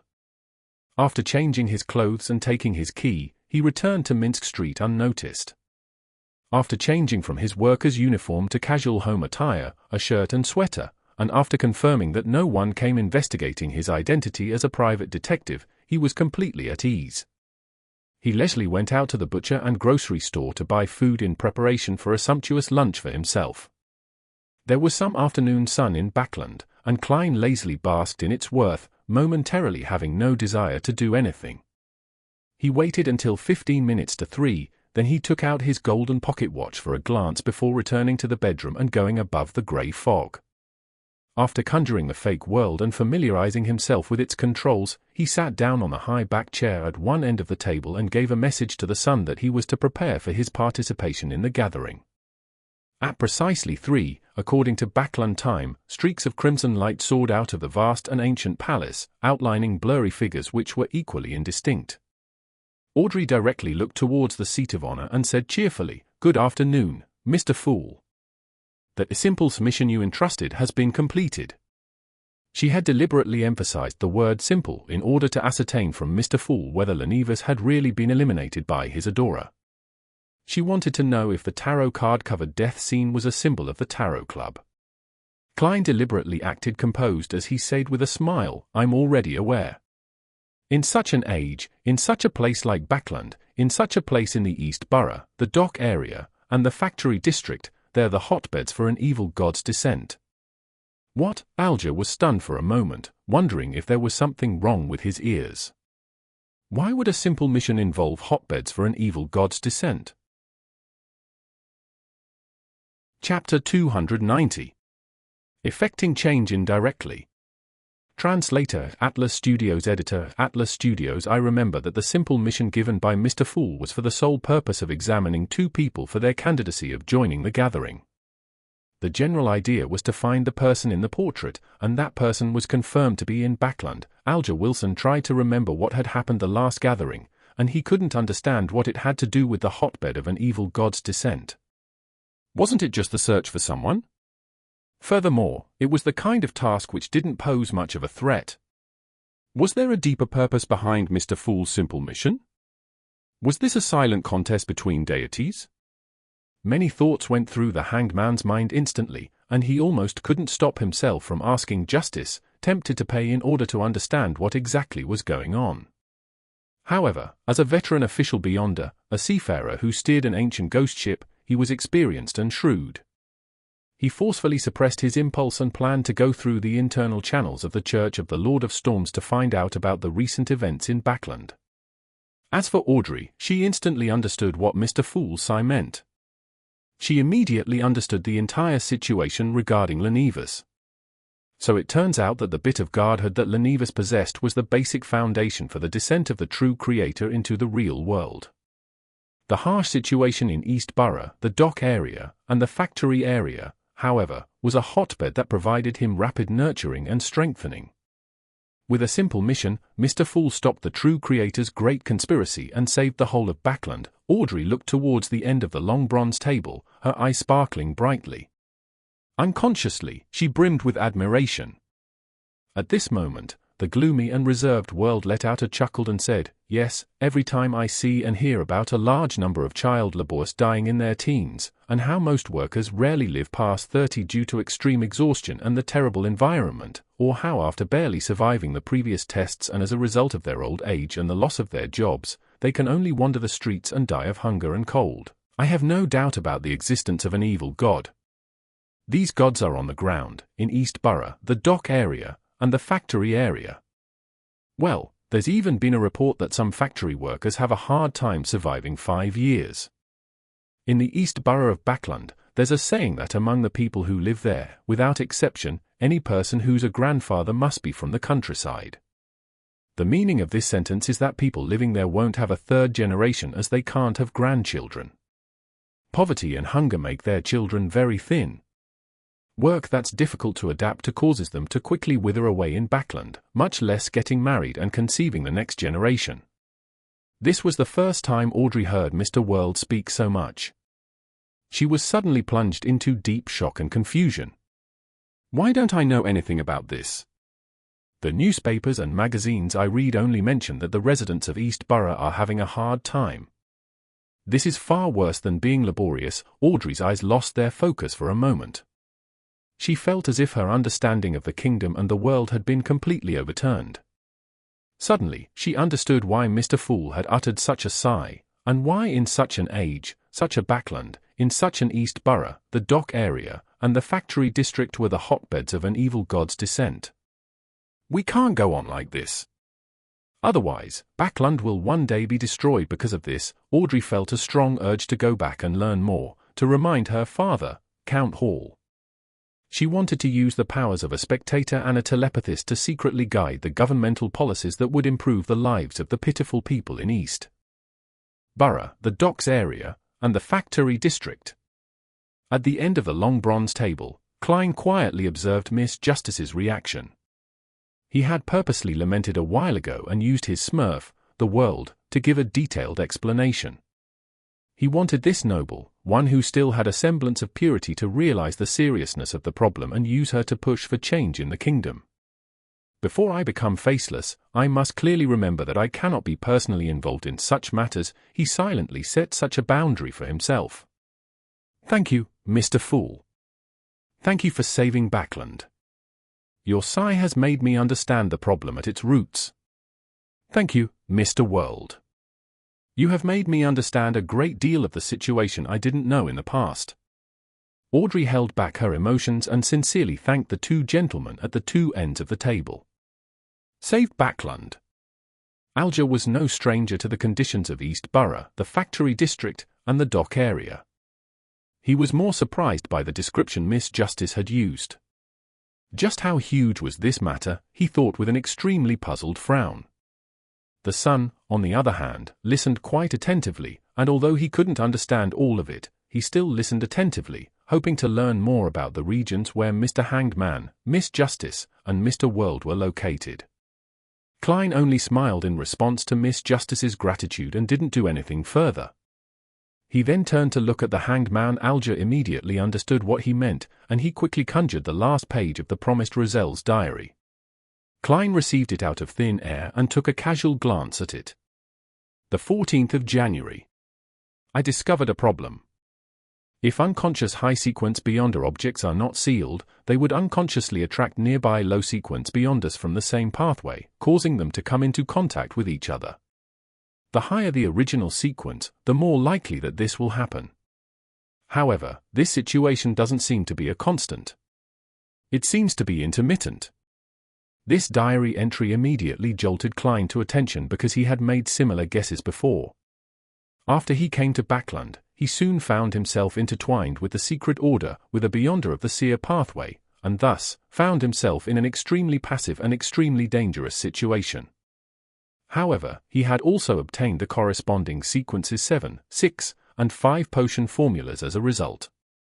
At the time, he had suspected that his transmigration involved secrets that gave him the power to resurrect, and that he would occasionally attract people and objects related to the seer pathway, such as the Antigonus family's notebook or members of the secret order.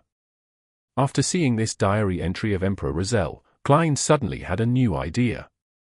He used the corner of his eyes to scan the thick grey fog and the illusory dark red stars below him. He muttered to himself in silence. Could it be that the one who created that attractive force wasn't me, but this grey fog, the mysterious space above the grey fog? This could also be considered as a secret behind my transmigration. Without any further clues or information, Klein quickly gathered his thoughts and read the second diary entry. The 16th of January, the taste of a demoness still isn't bad. The corners of Klein's mouth twitched, unsure of what expression he should show. Emperor, I have underestimated you. There's really nothing stopping you. Don't you care about the other person's previous gender? Don't you care about her experience during the pleasure phase? Suppressing the urge to exhale, Klein looked at the last entry in the diary in his hands. The 20th of January. I finished making the second card of Blasphemy. Let me think, where should I hide it? Yes, I plan to disguise it as a bookmark and insert it into a very valuable book. If the person who obtains it isn't someone fated, it would be hard to imagine that the most valuable thing in the book is actually that seemingly ordinary bookmark. Emperor, why can't you explain more clearly? Which book did the bookmark go into? Before I read this, I was so happy thinking that I can follow the clues and obtain a card of Blasphemy containing the profound secrets of the deities. Klein was disappointed and let his gaze linger on the last paragraph. I hope that there will be more specific information in the future entries of the Emperor's diary. He comforted himself with this sentence, leaned back, and said with a smile, "You can start your discussion freely now." At that moment, the son Derrick raised his hand, having learned it from Miss Justice, and said, "Mr. World, the beyond a weapon you gave me far exceeds my expectations. I've already accumulated enough contribution points to trade for the ingredients to advance to Sequence 8. I'll use the remaining contribution points to hire helpers to obtain a chance to obtain the true root and juice of the Mist Treant. I'll be able to complete the deal soon." He explained in great detail, worried that his reputation of keeping his word would be suspected and destroyed. Of course, he was telling the truth. Although the axe didn't match some of his expectations for a beyonder weapon, its power shocked him. That axe can create a powerful lightning bolt in just 2 or 3 strikes, and with the temporary boost from my bard's powers, I can easily fight in close quarters with a Sequence 7 monster. If I were to encounter a monster that's afraid of lightning, I could even easily finish it. I'm now a light suppliant with a certain level of magical spells. My strength has been raised qualitatively, and I can fight against even more powerful monsters. Derrick Berg felt that he had fallen in love with that beyonder weapon. In the City of Silver, its potency was one of the reasons to like it. The surrounding darkness and monsters in the depths of the darkness forced them to obey this rule for generations. All right. The gloomy world nodded under Klein's control. He then looked around and asked again, "Lady, sirs, do you have any clues regarding the dark patterned Black Panther spinal fluid or spring of the Elf's marrow crystals?" Audrey shook her head without hesitation. After musing for a few seconds, Alja suddenly said, "There will be a grand event held on the Sonia Sea soon. Ships from the 4 pirate kings and the 6 pirate admirals will be participating. I should call them the 7 pirate admirals. Another person has joined the ranks. There'll definitely be transactions of beyonder ingredients at such an event. It's very likely that the not very rare dark patterned Black Panther spinal fluid or spring of the Elf's marrow crystals will appear. I have the opportunity to participate in this event, but what can you offer in exchange? I'm sure you don't have the potion formula for Wind Blessed and that it'll be very difficult for you to find it in the future too." Chapter 291. Seller and Notary in One. Translator, Atlas Studios. Editor, Atlas Studios. High probability of appearing. Klein controlled the world and made him laugh deeply. Yes, I really don't have the potion formula for Wind Blessed, nor will I have the means to obtain it anytime soon. However, I have an incomplete formula for a Sequence 4 potion. Even though it's incomplete, I think you should know its value very well. It can be exchanged for at least 10 gold pounds, and most of the time, you can't even buy it with money worth several times that. This is a crucial step that will lead to a human's qualitative change. So, are you interested? The spinal fluid of a dark-patterned black panther is worth between £500 and £700, and the spring of the elves' marrow crystals is between £300 and £400. I believe you'll still need to prepare an additional £90 in cash or an item of equal value. Klein had long since speculated that the sequence of the Sun sequence pathway, unshadowed, could be swapped with the same sequence of the Sailor and Reader pathways, and this conjecture had been indirectly confirmed by Mr. A's request and in the information provided in Rozelle's diary. It was even suspected to extend to the secret suppliant and spectator sequence pathways. Therefore, he believed that the incomplete formula of unshadowed was an irresistible temptation for the hanged man who was from the Sailor pathway. It doesn't matter if you don't have something worth £90 for the time being, you can pay it in installments with Mr. Fool bearing witness, Klein silently added. Currently, he was lacking the spinal fluid of a dark-patterned Black Panther, so he didn't mind letting the hanged man remain on credit. In any case, he didn't need to worry about the possibility of him running away. Well, there are also latent risks. I would be at a huge disadvantage if Mr. Hanged Man suddenly dies. With such an expensive deal at hand, Klein couldn't help but feel a little apprehensive. The incomplete formula of a sequence for potion? An incomplete formula that leads to the path of a demigod? This is something that you can't even buy with money. Audrey's eyes lit up. She couldn't help hiding her curiosity as she asked before the hanged man could speak, Mr. World, can I ask which sequence for pathway the formula pertains to? If it's not convenient to tell me, pretend I never asked. Mr. World actually has a sequence for potion formula. Even if it's incomplete, it's still very shocking. No wonder Mr. Fool pulled him into the Tarot Club. He isn't a simple beyonder. Well, Zio's enforced test mission has come to an end. Mr. Fool didn't mention if he's letting them join. Well, he must have other considerations, and maybe he needs more time to observe them. I shouldn't take the initiative to ask since it will appear impolite. Many thoughts ran through Audrey's mind at that moment. Miss Justice's question was just what Klein wanted. He made the World reply in a husky voice, I was planning to say it anyway. It's the potion formula to sequence for of the Sun pathway, unshadowed. The Sun pathway. Derrick instantly looked towards Mr. World, who sat at other end of the long bronze table, his eyes filled with sudden eagerness and longing.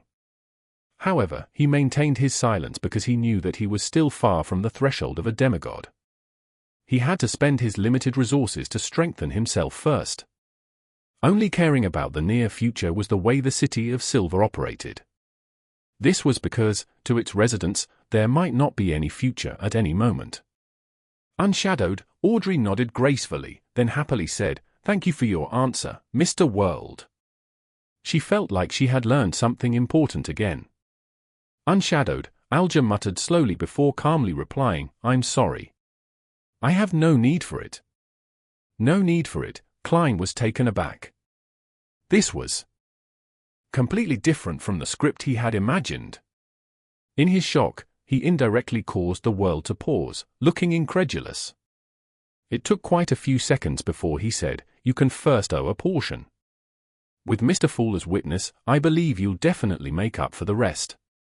No, I really have no need for it. Alger shook his head. No need for it. He really has no need for it. He's confident that he would gain the favor of the Church of the Lord of Storms and be bestowed with the corresponding potion directly? Or does he actually have the sequence for potion formula to the Sailor pathway? The name was cataclysmic in terror. Klein quickly thought of two possibilities. What should I do? Don't tell me that I should trade the witch or demoness of pleasure formulas with him. Klein silently mocked himself, deliberately making the world silent for a few seconds before saying, other potion formulas, or some secrets I know. Such as, secrets of the peak-level sequences. Alger changed his seating posture a little as he deliberated before answering, I personally know some secrets of peak-level sequences. How will you guarantee that there's no overlap? How will you guarantee that the secrets you will tell me is equal in value to the dark-patterned Black Panther spinal fluid and spring of the Elves' marrow crystals? We'll each give the peak-level sequence secret to Mr. Fool and let him decide if there's any overlap and determine their values. Mr. Fool, is that all right? Klein manipulated the world and asked himself this question. Then, he said with a supercilious attitude, "Sure." Alger slowly nodded. "I have no problems with that. Let's begin. I really want to know the secret of the peak-level sequences. But I haven't had any extra money lately to buy it." Audrey looked enviously at the world and the hanged man as they each conjured a piece of goatskin parchment. Having never worried about money since she was young, she finally experienced the taste of poverty. Very soon, Klein received the content written by the two members. Without a doubt, he first looked at the goatskin parchment from the hanged man and discovered that the content was simple. There was only one sentence. The peak-level sequence conceals the path to divinity. Phew. Great. Otherwise, there would be a need to use other information for the exchange. Klein carefully examined the world's goatskin parchment before chuckling softly. To most beyond us, the secrets Mr. World is providing is of no value, but in the eyes of others, it's extremely important. This cannot be measured with money. Hearing this conclusion, Alger immediately fell into a dilemma. To him, getting two Beyonder ingredients at the same time wasn't a small burden. He had to sell many valuable items in order to trade for them. To pay such a price to hear a secret that might not be very useful to him, Alger considered it for nearly 20 seconds before saying, "Mr. Fool, can you provide more hints?" "I can't make a decision yet." "Can't make a decision." The corner of Klein's mouth moved slightly. He knew that the words he had said to maintain his image had the opposite effect and had been ineffective. He hesitated for a moment and then smiled. "The content he describes is a detailed supplement to the secret you know." "Detailed supplement?" "A detailed supplement to the path to divinity." Alger didn't hesitate any longer. He turned his head to look at the world and said in a terse and firm voice, "Deal." Then, he immediately added, "I'll help you exchange for the spinal fluid of a dark-patterned black panther and the spring of the elves' marrow crystals within the week. Of course, the premise is that they'll appear at the pirates' meet. Although the probability is very high, we still have to believe that anything could happen. If that happens, I might have to postpone it to next week, the following week, or even the next month. But don't worry, I will keep my promise." "No problem. With Mr. Fool as witness, there's no need for me to worry," the world answered hoarsely. After they had confirmed the transaction, Klein conjured a goatskin parchment in front of the hanged man. Alger lowered his head eagerly, reading through each word voraciously. "There is a sequence 0 above sequence 1. And sequence 0 is the sequence of a true god. They can similarly be reached through the corresponding potions and rituals." "Sequence 0? The sequence of the true god." Alger was astonished and shocked at first, but soon he felt relieved, and then he murmured to himself in delight, "I see. I understand what it means." He inhaled silently and leaned back in his chair as if nothing had happened. That secret must be astonishing. Mr. Hanged Man even lost his composure. Audrey looked away with a longing expression and said to the son who was diagonally opposite her, "Mr. Sun, I remember you mentioning that the City of Silver has the Dragon Pathway Sequence 9, 8, and 7 potion formulas." "Yes." Derrick nodded honestly. "Sequence 7's potion formula is Psychoanalyst. If I wish to get it, what is the price I need to pay?" Audrey asked in a reserved manner. "The Sequence 7 potion formula of the Sun Pathway," Derrick replied without any hesitation. Audrey nodded gently and said, "I'll do my best to obtain it." Zio and Force mentioned before that there's a Beyonder of the Sun Pathway at Mr. A's gathering. He's at least Sequence 7 and is adept at purification and exorcism. Once all the recent events settle down, I can attempt to get it from him. In addition, I should join more of the gatherings at the abandoned education building in that hospital. I should try to come into contact with members of the psychology alchemists. One of the two paths will definitely lead to something. Thoughts flashed through Audrey's mind, but she suddenly realized that she was unable to obtain it even if she discovered clues to the formula. This was because she would be experiencing a financial crisis for the next few months and was barely holding on. The price of a Sequence 7 formula is around £800, so if I scrimp, I should be able to produce that. It's already October, it's almost New Year's. I'll be an adult then, and I'll have the freedom to handle a lot more of my money. Or should I use the knowledge I was taught by Mr. Fool to trade? I wonder what attitude he has towards this kind of behavior. Audrey's thoughts gradually dispersed. She decided to wait until there was hope for the formula before she asked Mr. Fool. The transaction segment came to an end. Klein originally wanted to use the knowledge he knew to exchange for a mystical item without many negative effects, but after sensing how tight the Hanged Man was, he knew that the other party would pay a large price for those two Beyonder ingredients.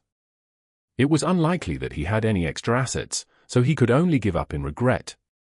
As soon as the free exchange segment began, Alger took the initiative to mention Rear Admiral Hurricane Chilangos's ship and crew was subdued, giving rise to a new pirate admiral.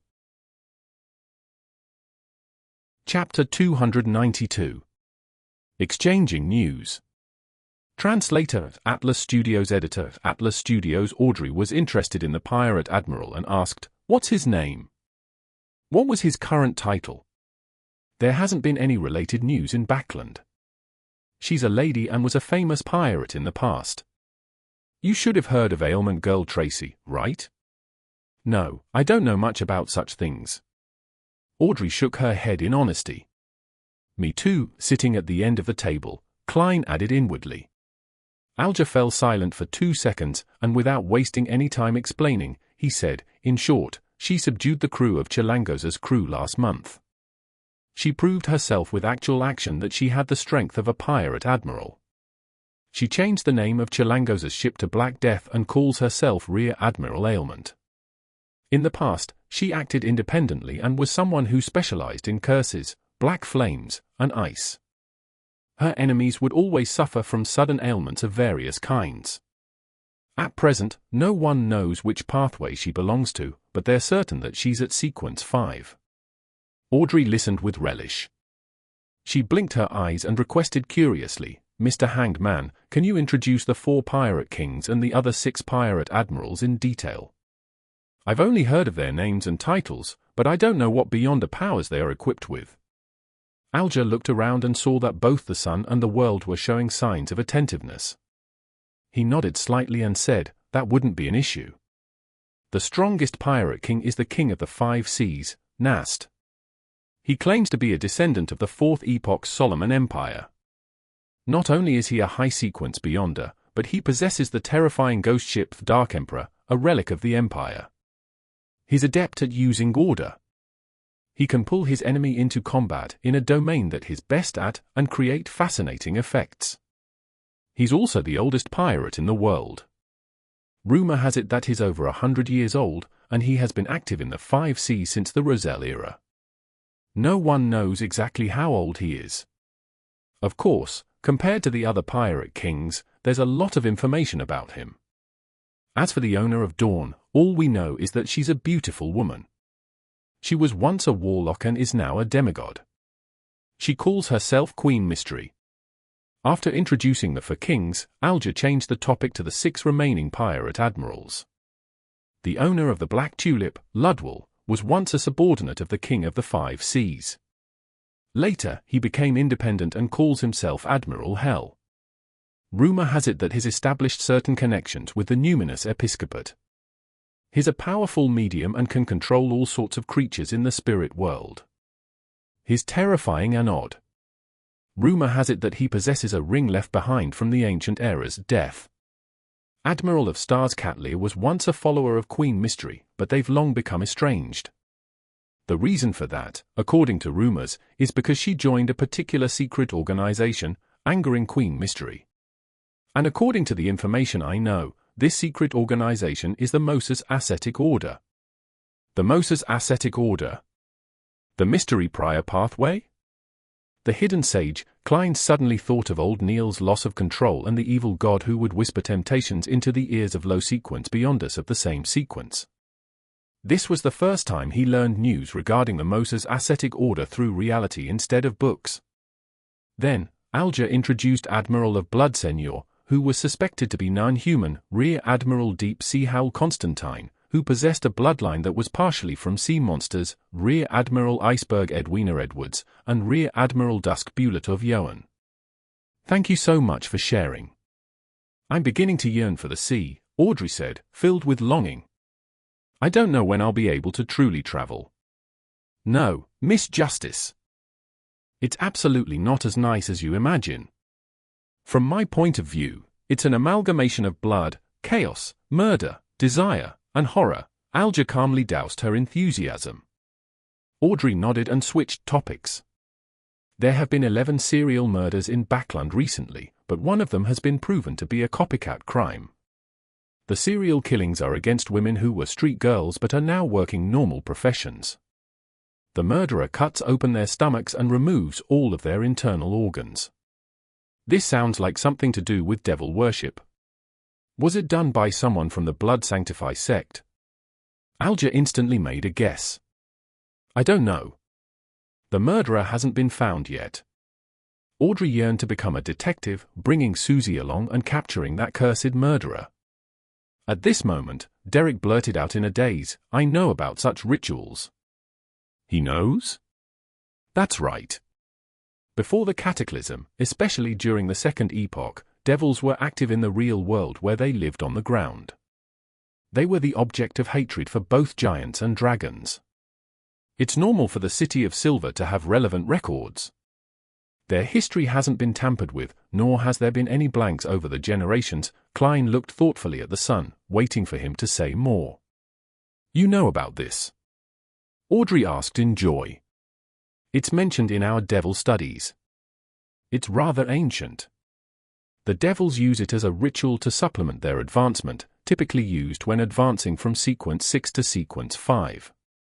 It's not a ceremony to please the devil, but a ceremony for the devil to assist them in advancing. Audrey asked in surprise. Derrick replied very seriously, that's right. The Abyss Pathway Sequence 6 is called Devil. This is also the origin of that race's name. The Abyss Pathway? Before the Cataclysm, the Devil Pathway was called the Abyss Pathway, and Devil is only the name of Sequence 6. Could Sequence 0 be Abyss? Again, Klein discovered the value of the sun. A lot of knowledge and mysteries were lost across the river of history, but the City of Silver still possessed them. Is that so? Audrey nodded indiscernibly. Mr. Sun, are you aware of the actual details of the ritual? Derrick nodded and said, the minimum requirement is 13 and the highest is 49. The more complete the ritual, the higher the chance of advancement. Between two murders, there must be a minimum of 3 days. Otherwise, it would be easy to lose control, but the interval will also not exceed 9 days. That will cause the ritual to be reset. Every time a murder occurs and after every partial ritual, the devil will eat the victim's organs. From this point on, he'll be in a violent and bloodthirsty state, wishing to harm others until that desire is satisfied once again. That's really scary, Audrey sighed from the bottom of her heart, feeling that she couldn't even bear to imagine it. Klein sat in the thick grey fog, quietly listening and remembering. After discussing the case of the serial killer, Audrey looked at Alger and organized her words. Mr. Hanged Man, there's something that I've been wondering about. I've attended several Beyonder gatherings and find that very few people sell potion formulas. Even if there is one, it would be very difficult for the transaction to close. Why is this? Alger chuckled and said, that's because a potion formula is easy to fake, and Beyonder gatherings are relatively hidden and not too binding. Therefore, no one dares to risk their lives. Are you going to prepare 2 sets of Beyonder ingredients and conduct an experiment with animals first? That price is too high. Audrey suddenly felt a little guilty. Moreover, that's not the only extra cost. Animals can lose control more easily than humans after taking potions. You have to hire a few Beyonders to protect you to prevent you from dying during your experiments. So, for most Beyonders, even if a formula appears, they wouldn't dare buy it, Alger added. Audrey felt even guiltier. Alger didn't notice her reaction and continued, because of this, unless the host or a member of the gathering has the ability to appraise the authenticity of the potion formula and has already won the trust of most members, it's difficult for a formula trade to close. Well, the old Mist Eye of Wisdom can. Mr. A is a shepherd, so he should be able to. Klein leaned back in his chair and muttered something to himself in silence. A thought flashed through Audrey's mind as she asked, "Can't it be done by making an oath?" "Honorable lady, this is an underground gathering. Do you think it's suitable to make an oath in the name of one of the 7 orthodox gods? This isn't something that can be resolved with an oath. A corresponding ritual is needed." Alger chuckled. "As for other evil gods or devils and mysterious existences like the hidden sage and the true creator, unless there are believers, who would dare to swear an oath in their name? Wouldn't they be wishing death upon themselves? In addition, without them knowing the acting method, potions easily lead to a loss of control, easily turning people into monsters. Furthermore, the corresponding ingredients are hard to obtain and rather expensive. Therefore, as long as the 7 churches don't allow such trades to be officially recognized, there's no need for them to deliberately control the spread of potion formulas on a wide scale, much less talk about advancement." "So that's how it is," Audrey murmured to herself, clearing a huge question in her mind. No wonder, Klein suddenly came to a realization. 7 orthodox gods. Derrick really wanted to ask which 7 they were, but he ultimately held himself back. He thought for a moment and said, "The City of Silver has recently organized an expedition to explore deep into the darkness and found a semi-destroyed temple. The statue that's worshipped inside was a naked man nailed upside down on a cross. There were also a lot of bloodstains on its surface. Do you know which god that is? This is the true creator. The forsaken land of the gods actually has a temple of the true creator. Judging from what the sun said, the true creator shouldn't exist before the cataclysm, otherwise, it would be impossible for the City of Silver to not recognize it." Klein used his clown ability to control his expression to prevent the shock from showing on his face. Justice, the Hanged Man, and the world exchanged looks, shook their heads, and said in unison, "We don't know." Just as they finished speaking, they heard Mr. Fool in the grey fog say in a deep voice, "That's the fallen creator." Chapter 293. Derricks' Worry. Translator, Atlas Studios. Editor, Atlas Studios. The fallen creator. Derrick frowned immediately. The residents of the City of Silver had always believed in the omnipotent and omniscient God, the Lord that created everything. Therefore, when he heard a similar name with the word fallen tagged to it, he couldn't help but instinctively reject and feel uncomfortable about the notion. Fallen creator. That's the way Mr. Fool addresses the true creator. So that's the image of this evil god.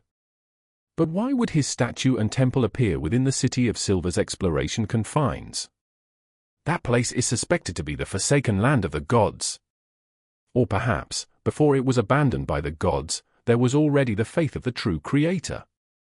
Could the holy residence that the Aurora Order always talks about be the forsaken land of the gods? Many thoughts came to Alger, but he couldn't make an accurate judgment because the history before the cataclysm had long evolved into myths and legends. It couldn't simply be described as information shrouded in fog.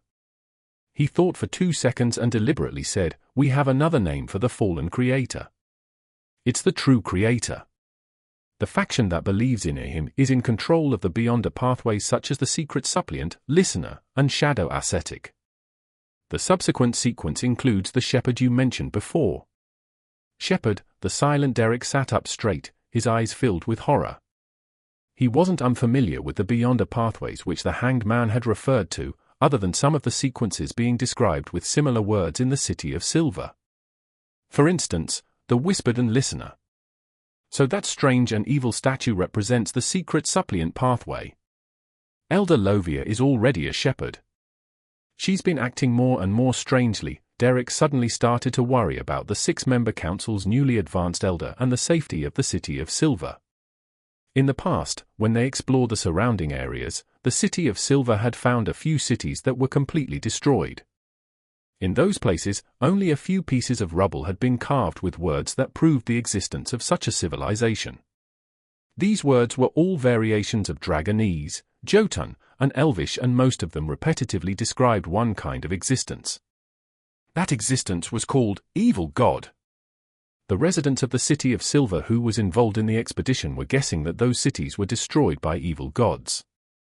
So, after finding out that Elder Lovia's pathway was probably controlled by an evil god, how could Derrick not be shocked, worried, and terrified?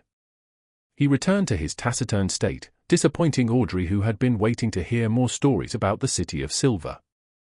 After so many gatherings, after her purchase of the dragon race's intelligence, her interest towards the City of Silver had grown even more.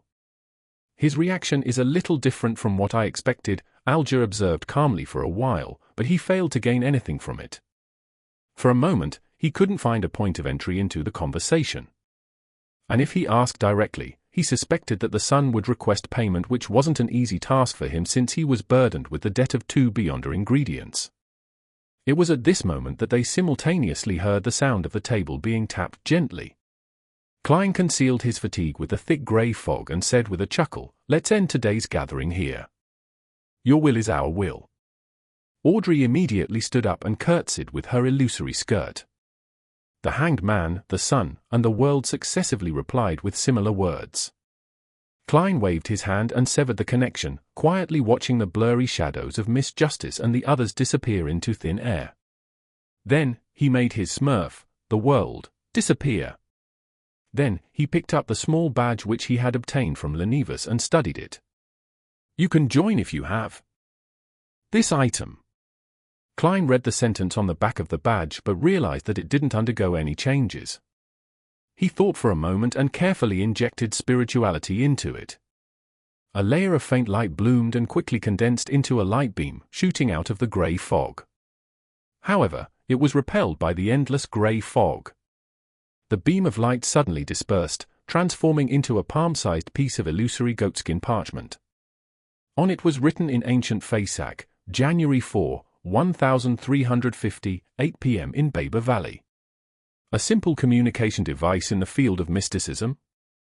It sends out messages, requests synchronization, and gets the latest rendezvous time and venue. Klein recalled the scene he had just seen and made a preliminary judgment on the use of the badge. 1350, that's next year. The Baber Valley lies in the area before the Tussock River enters Backland. The time is precise, but the venue is vague. It's a valley that's almost 100 kilometers long. Perhaps, this badge can be used as a location tool when one gets there. Klein turned the badge over and over, with interest, trying to figure out the corresponding symbols, incantations, and characteristics, to see if he could copy one himself. Unfortunately, since he was no longer part of the Nighthawks, his knowledge in mysticism was still at the same level as before. He had no opportunities of improving it further. Therefore, after studying it for a few minutes, he could only helplessly give up. As for the phrase, "You can join if you have this item," Klein's plan was to not consider it for the time being. If I can become a faceless by the end of this year, then I can head there in disguise. Otherwise, forget it, Klein silently said to himself. Then he turned his attention to the matter of advancing to magician. The true root and juice of the mist treant is likely in the bag with the sun. If my luck isn't too bad, I should be able to get the spinal fluid of a dark-patterned Black Panther this week. Sequence 7, a mid-sequence. I can already see and touch it. How should a magician act? As he thought about it, Klein began to consider specific issues. Due to his experiences before and after his death and resurrection, he instantly comprehended the true essence of clown. Therefore, in this month or so, he only needed constant acting in his daily life to gradually digest it. He didn't need to make further summaries and adjust it according to the feedback. After killing Lenivus and attaining his initial revenge, the clown potion was completely digested the moment he was laughing amid tears. This wasn't the same as the process in which Klein first digested the seer potion.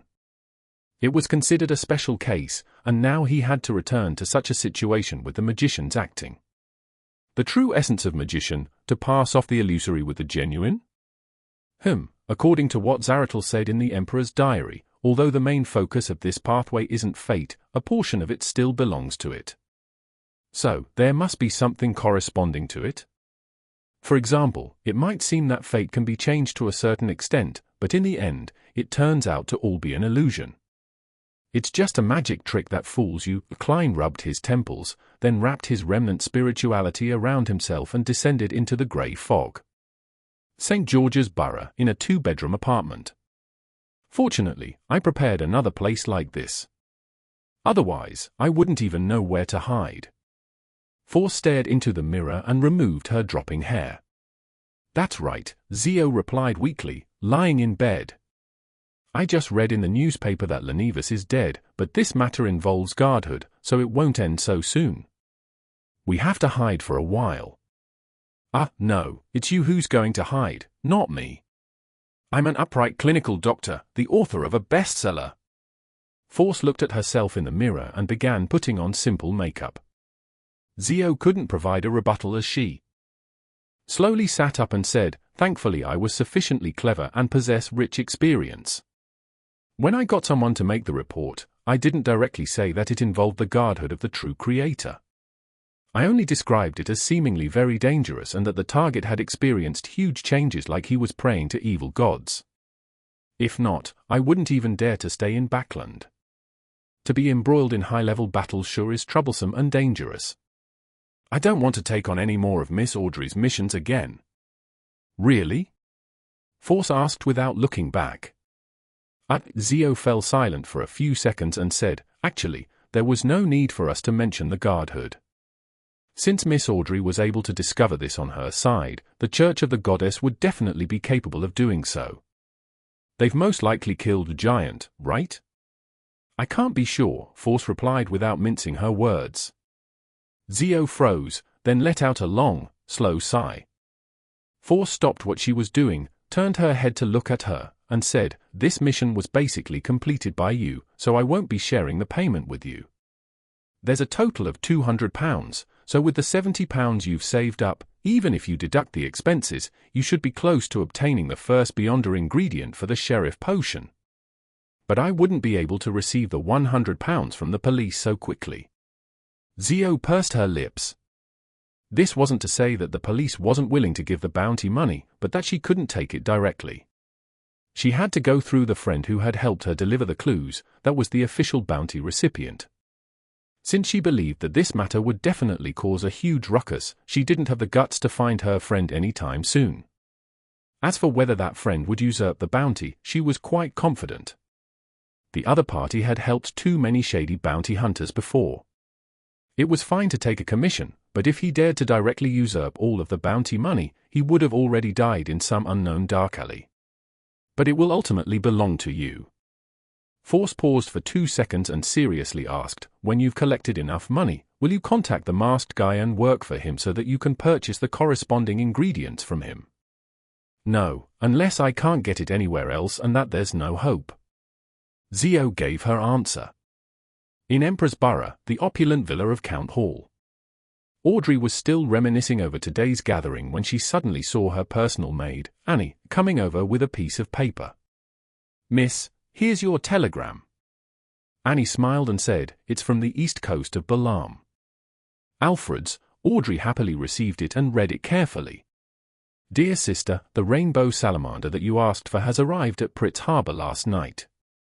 My orders are to deliver it to your manor in the suburbs. Arrived last night?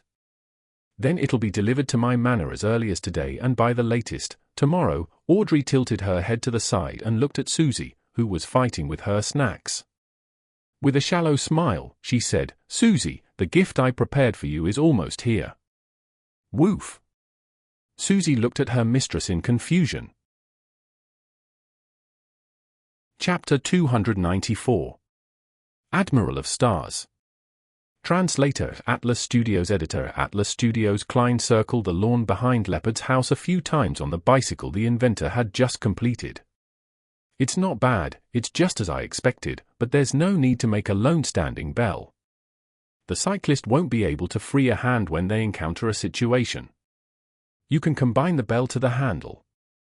This will make it simpler and more adequate for situational developments. Klein's right hand clasped the brake tight, slowing the bike down to a stop. Meanwhile, he placed the bell in his left hand back to its original spot. Yes, that's right. I was simply imitating the ringing bells of the carriages and forgot that this is a brand new mode of transportation. At this point, he looked at Klein, who was getting off the bike with great familiarity, as he placed it on a rack. You give me the feeling that you've ridden a similar type of transportation tool before, and you rode it very well. I'm sure all the other bikes on the market are very flawed and very different from my bike. Sir, do you have time to learn more about bicycle sharing systems? As a clown, I should actually be able to ride a unicycle, Klein silently lampooned before smiling. This has nothing to do with experience, the key is outstanding balance and exercise. He quickly changed the subject. But based on your introduction just now, the production cost is quite high, and it's quite at odds with our product's market segment. You have to come up with a plan as soon as possible to reduce the cost, and you have to understand that nobles, magnates, and other people of the high classes of society will definitely not choose to ride their own bicycles. It would be disgraceful, and the same goes for the middle class with an annual income of £300 or higher. Our target audience are clerks, postmen, so-called working-class aristocrats, and people who earn between £70 to £300 a year. This is just a prototype, a term invented by Emperor Rozelle.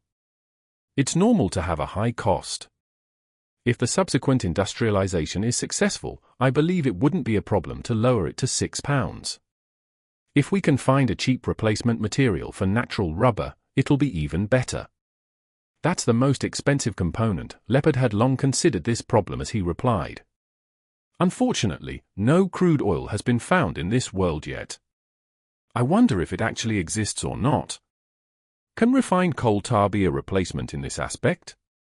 I don't know about this at all. I'm neither a student of this profession nor a savant. Klein thought for a moment and said, if the cost can be kept below £4, we'll be rich. As for the cheap material used to replace natural rubber, you can go through Rozelle's manuscript.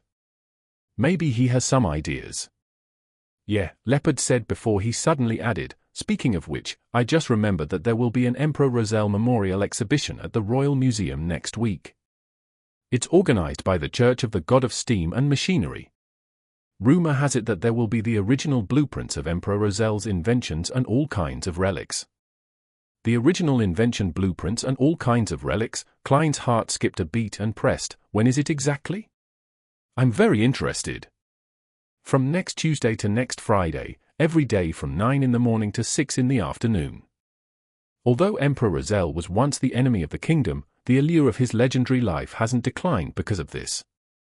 I'll take some time out of my schedule to visit the exhibition. Klein fished out his bulging wallet and took out 2 £10 and 2 £5 notes. Here's the second payment. Use it to study how to cut costs and make the most perfect application at the patent office. If you don't have a lawyer you know, I can introduce one, and the last £20 will be given to you next week to find new investors and complete the industrialization of the product. Of course, I'll also help you get in touch with people who are interested. He had never thought of monopolizing the profits of a bicycle. First, he lacked the money for mass production, and second, he believed that he lacked the social connections needed for industrialization, promotion, and sales. He could barely do it himself or hire people to do it. It was hard work with no guarantee of success. It was even possible that he might make a loss. In that case, it would be better to bring in new investors with relevant resources and channels and let the professionals handle the professional work. More importantly, he would then have the opportunity to cash out a certain amount of shares in advance, accumulating the resources and cash that he needed to advance to Faceless. He wanted to avoid running into a situation where he encountered the ingredients but lacked the money to buy them. Besides, I have no intention to be a bicycle tycoon. My identity is sensitive. I should stay away from things that might draw society's attention towards me before I become a Faceless. I'm acting as a magician, not a businessman or a factory owner. Klein sighed in his heart. I know several lawyers, Leopard muttered, and received the second round of investment funds. Why don't you go to the bank and apply for a loan? When we get the patent, I'm sure that a bank will loan us money, like the Backlund Bank or Varvat Bank.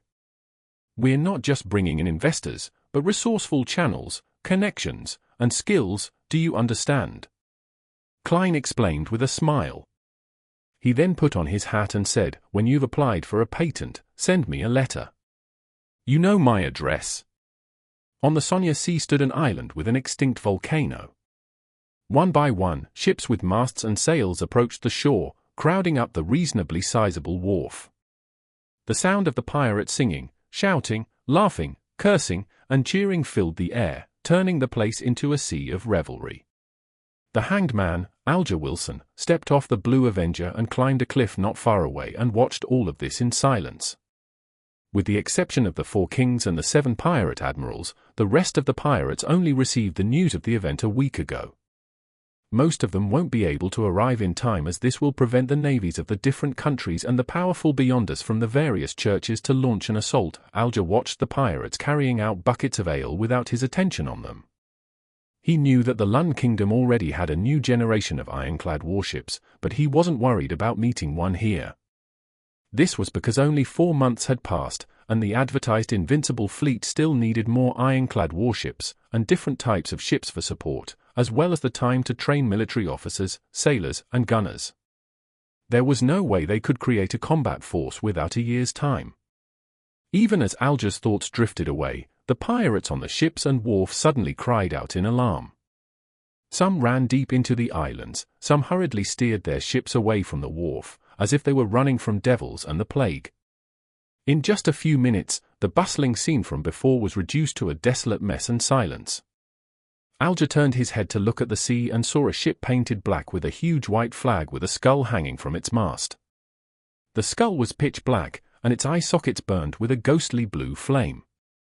He understood why the pirates had scurried off. Wherever Rear Admiral Ailment Tracy passed, she would leave a wake of people who got sick for no reason. Black Death approached the shore slowly as a figure wearing a white linen shirt and dark red coat appeared at the ship's bow. The figure was quite a beautiful lady, and she also exuded a heroic vibe. Her beautiful black hair was coiled up high, and she had a white scarf wrapped around her head. She wore baize pants and had a tall and slender figure, and it had no lack of elegance. What attracted the most attention was the woman's long, straight eyebrows and the sharp, bright blue eyes. As she looked around, her eyes would occasionally lose focus, making her look adrift and exceptionally alluring. A wandering poet who had mixed himself with the pirates had arrived at the edge of the cliff at some point. He began reciting. She indeed brings ailments. Oh, I'm sick. My mind is full of her. A number of pirates who left gathered once again as they looked at ailment maiden Tracy, mesmerized. Alger held back his feelings of contempt as he glanced at the pirates and scoffed inwardly. Truly a bunch of fellows with no future or will. All they knew was hide moments ago, but now they've become seduced by her beauty. Although Ailment Maiden is indeed very beautiful, it's not to the extent that it will cause them to act this way. Oh. Beyond a power related to allurement? As his mind was whirling, Rear Admiral Ailment Tracy left Black Death and began walking to the Black Palace deep within the island. At that moment, a huge sailboat appeared on the sea. Its flag depicted an eyelashless eye with 10 stars surrounding it. Admiral of Stars Catlear, Alger nodded gently and muttered silently. Since the Black Death and the other ships were already docked at the wharf, the huge ship didn't approach the shore. Instead, it went around to the sheltered cliff and anchored. Soon after, the gloomy sky suddenly lit up, and bits of stellar radiance sprinkled down, condensing in the air to form a transparent long bridge. It led from the giant sailboat to the palace. A woman stepped onto the long bridge and began strolling through the air. She wore a black, classical robe with numerous symbols and magic characteristics inscribed on it. The most obvious one was a mysterious eye with no eyelashes. Hanging on this woman's waist, there was a celestial globe and a short scepter. She resembled powerful warlocks who were active in the 4th epoch according to folklore. Alger looked up and frowned slightly as he muttered in puzzlement, "That celestial globe looks familiar. It's like the strange glass bottle I previously obtained, the one I had no idea how to use. It eventually shattered after Mr. Fool pulled me into the gathering." On the outskirts of Empress Borough, Audrey led her maids and the huge golden retriever, Susie, into her own manor. "Miss, the delivery from Inmat Harbor is just ahead," the butler in charge of the manor said in a respectful tone. "All right." Audrey nodded lightly and said half-jokingly to the large golden retriever beside her, "Susie, this is your present." As they spoke, they turned a corner and saw the so-called gift. It was a giant lizard whose skin changed color depending on how the light hit it. It was 3 meters long, and its height reached Audrey's knees even with it laying on the ground. They were 2 colossal creatures, enormous enough to frighten a child. Woof! She turned her head to look at her mistress and saw that her expression was exactly the same as hers. Apparently, she hadn't expected the gift to be so exaggerated. Chapter 295. All ingredients gathered. Translator, Atlas Studios. Editor, Atlas Studios. Audrey had always had a subconscious understanding that a rainbow salamander equals the rainbow salamander's pituitary gland equals the size of one's palm. To her, it would be something soft with grooves, a beyonder ingredient which constantly changed in color. So, what did that have to do with the 3-meter-long colossus in front of her? For a moment she was confused, but when she heard Susie's yelp, she snapped to her senses. She pretended to be satisfied with the result and said to the butler, "This is exactly the animal specimen I need." It's just a little bigger than I thought, just a little. Take the servants and move them to the warehouse. I'll study it when I'm free." "Yes, miss." Then, the butler immediately instructed the nearby male servants who were furtively looking at their mistress. Audrey looked around and, without another word, led Susie into the manor's study. Using the excuse that she had to focus on writing a return letter to her brother, she made all the maids she had brought stay outside. After the dissection is done, there will be 2 sets of rainbow salamander pituitary glands. A portion can be used to exchange for a Farsman rabbit, just enough to concoct a bottle of the telepathist potion. Audrey gradually recovered from her astonishment and confusion as she began to think about Susie's advancement. At that moment, she thought of a serious problem. She had no idea if Susie had digested the potion or not. If it hasn't been completely digested, consuming the telepathist potion would easily lead to a loss of control. She isn't like a human who can endure through it. Wait, how did she endure it the first time? Besides, her current intelligence is about that of a 10-year-old child's. She's already learning words in the Lun language, and she said she wishes to read newspapers and magazines, as well as books. Audrey fell silent for a few seconds. She glanced at the confused, large golden retriever that sat beside her. "Susie, have you completely digested the potion?" "Digest?"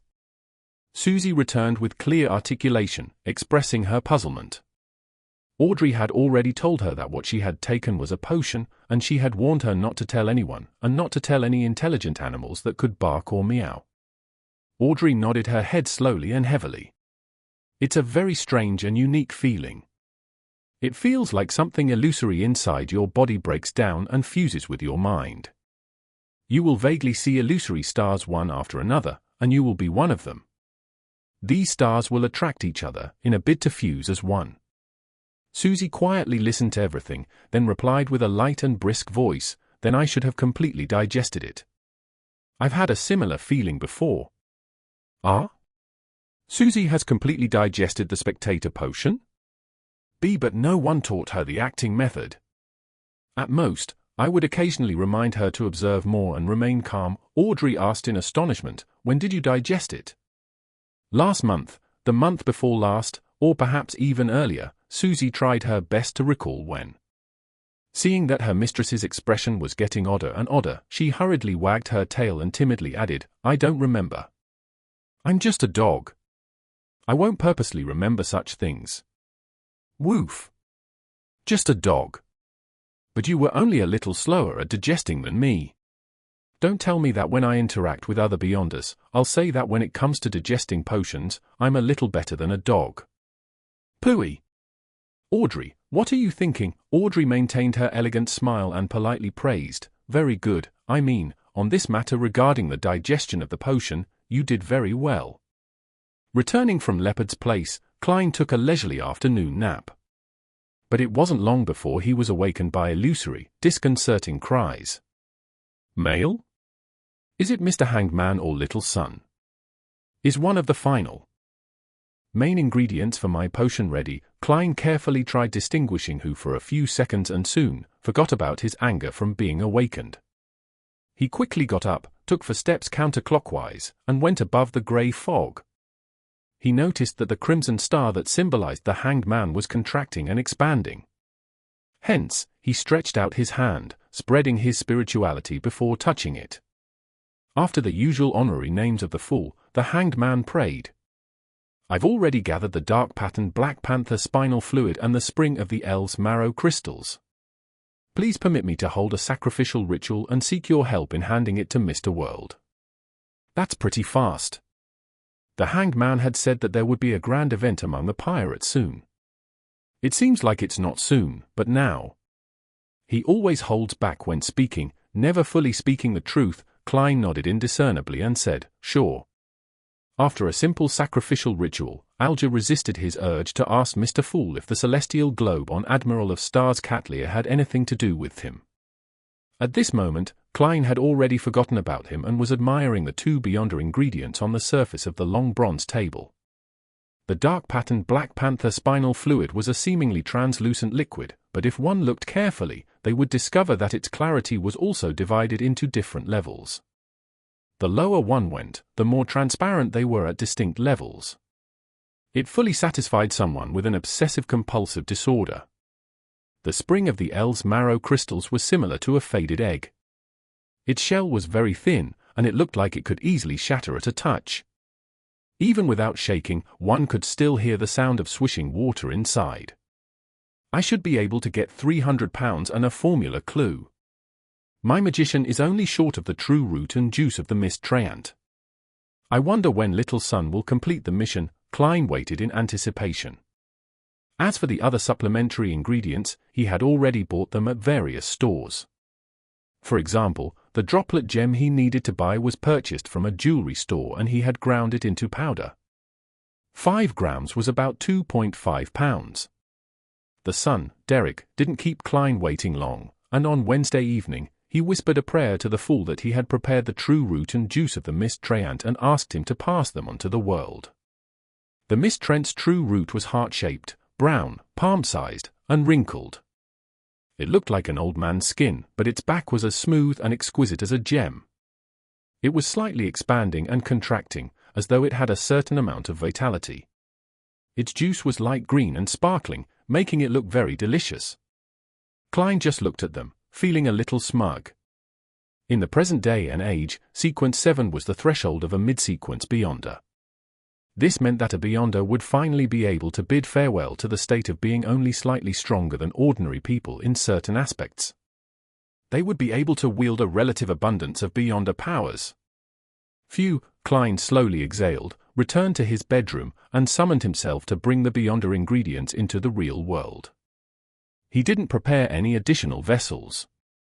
He washed an iron pot in the kitchen a few times and began to concoct the potion according to the steps of handling the supplementary ingredients before handling the main ingredients. With the clown's ability at controlling his body, he quickly finished the first stage, and one by one, he put in the dark pattern Black Panther's spinal fluid and the mist treant's true root.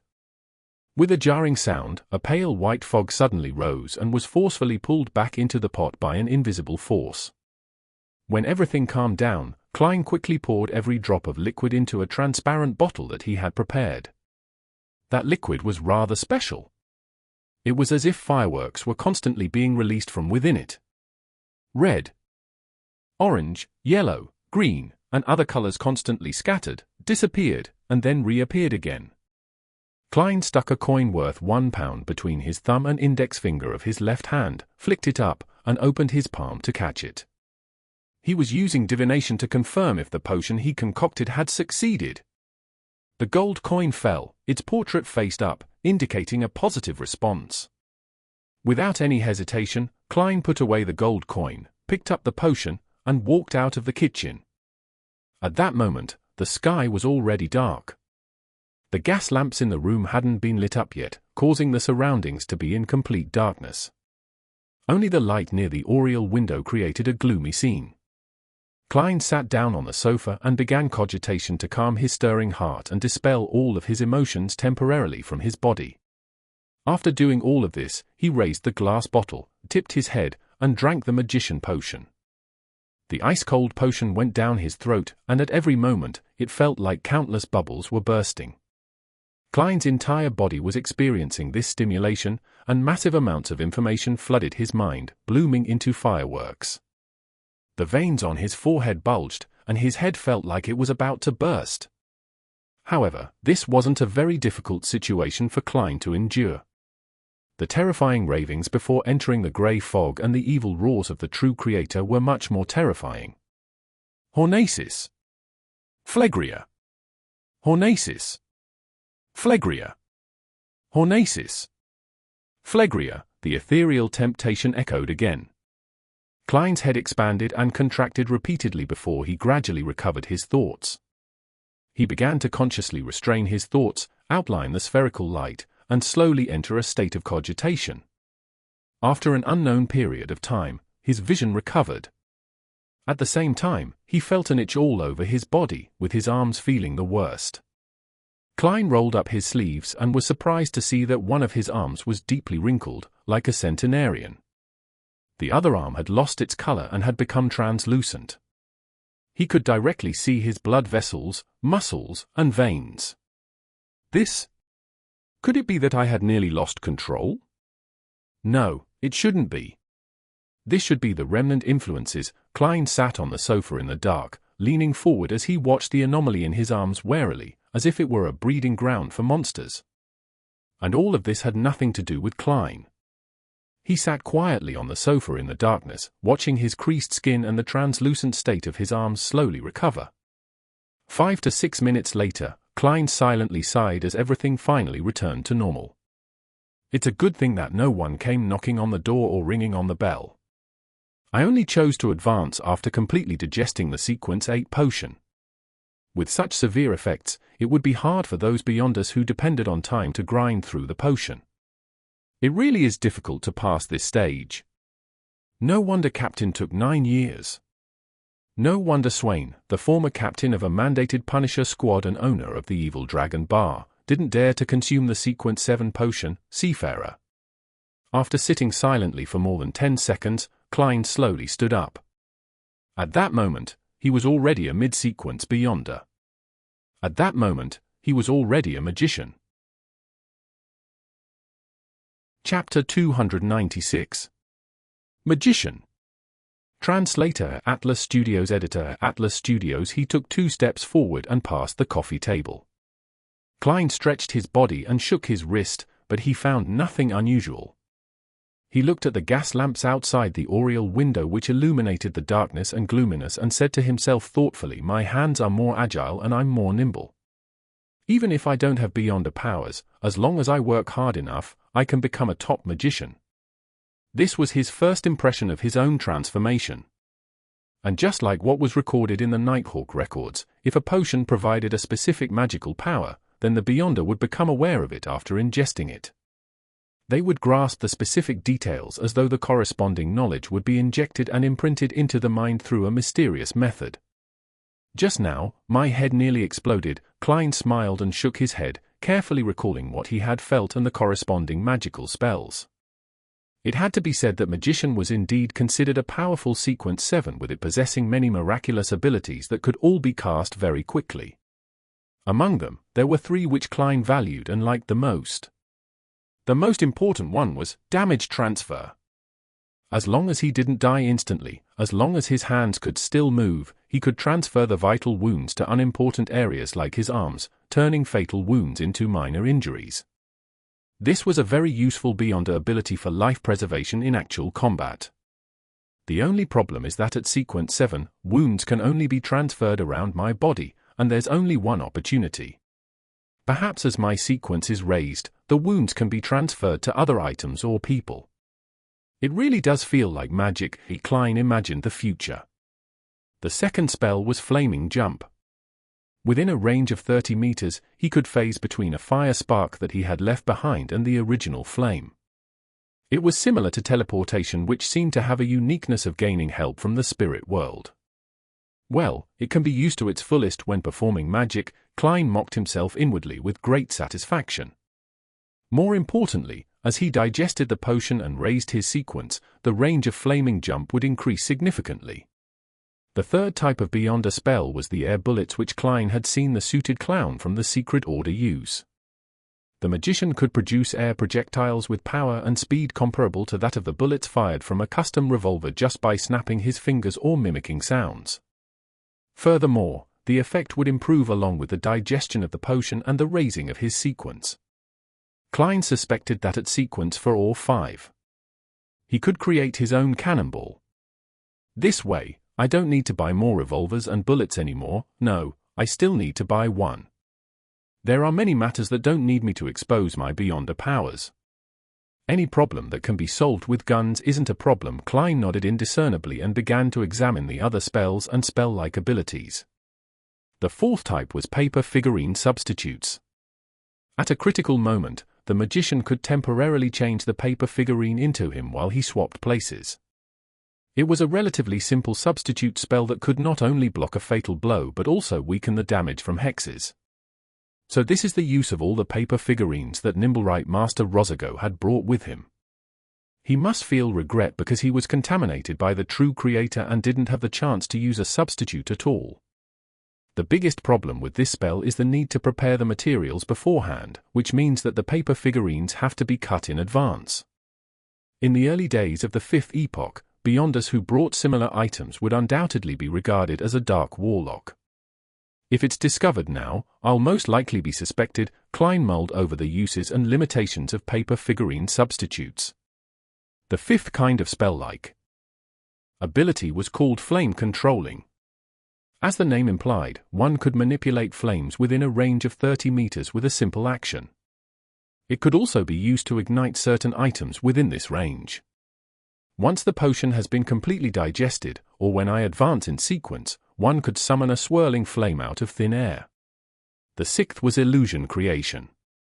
By influencing the surrounding environment, one could create illusions with colors, sounds, and smells that were close to reality, allowing one to pass off the fake as the truth and deceive the enemy. This is a specialty of a magician. Klein chuckled and walked over to the oriel window as he took in the night scene of the streets with great satisfaction. The 7th was a fake form of underwater breathing. The principle behind it was to create a thin, invisible air pipe which would allow the magician to breathe freely and seemingly turn into so-called murlocs. The problem was that the air pipe had a limited length. At his present stage, Klein could only maintain it at around 5 meters, which meant that if the water depth exceeded 5 meters, he could drown. Of course, the potion's digestion and sequence advancement would result in the growth of the air pipe. The 8th was a spell-like ability, Bone Softening. This helped a magician break free from handcuffs, ropes, and chests. It's also a specialty, Klein thought in a good mood. The 9th was the evolution of the clown's ability to turn paper into throwing knives, called drawing paper as weapons. Not only could it turn paper into sharp objects, but it could also temporarily turn into weapons such as bats or bricks, etc. These were the 9 main spells or spell-like abilities of a magician. Although they weren't particularly strong in both the offensive and defensive aspect, nor were they particularly bizarre, they stood out for their variety. They allowed Klein's strength to instantly rise by more than 1 level, and his life preservation and means of escape became even better. Moreover, magicians had the ability to cast spells at high speeds. This was a sequence of Beyonders who didn't need to chant or inject spirituality. With just a simple action, they could cast a corresponding spell or spell-like ability. In addition, the potion made Klein attain some tiny tricks, but they weren't very practical. I can barely be considered quite a good Beyonder, Klein sighed silently. Just as he was about to go out for a stroll and get another revolver and replenish his bullets at the Braveheart's bar, the gas lamps outside the oriel window which tainted the crimson moon's moonlight suddenly turned darker and deeper. Klein looked up in surprise and saw that the dark clouds and mist had dispersed, clearly revealing the red moon which was a little more than a semicircle.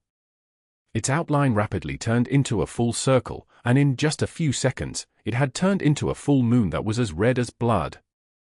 It had only been 2 weeks since the last full moon. According to the normal calendar, according to astronomy, there were still about 10 days left until the next full moon. "This is the blood moon." Klein's lips moved slightly as he muttered to himself in relief. In this world, the changes to the room were both regular and irregular. Ordinarily, it was exactly the same experience Klein had in his previous life. However, there were always a few times every year when it would suddenly become round and dark red, just like blood. Such a situation that had no logic to it.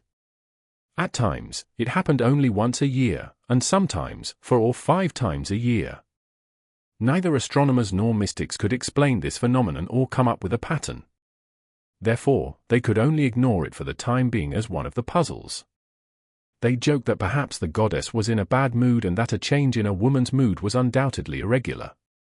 Of course, not knowing the reason and not being able to understand the essence of the phenomenon didn't mean that there was no corresponding conclusion. In mysticism, people called this situation the blood moon, believing that it would bring about the rise and eruption of negative emotions, and that it would strengthen the power of the underworld and the spirit world.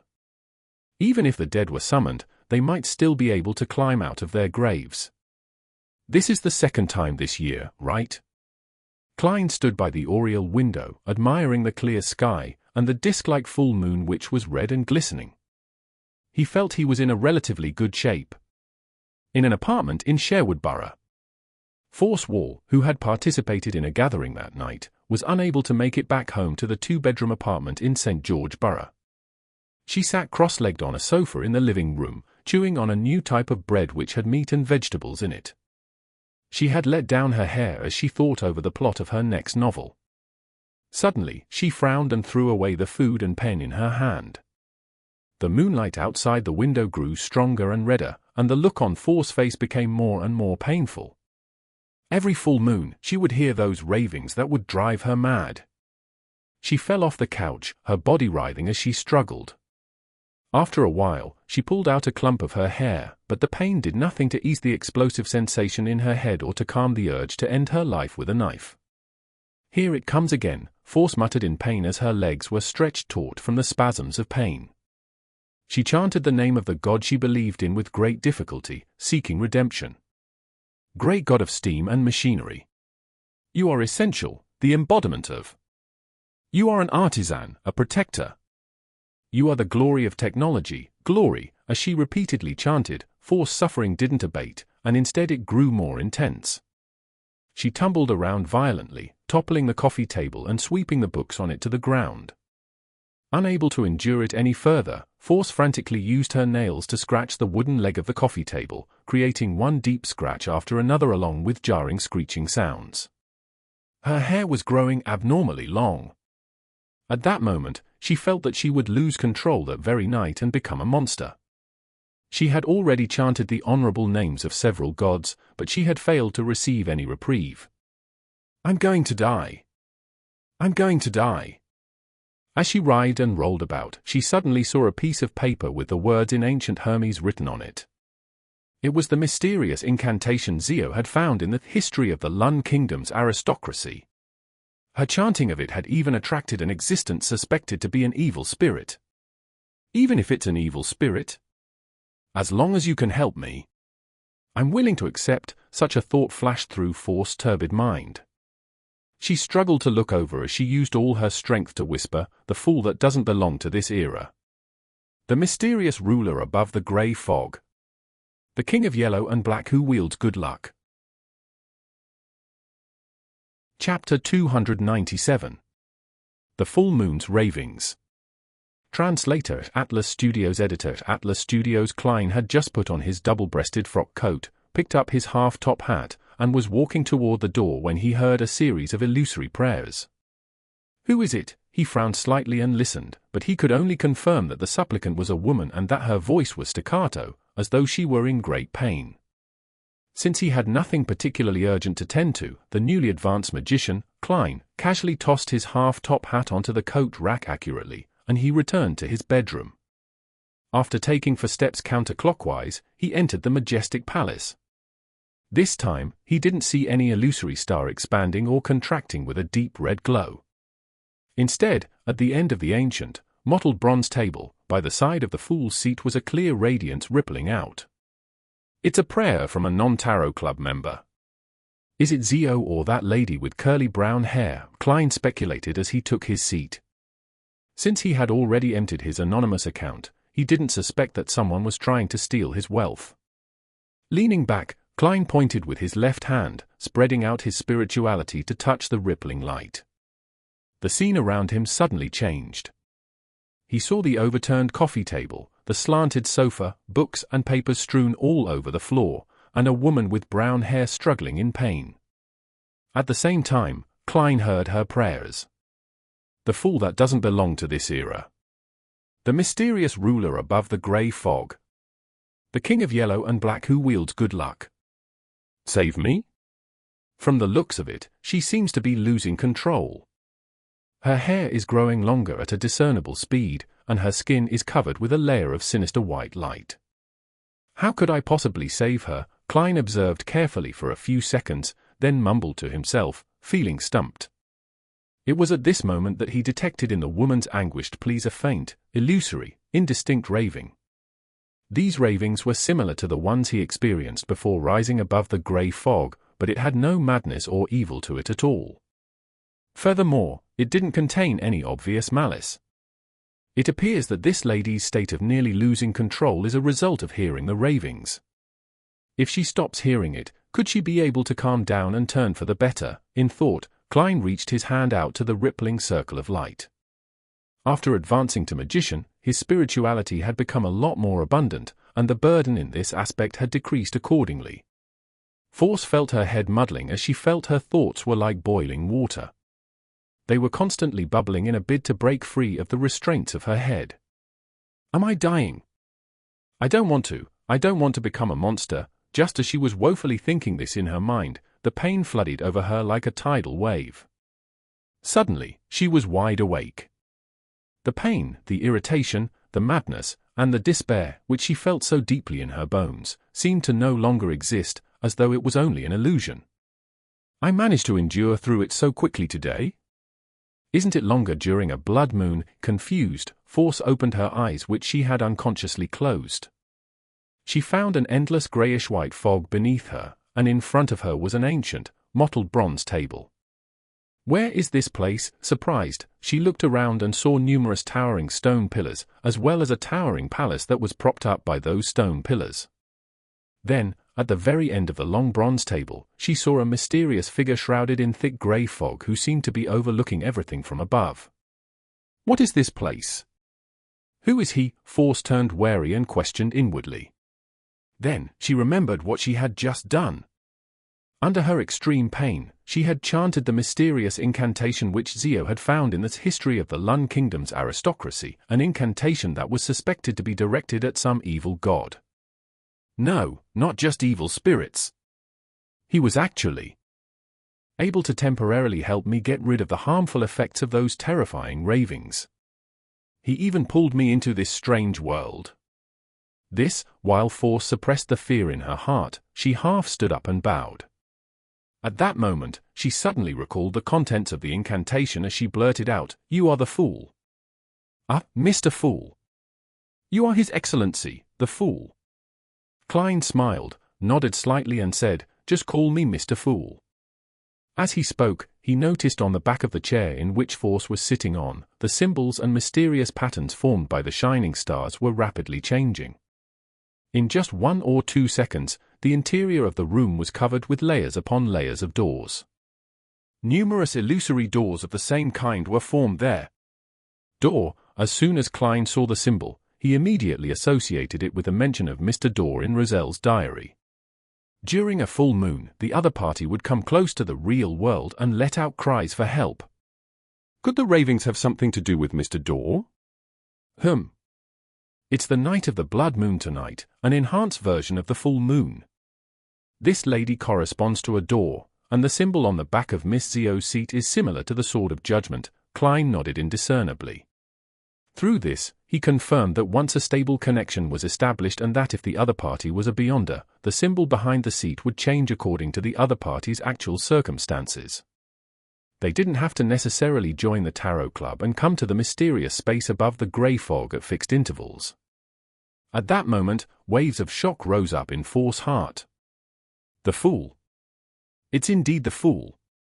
That honorable name does point towards a powerful existence. What does he want? Will he want to make a transaction with my soul? It's at least better than losing control from those Ravings. I guess I managed to claw my life back. Whatever happens in the future would just be a bonus. While she was still lost in her thoughts, she suddenly heard Mr. Fool ask with a smile, "You hear ravings from nowhere every full moon." How does he know? Force looked over in surprise and replied in a daze, "Yes." Before she finished her sentence, she suddenly thought of a possibility and asked, Do you know the origin of those ravings? Do you know who is trying to harm me? Do you know how to solve this problem once and for all? He's a miserable wretch who is lost in the darkness and trapped in a storm. Klein had intended to reply with the words that would shape his image, but when he thought about it, he couldn't be sure that the woman in front of him had indeed heard the words coming from Mr. Dorr. In order to not make any mistakes and to not embarrass himself in the future, he skipped over the question and said with a vague smile, "He might not necessarily want to hurt you. Perhaps he is just asking for your help." Therefore, the Ravings weren't malicious, not crazy or evil. Asking for my help? But those Ravings push me closer and closer to losing control. If you hadn't helped me, I might have become a monster by now, Force returned incredulously. Klein grinned and said, "That's because you're too weak." "I'm too weak?" Force was stunned and at a loss. Klein briefly explained, "The difference in your life's natural order and his is too great. Perhaps, just by breathing normally, the storm brought about by him can rip you to pieces. Perhaps, just a glance from him will cause you to die on the spot. Of course, if he purposely controls his own strength, it's not that he can't communicate normally with you. However, his voice might need to pass through layers of obstructions in order to reach your ears. Deliberate control typically implies a failure to call for help. That's if we assume that he's calling for help. The difference in our life's natural order is too great. I would die from just one glance from him." Force was stunned from what she heard. After quite some time, she forced a smile and said, "This reminds me of a saying. You may not look directly at God." Klein smiled at her without giving a positive answer. Could it be that those terrifying Ravings really come from an existence who's nearly a god? Mr. Fool can help me eliminate that person's influence, and all this time, he's been talking about it in a rather bland tone. Does this mean that he and that existence's life's natural order are at the same level? The more she thought about it, the more shocked she became. Even her body couldn't stop trembling. Klein waited a few seconds, then asked, "How long does it last every full moon?" 3 to 5 minutes. If it's the night of the blood moon, it will exceed 7 minutes, Force gathered her thoughts and answered honestly. The more Klein listened, the more he felt that the Ravings' owner belonged to Mr. Dorr. He temporarily put the matter down and smiled. "You can return in a few minutes. There is only one way to solve your problem, and that is to raise your life's natural order." Force hesitated for a moment before saying, "Whenever I encounter the full moon, can I recite your name?" "I will be your devout believer." "No, there's no need." Klein smiled and shook his head. "But I don't mind helping you along the way." "Thank you so much." Although she suspected that she was dealing with an evil god, she no longer wanted to experience the same painful nightmare as before. After confirming this matter, she relaxed a lot. Noticing that there were still many seats around the long bronze table, she asked probingly, "Mr. Fool, it seems there are others who come here frequently." "No, they might not necessarily be human," Force added silently. Klein smiled and said with a casual attitude, "There are few people who are similar to you. I pulled them here for various reasons. They hope that I can hold a gathering at regular intervals to facilitate the trade of formulas, ingredients, information, and missions." Force was enticed by what she heard. Thinking that she was already part of this, she boldly asked, "Mr. Fool, can I join this gathering?" "Sure. 3 in the afternoon on Mondays. Remove all disturbances." Klein smiled and pointed at the cards that suddenly appeared on the surface of the long bronze table. "They've decided to use the names of the tarot cards as their code names. You can pick one of these, but these already belong to someone and you cannot choose from. Force nodded her head, shuffling the cards and cutting them with great interest while mumbling, "Let fate arrange my title." Soon, she pulled out a card and looked at it, the magician. Chapter 298. Together Again. Translator, Atlas Studios. Editor, Atlas Studios. Force eyelashes fluttered a few times before she slowly opened her eyes, only to find herself lying on the floor of her living room. Through the window, she saw that the bright moon was hanging high in the sky like a crimson disk. The normally thin and blurry chiffon seemed to turn into rich bloody light. "I'm not dead, I didn't lose control. It wasn't a dream just now. I really was saved by a mysterious and powerful Mr. Fool." When Force sat up and examined herself, she saw that there was nothing unusual about the rest of her body except that her hair had grown longer and denser. "But my life is completely different from before. I don't know if this is good or bad." Silently mumbling to herself, Force sat on the ground hugging her knees whilst lost in thought. Her mind would sometimes wander off, and at times, she would be anxious, sad, or confused. Above the grey fog, Klein looked at the chair which had the symbol of a layered door on its back.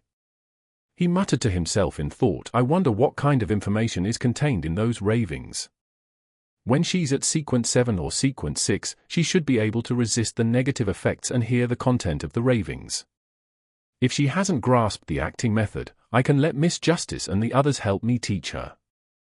I have sworn under a holy artifact to the goddess that I wouldn't mention anything related to the acting method to people who aren't aware of it. When I advance to sequence 5 and become a Nimblewright master, perhaps I can use a corresponding ritual and the uniqueness of this mysterious space to remotely control her and directly see what she sees and hear what she hears. That way, I can determine if it's Mr. Dorr.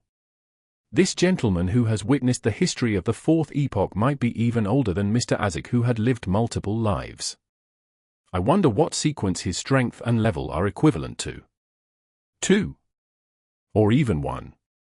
After some consideration, he felt that his spirituality was becoming unstable, so he hurriedly descended into the grey fog and returned to the real world.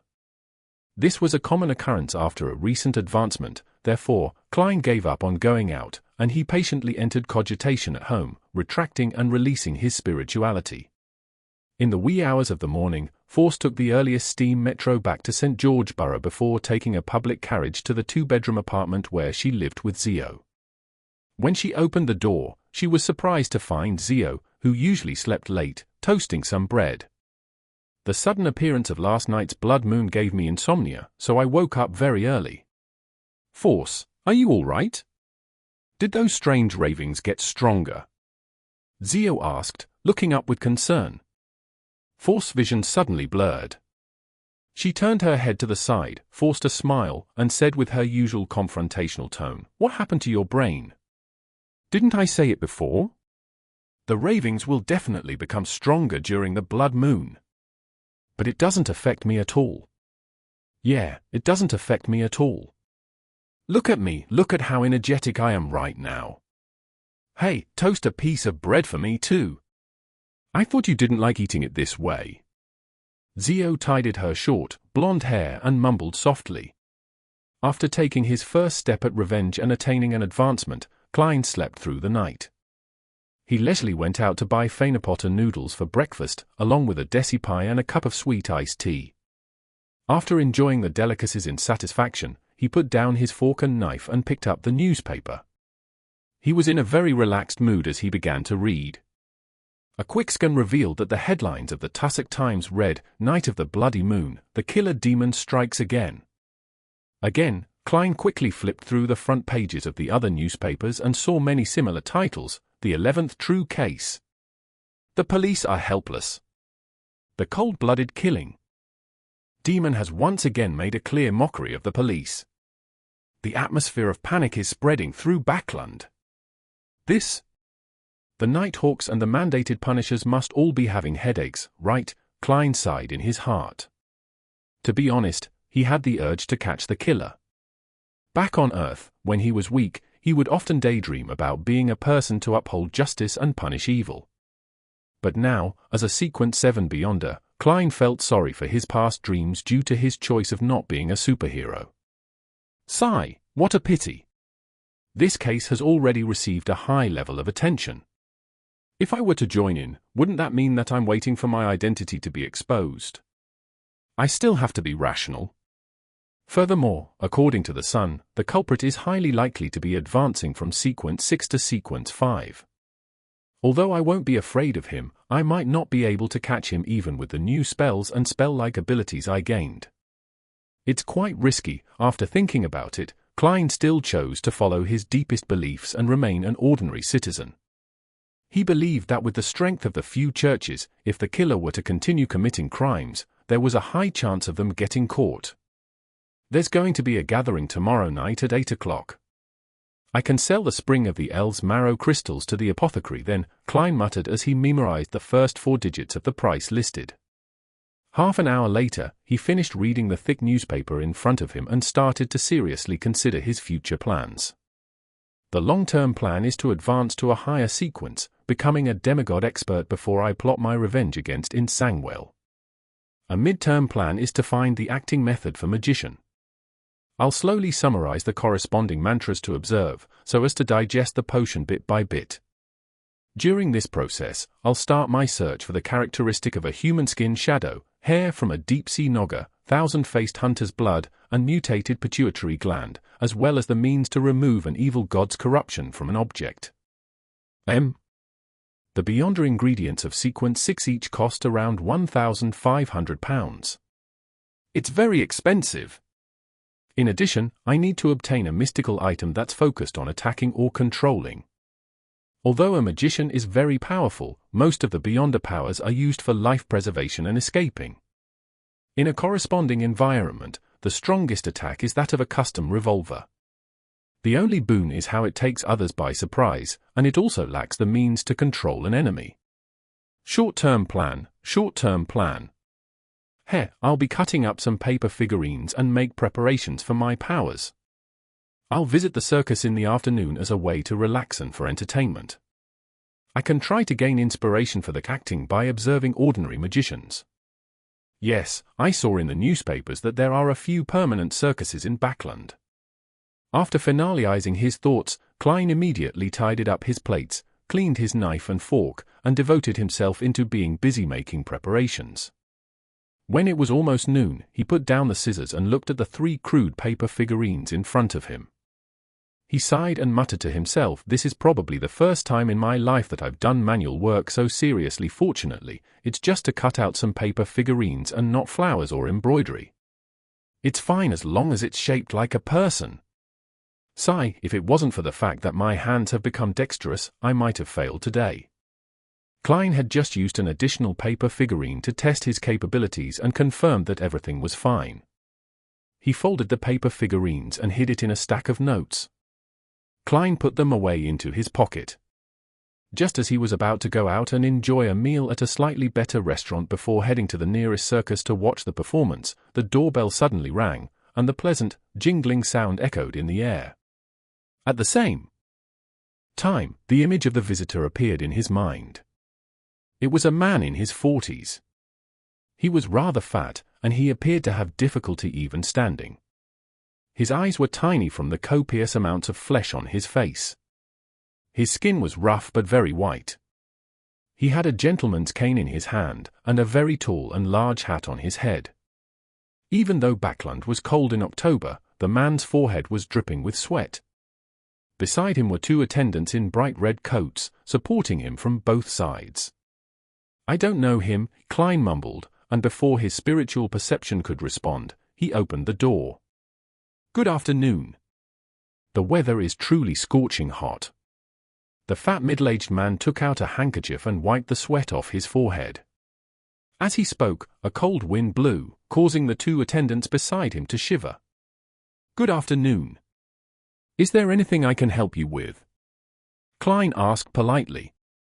"You are Detective Sherlock Moriarty? I have something that I want to entrust you with." The middle-aged man forced a smile and said, "I forgot to introduce myself. I'm Rogo Koloman, a jewelry businessman. Please, come on in." Klein smiled and made way.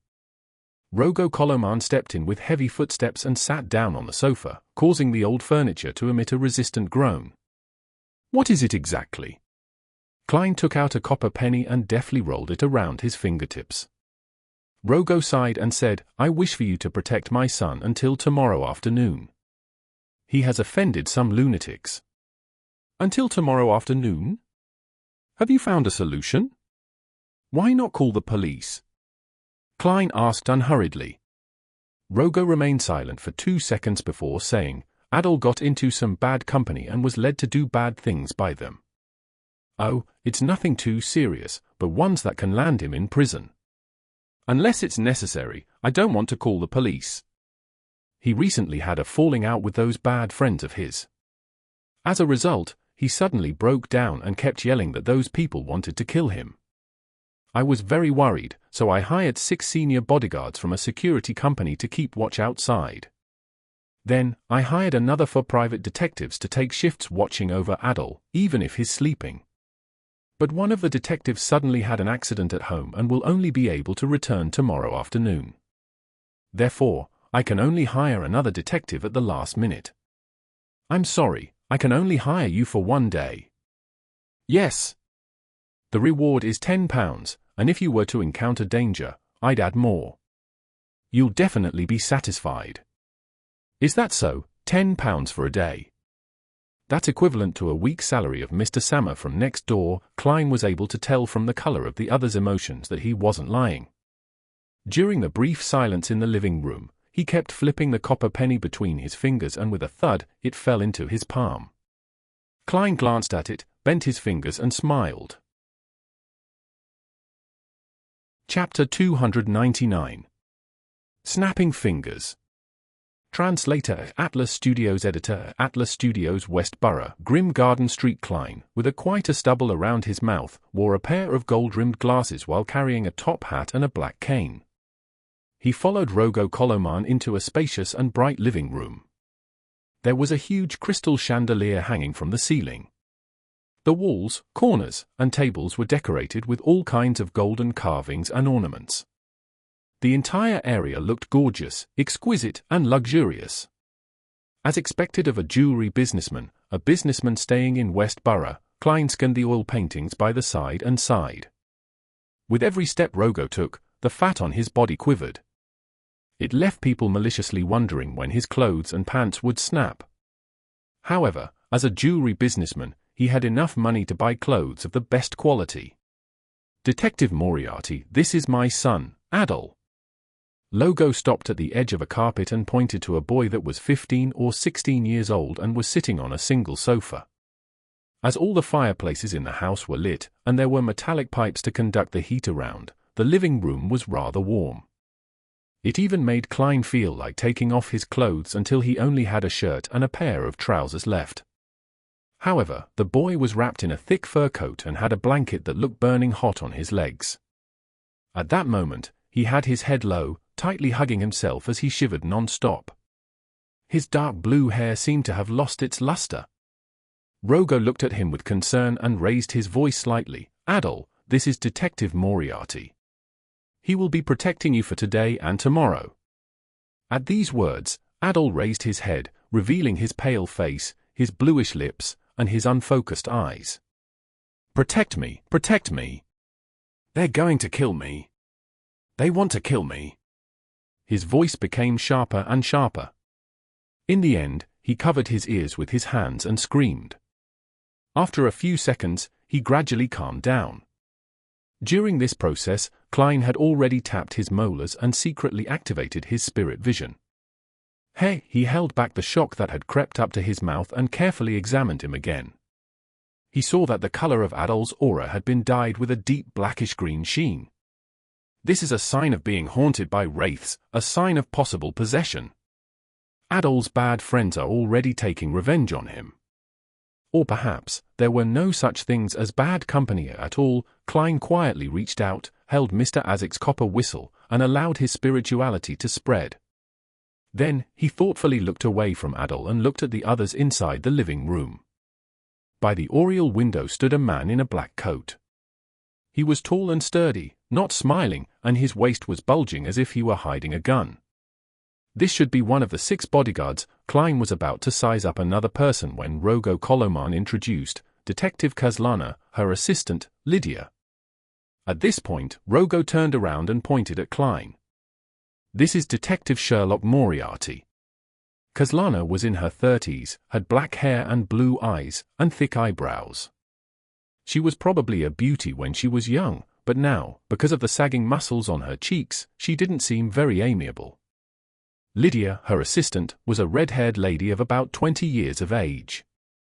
Her figure was excellent, but she had an average appearance. Both women wore something similar to what aristocratic riders wore. The white shirts they wore were tight at the waist, which matched the more tight-fitting trousers that facilitated movement. The pleats were the only thing that distinguished their clothes from men. In addition, they provided no concealment for the 2 revolvers around their waists. This reminded Klein of a saying from Lawyer Eugen that illegal possession of a gun was a sure thing for a private investigator. This was because, unless one was a noble, a member of parliament, or a senior civil servant, it was very difficult to obtain an all-purpose weapon. Permit. Stuart sat opposite to Kazlana and Lydia. He had a lean face, but he grew a bushy beard.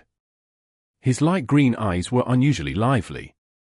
He was about the same age as Lydia, and almost as tall as Klein, a little over 1.7 m and weighing 140 pounds. Stuart had an armpit holster, and in it, there was obviously a specially designed revolver. After exchanging pleasantries, Klein took off his coat, took off his hat, and handed it to the maidservant next to him. "Put it somewhere I can retrieve it quickly from. There are some important items inside." In fact, he had already transferred the paper figurines, notes, charms, a matchbox, etc. to his trouser pockets. The only thing left in his coat was herbal powder, extract essence, keys, and his wallet. There were a total of £206 in paper bills in his wallet. Stuart, who was sitting there, turned his head to size Klein up and chuckled. "You didn't bring a gun." "Gun? This is my gun." Klein smiled and raised his cane. At the same time, he puffed out his cheeks to stimulate a sound. The sound of a gunshot rang out, and without thinking, Stuart rolled over, while Kazlana and Lydia quickly got off the sofa, each finding a place to hide. Rogo and the servant beside him were both surprised and confused about what was happening. Adol continued keeping his head low as he shivered. When they saw that Klein was only holding onto a black cane and realized that nothing had happened, Kazlana and company calmed down. They frowned and asked, "What just happened?" "Ever since I handed a revolver I picked up to the police, I've been learning how to imitate its sound. It seems to be quite effective," Klein replied half-jokingly. "That's not funny, Detective Moriarty," Kazlana said in a deep voice. "I just wanted to perform some magic for you," Klein lampooned. He handed his cane to the maidservant and solemnly nodded. Stuart, who was in the most pathetic state a moment ago, didn't seem to be angry at all. He patted his clothes with great interest, got up and asked, "Why haven't I heard of you, Mr. Moriarty? I mean, I know a lot of people in the detective business, but I've not heard about you in the past." "I only came to Backland in early September," Klein briefly explained. "Is that so?" Stuart laughed and said, "Tonight, the two of us will pair up. We'll be in charge of everything from midnight until tomorrow morning. Will that be a problem?" "Nope," Klein responded with the same smile. "Okay, after dinner, you guys have some rest and take over your shifts in the early morning," Kazlana added. Klein took a long look at the trembling Adol and nodded seriously. Nothing happened throughout the afternoon, and the worried male and female hosts prepared a hearty dinner for the detectives and the bodyguards, but no alcoholic beverages were provided. After eating and drinking to his heart's content, Klein and Stuart, a young man with a full beard, went to their rooms on the second floor.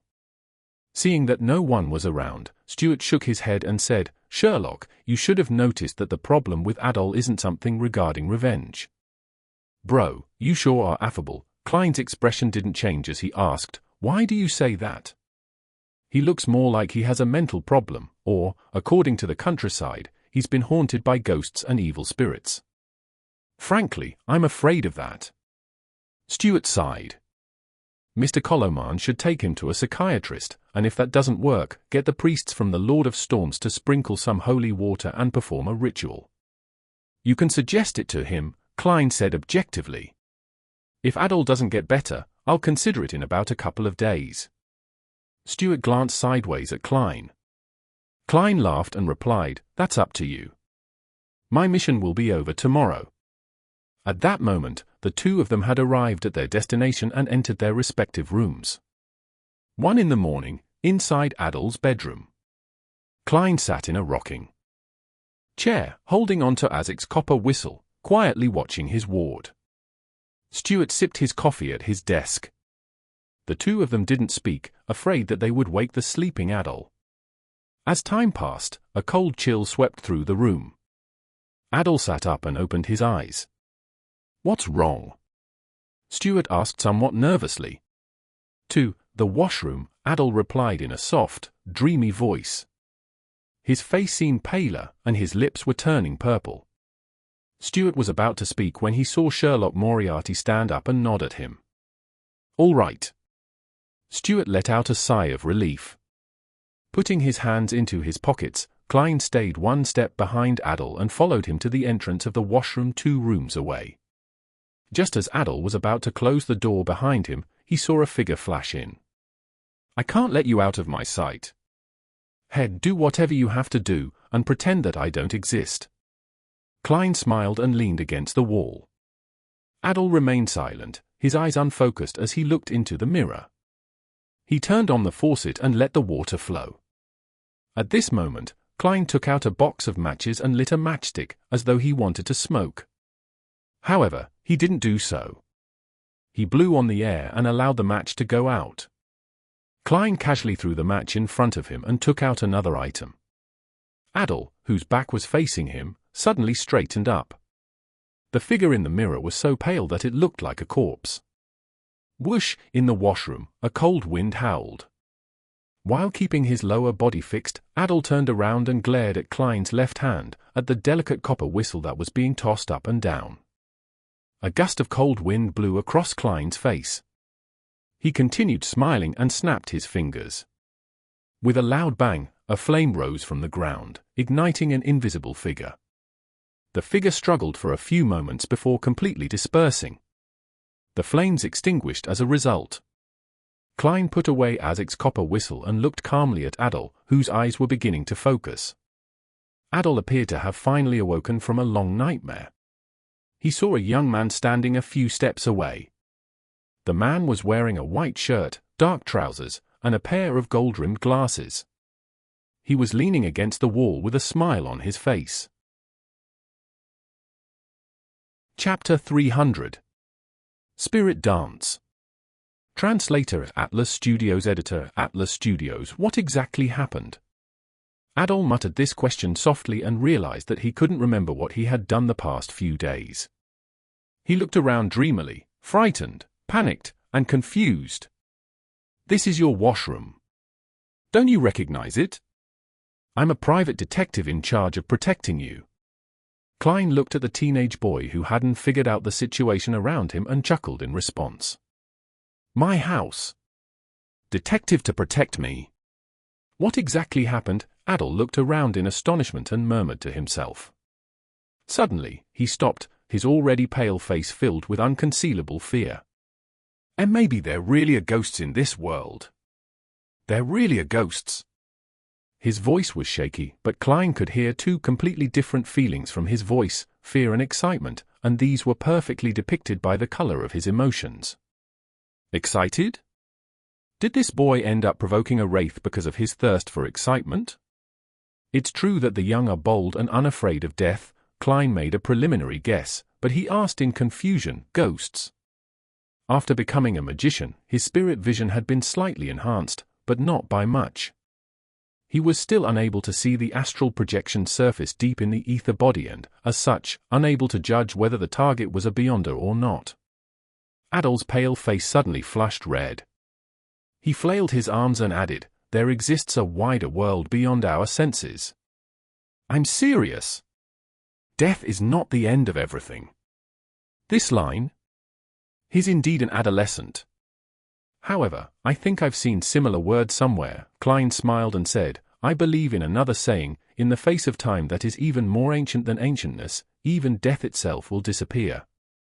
Without waiting for Adol to say anything, he took out his gold pocket watch, opened it and said, So, how did you get yourself into the state you were in before? You were like a patient with a nervous breakdown. Adol turned his head and thought for a few seconds, then he said, I joined a society. It's not an ordinary society. We all believe that death is not the end. We can use mysticism to even sense death directly and understand that everything can be reversed. Yes, we believe that the dead can be resurrected. Klein, who had just climbed out of his grave more than a month ago, chuckled dryly. You and the others were trying to revive the dead. Death is not the end. A world beyond the senses. Everything can be reversed. Mystic sensing. Aren't these the teachings of the numinous episcopate? These were all created to revive death, he muttered to himself silently in enlightenment. Yes. Adol nodded, his eyes bright, but completely unable to hide his fear. Where did you get your corpses? Klein pressed. We will secretly dig up graves, those that haven't been buried for long, or buy them from the hospital, Adol said as he recalled. It's indeed a crime that can get you thrown into jail. It's no wonder that Rogo Koloman doesn't want the police involved. You sure are bold to get your thrills, Klein maintained his genial smile and asked, and did you succeed? Not yet. The way they looked at me during the last gathering was like they were looking at a corpse, as if they were wondering where to place their corresponding mystics. And then we danced a spirit dance and communicated with the world beyond with our senses, and then, I lost all my memories since then. Adol's body began to tremble uncontrollably. Spirit dance? It really is the numinous episcopate. This fellow became a test subject for his companions. Klein frowned and asked, Your memory is disconnected from that point until now. According to the internal records of the Nighthawks, spirit dances originated from the ancient sacrificial dances that were popular in the southern continent. It was the ritual method that death loved. At the spirit dance was to use the beat, rhythm, and movements to harmonize one's spirituality so that it could interact with the natural environment so as to establish an interaction with the target of the prayer. Then, combined with a simple altar arrangement and corresponding honorific name, it can achieve the effects of a more complex ritualistic magic. Yes, Adol softly replied before he suddenly raised his head. What day is it today? What time is it now? Friday morning, 1:12 am, Klein answered based on his memory. Adol subconsciously took a deep breath and said, I've missed the newest gathering. They conduct a resurrection ritual outside Grim Cemetery every Friday at 3 in the morning. Grim Cemetery got its name because it wasn't far from Grim Garden Street. You still wish to go? Have you forgotten what had happened to you? Oh, you don't actually remember, but you should ask your father, your mother, and servants, Klein reminded the young man in front of him. And I might not be able to help you any further, he added silently in his heart. After this incident, he discovered another weakness of a magician, which was the lack of an ability to deal with wraiths and shadow-related creatures. Only the control of fire barely counted. But after those creatures possessed a human body, exorcism and purification became a problem, unless he wanted to kill both the ghost and the human. Of course, Klein wasn't completely helpless in this aspect. He could conduct ritualistic magic to do similar things, but that would be very troublesome. It would easily expose his identity and was unsuited for actual combat. After some thought, he had finally chosen to use Azek's copper whistle to lure the wraith out. Then, he controlled the flames to complete the purification. However, the level of damage wasn't high. If he were to encounter a slightly more powerful wraith, it was possible that he was unable to take care of it. I still lack items or charms that deal with undead creatures. If only I had the sealed artifact 3782, mutated Sun Sacred Emblem, Klein's thoughts were momentarily distracted. Adol suddenly remembered his missing memories, and his face turned pale again. He answered with a trembling voice, No, I don't want to go. I never want to go again. Very good. Klein smiled in support. Adol looked at his face, which didn't contain the slightest bit of fear, and subconsciously asked, "Aren't you afraid after I've said so much?" Klein stopped leaning against the wall and slowly straightened his body. He replied in a relaxed tone, "For a detective, they would rather not believe something unless there's concrete evidence." He opened the door and walked out, wondering if he should make contact with the numinous episcopate. After all, this might involve the mystery of Mr. Azek's life. Adol looked at the private detectives back in a daze. It took him quite some time to realize that there was no one in the washroom other than himself. Furthermore, the moonlight outside was so gloomy that it left long shadows, making it seem as though something invisible was lurking and watching. He shivered and hurriedly shouted, "Wait for me." As he spoke, Adol quickened his pace, rushed out of the washroom, and followed closely behind Klein. "He knows fear and is apprehensive. That means he's still redeemable," Klein mumbled before inserting his hands into his pockets. When he returned to his bedroom, Stuart didn't notice that Adol had already turned for the better. He still wore a serious expression from the ghost story he imagined himself, so he didn't dare to walk around recklessly. After Adol fell asleep again, Klein took out a copper penny and let it move between his fingers. When it was close to 2:50 m, he threw up the coin and caught it firmly before standing up and whispered to Stuart, "I'll be heading to the balcony to smoke a cigarette." "Be quick," Stuart urged with somewhat taut nerves. Klein put on his long gown and walked slowly out the door to the balcony at the end of the corridor. Then, he hid in the shadows. Then, he pulled out a rather crudely cut paper figurine.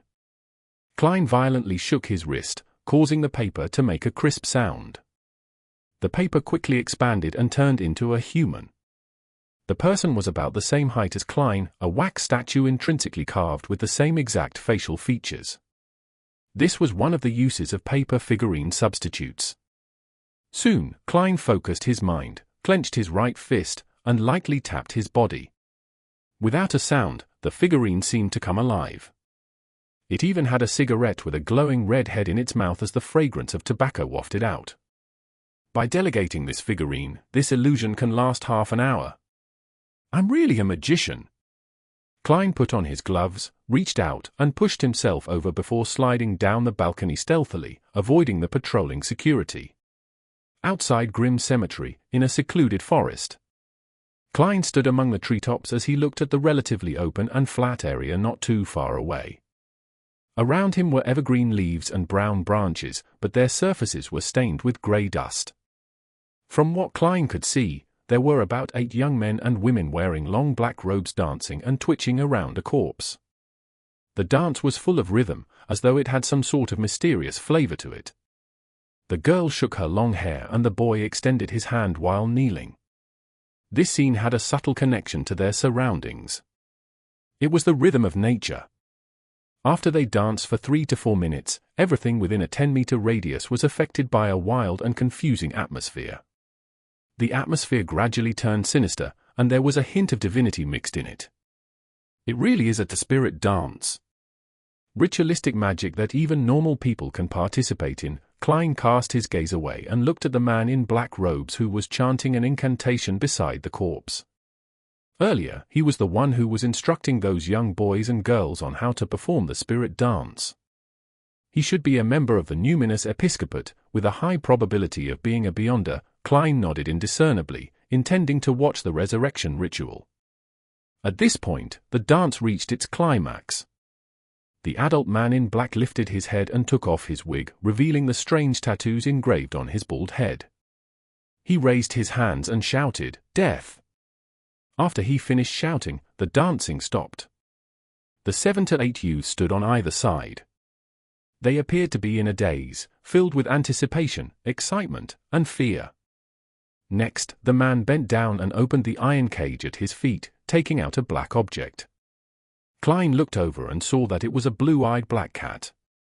This works too. He was obviously stunned for a moment. Suddenly, he thought of the various folklore related to a black cat. For example, if a black cat which symbolized the evil emissary of hell jumped over a corpse, the corpse would be awakened.